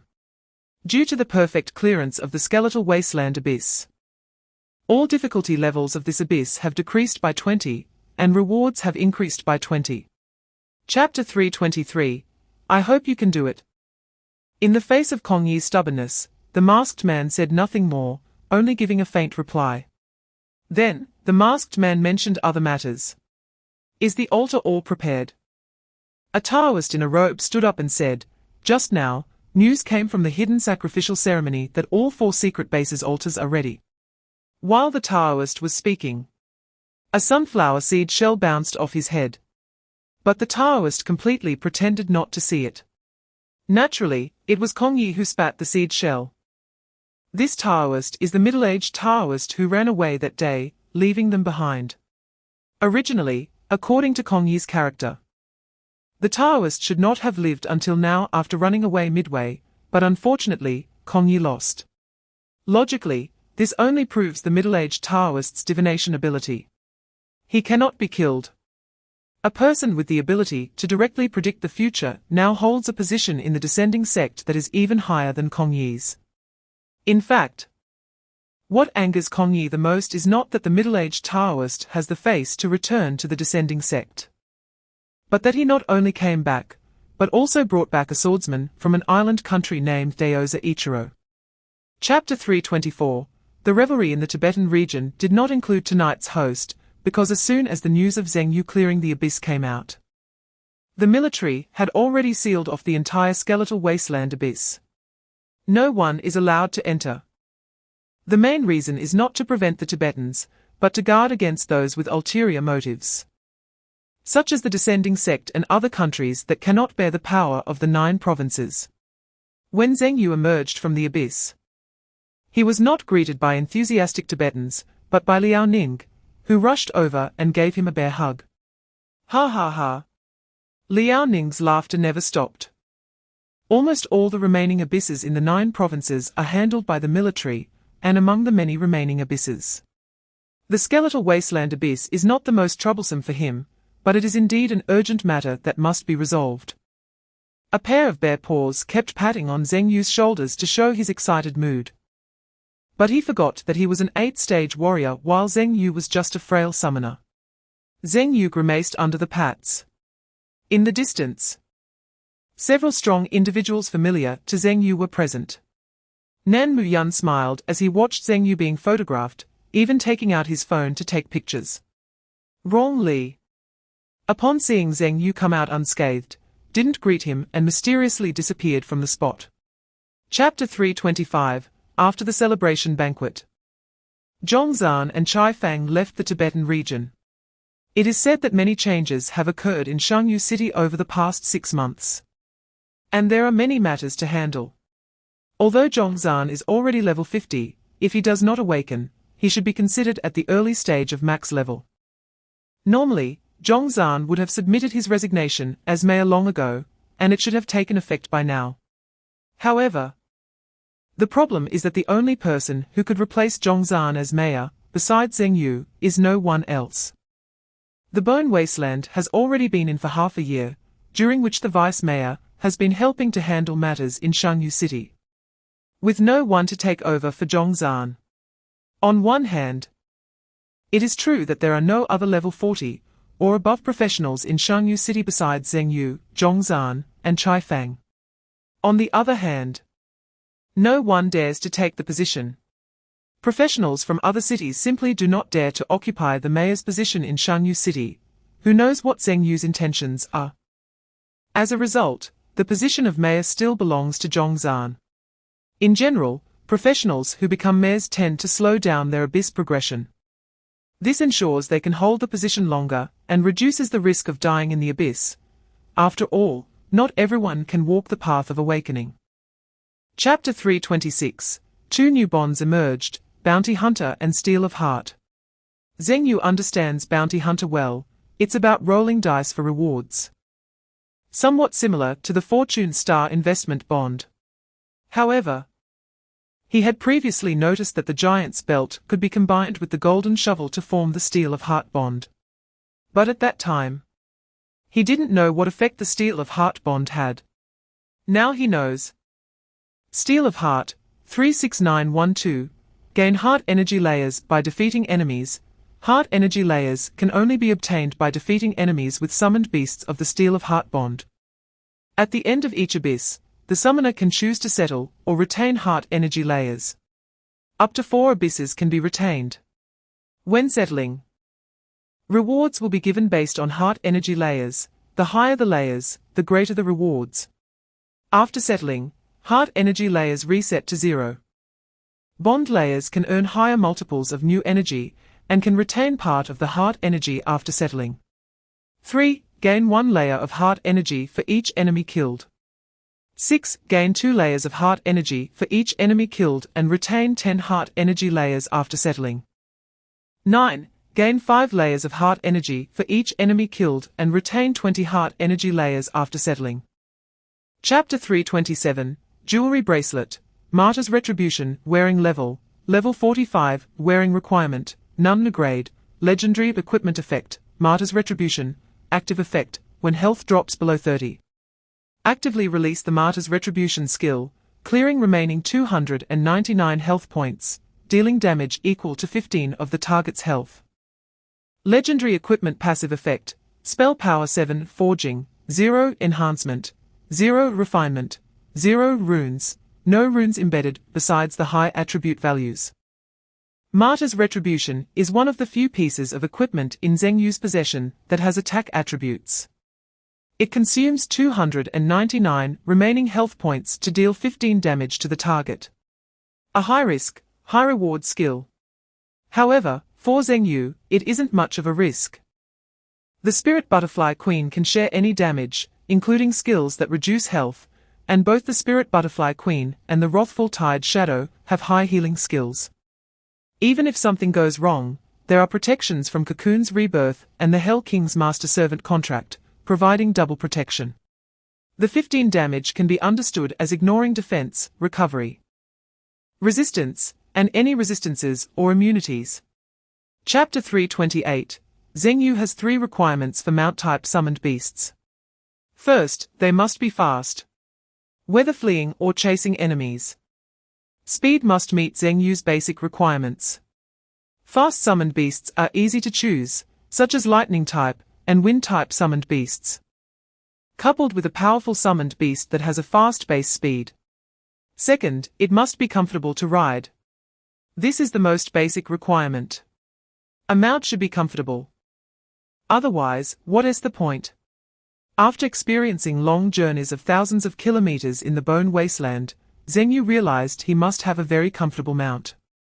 Although the Spirit Butterfly Queen's fur is soft and it can fly, the problem is that no matter how comfortable the fur is, it cannot shield from the cold winds of fast flight. In bad weather like rain, scorching sun, and strong winds, one has to tough it out, after all. The Spirit Butterfly Queen is an open-top mount. Third, it must have good controllability. Zheng Yu's first 9 summoned beasts all have strong autonomy. He just needs to summon them and give a clear battle objective, and the rest is up to them. For the 10th summoned beast, Zheng Yu plans to play with control. Chapter 329. This is the true purpose of Zheng Yu's contract with the shapeshifter beast. Not for strength, but just for fun. The purest joy for a boy, and it was his most willful choice among summoned beasts. After contracting the shapeshifter beast, Zheng Yu could instantly transmit the image from his memory to the shapeshifter. After the shapeshifter's refinement, it could transform into a rough form. Zheng Yu played for a long time, from childhood heroes like Ultraman to the inspiration brought by Iron Man in adulthood, and various anime characters, even martial arts masters. He could also observe the little dragon girl up close and chat about life with the fairy sister. Although the only response he got was a series of gibberish sounds. Zheng Yu felt very satisfied. These were not just moments of joy, but also memories of his previous life, a keepsake. Splash! The shapeshifter began to change according to Zheng Yu's memory, but halfway through the transformation, it seemed to get stuck, gradually revealing a figure, but the face remained blurry. I actually forgot. Zheng Yu's high spirits suddenly plummeted, as if he had fallen off a cliff. I actually forgot my mother's face. Zheng Yu clutched his chest, trying to ease the suffocating feeling, but the more he rubbed, the more it hurt, and only after taking a couple of deep breaths did he slowly calm down. Chapter 330. After entering the third stage of the abyss, Zheng Yu could not summon any summoned beasts. And even the Hell King he knew was completely different from the one with a sovereign aura. The current Hell King looked like a foolish groundhog. Besides eating, it knew nothing. Fortunately, the King of Hell still retains absolute loyalty to the summoner and obeys Zheng Yu's words. But the problem is that this is the King of Hell's own abyss, and all information must be obtained from him. Now, the King of Hell's brain has atrophied, and no information can be obtained. He is just aimlessly wandering in this boundless hell. Crunch! The King of Hell crushed a burnt little demon, and then set his sights on what Zheng Yu was holding. Zheng Yu sighed and tossed it to the King of Hell. If it weren't for the system being unable to open, I would definitely record your gluttonous appearance, and let Fenshin laugh at you for a lifetime, Zheng Yu complained. He never expected that the ruler of Hell would return to its primitive essence in this own abyss. Although his form still resembled the death god of the King of Hell, his entire aura completely resembled that of a demon beast. Demon Beast. Chapter 331, June 24th. Xingmiao City.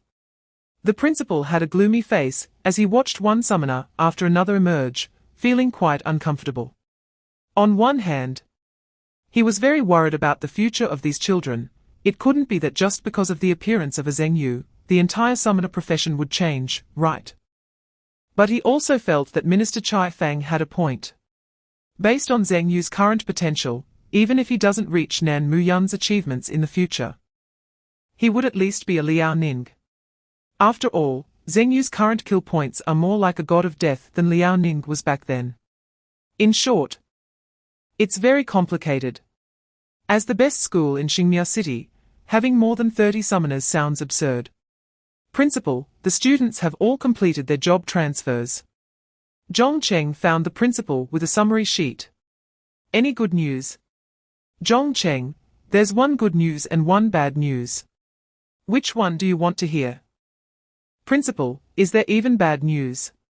Let us hear the good news first. Zhong Cheng took out a form. This year, our Xingmiao City produced an SS-level professional. And it's a hidden profession, along with 2 S-level professionals and 5 A-level professionals, with even more B-level professionals. The principal showed a relieved smile. This good news is not bad. Based on this performance, Xingmiao City can even compete with provincial capital cities. If there are no SSS-level gifted professionals this year, then this SS-level hidden profession will be a trump card. Chapter 332, you have completed the King of Hell's own abyss, obtained the God Ascension essence. And the King of Hell has evolved into the Apostle rank King of Hell. The King of Hell has obtained the Essence skill Absolute Authority. The King of Hell has obtained the Apostle skill Hell's Gate. The King of Hell successfully completed his transformation. From a physical standpoint, there was no change. But the aura of the King of Hell could be directly felt to have significantly improved. The King of Hell's temperament also changed from the previous pure kingly dominance to a mixture of some special qualities, resembling a sense of compassion. In addition to the enhanced aura and more complex temperament, a weak light appeared behind the King of Hell's head, resembling a halo effect. Upon closer inspection, there was a faint pattern in the middle of the halo that looked like a door. Apostle skill. Zheng Yu immediately checked the 2 new skills obtained by the King of Hell. Essence skill absolute authority. The King of Hell, who controls Hell, possesses absolute authority within the realm of Hell. Enemies within the Hell realm will be subject to the King of Hell's authority, entering a state of submission and unable to attack the King of Hell for a short period. Chapter 333. After emerging from the King of Hell's own abyss, and while waiting for the leaderboard to settle, Zheng Yu repeatedly entered the Guild Abyss. After spending half a year in the Bone Wasteland Abyss, his red name was basically eliminated. However, the saying "never provoke a summoner," especially one around level 40, has become a rule in these areas. Although there were no warnings of a red name, as soon as they saw a summoner, hunters in the Guild Abyss would start to flee, resulting in Zheng Yu not gaining much experience. He barely increased his level and a half. Then he turned red again. This time, without Nan Mu Yun's protection. After his kill points exceeded 200 and he could receive the 200 points reward, he decisively exited the Guild Abyss. Although Zheng Yu wanted to find another opportunity to create a dedicated summoning abyss for the Summoning God Guild, such opportunities were scarce. Fortunately, for the current summoners in the Summoning God Guild, a Thunder Cloud Abyss could cultivate the Thunder system, provide a benefit for leveling up, and allow for an early contract with a demon beast, which was enough to get through the most difficult initial stages for summoners. Leaving the Guild Abyss. Chapter 334. 1 red, 1 black, 1 silver. In front of the vaguely appearing army, a goblin clad in black and gold armor could be seen, identifiable by its aura as the so-called Demon General Goblin. The number of the demonic army visibly increased. Giant goblins, trolls, and demonic warrior goblins were no longer just a few, but a complete squad. The goblin hero stood at the forefront of the army, exuding an impressive aura. Good, good, good. This is something. Zheng Yu was overjoyed. The Azure Dragon is an Eastern Dragon, the Dragon Knight is a Western Dragon, the King of Hell can summon Hell's Gate, comparable to a Necromancer, and the Goblin hero leading the Goblin Demon General Corps is not weaker than an army. This is how a summoner should be. This was also Zhong Anxuan's former fantasy, where one man could become an army, and one beast could become a god. He then invested the remaining 50,000 talent points into the Spirit Butterfly Queen. Summoning Beast Spirit Mother Spirit Butterfly Queen, rank 7, talent evolution, to Void Spirit Mother Spirit Butterfly Queen, rank 8. Transitioning from Spirit Mother to Void Spirit Mother. The title of the Spirit Butterfly Queen is getting bigger and bigger. In fact, even during the Spirit Mother period, the Spirit Butterfly Queen had already exhibited quite profound void characteristics. Chapter 335, 10,000-Year Divine Tree Set, 10,000-Year Divine Trees Determination, Top. 10,000-Year Divine Soul, Necklace, 10,000-Year Divine Trees Roots, Pants, 10,000-Year Vines, Gloves, all 4 pieces of equipment are of 50-level legendary quality. Isn't that a coincidence? 3 self-selected legendary gift boxes. Without hesitation, he directly chose 10,000-Year Divine Soul Necklace, 10,000-Year Divine Trees Roots, Pants, 10,000-Year Vines, Gloves. At this point, Zheng Yu had basically replaced all the equipment on him. Weapon, Pharaoh's Scepter, level 30, legendary quality bracelet, Martyr's Judgment, level 45.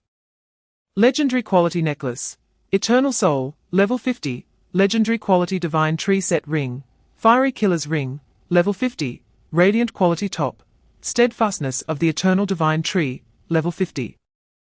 Legendary quality Divine Tree Set bottom, Roots of the Eternal Divine Tree, level 50, legendary quality Divine Tree Set boots, Night Owl's enchantment, level 40, legendary quality gloves, Eternal Vines. Level 50, legendary quality Divine Tree Set hat, bewildered summoner's hat, level 50, radiant quality. The weapon remains Pharaoh's scepter, unless there's a legendary quality weapon. Zheng Yu will not change it. Chapter 336. Facing Zhongcheng, who looked like he wanted to be Zheng Yu's brother-in-law, Zheng Yu chose to ignore him. As there have been many who wanted to have children with him recently and wanted to be his father-in-law. This even includes Liu Nanyang. After all, it is very normal for elders to set up connections for the young, especially since he is Zheng Yu. The future is limitless. His status is comparable to Nan Muyun. Naturally, there will be people with such thoughts. But the problem is, Zheng Yu hasn't even met Zhongcheng's sister. Speaking of business, Zheng Yu changed the topic. I plan to arrange the headquarters of the Summoner Guild in the sacred temple of Shangyu City. I don't have much time to manage matters like training summoners, combat training, resource management, personnel management, and welfare. Currently, the Summoner Guild is filled with young people, so I will need to trouble you, teacher Zhongcheng, to take care of many things. Zheng Yu spoke politely. But Zhongcheng knew very well that this was a tremendous stroke of luck that had fallen on him. No one could predict how the future of the Summoner Guild would unfold, but as long as he could work with Zheng Yu, he would always have a connection with him. That was enough. Compared to just finding someone to manage the Summoner Guild, Zheng Yu trusted his teacher more, both in character and ethics. Chapter 337. Amazing Amplification. Zheng Yu frowned. Although this was a good thing, he always felt it wasn't that simple. A phone call interrupted Zheng Yu's thoughts. The caller was none other than the recently mentioned god of death, Liao Ning. Upon answering, Zheng Yu heard Liao Ning's bold voice, "Yushin, are you about to enter the abyss?" Hearing Liao Ning call him Yushin, Zheng Yu quickly replied, "General Liao, don't tease me. Don't be humble. I've heard the story of Zhongzhan, and who knows, I might have a chance too." Zheng Yu, what? You dare to tell Nan Muyun you'll take him to the abyss, but deliberately leave me out? Liao Ning laughed heartily. He could feel Zheng Yu's speechlessness from the other end of the line. Liao Ning believed that such teasing from elders should be said more often now. Who knows when he might no longer have the qualifications to say such things. Just look at Zhongzhan now, he is a living example. All right. Let's get down to business, Liao Ning said. Your entry time into the abyss should be precise to the second. Many people in my military district are waiting for you.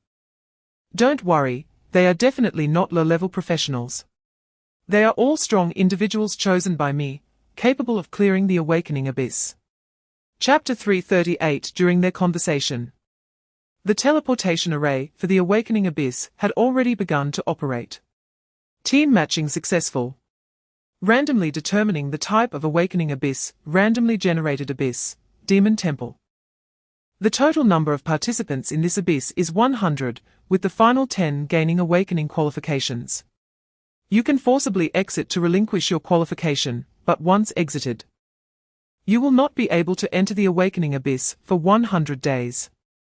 Demon Temple Abyss follows a battle royale format. Professionals can fight each other, and teammates can also fight amongst themselves.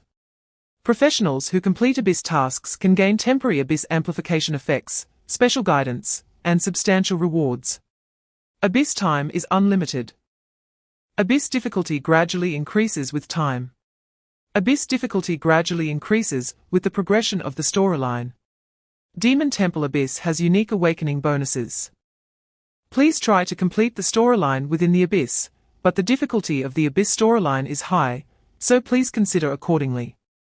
Notice: the 100-person Battle Royale Abyss Demon Temple has completed matching and is entering the Abyss. Starting positions are random, and professionals in the same area can share information and locations. Buzz. As the familiar buzzing sound rang out, Zheng Yu heard low-pressure murmurs in his ears. These murmurs were different from the chaotic, eerie, and disordered whispers of souls in the mist of the Hell King. The souls' whispers were filled with cries of despair. Chapter 339. Leaving the Guanyin Hall, Zheng Yu searched around the surrounding halls. Besides the Guanyin Hall, the nearest was the Great Compassion Hall. And to the right of the Great Compassion Hall was the Wealth God Hall. In every hall, there were 2 monks sitting and chanting. On the way, he also encountered 2 professionals from another world, but they clearly did not want to fight. They glared at Zheng Yu fiercely and hurriedly left. It was evident that they shared the same thoughts as him. Without understanding the rules of the demon temple, they would not easily engage in battle. The awakening abyss had no time limit, but as time passed, the difficulty of the demon temple as the backdrop would increase. For them, they needed to quickly figure out the true situation of the demon temple, while also trying to buy time to achieve the final result of surviving. After a search, Zheng Yu encountered no danger, and discovered 3 rules. First, where there are monks, monsters do not dare to emerge from behind the Buddha statues. Second, as long as one does not step into the hall, monsters will not actively attack. Third, the monks always appear in pairs. One is a long-dead monk, and the other is a blooded monk. The blooded monk holds either a sounding bowl, or a wooden fish, or holds a ruler and sandalwood, in any case. These are objects that can pacify the monsters behind the Buddha statues. Chapter 340. Since he had no idea where Lu Zuzu was, he could only hope she could find a safe hiding place. Zheng Yu was very curious about Lu Zuzu's profession. There was actually a profession that could manipulate luck. It was just a pity that this profession seemed to have very weak combat abilities. It should be a special utility profession. Fat monk Zheng Yu pondered over Lu Zuzu's description, and glanced again at the 2 kneeling monks in front of the wealth god hall. Finally, he looked towards the main hall where the Dharmaraja Vaishravana was. Vaishravana is in charge of wealth in Buddhism. To the right is the martial wealth god, also known as Jiao Gongming, who rides a black tiger. To the left are the 5 wealth gods of Tibetan Buddhism, with the yellow wealth god as the main figure. And on both sides are the white wealth god, green wealth god, red wealth god, and black wealth god. A whole hall of wealth gods. The most ashes are found in the god of wealth hall, where the threshold has been trampled into a depression, indicating how prosperous the offerings to the god of wealth used to be and how lively the place was. Since I'm already here, shouldn't I pay my respects? Zheng Yu rubbed his hands. Although he currently lacks neither money nor resources, who would complain about having too little money? The god of wealth must be worshipped. He skipped past the Bodhisattva, Buddha, Maitreya, and Arhat, but he couldn't miss the god of wealth. Chapter 341. The lion's roar is a commonly used and effective skill for martial monks. It has a wide range, high damage, and a strong control effect. However, the lion's roar surprisingly failed to break the shield of the Spirit Butterfly Queen, which is also due to the high shield of the 8th tier Spirit Butterfly Queen. Boom! Zheng Yu easily withstood the lion's roar, but the statue behind him couldn't withstand it. The range of the lion's roar directly affected the statues in the God of Wealth Hall, shattering them. Zheng Yu's eyelid twitched. His mood suddenly worsened. After all the effort to worship the God of Wealth, you shattered the statues for me. Brother, let us each take a step back. You let my teammate revive normally, and we'll let you leave. A swordsman behind that martial monk spoke up. In his view, this was a reasonable negotiation. The ability to kill their team's berserk warrior indicated that this summoner had some strength, but there were 3 of them, and this summoner was alone. From any perspective, taking a step back meant the other side had an advantage.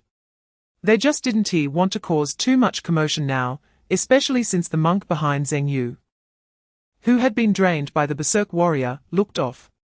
Chapter 342. This kid is getting more and more ruthless. Zheng Yu listened to the screams outside the black mist and couldn't help but complain. The swordsman disappeared, which did not escape Zheng Yu's notice, although he had indeed momentarily forgotten about the swordsman's presence. It must be the effect of some equipment, and such equipment would at least be of legendary quality. But the swordsman didn't know that once he entered the Black Mist Hell, he was marked with the guilty status of the Hell King. This was a mark that could lead the Hell King to chase him relentlessly, coupled with the elemental form of the 9th tier heavenly fire, which could blink to any position. He was now more skilled than during the Burning Heaven period. As long as that swordsman didn't leave the abyss, he could not escape. The heavenly fire roasted the swordsman. In the realm of hell, the scythe also shredded the mage and the martial monk. The martial monk was tough. But the tier of the Hell King far exceeded this stage. No matter how tough, he was still an unawakened practitioner. It was a bit challenging to cut through. But it could be done.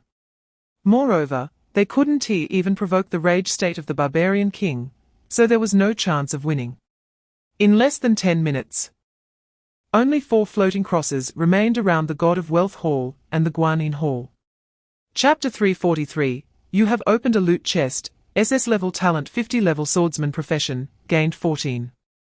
500 talent points, gained a selectable emblem chest 1, gained a selectable hex equipment piece, gained a selectable divine fragment chest 10. Gained SS level awakening resource chest 1. You have opened a loot chest, S level talent 50 level warrior profession. Gained 600 talent points, gained a random emblem. You have opened a loot chest, A level talent 50 level martial monk profession. Gained 400 talent points. You have opened a loot chest, A level talent 50 level mage profession. Gained 600 talent points. The swordsman had SS level talent. The warrior had S level talent. The martial monk and mage were both A level talent professions. In fact, this configuration was quite high in the awakening abyss, but it was not enough in Zheng Yu's eyes.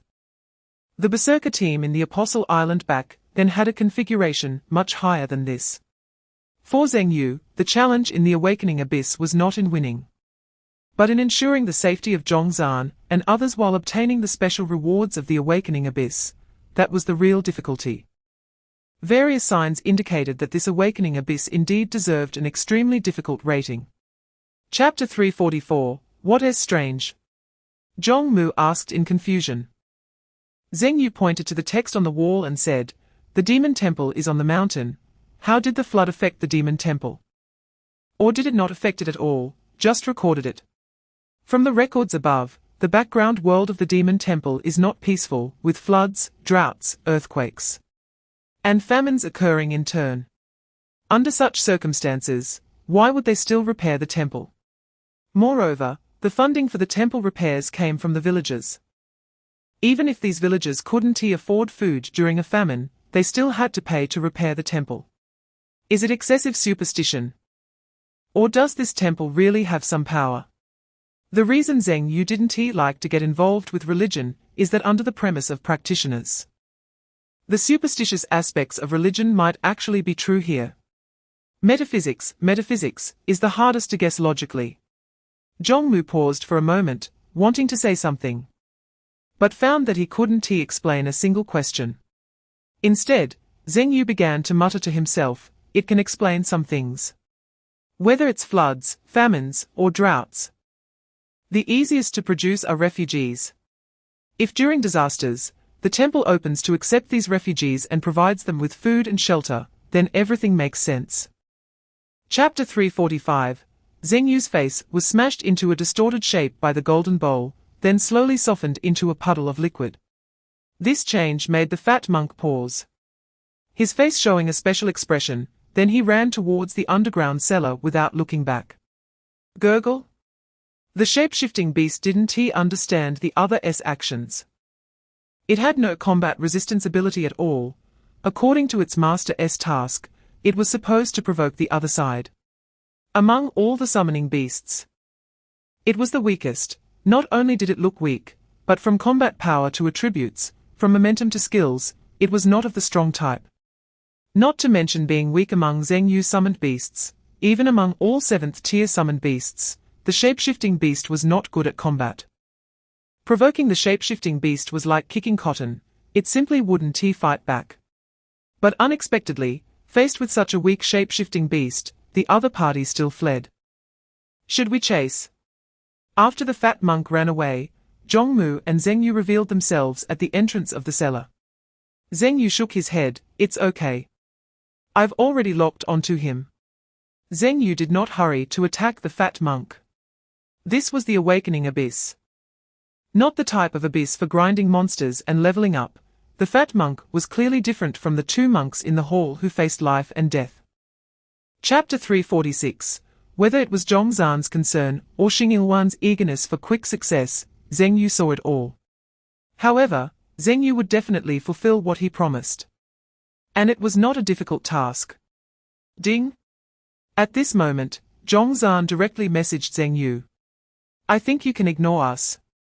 Zhong Mu and Wang Mang. Those two professionals from the military district are strong enough. They were sent by General Liao Ning to help you. Chai Fang has a powerful bone-cutting knife. And I have also gained quite a bit of strength in the bone wasteland. Finding a professional weaker than me shouldn't be a problem. As for the other few people, if you can ignore them, then just do so. Even if the thigh pendant has awakened, it doesn't have much impact on the overall strength of Jiuzhou. But if it delays your matters, I think it would be a loss for both you and the entire Jiuzhou. Zhongzhan tried his best to dissuade Zheng Yu. Zheng Yu could feel that Zhongzhan was completely considering the issue from his own perspective, but Zhongzhan overlooked one thing. This was merely an awakening abyss. A level 50 unawakened professional was the opponent's limit. The difficulty lay in the abyss, and clearing the abyss was Zheng Yu's strong suit. Chapter 347. After Lu Zuzu woke up, Zheng Yu finally understood why Kai would protect Lu Zuzu. The fat monk that Lu Zuzu first encountered was actually Kai, who roamed in the underground cellar. In fact, the underground cellar was where Kai lived. To be precise, it was his hiding place. Lu Zuzu used food and sweet drinks to trick Kai, gaining more information from him. Before you all came, I chatted with the fat monk, that is, Kai, for a long time. Lu Zuzu also learned that there are different types of fat monks. Can you understand what he says? Zhong Mu asked suspiciously. Lu Zuzu smiled proudly. I'm very familiar with kids like him. Zhong Mu looked at the nearly 40-year-old fat monk, and couldn't see any resemblance to a child. Sometimes, it's not that you don't understand, but that you don't pay attention. To put it bluntly, you look down on him from the bottom of your heart, and just don't want to understand. Zhong Mu opened his mouth, but didn't he argue back? Because it seemed that Lu Zuzu could really communicate with Kai. Lu Zuzu said, according to Kai, he has 4 brothers, which are the greedy monk, angry monk, slow monk, and doubtful monk that you analyzed, Captain. Chapter 348, Boom. With a shout from the angry monk, the entire floor of the Jialan Hall was instantly shattered. Shockwaves radiating outward from the angry monk. That terrifying momentum made Wang Mang break out in a cold sweat. But among the 7 professionals in the Jialan Hall, including Wang Mang, no one dared to move, enduring the pressure. Even though the ground they knelt on was shattered, and their knees were lifted, no one dared to get up and flee. Because whoever moved first would lose. Facing the fat monk, who was clearly unbeatable just from his aura, those who ran slowly would be the unfortunate ones. But who would dare to run first? Conversely, the situation now was that whoever couldn't hold on first would be the fat monk's first target. The angry monk vented his anger. When he discovered that no one responded to him, this anger gradually turned into boredom. An easily angered person needs an opponent to continue arguing with, otherwise it's pointless to punch a pillow. The angry monk's irrational anger was somewhat thwarted by these spineless outsiders. How disappointing. Chapter 349. At this moment, the Queen of Spirits joined the battle. The sound of butterflies echoed. The speed of the King of Hell suddenly increased. Behind him, the black mist transformed into a massive image of the King of Hell, with tens of thousands of souls roaring, as if they were going to swallow the angry monk. The entire hellish black mist felt like the end of the world. The end from hell. Ha ha. The angry monk laughed fearlessly. You actually imitated such a hellish scene. Opening my eyes, the angry monk swung his Qinglong Yangyu knife, glaring at the black mist of 10,000 souls rushing toward him. An unimaginable momentum transforming into a white dragon with green eyes. Roar! The dragon's roar resounded, scattering the hellish black mist. Compared to the end I've seen, this still lacks some intensity. After saying that, the angry monk leaped up, and with the dragon's roar, he cleaved through the black mist realm of the king of hell with one strike. Although the magic temple was in darkness, compared to the darkness in the hellish black mist, the dim magic temple surprisingly had a brighter side. With just one strike, it showcased the invincibility of the angry monk. At least in the 50-level awakening abyss, the angry monk could completely suppress the king of hell, making him invincible. A completely narrative character. Chapter 350, Roar. A dragon's roar echoed above the magic temple, and at the same time, the entire magic temple was under a magic suppression. This was the 9th tier ability of the Azure Dragon, Magic Suppression Curse. The energy came from heavenly fire, and the magic operation came from the Azure Dragon, suppressing all professionals in terms of range, time, and level. In an instant, 17 professionals decisively chose to exit the abyss. Because the commotion caused by the battle between the angry monk and the king of hell was not small. The angry monk's strike that changed the magic temple environment and the opening of the Hell Gate by the king of hell were not things that level 50 unawakened professionals could achieve. Among the 10 professionals from the 1257 world, all forcefully exited the abyss. Before leaving, they even cursed Zheng Yu fiercely. Originally, the remaining few professionals from the 1257 world were holding onto a fluke mentality, thinking that not all summoners from the 1331 world were powerful. What if this summoner named Zheng Yu was an exception? But after witnessing the battle between the angry monk and the king of hell, that fluke mentality completely vanished. No wonder the professionals who returned from the guild abyss marked the summoner from the 1331 world with an asterisk. Chapter 351, The owner of the blue arm was naturally the heavenly fire. The professionals of Jiuzhou had seen the king of hell and recognized the goblin hero and several other summoned beasts, but they had never seen the heavenly fire. Even Zhongzhan and others, who participated in the bone abyss with Zheng Yu, had never seen the heavenly fire with their own eyes. Xing Yingluan naturally didn't know either. To Xing Yingluan, such zombie-level pranks were nothing, even if he couldn't clear the awakening abyss. But at least he had reached level 50. Let alone a sudden arm reaching out from the ground, even if a human head grew out, professionals would go up and kick it. Heavenly Fire complained that the things from the Spirit Butterfly sect were useless and couldn't scare anyone, while following Xing Yingluan.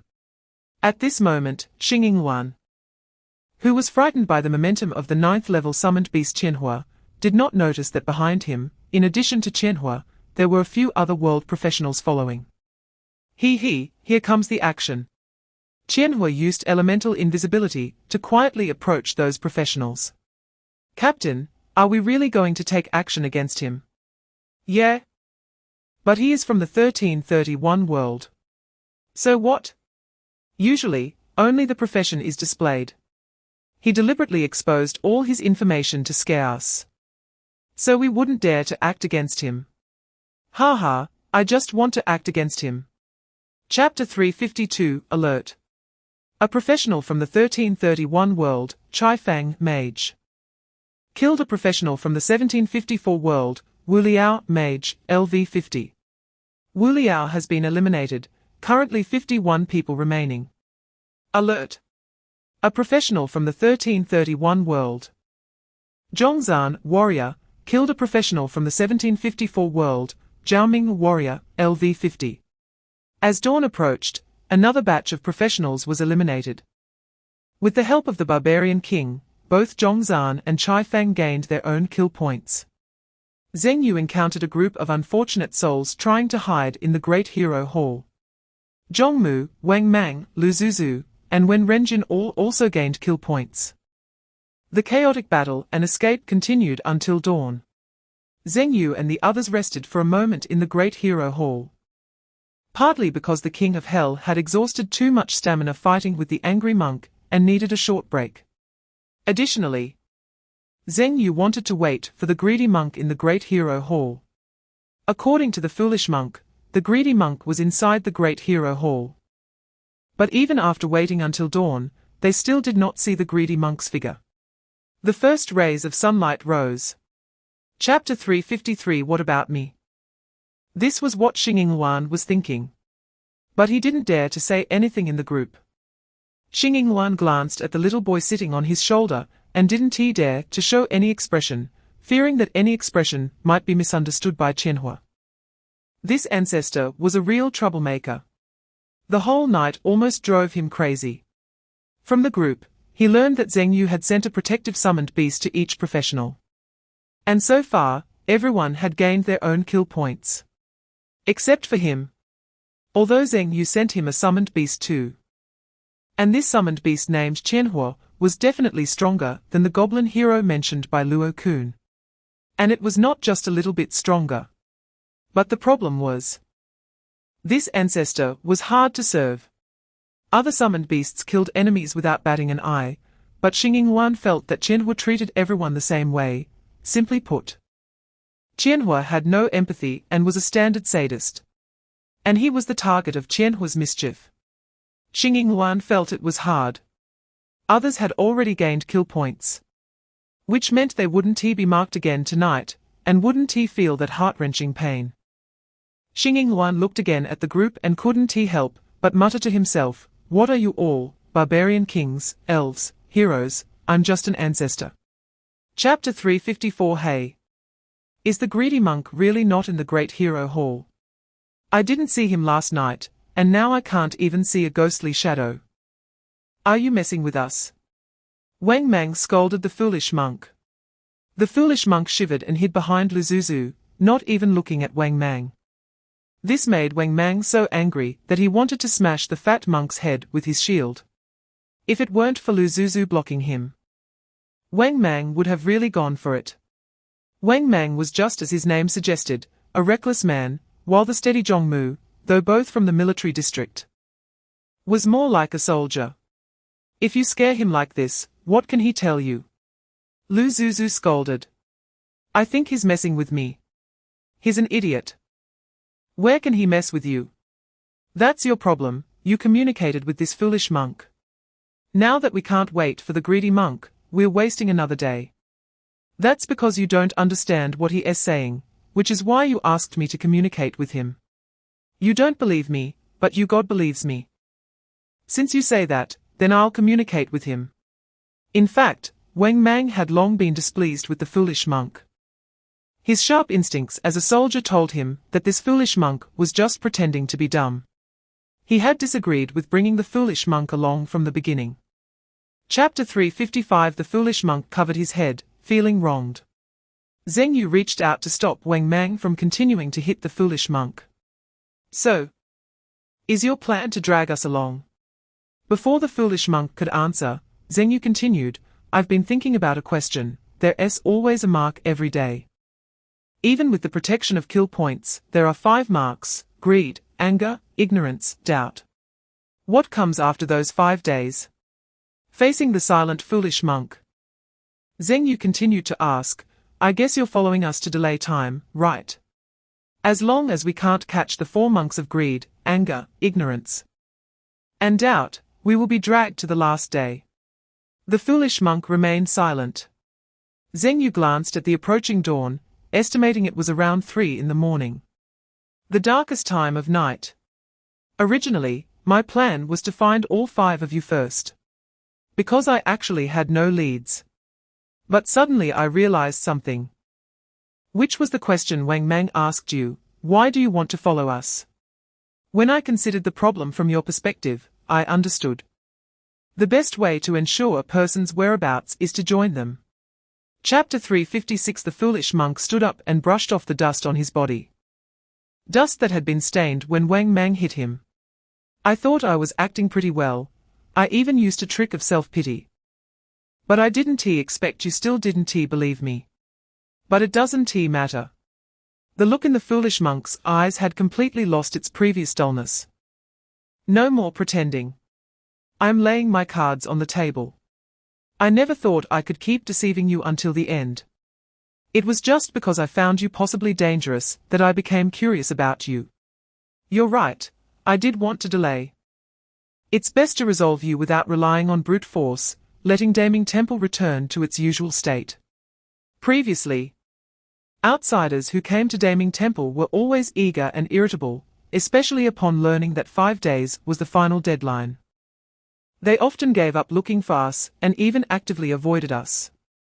Then, not knowing the reason, they would kill each other, and in the end, the remaining 10 people would leave here looking satisfied. As a spectator, I was both amazed by your barbaric bloodshed and glad that they only came here for slaughter, and wouldn't disturb us. Chapter 357. Zheng Yu heard when Renjin's rapid breathing. It was excitement that was uncontrollable. Zheng Yu's heart sank even more. Zheng Yu has always believed one thing in his life: pies do not fall from the sky. If there were really pies, there would only be 2 possibilities. Either the pie is attached to a bait, aimed at those who harbor a sense of luck, or it is meant to block you from discovering greater benefits hidden behind the pie. At this moment, Zheng Yu finally understands the role that Kai plays among these 5 personalities. The decision maker. In other words, Kai is the true essence of this fat monk. It is he who has separated the other personalities, and it is his decisions that have transformed the Daming Temple into the current Demon Temple. Now, Kai has made another decision, to send Zheng Yu and the others away with a meager reward. However, when Renjin and the others do not consider this reward to be meager. So, what do you think? Can you make a decision? The monk Kai only spoke to Zheng Yu, knowing that Zheng Yu is their decision maker. Zheng Yu pondered for a moment and then smiled, saying, "To be honest, I'm a bit tempted." Zheng Yu's words relieved Lu Zuzu. When Renjin and the others, they were afraid that Zheng Yu would refuse, and it would be a pity to give up such a reward right in front of them. Chapter 358. The monk Kai listened to Zheng Yu's words in silence, but his eyes gradually filled with a faint killing intent, as if he had touched the bottom line of his heart. The monk's change precisely proves the correctness of Zheng Yu's speculation. Zhongmu and the others beside him also listened quietly. Zhongmu opened the voice function, broadcasting the conversation between Zheng Yu and the monk Kai directly into the group for Xingyin and others to hear. Everyone listened quietly, feeling that this might be the explanation Zheng Yu wanted to give them about why he would give up. It might not just be because he was worried that the reward was a trap, but for other reasons as well. In the years when Daming Temple had not yet turned into a demon temple, the Maitreya Hall recorded the disasters that occurred. Interestingly, every year, you would open the temple gates to let the refugees in. One thing struck me as odd: my summoned beast found historical records in the sutra repository. In the year of famine, even the imperial city had run out of grain, and the emperor had to live frugally. How could a temple provide enough grain to support so many refugees?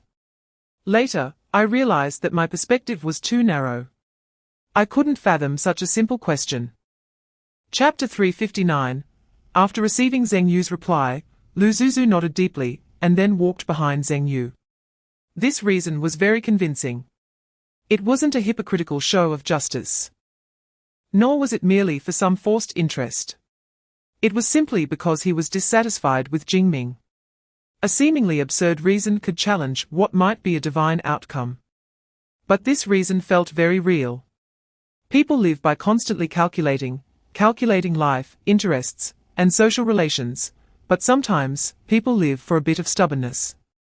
I gave you a chance. You forced my hand. Jingming's face twisted. He thought he had seen through human nature. No one would refuse benefits handed to them. If they did, it must be because the benefits weren't enough. Jingming did not increase his stakes because he could see that Zheng Yu was very determined to go down with him. Since you're seeking death yourself, then I'll grant you that. Although Jingming spoke harshly, he did not take any radical actions, but instead stepped back. Was? At that moment, the golden Buddha statue in the Great Hero Hall suddenly emitted a buzzing sound, and its already exaggerated size began to swell at a visible rate. Chapter 360. The King of Hell unleashed a realm of black mist, directly opening the gates of hell. The goblin hero led the demonized army into the scene. The 2 armies directly covered most of the Daming Temple. The vast goblin army and the surging demons created a scene that would be unforgettable for everyone present. If Zhong Anshuan were there, he would likely be so excited he couldn't breathe, as this was the image he had imagined of a summoner, instantly summoning armies. The Buddha said, "Put down the butcher's knife, and you can become a Buddha." Before the slow monk could finish speaking, the swordsman had already thrust his sword at him. Clang! It was not so easy to take him down. The swordsman's sword pierced a layer of golden protective armor, and the spot where he was struck faintly revealed floating scriptures. Divine technique slicing. At the same time, from another direction, a huge mechanical device resembling a surgical knife smashed down on this layer of protection. Hiss! The scriptures that the swordsman couldn't penetrate were sliced open like paper. The attacker was Chai Fang. That bone-cutting knife obtained from the abyss, used to cut the divine body. Easily sliced through the protection of a separated personality.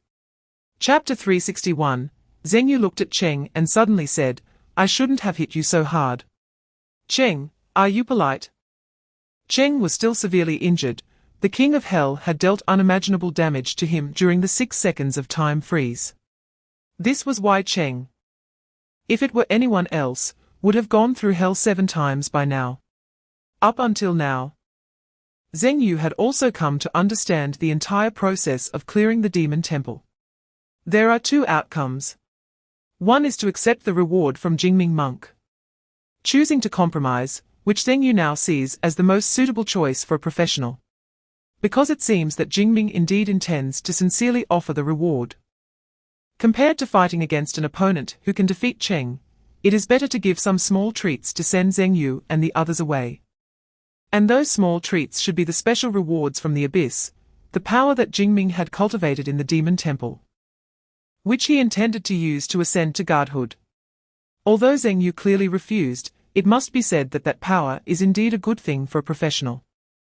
The second outcome, to be more precise, shouldn't be called a clear-out. It should be called flipping the table. Chapter 362, What are you barking about? Faced with the incessantly chattering monk, the King of Hell straightened the crown that had tilted due to the rapid teleportation and casually said, "What are you barking about?" The monk immediately turned red with anger. "What did you say?"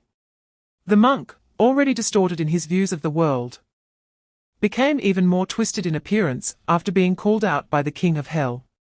His face was utterly unrecognizable. The entire 5 views hall shook, as if it felt the monk's fury. However, the King of Hell remained calm, looking at the monk who was no longer human and chuckling, whining and complaining. "If you're wrong, admit it. If you get hit, stand up straight. You clearly did something outrageous, yet you blame the heavens and the people, attributing your evil to disasters. Natural disasters, I have seen, but man-made disasters are you. A pile of fallacies. Are you trying to write a book to clear your name? You can deceive your own followers. They might not even trust their parents, but choose to believe in you. And what about you? Damn it, what a coward." The King of Hell is rarely a bit angry. There are many reasons for his anger. The most important is that he has fallen into the trap of this suspicious monk. The battle outside is at a boiling point. And as the strongest support of Zheng Yu, he is actually trapped by such an opponent. Chapter 363, At this moment, the battle mainly takes place in 3 locations. One is at the center of the Grand Hall, where the greedy incarnation of the Golden Buddha and the King of the Wild are exchanging blows. Another is inside the 5-temple hall, where the suspicious monk is using his strange abilities to temporarily restrain the King of Hell. As for the slow monk, with his extraordinary understanding of the law, he has managed to maintain the situation, and despite being besieged by 4 summoned beasts, the Sword Hero, the Shadow of the Raging Waves, the Goblin Hero, and the Lightwing Elf, he has not been defeated. Seeing that the battle situation is a bit off, the slow monk shouts at the greedy monk, "Eat." This eat is not the same as crazy. Upon hearing the slow monk's shout, the greedy monk immediately raises both hands towards the King of Hell in front of him and shouts, "Prajna." With that shout, the ground directly cracks open. Golden light flashes from the fissure, forming a wall of golden light inscribed with scriptures that blocks the attack route of the King of the Wild. Boom! The King of the Wild's axe crashes against the wall of golden light. The seemingly sturdy wall of golden light shows a slight crack, causing the greedy monk to furrow his brow. It is hard to imagine that after all this fighting, the huge Minotaur on the opposite side can still unleash such a powerful attack. The King of the Wild swings his axe again. The tremendous sound from the impact even collapses several buildings. Chapter 364. What is the bad news? Zheng Yu asks. The monk points to the sky and says, Crazy has successfully summoned the god. When Zheng Yu hears the term summon god, he is momentarily taken aback, as his first reaction is to think of his summoner guild, but he quickly realizes it is a genuine summoning of a god. The reason Crazy is hiding is that he is summoning a demon god. The true mastermind behind turning the Great Ming Temple into a demon temple is also the core issue involved in this abyss. Zheng Yu looks up as well. To be honest, he feels nothing. Like in previous abysses, he can only sense a little when a god appears. And that feeling is more like a pressure of power rather than a true sensation. I felt nothing at all, Zheng Yu honestly says. It's best not to sense them. The monk reminds. Why?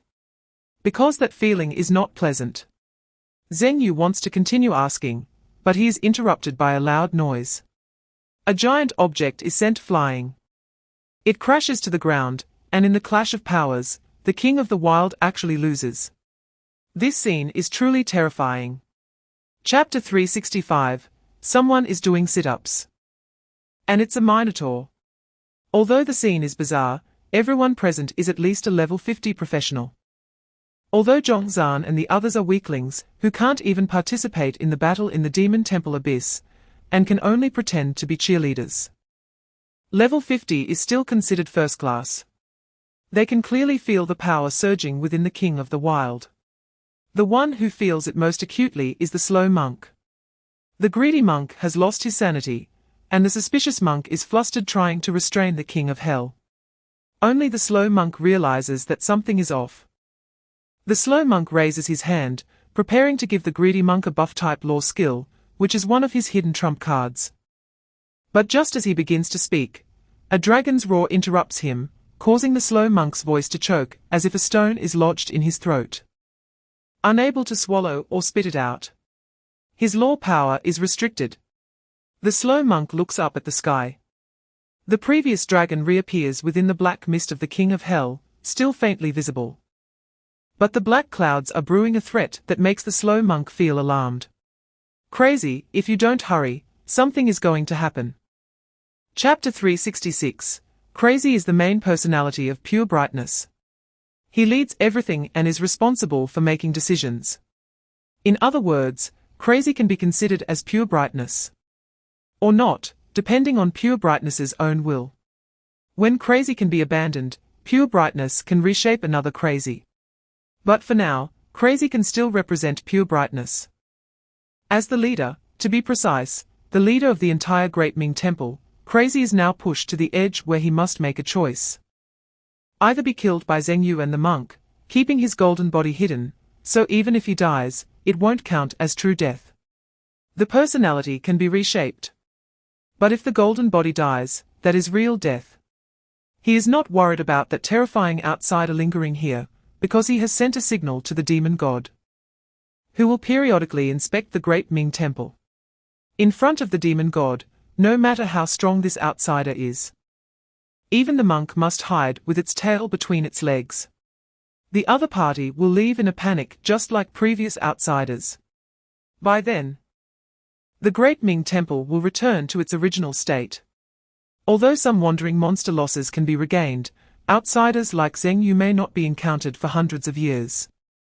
This time, it is just his bad luck. Chapter 367. In Zheng Yu's view, the monk will not make plans. A plan that relies on luck and lacks certainty cannot be considered a plan at all. The monk's idea is to force Pure Brightness to take this path early. While the monster energy within the Great Ming Temple is sufficient, as long as the monk dies, it can significantly weaken Pure Brightness's power, increasing that probability. After all, he is part of pure brightness himself. He can also be considered as the nourishment cultivated on the divine ladder within the great Ming temple. Moreover, the monk's avatar that was devoured by the greedy monk also has some hidden means within it. It is uncertain how useful it will be, but it only adds a little bit of probability. Zheng Yu never makes such plans. If something can be done, it can be done. If not, then change the way to continue. Even if it is a gamble, the odds must be in his favor. From the beginning, Zheng Yu's plan has differed somewhat from the monk's. According to the monk's plan, after Zheng Yu kills the monk, pure brightness will automatically use the golden body under a series of chain reactions. At that time, Zheng Yu only needs to leave the awakening abyss to complete the cooperation. Zheng Yu already obtained what he wanted from the monk, so even if he exits the abyss, he can acquire the awakening qualification and gain a unique special reward. Chapter 368, It's stable. Zheng Yu thought to himself. That sentence, "Can I give it a try?" wasn't really asking if he could do it, but rather inquiring if Hong Ji could give it a try. Clinging to someone else's leg wasn't Zhong Zan's specialty. Zheng Yu was quite skilled at it as well. When he heard the 4 words "let's give it a try" from the red-clothed female ghost, he knew it was basically stable. To be honest, for Zheng Yu, it was harder to guess the strength of the red-clothed female ghost than any abyss. He could compare the strength of the skeletal giant, but he had no clue about the strength of the red-clothed female ghost. When he was in the death row of the prison, Zheng Yu had asked the red-clothed female ghost if she had confidence against the gods, but her answer was vague. Now, it seemed like a more formal response. "Let's give it a try." Zheng Yu quickly added, "But Hong Ji, don't worry. If there's any danger beyond our expectations, I'll immediately use the rules to withdraw." "It doesn't matter," the red-clothed female ghost said lightly. "If it really came to an opponent I can't handle, I won't die anyway. But you might be in trouble. At worst, I can just find another promising practitioner." Chapter 369 Boom. A huge, terrifying building suddenly appeared behind Zheng Yu. Resembling a tall tower, but this tower looked as if it had been buried in the ground for 1,000 years. Covered in decaying rust. Green vines wrapped around the iron tower, giving it a contradictory appearance of being a wreck yet seemingly indestructible. This iron tower was the prison's death row. A prison that had finally escaped the abyssal cycle, free from the warden's oppression, and it belonged solely to Zheng Yu. The emergence of the prison's death row surprised many, especially Luo Kun and Hu Feng. They hadn't expected Zheng Yu to really have a trump card. Moreover, it seemed a bit perverse. Summoners could now summon a prison. Suddenly, Hu Feng seemed to think of something. Could this be the prison's death row? Reminded by Hu Feng, Luo Kun also realized it was that perfectly cleared prison. So this was Zheng Yu's trump card. It turned out that a perfect clearance could indeed grant a practitioner an abyss. It wasn't that Luo Kun was ignorant, rather. There were few practitioners who achieved a perfect clearance in Jiuzhou, and historically, they could be counted on one hand. Don't panic. Chapter 370 Thinking Too Much. Yet thinking too little, what a pity, Jiuzhou lost 2 awakeners. Zheng Yu muttered to himself, as he opened the door to the prison's death row. Vaz? The prison's death row, which originally had no door, was directly breached by Zheng Yu when he took over, creating one. This meant that now, the prison's death row could capture criminals through the door. The first otherworldly criminal from the prison's death row was Jing Ming. A powerful suction emanated from the prison's death row, pulling Jing Ming's golden body towards it. Not enough. Jing Ming felt he was somewhat unable to resist the prison's death row's suction, so he directly tore open his chest, digging from his mouth down to his stomach. A blood-soaked mouth that was unbearable to look at. All the monsters from Daming Temple were continuously transformed into black lines and absorbed into Jing Ming's body under his frenzied absorption. Still not enough. Jing Ming suddenly looked at Luo Kun and Hu Feng. No way. Luo Kun's face suddenly darkened, and he quickly retreated. Jingming. We are following you. You promised us you'd kill Zheng Yu. Luo Kun shouted desperately. Yes, absorbing you all will be enough to kill him. Chapter 371. Pulling on the purple necromancy skeletal equipment on his chest, it was of the same quality as the bone-cutting knife in Chai Fang's hand. Its function was to help Zheng Yu withstand the pressure from the demon god. To be honest, the pressure was a bit overwhelming. Zheng Yu was invincible at his level, even capable of crushing 80 or 90 level 50 practitioners, but he never thought he could reach the level of fighting with an otherworldly demon. However, he didn't expect the gap to be so large. Just the impending aura alone had already activated Zheng Yu's life-saving equipment, and although his nosebleed had stopped, his heart rate soared above 180 under the pressure. It had already reached a level that could lead to sudden death. On one hand, it was the pressure from the demon god. On the other hand, it was more due to the forced enhancement from the purple necromancy skeletal equipment, which acted like a stimulant. It boosted Zheng Yu's reaction ability, physical quality, resistance to high-level pressure, intimidation, health, speed, and everything else. It's coming. This time, it was Zheng Yu who said it. In an instant, Zheng Yu could hear no sounds, and the sky turned completely dark, not a dark black, but a luminous black. It was hard to describe. Chapter 372. Lucky? Zheng Yu asked in confusion. Yes? The red-clothed female ghost said in a tone that made it hard for Zheng Yu to decipher. The first time we encountered them, they were important figures in here. What else could it be but luck? Gods also come in different tiers. You were lucky enough to draw the first prize. And even luckier, to touch the best part of the first prize. Just as Zheng Yu was about to ask something, he suddenly felt a sharp pain in his chest. He abruptly looked up towards the direction of the wild bull head, and discovered that its body was actually starting to disintegrate. The aura of the wild bull head was also down to its last breath. If it weren't for the Hell King reacting quickly, and using hellish black mist to protect the wild bull king, the wild bull king would have already returned to the summoning beast space to await revival. That huge eyeball slightly shifted from the wild bull king. It turned towards the Hell King. Being stared at by such a large eyeball, the Hell King began to feel psychological pressure. If there were anyone with a fear of giant objects, they would probably die on the spot. Hellgate. Roar. Hellfire burning spear. In an instant, the Hell King opened the Hell Gate, letting countless demons rush towards the eyeball in the sky to block its special destructive ability. Chapter 373. When Jingming was very young, he followed his father to participate in folk festival activities. His father was the one who walked on stilts, playing the role of Guangong, the main character of the festival. Before playing Guangong, Jingming's father would usually drink 3 gin of white liquor. For ordinary people, 3 gin of white liquor would be considered a lethal dose. But for those like them who made a living as Guangong performers, 3 gin of liquor was necessary to convince the villagers that he was truly possessed by Guangong. Jingming never understood.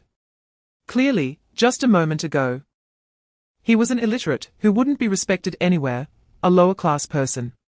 But after painting his face red, downing 3 gin of liquor, and becoming dazed, he turned into an object of worship for the villagers. They weren't kneeling before me, they were kneeling before the Guangong I portrayed. The father saw his confusion and explained to him. As a child, Jingming looked up at his father and curiously asked, "Is there really a martial saint?" "No." This was the father's affirmative answer, as the performer of Guangong. The martial saint is righteous and benevolent. If he were to become a god, he wouldn't just watch us suffer, he would have come to help us long ago. The father gave Jingming a seemingly absurd, but unexpectedly reasonable explanation. Chapter 374. Now it makes sense. Zheng Yu was very satisfied with the strength that Chen was now demonstrating. It was worth it for him to give Chen the opportunity to resurrect the spirit butterfly queen. He had not disappointed Zheng Yu. In this abyss, the most crucial figure was indeed Chen. Chen wielded the azure dragon crescent blade. Behind him, a huge phantom of Guangong stood above the Daming Temple. Whether it was the greedy incarnation of the Golden Buddha, or the barbarian king, compared to the current phantom of Guangong, they were simply insignificant. There was no comparison. Now, with one slash, Chen could kill 10 barbarian kings. Zheng Yu finally believed that the possibility of Chen holding back was not due to the precision timing effect of the shattered stopwatch. It did not mean that everything could be trapped within time. For example, during the period when the shattered stopwatch was active, Kai had made a move that defied the effect. For someone stronger like Chen, it was also possible. Seeing Chen's strength so formidable, Zheng Yu retracted his plan to summon the 3-star Fearful Scarecrow. The 3rd-tier Scarecrow was the second helper Zheng Yu had prepared for the red-clothed female ghost. And it was also his final trump card. In the current situation, neither Galio nor the battle mechs would play much of a role. Chapter 375, in their resurrected state. Zhongzhan and the others were now very quiet. The battle before them was too terrifying, exceeding their evaluative capacity. They were also lamenting how a level 50 awakened abyss could turn into a divine battlefield. Chen's transformation, the terrifying blood-red domain of the red-clothed female ghost, and Zheng Yu skillfully maneuvering through the battlefield were all unforgettable for them. Xing felt as if he had survived a disaster. Fortunately, his moral bottom line was relatively high, and he made the right choice, otherwise, he would have ended up like those 2 unfortunate souls who made the right choice. He even just realized that Luo Kun and Hu Feng had not made use of the resurrection cross. Was it that they didn't want to? That shouldn't be the case. Xing pondered. In the face of absolute rules and strength, the resurrection cross would also become ineffective. Damn, how fortunate, how fortunate. Xing said with a sigh. It felt like being knocked out by a pie falling from the sky, making it hard for him to express his joy. What he was even more grateful for was that with Zheng Yu's strength, if he really wanted to settle the score with him, he could kill him in an instant. There would be no need for any explanation. Chapter 376. The red-clothed female ghost easily tore off a piece of flesh from the demon eye and threw it into the prison's death row. When she returned, she tossed the barely breathing Chen in front of Zheng Yu. Zhongzhan and the others were also successfully resurrected, as the demon eye was gone. And the demon temple had become a relatively safe ruin. Chen was now in a countdown to death. The red-clothed female ghost said, "It seems there's no saving him." Zheng Yu looked back at the spirit butterfly queen, who also slowly shook her head. Chen's state could no longer be described in terms of life and death. A more fitting description of his state would be dissolution. Even if the spirit butterfly queen could still use the cocoon-breaking rebirth skill, it would be difficult to resurrect Chen. This was a form of rule-based death. Chen looked at Zheng Yu, who seemed a bit anxious, and said with a hearty laugh, "Don't worry about me, this is my own choice. Daming Temple has become this way because of me. So I should be the one to end it. Even if I live, I would feel ashamed towards those who believe in me. Ashamed towards my fellow brothers and sisters who uphold their convictions and protect Daming Temple. No, I don't care whether you feel ashamed towards Daming Temple. What I care about is that I worked hard to cultivate a helper on par with the gods, and now he's just gone." Chapter 377. What Chen said was also what Zheng Yu was saying to himself. The tone and wording were a bit heavy, but this was truly Zheng Yu's inner thoughts. Since the abyss of the Bone Wasteland began, Zheng Yu's perspective on farming the abyss had already changed. He no longer thought about what rewards he could obtain. Instead, he considered whether this reward could help in the divine battle. This is why he spent over half a year perfecting the clearance of the Bone Abyss. Because the technology of the Bone Giant was truly too important. Similarly, it was the same with the Demon Temple Abyss. The emergence of the demon god once again solidified Zheng Yu's determination to continue. The extraterrestrial demon of the Bone Wasteland is a god. And the demon god of the Demon Temple is also a god. But the power of the two is worlds apart. Zheng Yu couldn't even imagine the upper limit of the demon god's power. It also made Zheng Yu finally begin to understand the existence of the descendant faction. Because the power of the demon god was daunting. Fighting. If the demon god really descended upon the skies of Jiuzhou, who could stop it? Thus, it was still far from enough. Zheng Yu had never been proud of his overpowering strength over his peers. He always had a strong sense of crisis. Because now, he was among the first to be crushed when the sky of Jiuzhou fell. Chapter 378. At 2:14 a.m., a heavy announcement directly awakened the entire Jiuzhou. Even ordinary people, who were not professionals, saw red exclamation marks before their eyes. Important notice. Important notice. Important notice. Professional Zheng Yu, Summoner, Zhongzhan, Warrior. Chai Fang, Mage, Wang Mang, Shield Warrior, Zhong Mu, Light Warrior, Lu Zuzu, Desperate Gambler, Wen Renjin, Assassin, Xingyuan, Ranger, have perfectly cleared the Awakening Abyss Demon Temple. The 8 professionals have respectively obtained special enhancements from the Awakening Abyss, and their professions will evolve into top-tier rare professions. Summoner, Zheng Yu, evolves into Chaotic Summoner. Warrior, Zhongzhan, evolves into All-Enhancement Warrior. Mage, Chai Fang, evolves into Illusionary Healer. Shield Warrior, Wang Mang, evolves into Golden Buddha Warrior. Light Warrior, Zhong Mu, evolves into Battle Angel. Desperate Gambler, Lu Zuzu, evolves into Fate's Apprentice. Shadow Flow Assassin, Wen Renjin, evolves into Shadow Assassin. Chapter 379. Don't look at me, and don't think too much. You entered the Awakening Abyss with me. Have you forgotten how cruel that low boss of the Awakening Abyss was? Nan Muyun laughed. Even if we killed that final boss, it wouldn't count as a perfect clear. You and I only received a special bonus, and we are still far from a perfect clear. Liao Ning fell silent. Indeed. He remembered very clearly that when he and Nan Muyun awakened together, Nan Muyun had almost exhausted all his strength. Even sacrificing a very rare life-saving item to kill the boss and obtain the clearing reward.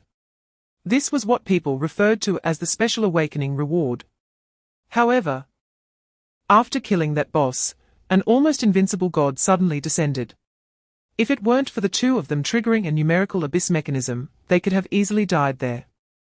In front of a god with the power of rules, the resurrection cross was completely useless. Important notification.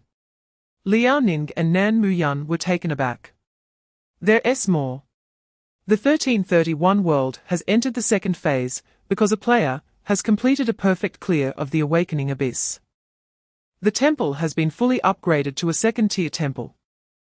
Chapter 380 brought several heavy pieces of information that shocked the people of Jiuzhou and the entire 1331 world to the point where they couldn't sleep.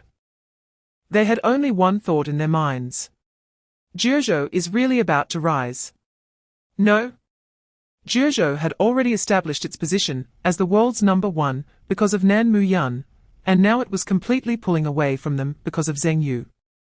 Although the temple upgrade was a benefit for the whole world, the entire 1331 world had entered the self-selection stage of the Awakening Abyss. But the problem was that the Magic Temple Abyss was in Jiuzhou. Currently, the only selectable Awakening Abyss was the Magic Temple Abyss. The difficulty reduction of the Magic Temple Abyss by 50 had nothing to do with them unless they paid the entry fee. This worried the leaders of several other powerful nations.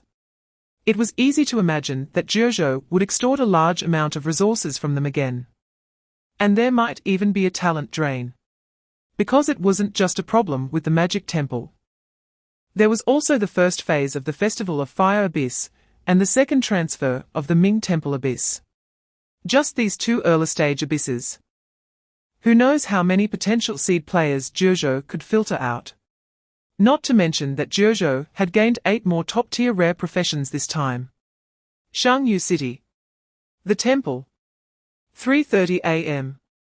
At this time in the past, it should have been a quiet night, where only the night security would patrol at this hour. Chapter 381. Zheng Yu finally returned to his villa to rest after a long night of activities. There wasn't even a celebration banquet during this period, firstly because Zheng Yu had refused. And secondly, because he couldn't let the enthusiastic crowd outside be left empty-handed. If he went to the celebration banquet, would the crowd waiting outside the temple just be left hanging? So, accompanied by Nen Muyuan, Liao Ning, Li Chenggong, Rong Li, Liu Nanyang, and others, he very ceremoniously greeted the enthusiastic crowd on the streets of Shangyu City. Well, it was just a greeting. Zheng Yu basically did nothing but waved his hand to the left, nodded to the right, and smiled in a way that maintained the demeanor of a strong person while also showing approachability, as taught by Nan Muyuan. Overall, it was exhausting. Aside from the four of them, the vice mayor, Zhong Zhan, Chai Fang, and others were enjoying themselves, feeling a sense of pride. Isn't this a bit too ostentatious for me? Zheng Yu quietly asked Liao Ning and Nan Muyuan beside him. Liao Ning glanced at Zheng Yu and said, "Do you think the global reward for the magic temple and the fact that Jiuzhou is about to take off because of you isn't ostentatious?" Zheng Yu couldn't argue against that.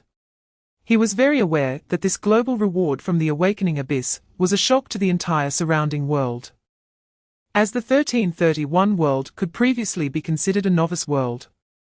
Chapter 382. Chapter 383. Back at the villa, Zheng Yu hung the adorable portrait of himself on the wall. This gift was very special. It was the first gift that represented Zheng Yu's complete change in mentality.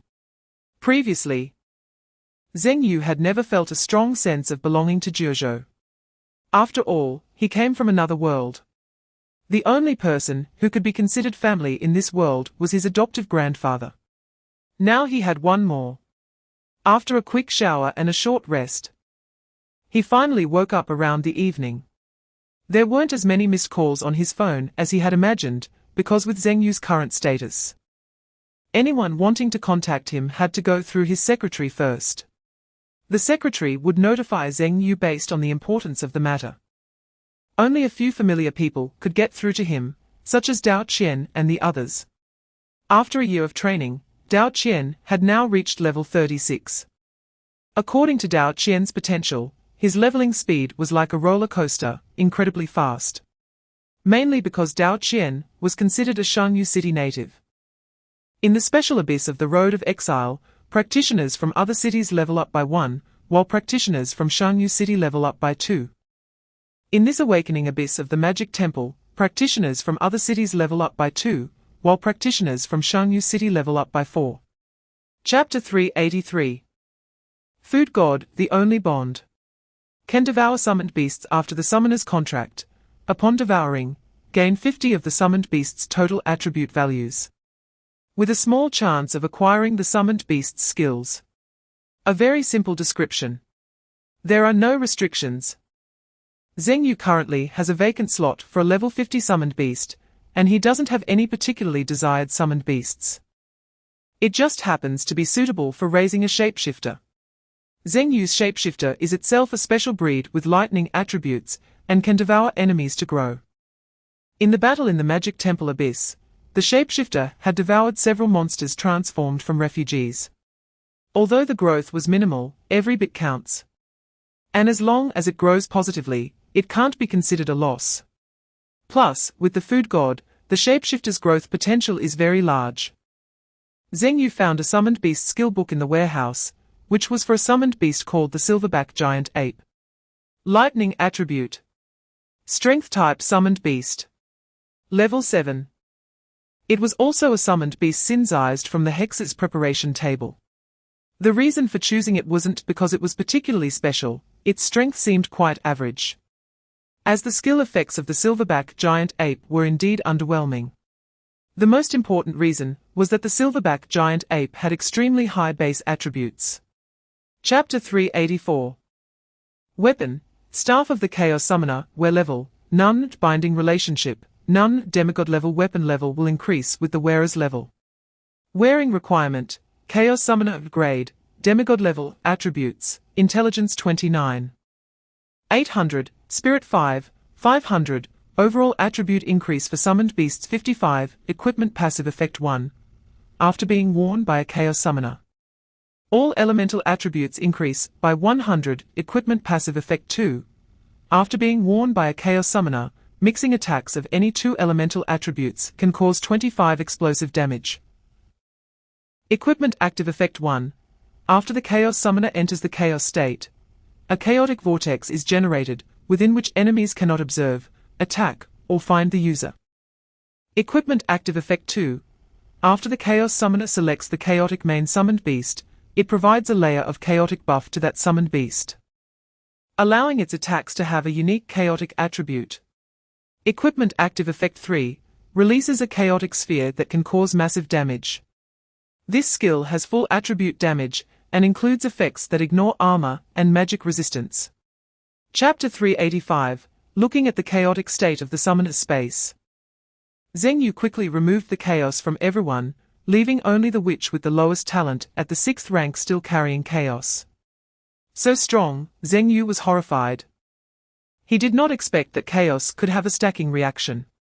When a summoned beast forms a chaotic attribute, it seems to just strengthen its power. But when 2 summoned beasts form chaos, it starts to react. It's like a very intense chemical reaction. It directly caused a huge shock to the surrounding space. The ground began to crack. Zheng Yu had activated 10 summoned beasts at once in the previously indestructible summoner's space, which, in that moment, turned into the chaotic scene before him. Zheng Yu's face turned pale. Not from fear, but from exhaustion. The consumption was enormous. But it was also a trump card. And a very strong one. The Chaos Summoner was very direct in its strength. It could freely modify attributes and switch the chaotic main body, meaning anyone could be the main DPS.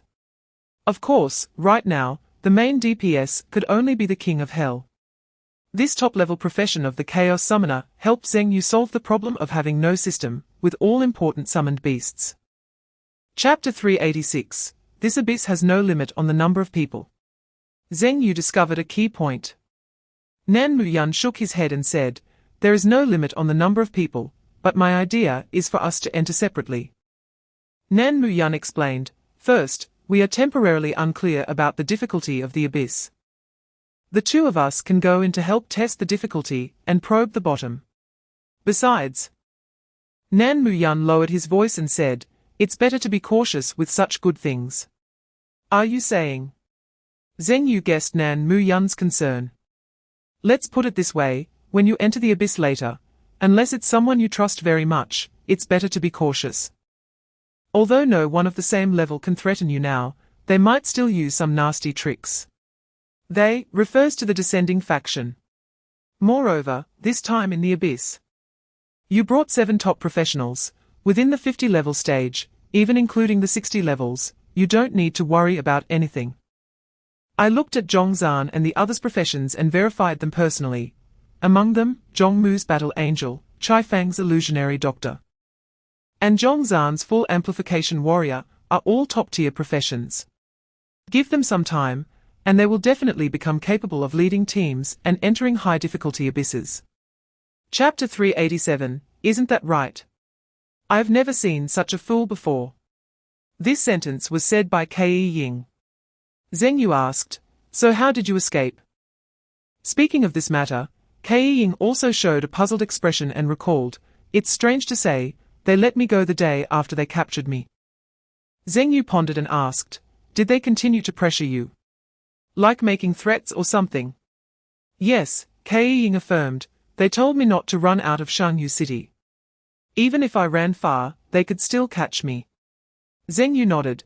"Now I understand what's going on." Dao Qian, who was beside him, immediately asked, "What's going on?" For Zheng Yu, Dao Qian trusted him unconditionally, his curiosity far exceeding his jealousy. "I'll make a call." Zheng Yu didn't explain first, but directly found a name in the contacts and dialed it. "Leader Liu, good evening." Zheng Yu greeted politely. "Hey, you busy person finally remembered this empty nest old man." Liu Nanyang was very happy to receive Zheng Yu's call. "When did you become an empty nest old man?" Zheng Yu said speechlessly. Chapter 388, Prison Death Cell. When Mark saw Zheng Yu enter the prison death cell, he hurried over, moving at an extraordinary speed. Although Mark looked like a little old man, he was actually second-generation skeleton technology, and his combat power was not weaker than the bloodthirsty crocodile inside the prison death cell. "Hurry, hurry, hurry," Mark urged.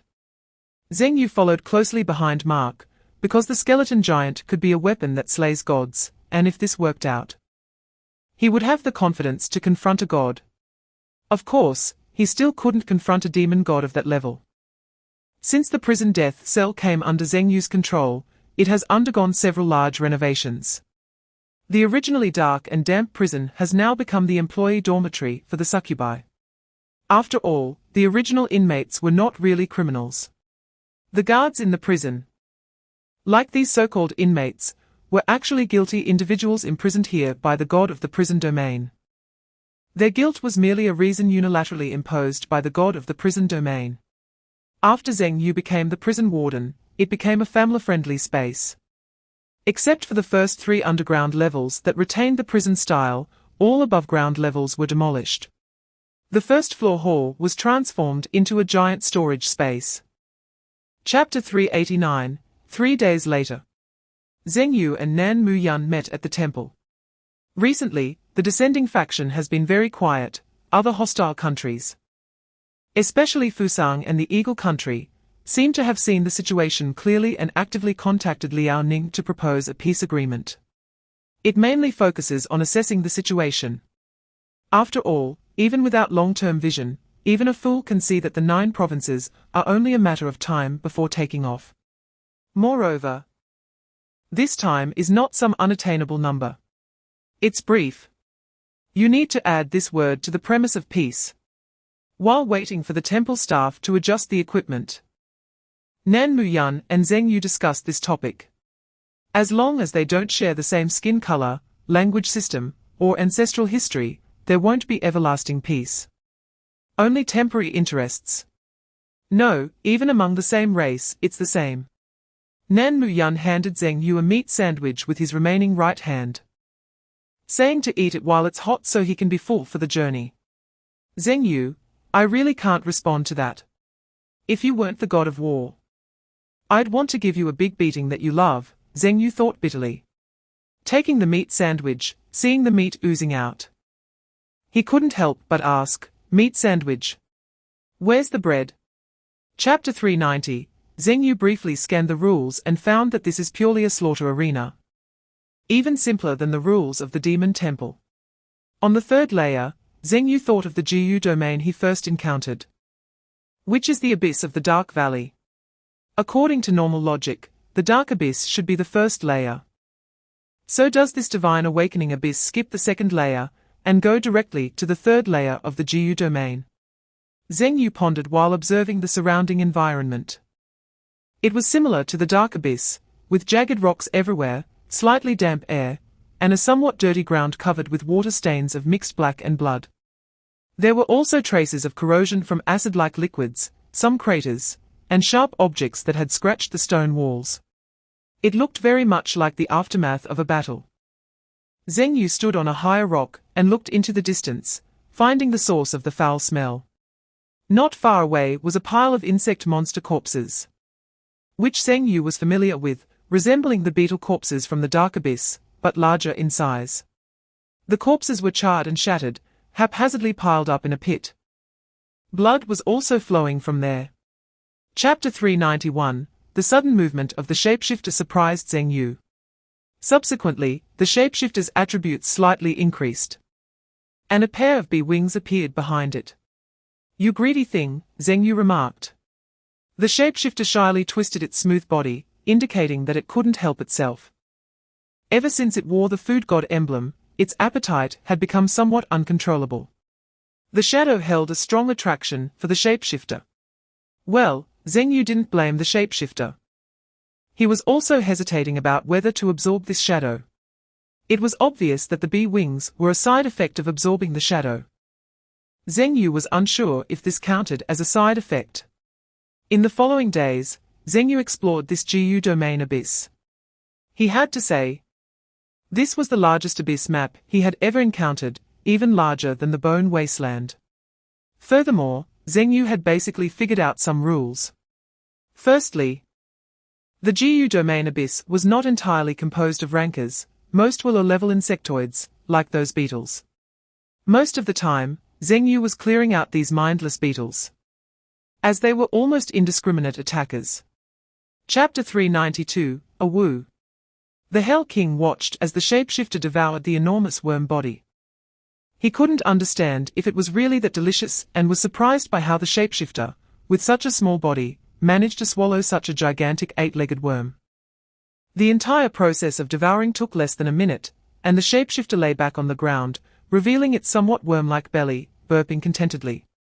Its strength increased again. And this time the enhancement was very noticeable. Even the Hell King envied the shapeshifter. After all, who wouldn't envy getting stronger just by eating and drinking? Burp. After the shapeshifter completely digested the worm, it looked at the Hell King sitting on the throne and asked, "That person ran away. Will the master blame us?" The shapeshifter's personality was as soft and squishy as its body. The Hell King chuckled lightly. "Do you really think he could escape from me?" Seeing that his words did not elicit a response, the Hell King realized that the boasting techniques he learned from Zheng Yu were not effective on the shapeshifter. So he explained directly, "The master instructed me to let him go on purpose. He has already been parasitized by a young butterfly. No matter where he runs, we will be able to find him." Chapter 393, 31 years, 3 months, and 3 days. The half-spider person stated a very precise time. This surprised Zheng Yu a little. He wasn't sure how difficult it was to remember each day in such a harsh environment, but he had almost lost track of time in the Bone Wasteland abyss. He didn't expect the half-spider to remember it so clearly. The half-spider noticed Zheng Yu's surprise and explained, "I have a habit of keeping a diary. I remember each day. I don't want to become a bug that remembers nothing. By remembering the time, I can remember that I am still a person. Although my memory has become a bit hazy, at least I hope that when the day comes for me to return home, I can remember my family and friends. Their ages. I can't live with them, but there is still time to accompany me and grow old together." Zheng Yu looked at this girl with strong willpower, unsure of what comforting words to say. The half-spider appeared quite normal, even comforting Zheng Yu, "Don't worry, my mind is very normal. And I am one of the few who will genuinely help you in the GU domain." Chapter 394. After chatting a bit more with the half-spider, Zheng Yu learned that her name was Qin Nuo. She wasn't sure how she ended up here. Similar to waking up after a sleep and finding herself in the GU domain. Qin Nuo did not come from the first or second layers, but appeared directly on the third layer. It seemed that not all rankers experienced an abyss like the Dark Abyss. Regarding Zheng Yu's mention of the Dark Abyss, Qin Nuo explained that only upper-tier individuals had such a promotion path. It wasn't that all upper-tier individuals started from the first or second layer. But those who went through the normal promotion path were more likely to increase their strength. After all, they had enjoyed the rewards from the first and second layers. People like me who appeared here directly lack 2 promotions, so my strength is far inferior to theirs. However, you are quite curious. Qin Nuo looked at Zheng Yu. According to what you said, you came from the first layer, so your ranking shouldn't be this low. Then, as they spoke, Qin Nuo's eyes widened as she looked at the number above Zheng Yu's head.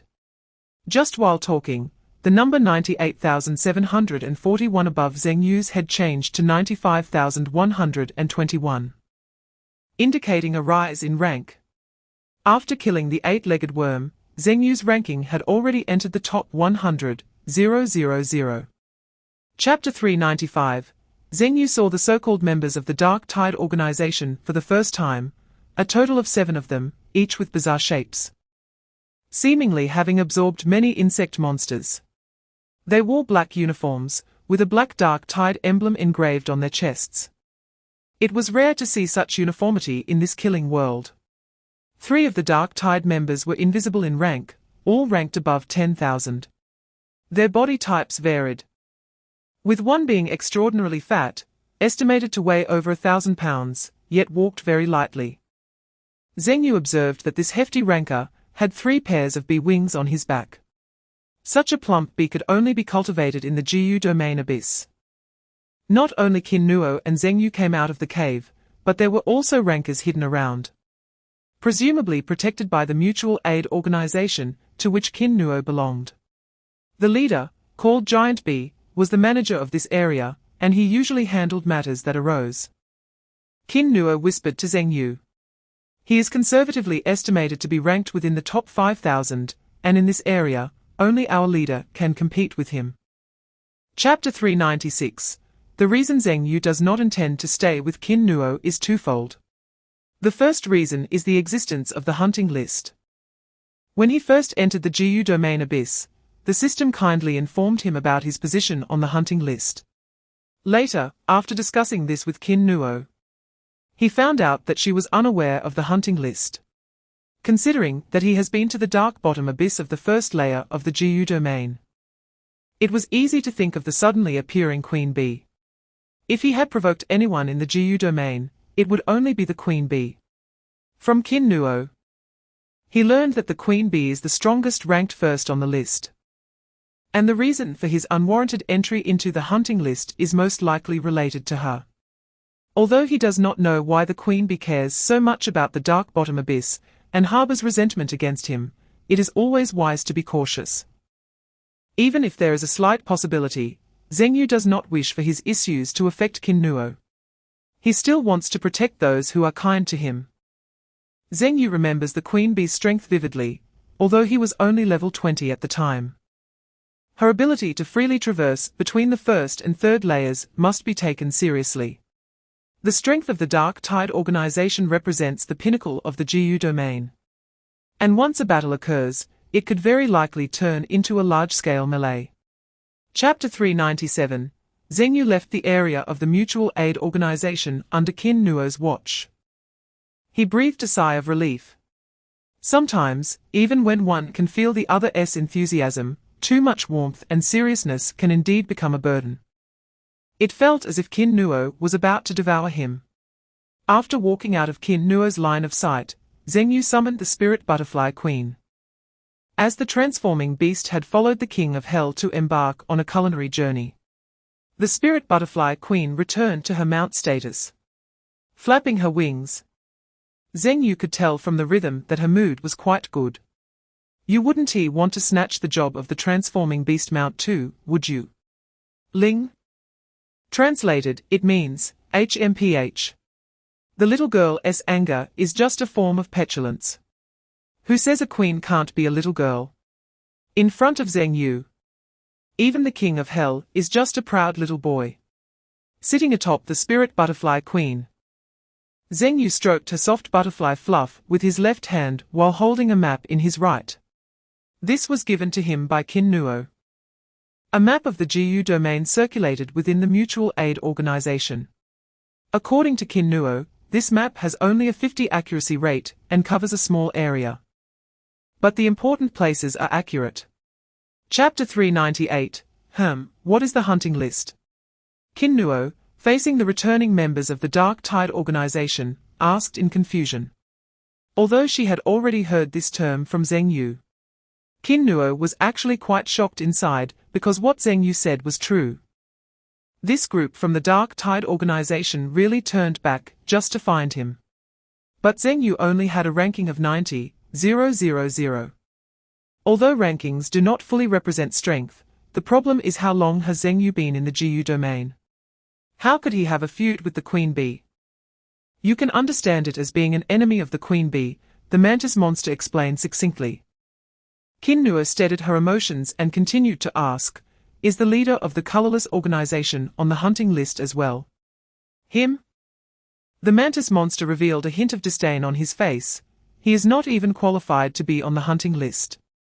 The colorless organization can only be said to be an unstable element affecting the Jiyu domain, and it is not enough to attract the queen bee's attention. Let me put it this way, if you have connections with the colorless organization, the giant bee might still protect you. After all, you seem quite important to him. But if you harbor someone on the hunting list, even the giant bee cannot protect you. Chapter 399. Zheng Yu is willing to give Qin Nuo an opportunity to respond to her goodwill towards him, regardless of whether this goodwill carries self-serving implications. But to be able to reach Qin Nuo's level in a world like the GU domain that can extinguish humanity is commendable. One can imagine that before entering the GU domain, Qin Nuo must have been a kind-hearted girl. She is just too timid and lacks opinions. This is Zheng Yu's evaluation of Qin Nuo. A person willing to survive for 30 years relies not on strength, but on her personality that avoids all conflict. Avoiding battles, buying time, picking up scraps, and a bit of luck led to Qin Nuo's current ranking of 10,000. Zheng Yu does not like to play the fool. He prefers a straightforward approach. Facing Qin Nuo's goodwill, Zheng Yu directly told her, "I am the opportunity you have been waiting for these 30 years. As for whether you believe it or whether to get on the bus, that is your decision." However, Zheng Yu did give Qin Nuo a chance, because he did not force her to make a decision outright. He also understood that with Qin Nuo's character, she would not make such a risky decision. After all, not everyone has a sunny and cheerful personality like Dao Qian, who unconditionally supports his buddies. Chapter 400. Goblin Emperor. Zheng Yu looked at the tall Goblin Emperor, wearing a pure black mask, crowned, and holding a long spear. This is the third king. The King of Hell, who rules the realm of Hell and commands demons. The Barbarian King, the strongest in the barbarian realm, possesses the powerful ability to summon ancestors. The Goblin Emperor, although lacking the grandeur of ruling Hell or dominating the barbarian realm, displayed a shocking scene after evolving from a goblin hero to an emperor, leaving Zheng Yu speechless for a while. An endless army, and all of them were magically transformed individuals. A sea of dark figures, giants, magically transformed warriors, wizards, heavy cavalry, siege soldiers, and dozens of goblin dragon riders in the sky. There were even more than a dozen types of troops that Zheng Yu had never seen before. Goblins riding mammoth-like giants. Goblin swordsmen wearing silver masks, exquisite and elegant. Flying archers with wings, holding flaming giant arrows. And the commander's aide standing beside the Goblin Emperor. I dare anyone to say goblins are weak. Zheng Yu smiled with satisfaction. The goblins that evolved into emperors have undergone a qualitative change in both quantity and quality. Chapter 401. Ranking increased to 45,328. On the third day of entering the GU domain abyss, Zheng Yu's rank increased to around 45,000. Which is not a fast rise, mainly because he has held back a lot, with the main output still coming from the King of Hell. According to Zheng Yu's request, the King of Hell does not choose opponents, he simply slows down. Because as long as he absorbs, he can enhance the power of the transforming beast. And the method of absorption for the transforming beast completely bypasses the system and the rules of the GU domain. These abilities belong to the realm beyond rules. Therefore, the King of Hell, accompanied by the shapeshifter beasts, kills anyone they encounter, regardless of rank, as long as they are living beings. They are handed over to the King of Hell for slaughter. The shapeshifter beasts then absorb this to enhance their strength. The appearance of the shapeshifter beasts can no longer be described in words. They are so bizarre that Zheng Yu doesn't even want to look at them a second time. They have reached a level of visual pollution. Fortunately, the shapeshifter beasts can still control their size and can slightly retract some of the more disgusting and odd changes, making them less conspicuous. Most importantly, the mental state of the shapeshifter beasts has remained very good. There has been no occurrence of what Qin Nuo mentioned, where absorbing too much bug energy can lead to madness and amnesia. Chapter 402. On the surface, the overall strength of the oasis is not weak. According to the owner of the Oasis Hotel, the reason the oasis can be so stable is that there is a top 10 ranked member here. However, the authenticity of this claim remains to be verified. Nonetheless, if a war were to break out, those non-Shadow Tide ranked members who have been well treated by the Shadow Tide should firmly follow the resistance. GU stones have a high attraction for both ordinary ranked members and shadow-tied members. I shoved the GU stone I obtained to a shadow-tied member who came to the bar to drink, and received relatively reliable data. There are at least over 5,000 non-shadow-tied members within the Oasis. However, the number of high-ranking members is relatively small. Those above 10,000 are few and far between. The number of shadow-tied members in the Oasis is approximately 2,000, most of whom have high ranks, with around 20 so-called shadow-tied officials above 1,000. They manage order in different locations within the Oasis. 3 top-tier shadow-tied experts ranked within the top 100 are responsible for overseeing the entire Oasis. This is what they say. The swordsman obviously looks down on the title of top-tier experts within the top 100. Chapter 403, in the early morning, within the Oasis.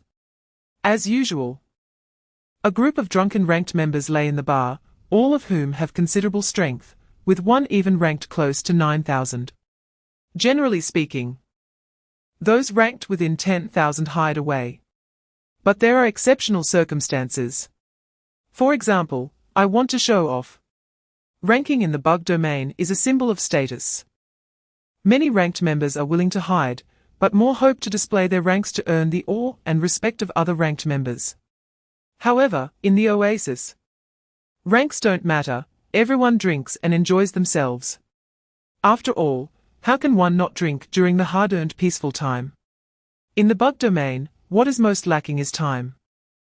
What does it matter if one drinks themselves to death? It is already 3 in the morning. In the bar, apart from the bartender and the owner, everyone else is basically lying under the tables. Even though they all have considerable strength, they are still willing to be numbed by alcohol and faint away. Heh! What drinking capacity! The swordsman scoffed coldly and waved to the bar owner for another bottle. The swordsman loves the liquor sold in the Oasis. It is strong and intoxicating. He believes the master wouldn't like this liquor, because its pungent smell is comparable to sulfuric acid, and there are little black floating insects swirling within the drink. Chapter 404, where did the swarm come from? What level? What species? Who is controlling it? As the deputy ruler of the Oasis, Firefly was completely furious. What era is it? How can there still be swarms daring to attack the Oasis? Such a massive swarm cannot possibly be without a leader. Find out the truth for me. Although Firefly was angry, he wasn't blind.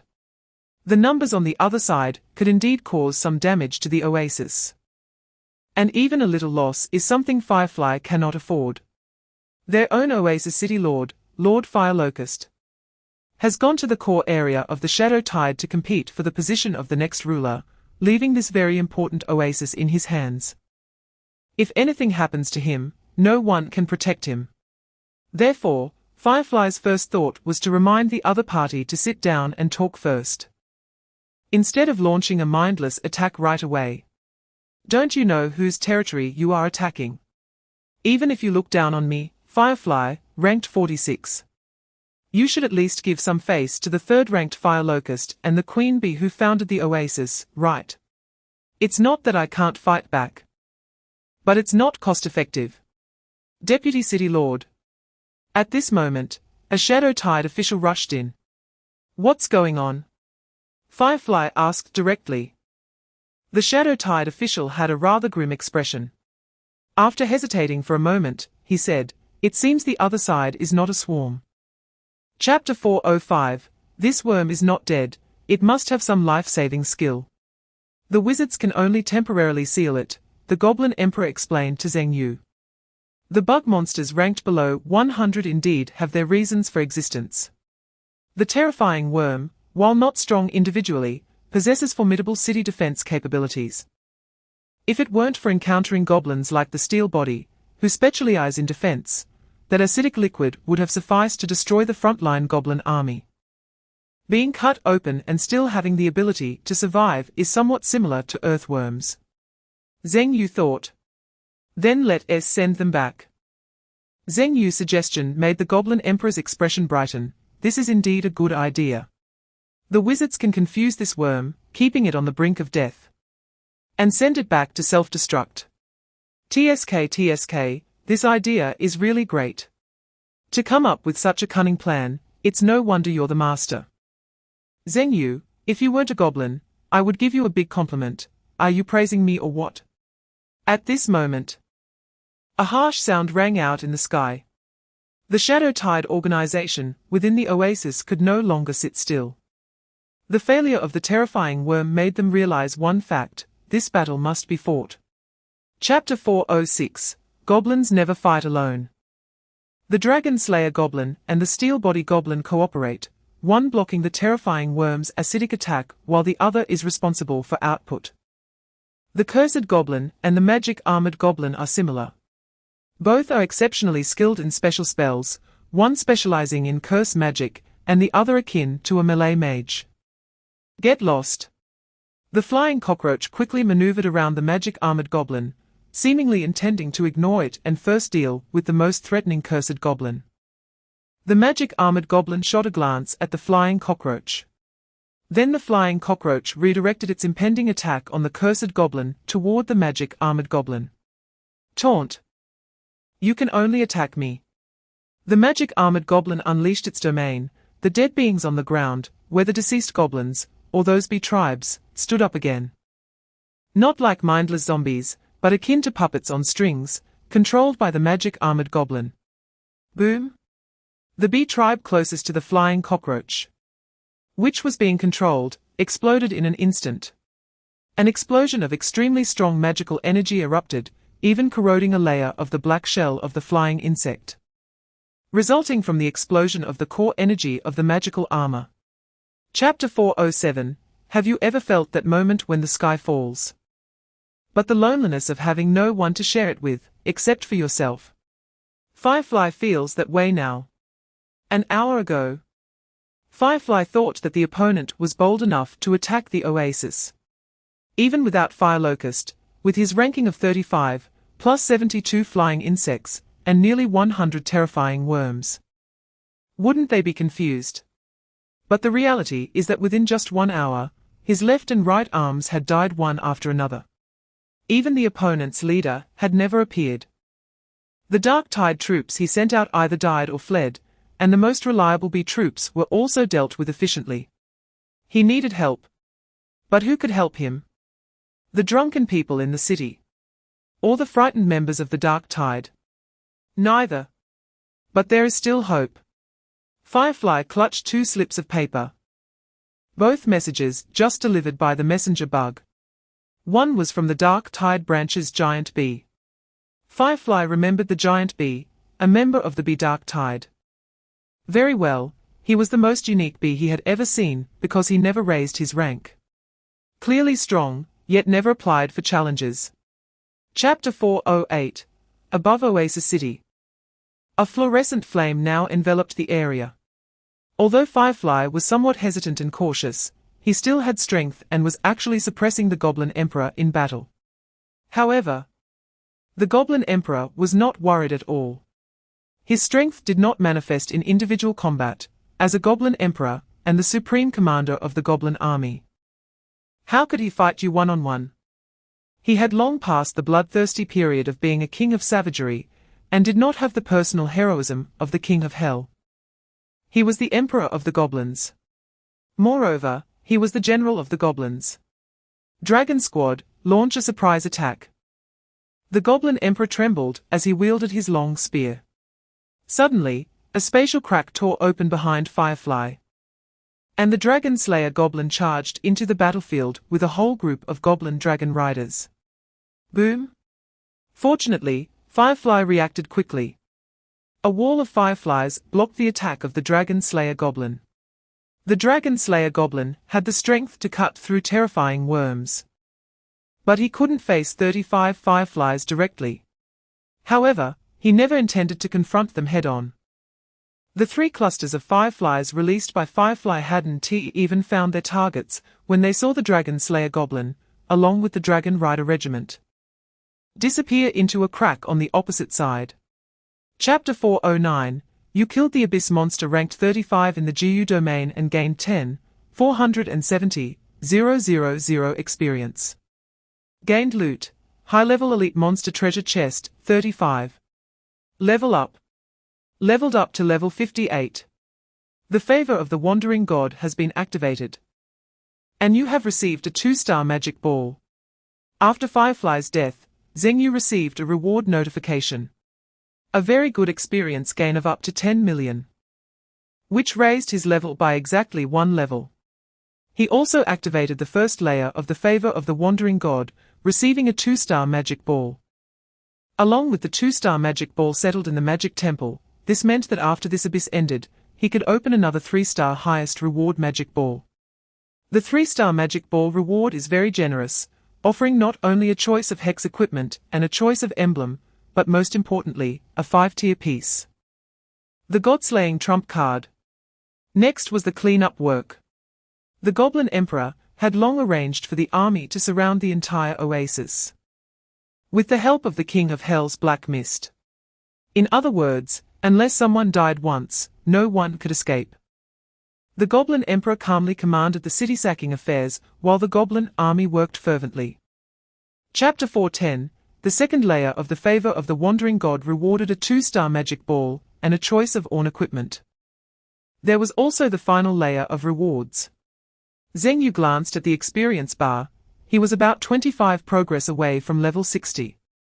This abyss would guarantee passing level 60.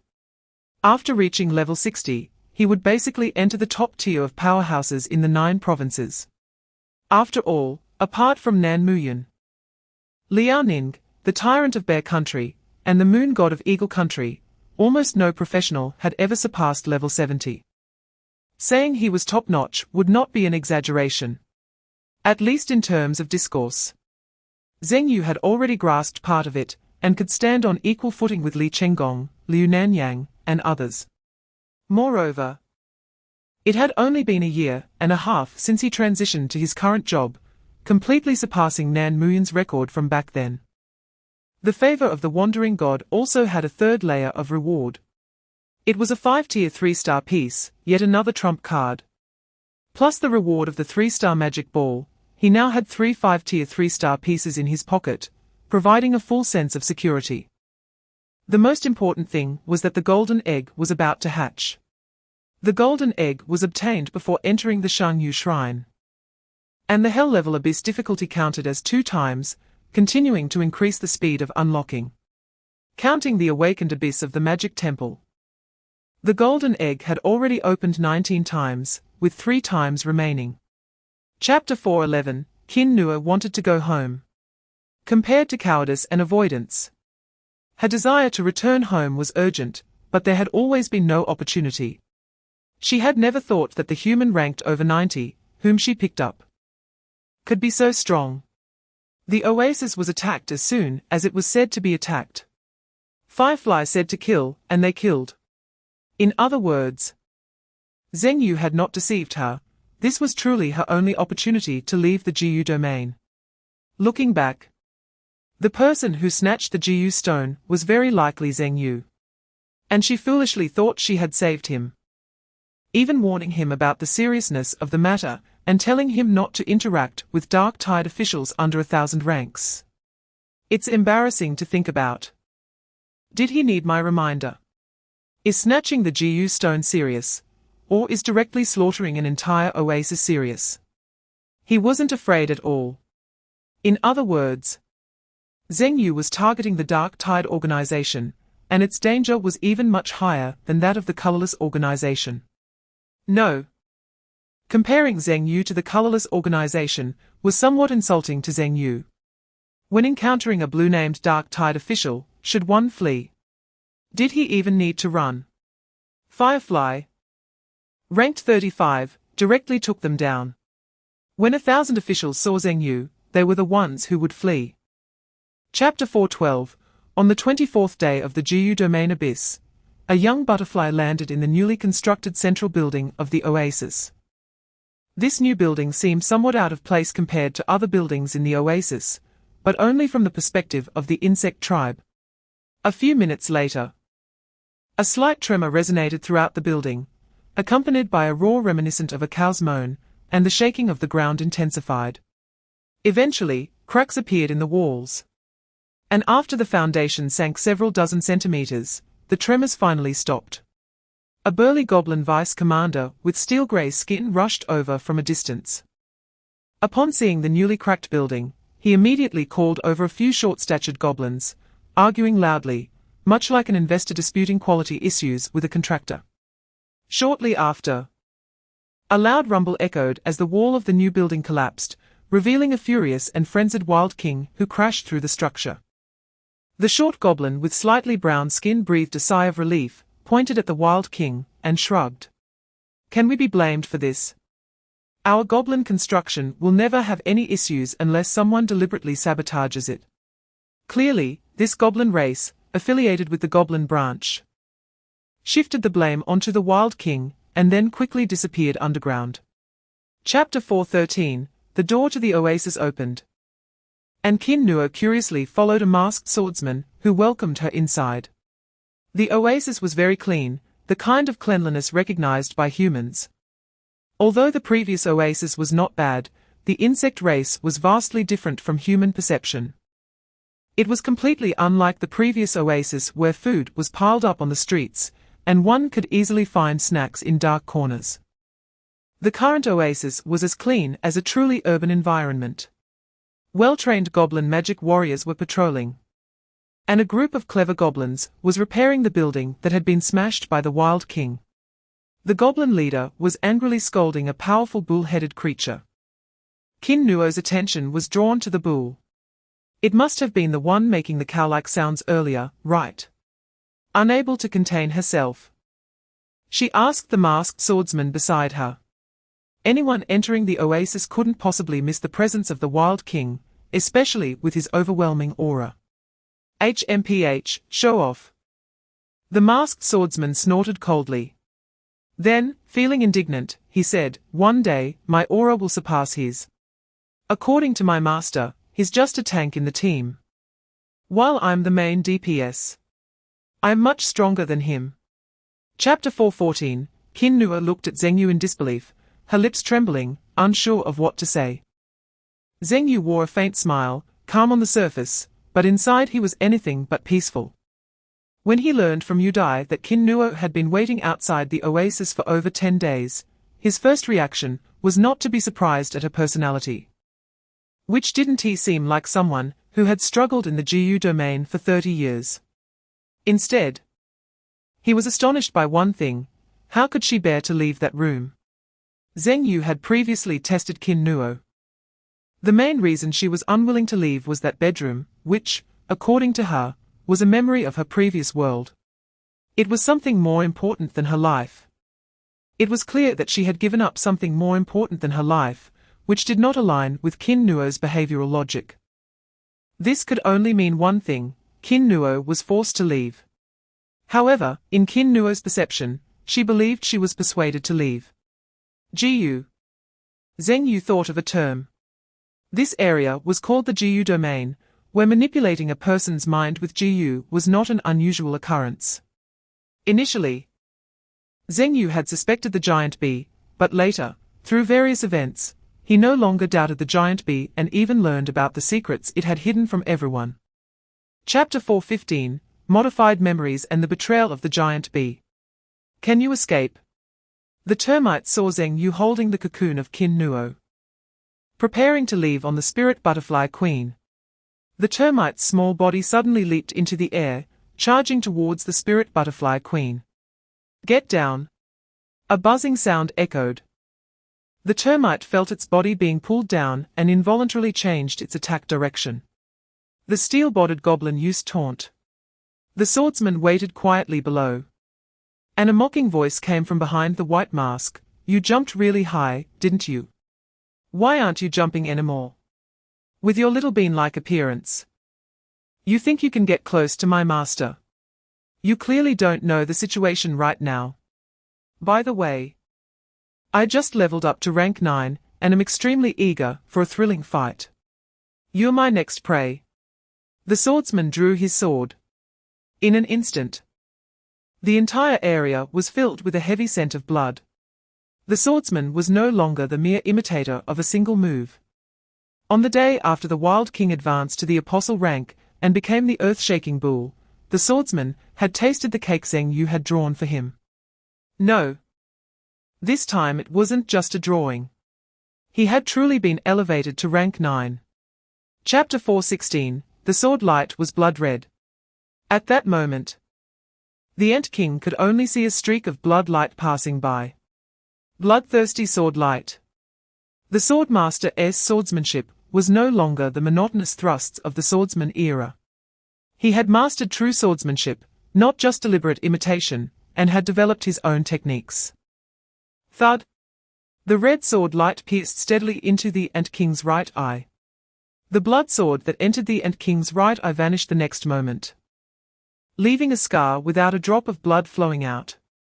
The most uncomfortable thing for the Ant King now was not the injured eye, but the blood flowing backward within its body. This bloody insect possessed the ability to control the blood of others. Cursed death technique, deathly silence. At the same time, the curse of the cursed death goblin was cast. A highly ominous grey energy entered the Ant King's body, instantly erasing its vitality, accompanied by the pain of its heart reversing. The Ant King stopped breathing. But neither the Sword Master nor the cursed death goblin relaxed. For the Ant King had not died. Pop! A faint sound of skin being peeled came from the Ant King's body, and then the Ant King's body shattered into pieces. A complete Ant King, unharmed and with a stronger aura, reappeared before the Sword Master. Chapter 4:17, Notification. The witch has died and been reborn 10 times. The Golden Scale Dragon's equipment investment has taken effect. The witch has advanced. Summoned Beast Witch, rank 6, talent evolution has completed, Dead Witch rank 9. You have killed an abyss monster in the GU domain ranked 11, gaining 20,580,000 experience. You have obtained a loot chest from an elite monster, rank 11. You have killed an abyss monster in the GU domain rank 21, gaining 14,230,000 experience. You have obtained a loot chest from an elite monster, rank 21. You have killed an abyss monster in the GU domain ranked 59, gaining 9,560,000 experience. Received loot chest from advanced elite monster, 59. Level up. Level increased to LV 60. The third layer reward of the patronage of the Wanderer has been activated. Receive 1 random 3-star 5-tier chess piece, 1 hour usage. Zheng Yu had not yet found the giant bee, and while he was on the way, he received a series of notifications.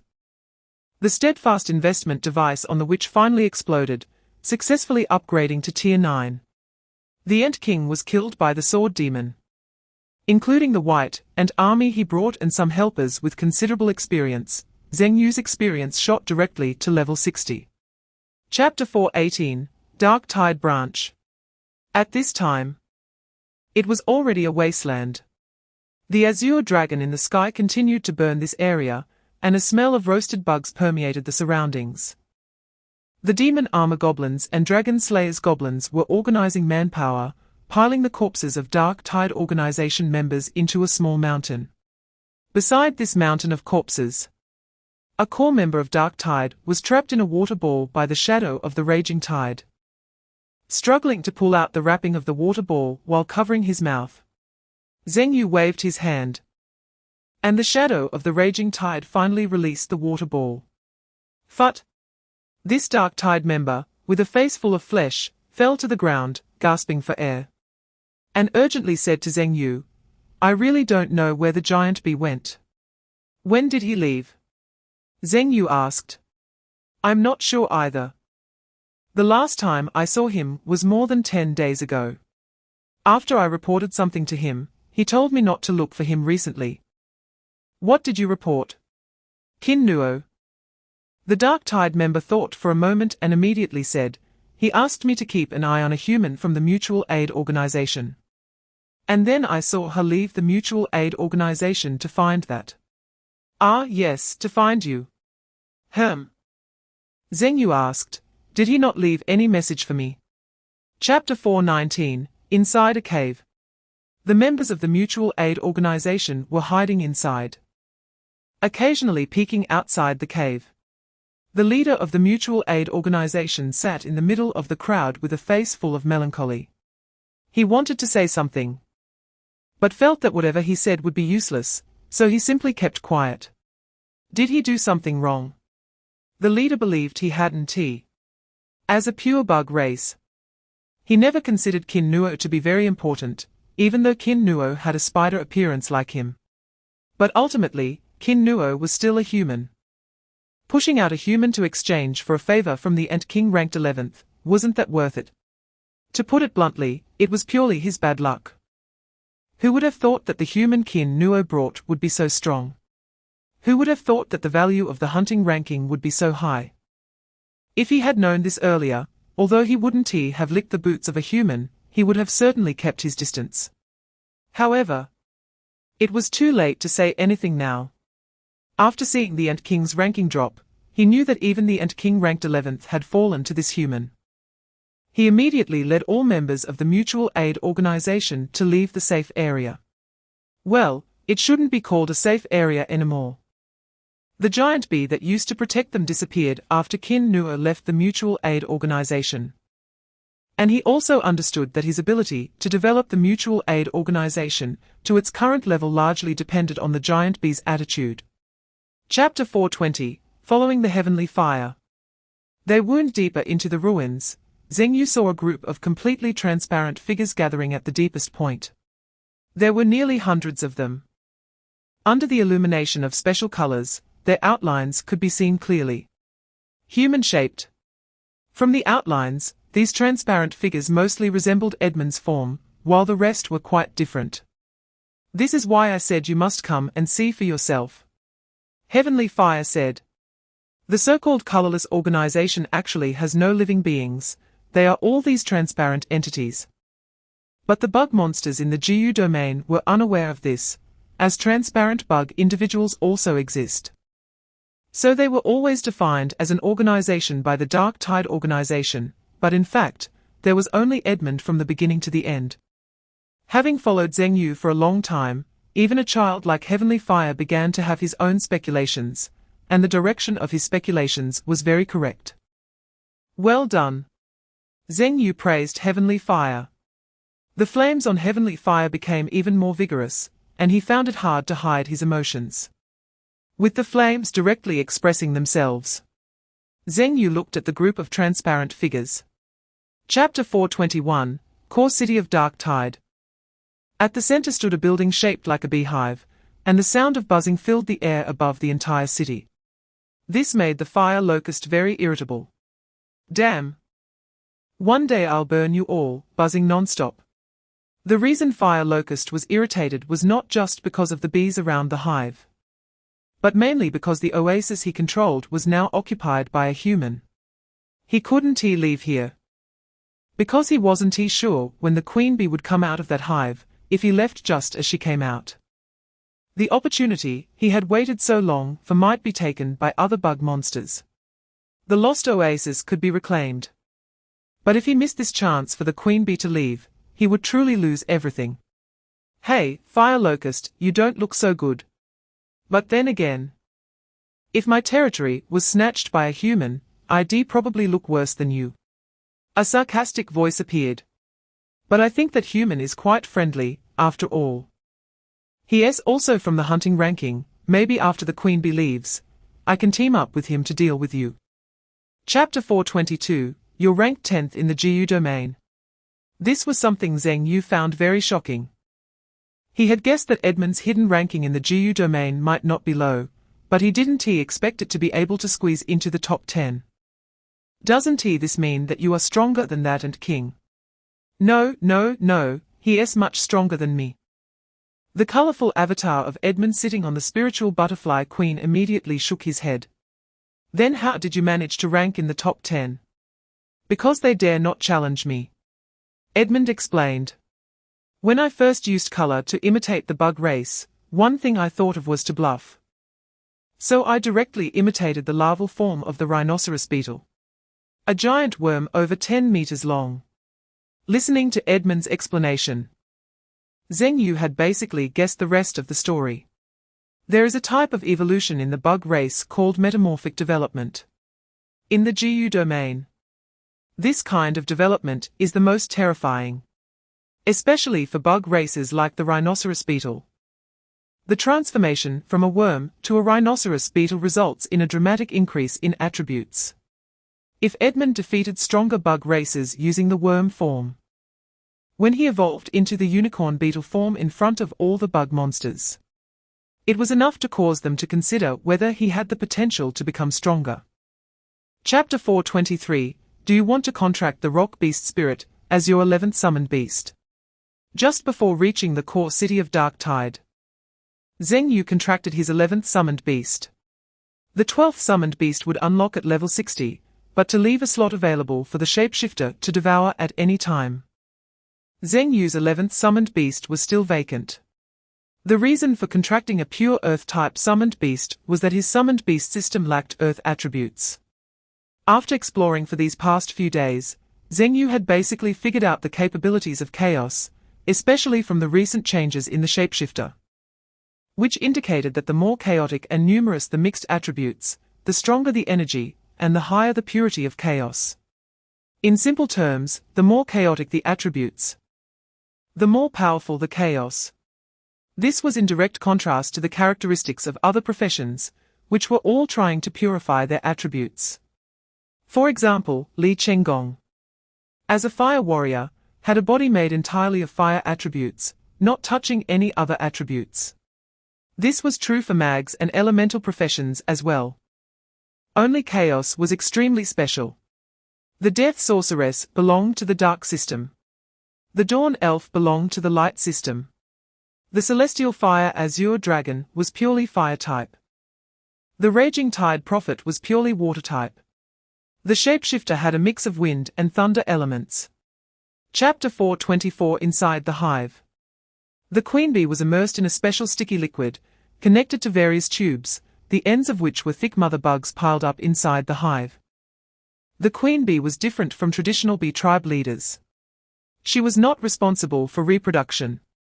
These reproducing mother bugs were actually born using her energy, and the only offspring she truly gave birth to were a few male peaks. The void hornet was one of them. The queen bee kept her eyes tightly shut, continuously absorbing energy from the mother bugs through the tubes. Soon, a deep red male hornet came before the queen and said softly, "They have gathered." The queen bee did not respond. The blood hornet waited quietly. Like the void hornet, he was also an offspring personally birthed by the queen, but for some special reasons, he had not entered the rankings like the void hornet. However, this did not mean that the blood hornet was weak, on the contrary. He was even stronger than the void hornet. Gulp. A swallowing sound. One of the plump mother bugs had already been drained to a shriveled shape. The queen bee slowly opened her eyes and asked, "Are you sure that human is the biggest variable?" Chapter 425. To be honest, Firegrass had never thought about what the cross star had said. No. It wasn't that he hadn't thought about it. He had simply forgotten how he had survived in the GU domain. Killing, slaughter, destruction, endless blood, and then resurrecting to throw himself back into the cycle of slaughter without hesitation. This was the GU domain. The order forcibly created by the queen bee was actually contrary to the very meaning of existence in the GU domain. Firegrass suddenly understood something. The slaughter had never stopped because of the queen bee's establishment of the Dark Tide organization. It had only paused briefly for this final war. And this brief pause was the opportunity created by the queen bee. Firegrass said with an inexplicable tone, "So, we are the queen bee's final bargaining chips for ascending to the divine level." Crossstar nodded, not too stupid. From the moment the queen bee established the Dark Tide organization, she was already planning for today. A good order is necessary to stabilize a phenomenon called class. This phenomenon would make the strong stronger and the weak weaker. Thus, those of us ranked higher would continuously accumulate power, and when the accumulation reached a certain level, it would be time for the queen bee to turn against us. That time is today. Chapter 426. The blood from the red-bodied demon cricket was actually light green. He used his right hand to pull back the half of his body that had been chopped off. A series of sparse sounds. The demon cricket surprisingly healed the wound within just a few seconds. TSK, Swordmaster clicked his tongue. Bugs were indeed hard to kill. Hearing this, the demon cricket looked at Blood Swordmaster with confusion. It sounded like you weren't a bug tribe either. No, I'm not like you. Blood Swordmaster felt the demon cricket's doubtful expression and immediately refuted, you are a bug, that is undeniable. But I am a being transcending the race. Blood Swordmaster gazed proudly at the demon cricket, saying that if you consider me the same race as you, then you are somewhat insulting me. The way Swordmaster spoke, even his posture, made the demon cricket speechless. Because in his view, no matter how special Blood Swordmaster was, in terms of aura and appearance, he was still a bug tribe like himself. Noisy. The demon cricket decided not to pay attention to Blood Swordmaster anymore. He was already influenced by the Blood Hornet, and had entered a battle frenzy. Now there was a pretentious roadblock in front of him. Chapter 427. After the demon cricket died, he immediately resurrected. In the space sealed by the Void Hornets, the rules of resurrection in the GU domain were actually restricted. And the demon cricket surprisingly resurrected on the spot. The demon cricket was stunned. Resurrected on the spot. What a coincidence. Then he heard a teasing voice, oh. We meet again. Didn't I remind you to raise your tail and act like a bug next time you see me? You didn't do it. He was so pretentious. The Raging Tide Prophet sat beside Zheng Yu, accompanying him to watch the battle, and couldn't help but comment on Blood Swordmaster's pretentious moves. Participating in this chaotic battle were those few 9th-tier summoned beasts. The Spirit Butterfly Queen and Raging Tide Prophet acted as support and did not join the melee, but instead protected Zheng Yu. The more chaotic the situation, the more nervous they became. It wasn't because they were afraid for themselves, but because they were worried about Zheng Yu being affected by the battle. With two such caring supportive summoned beasts protecting him, Zheng Yu was very safe, not to mention that his two trump cards had not joined the battlefield. The King of Hell transformed into black mist, floating in the air alongside the Spirit Butterfly Queen, observing the battlefield. The King of the Wilderness shrank to the size of a palm-sized toy, sitting on Zheng Yu's shoulder. Chapter 428. Buzz. The Blood Hornet instantly disappeared from the spot.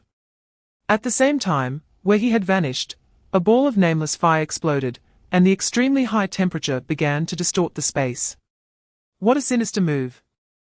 The position where the Blood Hornet reappeared was behind the celestial fire azure dragon. It was evident that this was not speed, but a spatial ability similar to that of the Void Hornet. Qianhua did not respond to Xiafeng's words and turned to fire a shot. His shooting speed was not fast, because as a top-level fire element, he did not rely on physical techniques for combat. Instead, it was the spark that blossomed from the gun's muzzle. Bang! The spark instantly spread, forming a horizontal column of fire triggered from the muzzle, directly engulfing Xiafeng's body. Boom! The flames burned in the air. Xiafeng was engulfed in the flames. Such high temperatures, such top-level flames, even the fire locusts, which are fire element insect monsters, would be in awe. But Xiafeng remained unharmed in the flames. Qianhua frowned slightly because he sensed the same top-level fire attribute from Xiafeng. Xiafeng not only possessed the ability of the void, but also had the power of fire. So far, Qianhua still had not figured out Xiafeng's true abilities. Chapter 429, Stronger. Xiafeng saw that Qianhua and Sanglong had not only recovered from their injuries, but had also significantly increased their strength, although it was still not enough to threaten him. However, the virtual shadow of Xiangfeng below was starting to struggle. No way. Xiafeng couldn't help but shake his head. Due to Zheng Yu's involvement, the situation in the Dark Tide core city began to show signs of being one-sided. In a battlefield involving such strong individuals, if one side was overwhelmingly suppressed, The remaining numbers of the Bee tribe would not hold out for long. What Xiafeng wanted was not who would win or lose, but endless slaughter with mutual victories and defeats. Only in this way could the Queen absorb more energy to break through the final layer of shackles and achieve that unreachable peak. Xiafeng glanced at the battlefield, focusing mainly on the green-skinned monster with a crown in the center, which was also staring at him. From the news of the defeat in the oasis, he learned that the real reason for the oasis's downfall was this green-skinned monster, which had long ruled over a population no less than the insect tribe. Compared to Qianhua, Xiafeng was actually more concerned about the Goblin Emperor. Because the Goblin Emperor was the real decisive factor that could influence the situation in Dark Tide Core City and truly increase the casualties. Chapter 430, Xiafeng escaped very decisively. He did not dare to gamble whether Qianhua could continue to unleash that terrifying doomsday disaster. And he was more willing to believe in the unpredictable prophecy of the Jiu Gui. The group of monsters brought by this human race really could become an obstacle to the Queen's ascension to divinity. Xiafeng was very clear that Qianhua was not the strongest subordinate of this human race. There was still a scythe monster that could kill wherever it went. And it had not yet appeared. Most importantly, there was also a monster that could steal energy from the Jiu domain just like the Queen. This was something that must be reported to the Queen. Xiafeng revived on the spot and drew a symbol on the ground before Qianhua made his move. Void. Xiafeng quickly retreated and called for the void yellow bee entangled with the cross star.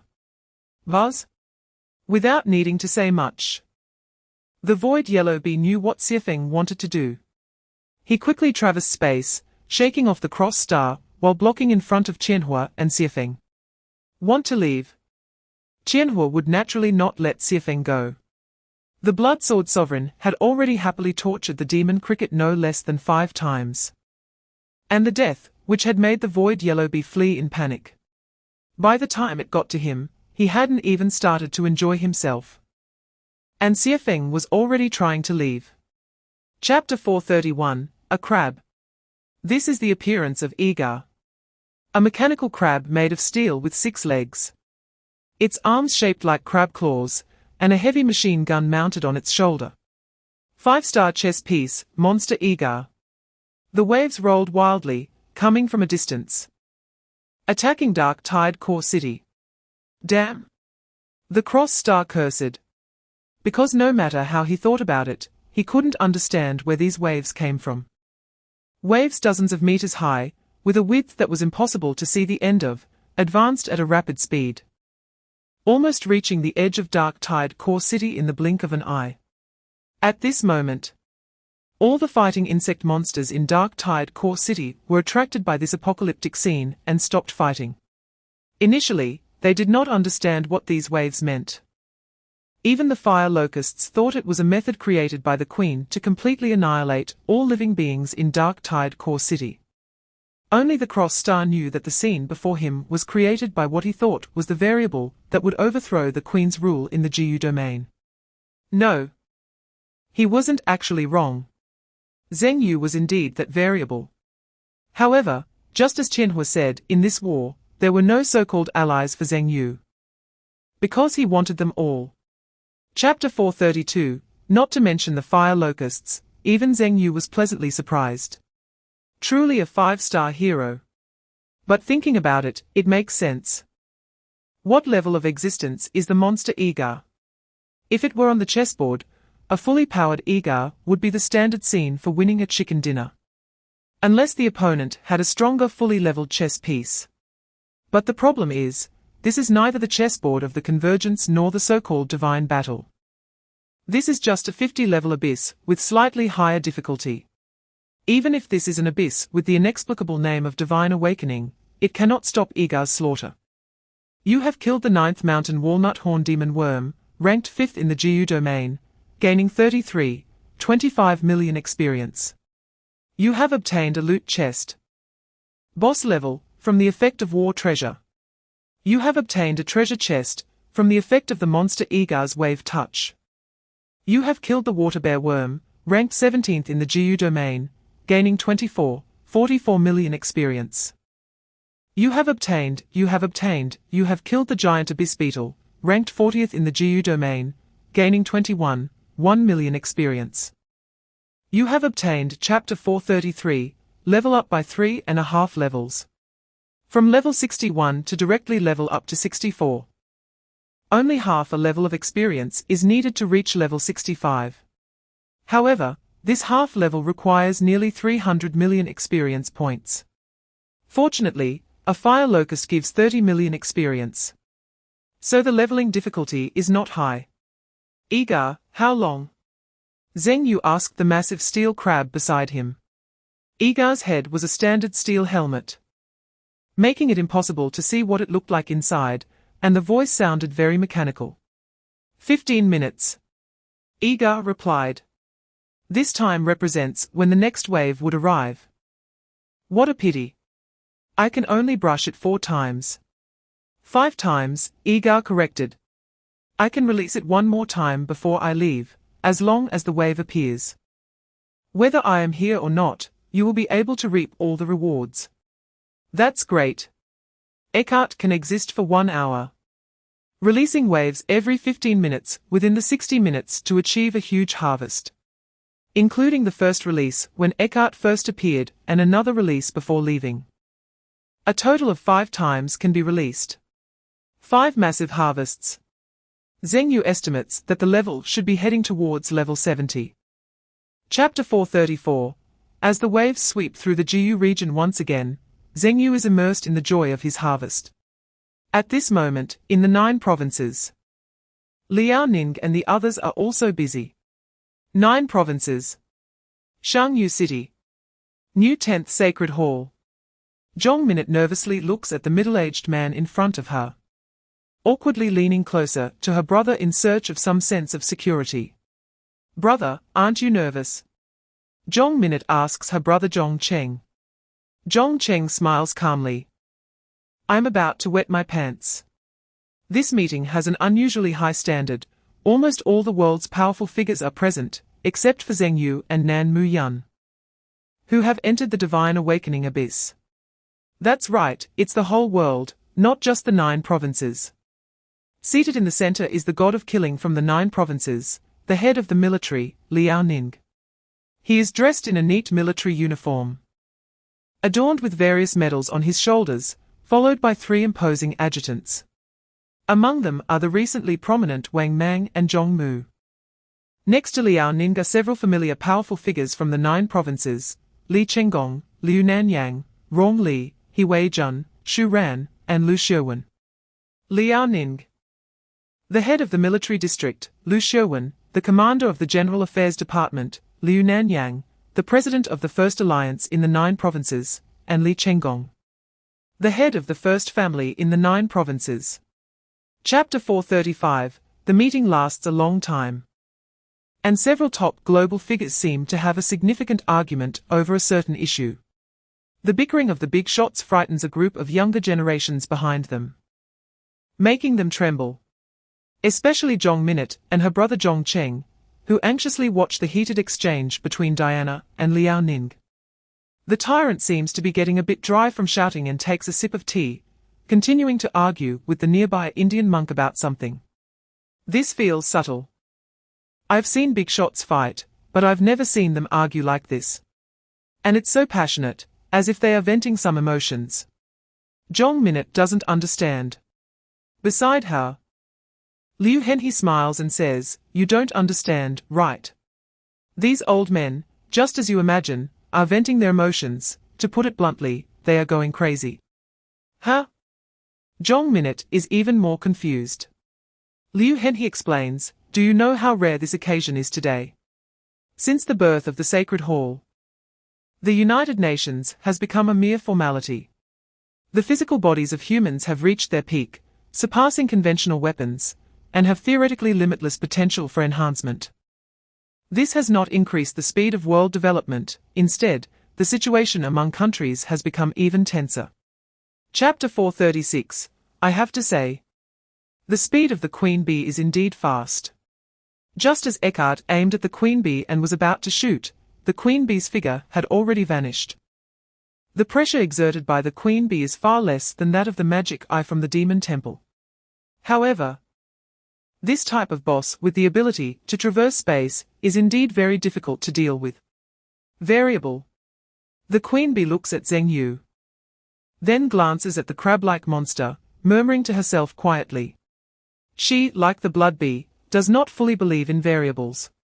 The queen bee has strengthened step by step to her current state, believing that she relies not on fate, but on the bloody path she carved out from the swarm. Now, with her lifespan approaching its end, she seeks a way to extend her life, which is to become the next GU mother-level existence. In other words, a god.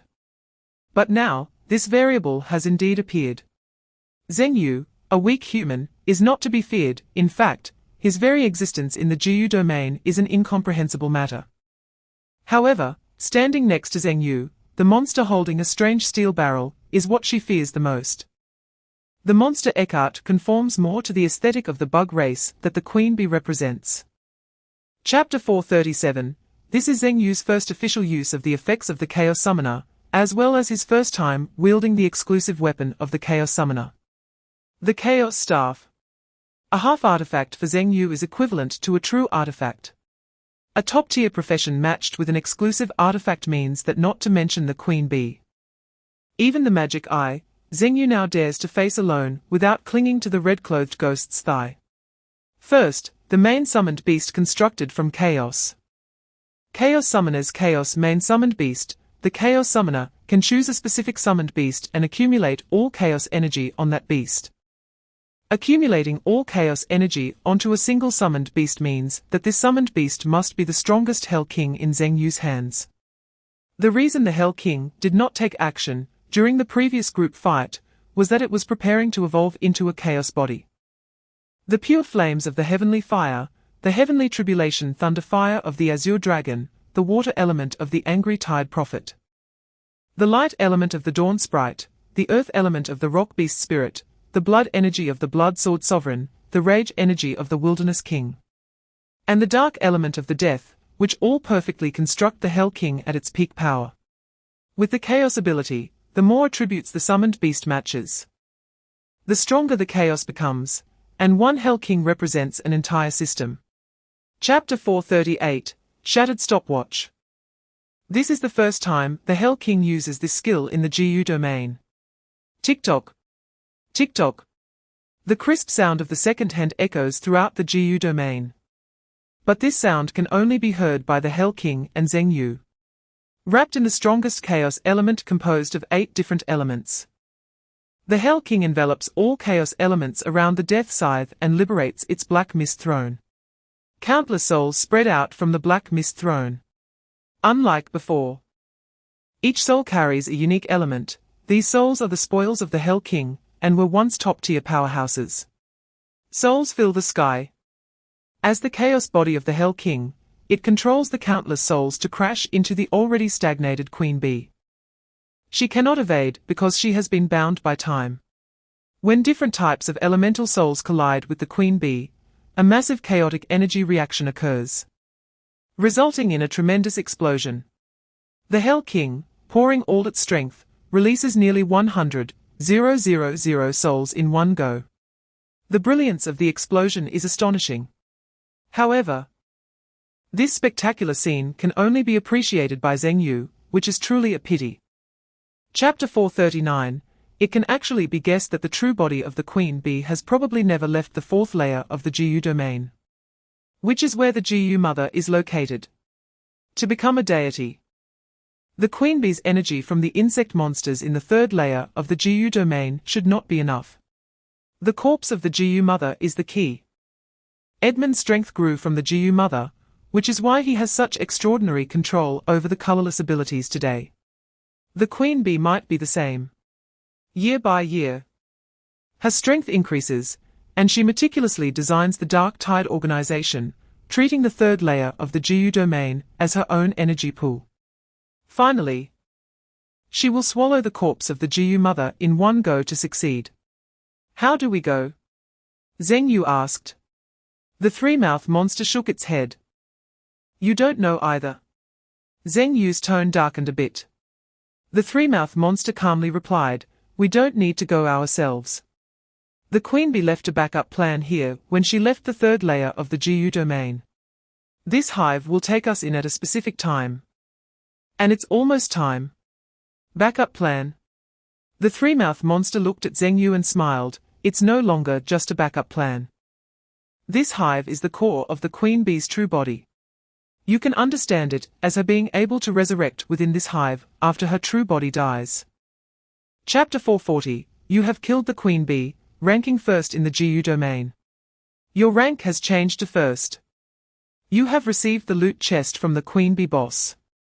You have gained the qualification to enter the upper level of the GU domain. The gate to the boundary of the GU domain is about to open. Please be careful. You can choose to enter or refuse to enter the fourth layer of the GU domain. The fourth layer of the GU domain is the highest layer. And you will face great opportunities or endless dangers. Please choose wisely. Notice, you have cleared the God Awakening Abyss GU domain. This abyss does not have a perfect clearance mechanism. You can choose to stay in the GU domain, or leave the GU domain and successfully clear it. Notice, after clearing this God Awakening Abyss, it will completely disappear, and you will not be able to enter it again. Indeed, after Zheng Yu killed this bee tribe worm, he received some notifications. Among these notifications, the opening of the GU domain gate was something Zheng Yu had guessed. But the queen bee. So, she is also called the queen bee. No wonder no insect monster noticed that the first place had changed hands repeatedly, the bee tribe. A community-type insect that entomologists study their entire lives and still cannot understand, indeed possesses special abilities. This also explains why Zheng Yu killed so many insect monsters. With waves of annihilation from the sea, yet the ranking in the GU domain still remained second. Chapter 441, Contrary to everyone's expectations, the queen bee's condition was terrible. Her body was filled with scars corroded by acidic liquid, many of which had become rotten and inflamed, showing no signs of healing around them. Logically, a powerful being like the queen bee should have recovered from such minor injuries long ago. One of her wings was half missing, yet she could still maintain stable flight. With half of her face corroded to a dark brown color. The queen bee's complexion was haggard, but her expression was not despondent. Instead, there was a hint of a special look in her eyes.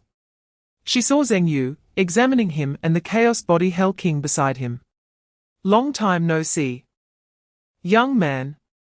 Is this the monster that killed my avatar? The queen bee asked curiously.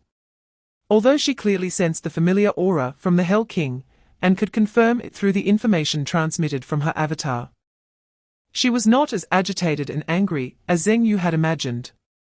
Her tone when speaking to Zheng Yu was really like that of an old friend meeting after a long time. You seem to be in good spirits. Zheng Yu replied with a smile.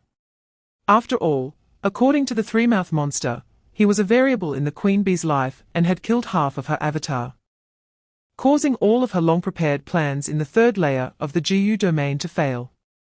Chapter 442, According to the queen bee. The world from which the divine core was stolen is the fallen world.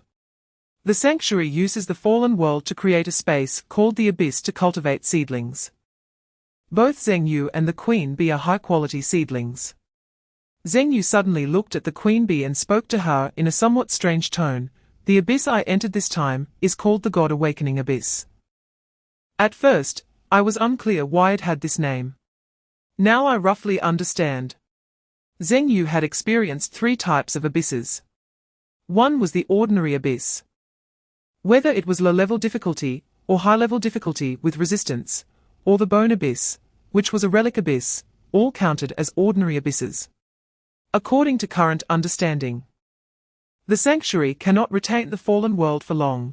It needs to use awakeners to stabilize the abyss while quickly increasing the chances of the awakeners becoming deities. Achieving 2 goals with 1 action. The second type was the randomly appearing special abyss, which is the exile path. The background of the exile path abyss is the dream domain created by the dream god, a space described by the red-clothed ghost as exquisite and profound, never seen before. Its uniqueness is difficult to replicate and preserve. The sanctuary most likely uses time to seal the fallen world, allowing it to remain in a certain period before its destruction. Chapter 443. Zhengyu did not know how to describe his current emotions. When he first arrived in Jiuzhou, he thought that since there was a sanctuary and a magical existence like the Awakeners, if he could come here, he should be able to return. But as he gradually lived in Jiuzhou, this thought had faded away. Occasionally, he would think of his parents and friends. The longing did not diminish, but was no longer obsessive. However, when Zhengyu first entered an abyss with other world awakeners, he felt a glimmer of hope that Earth might exist far away in the universe from Jiuzhou, and perhaps one day he could return. But today, that hope was shattered again. Even if he found Earth's coordinates, even if he obtained the number of Earth's location, it would be meaningless. Because Earth had long since fallen. However, there was still some hope. According to the Queen Bee, only worlds that have lost the divine core would become fallen worlds. Zhengyu looked at the giant bee and asked, "In your memory, am I one of the first batch of awakeners to enter the abyss?"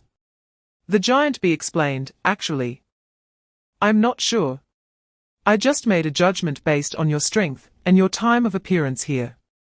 Chapter 444. Zhengyu released Qin Nuo from the prison cell.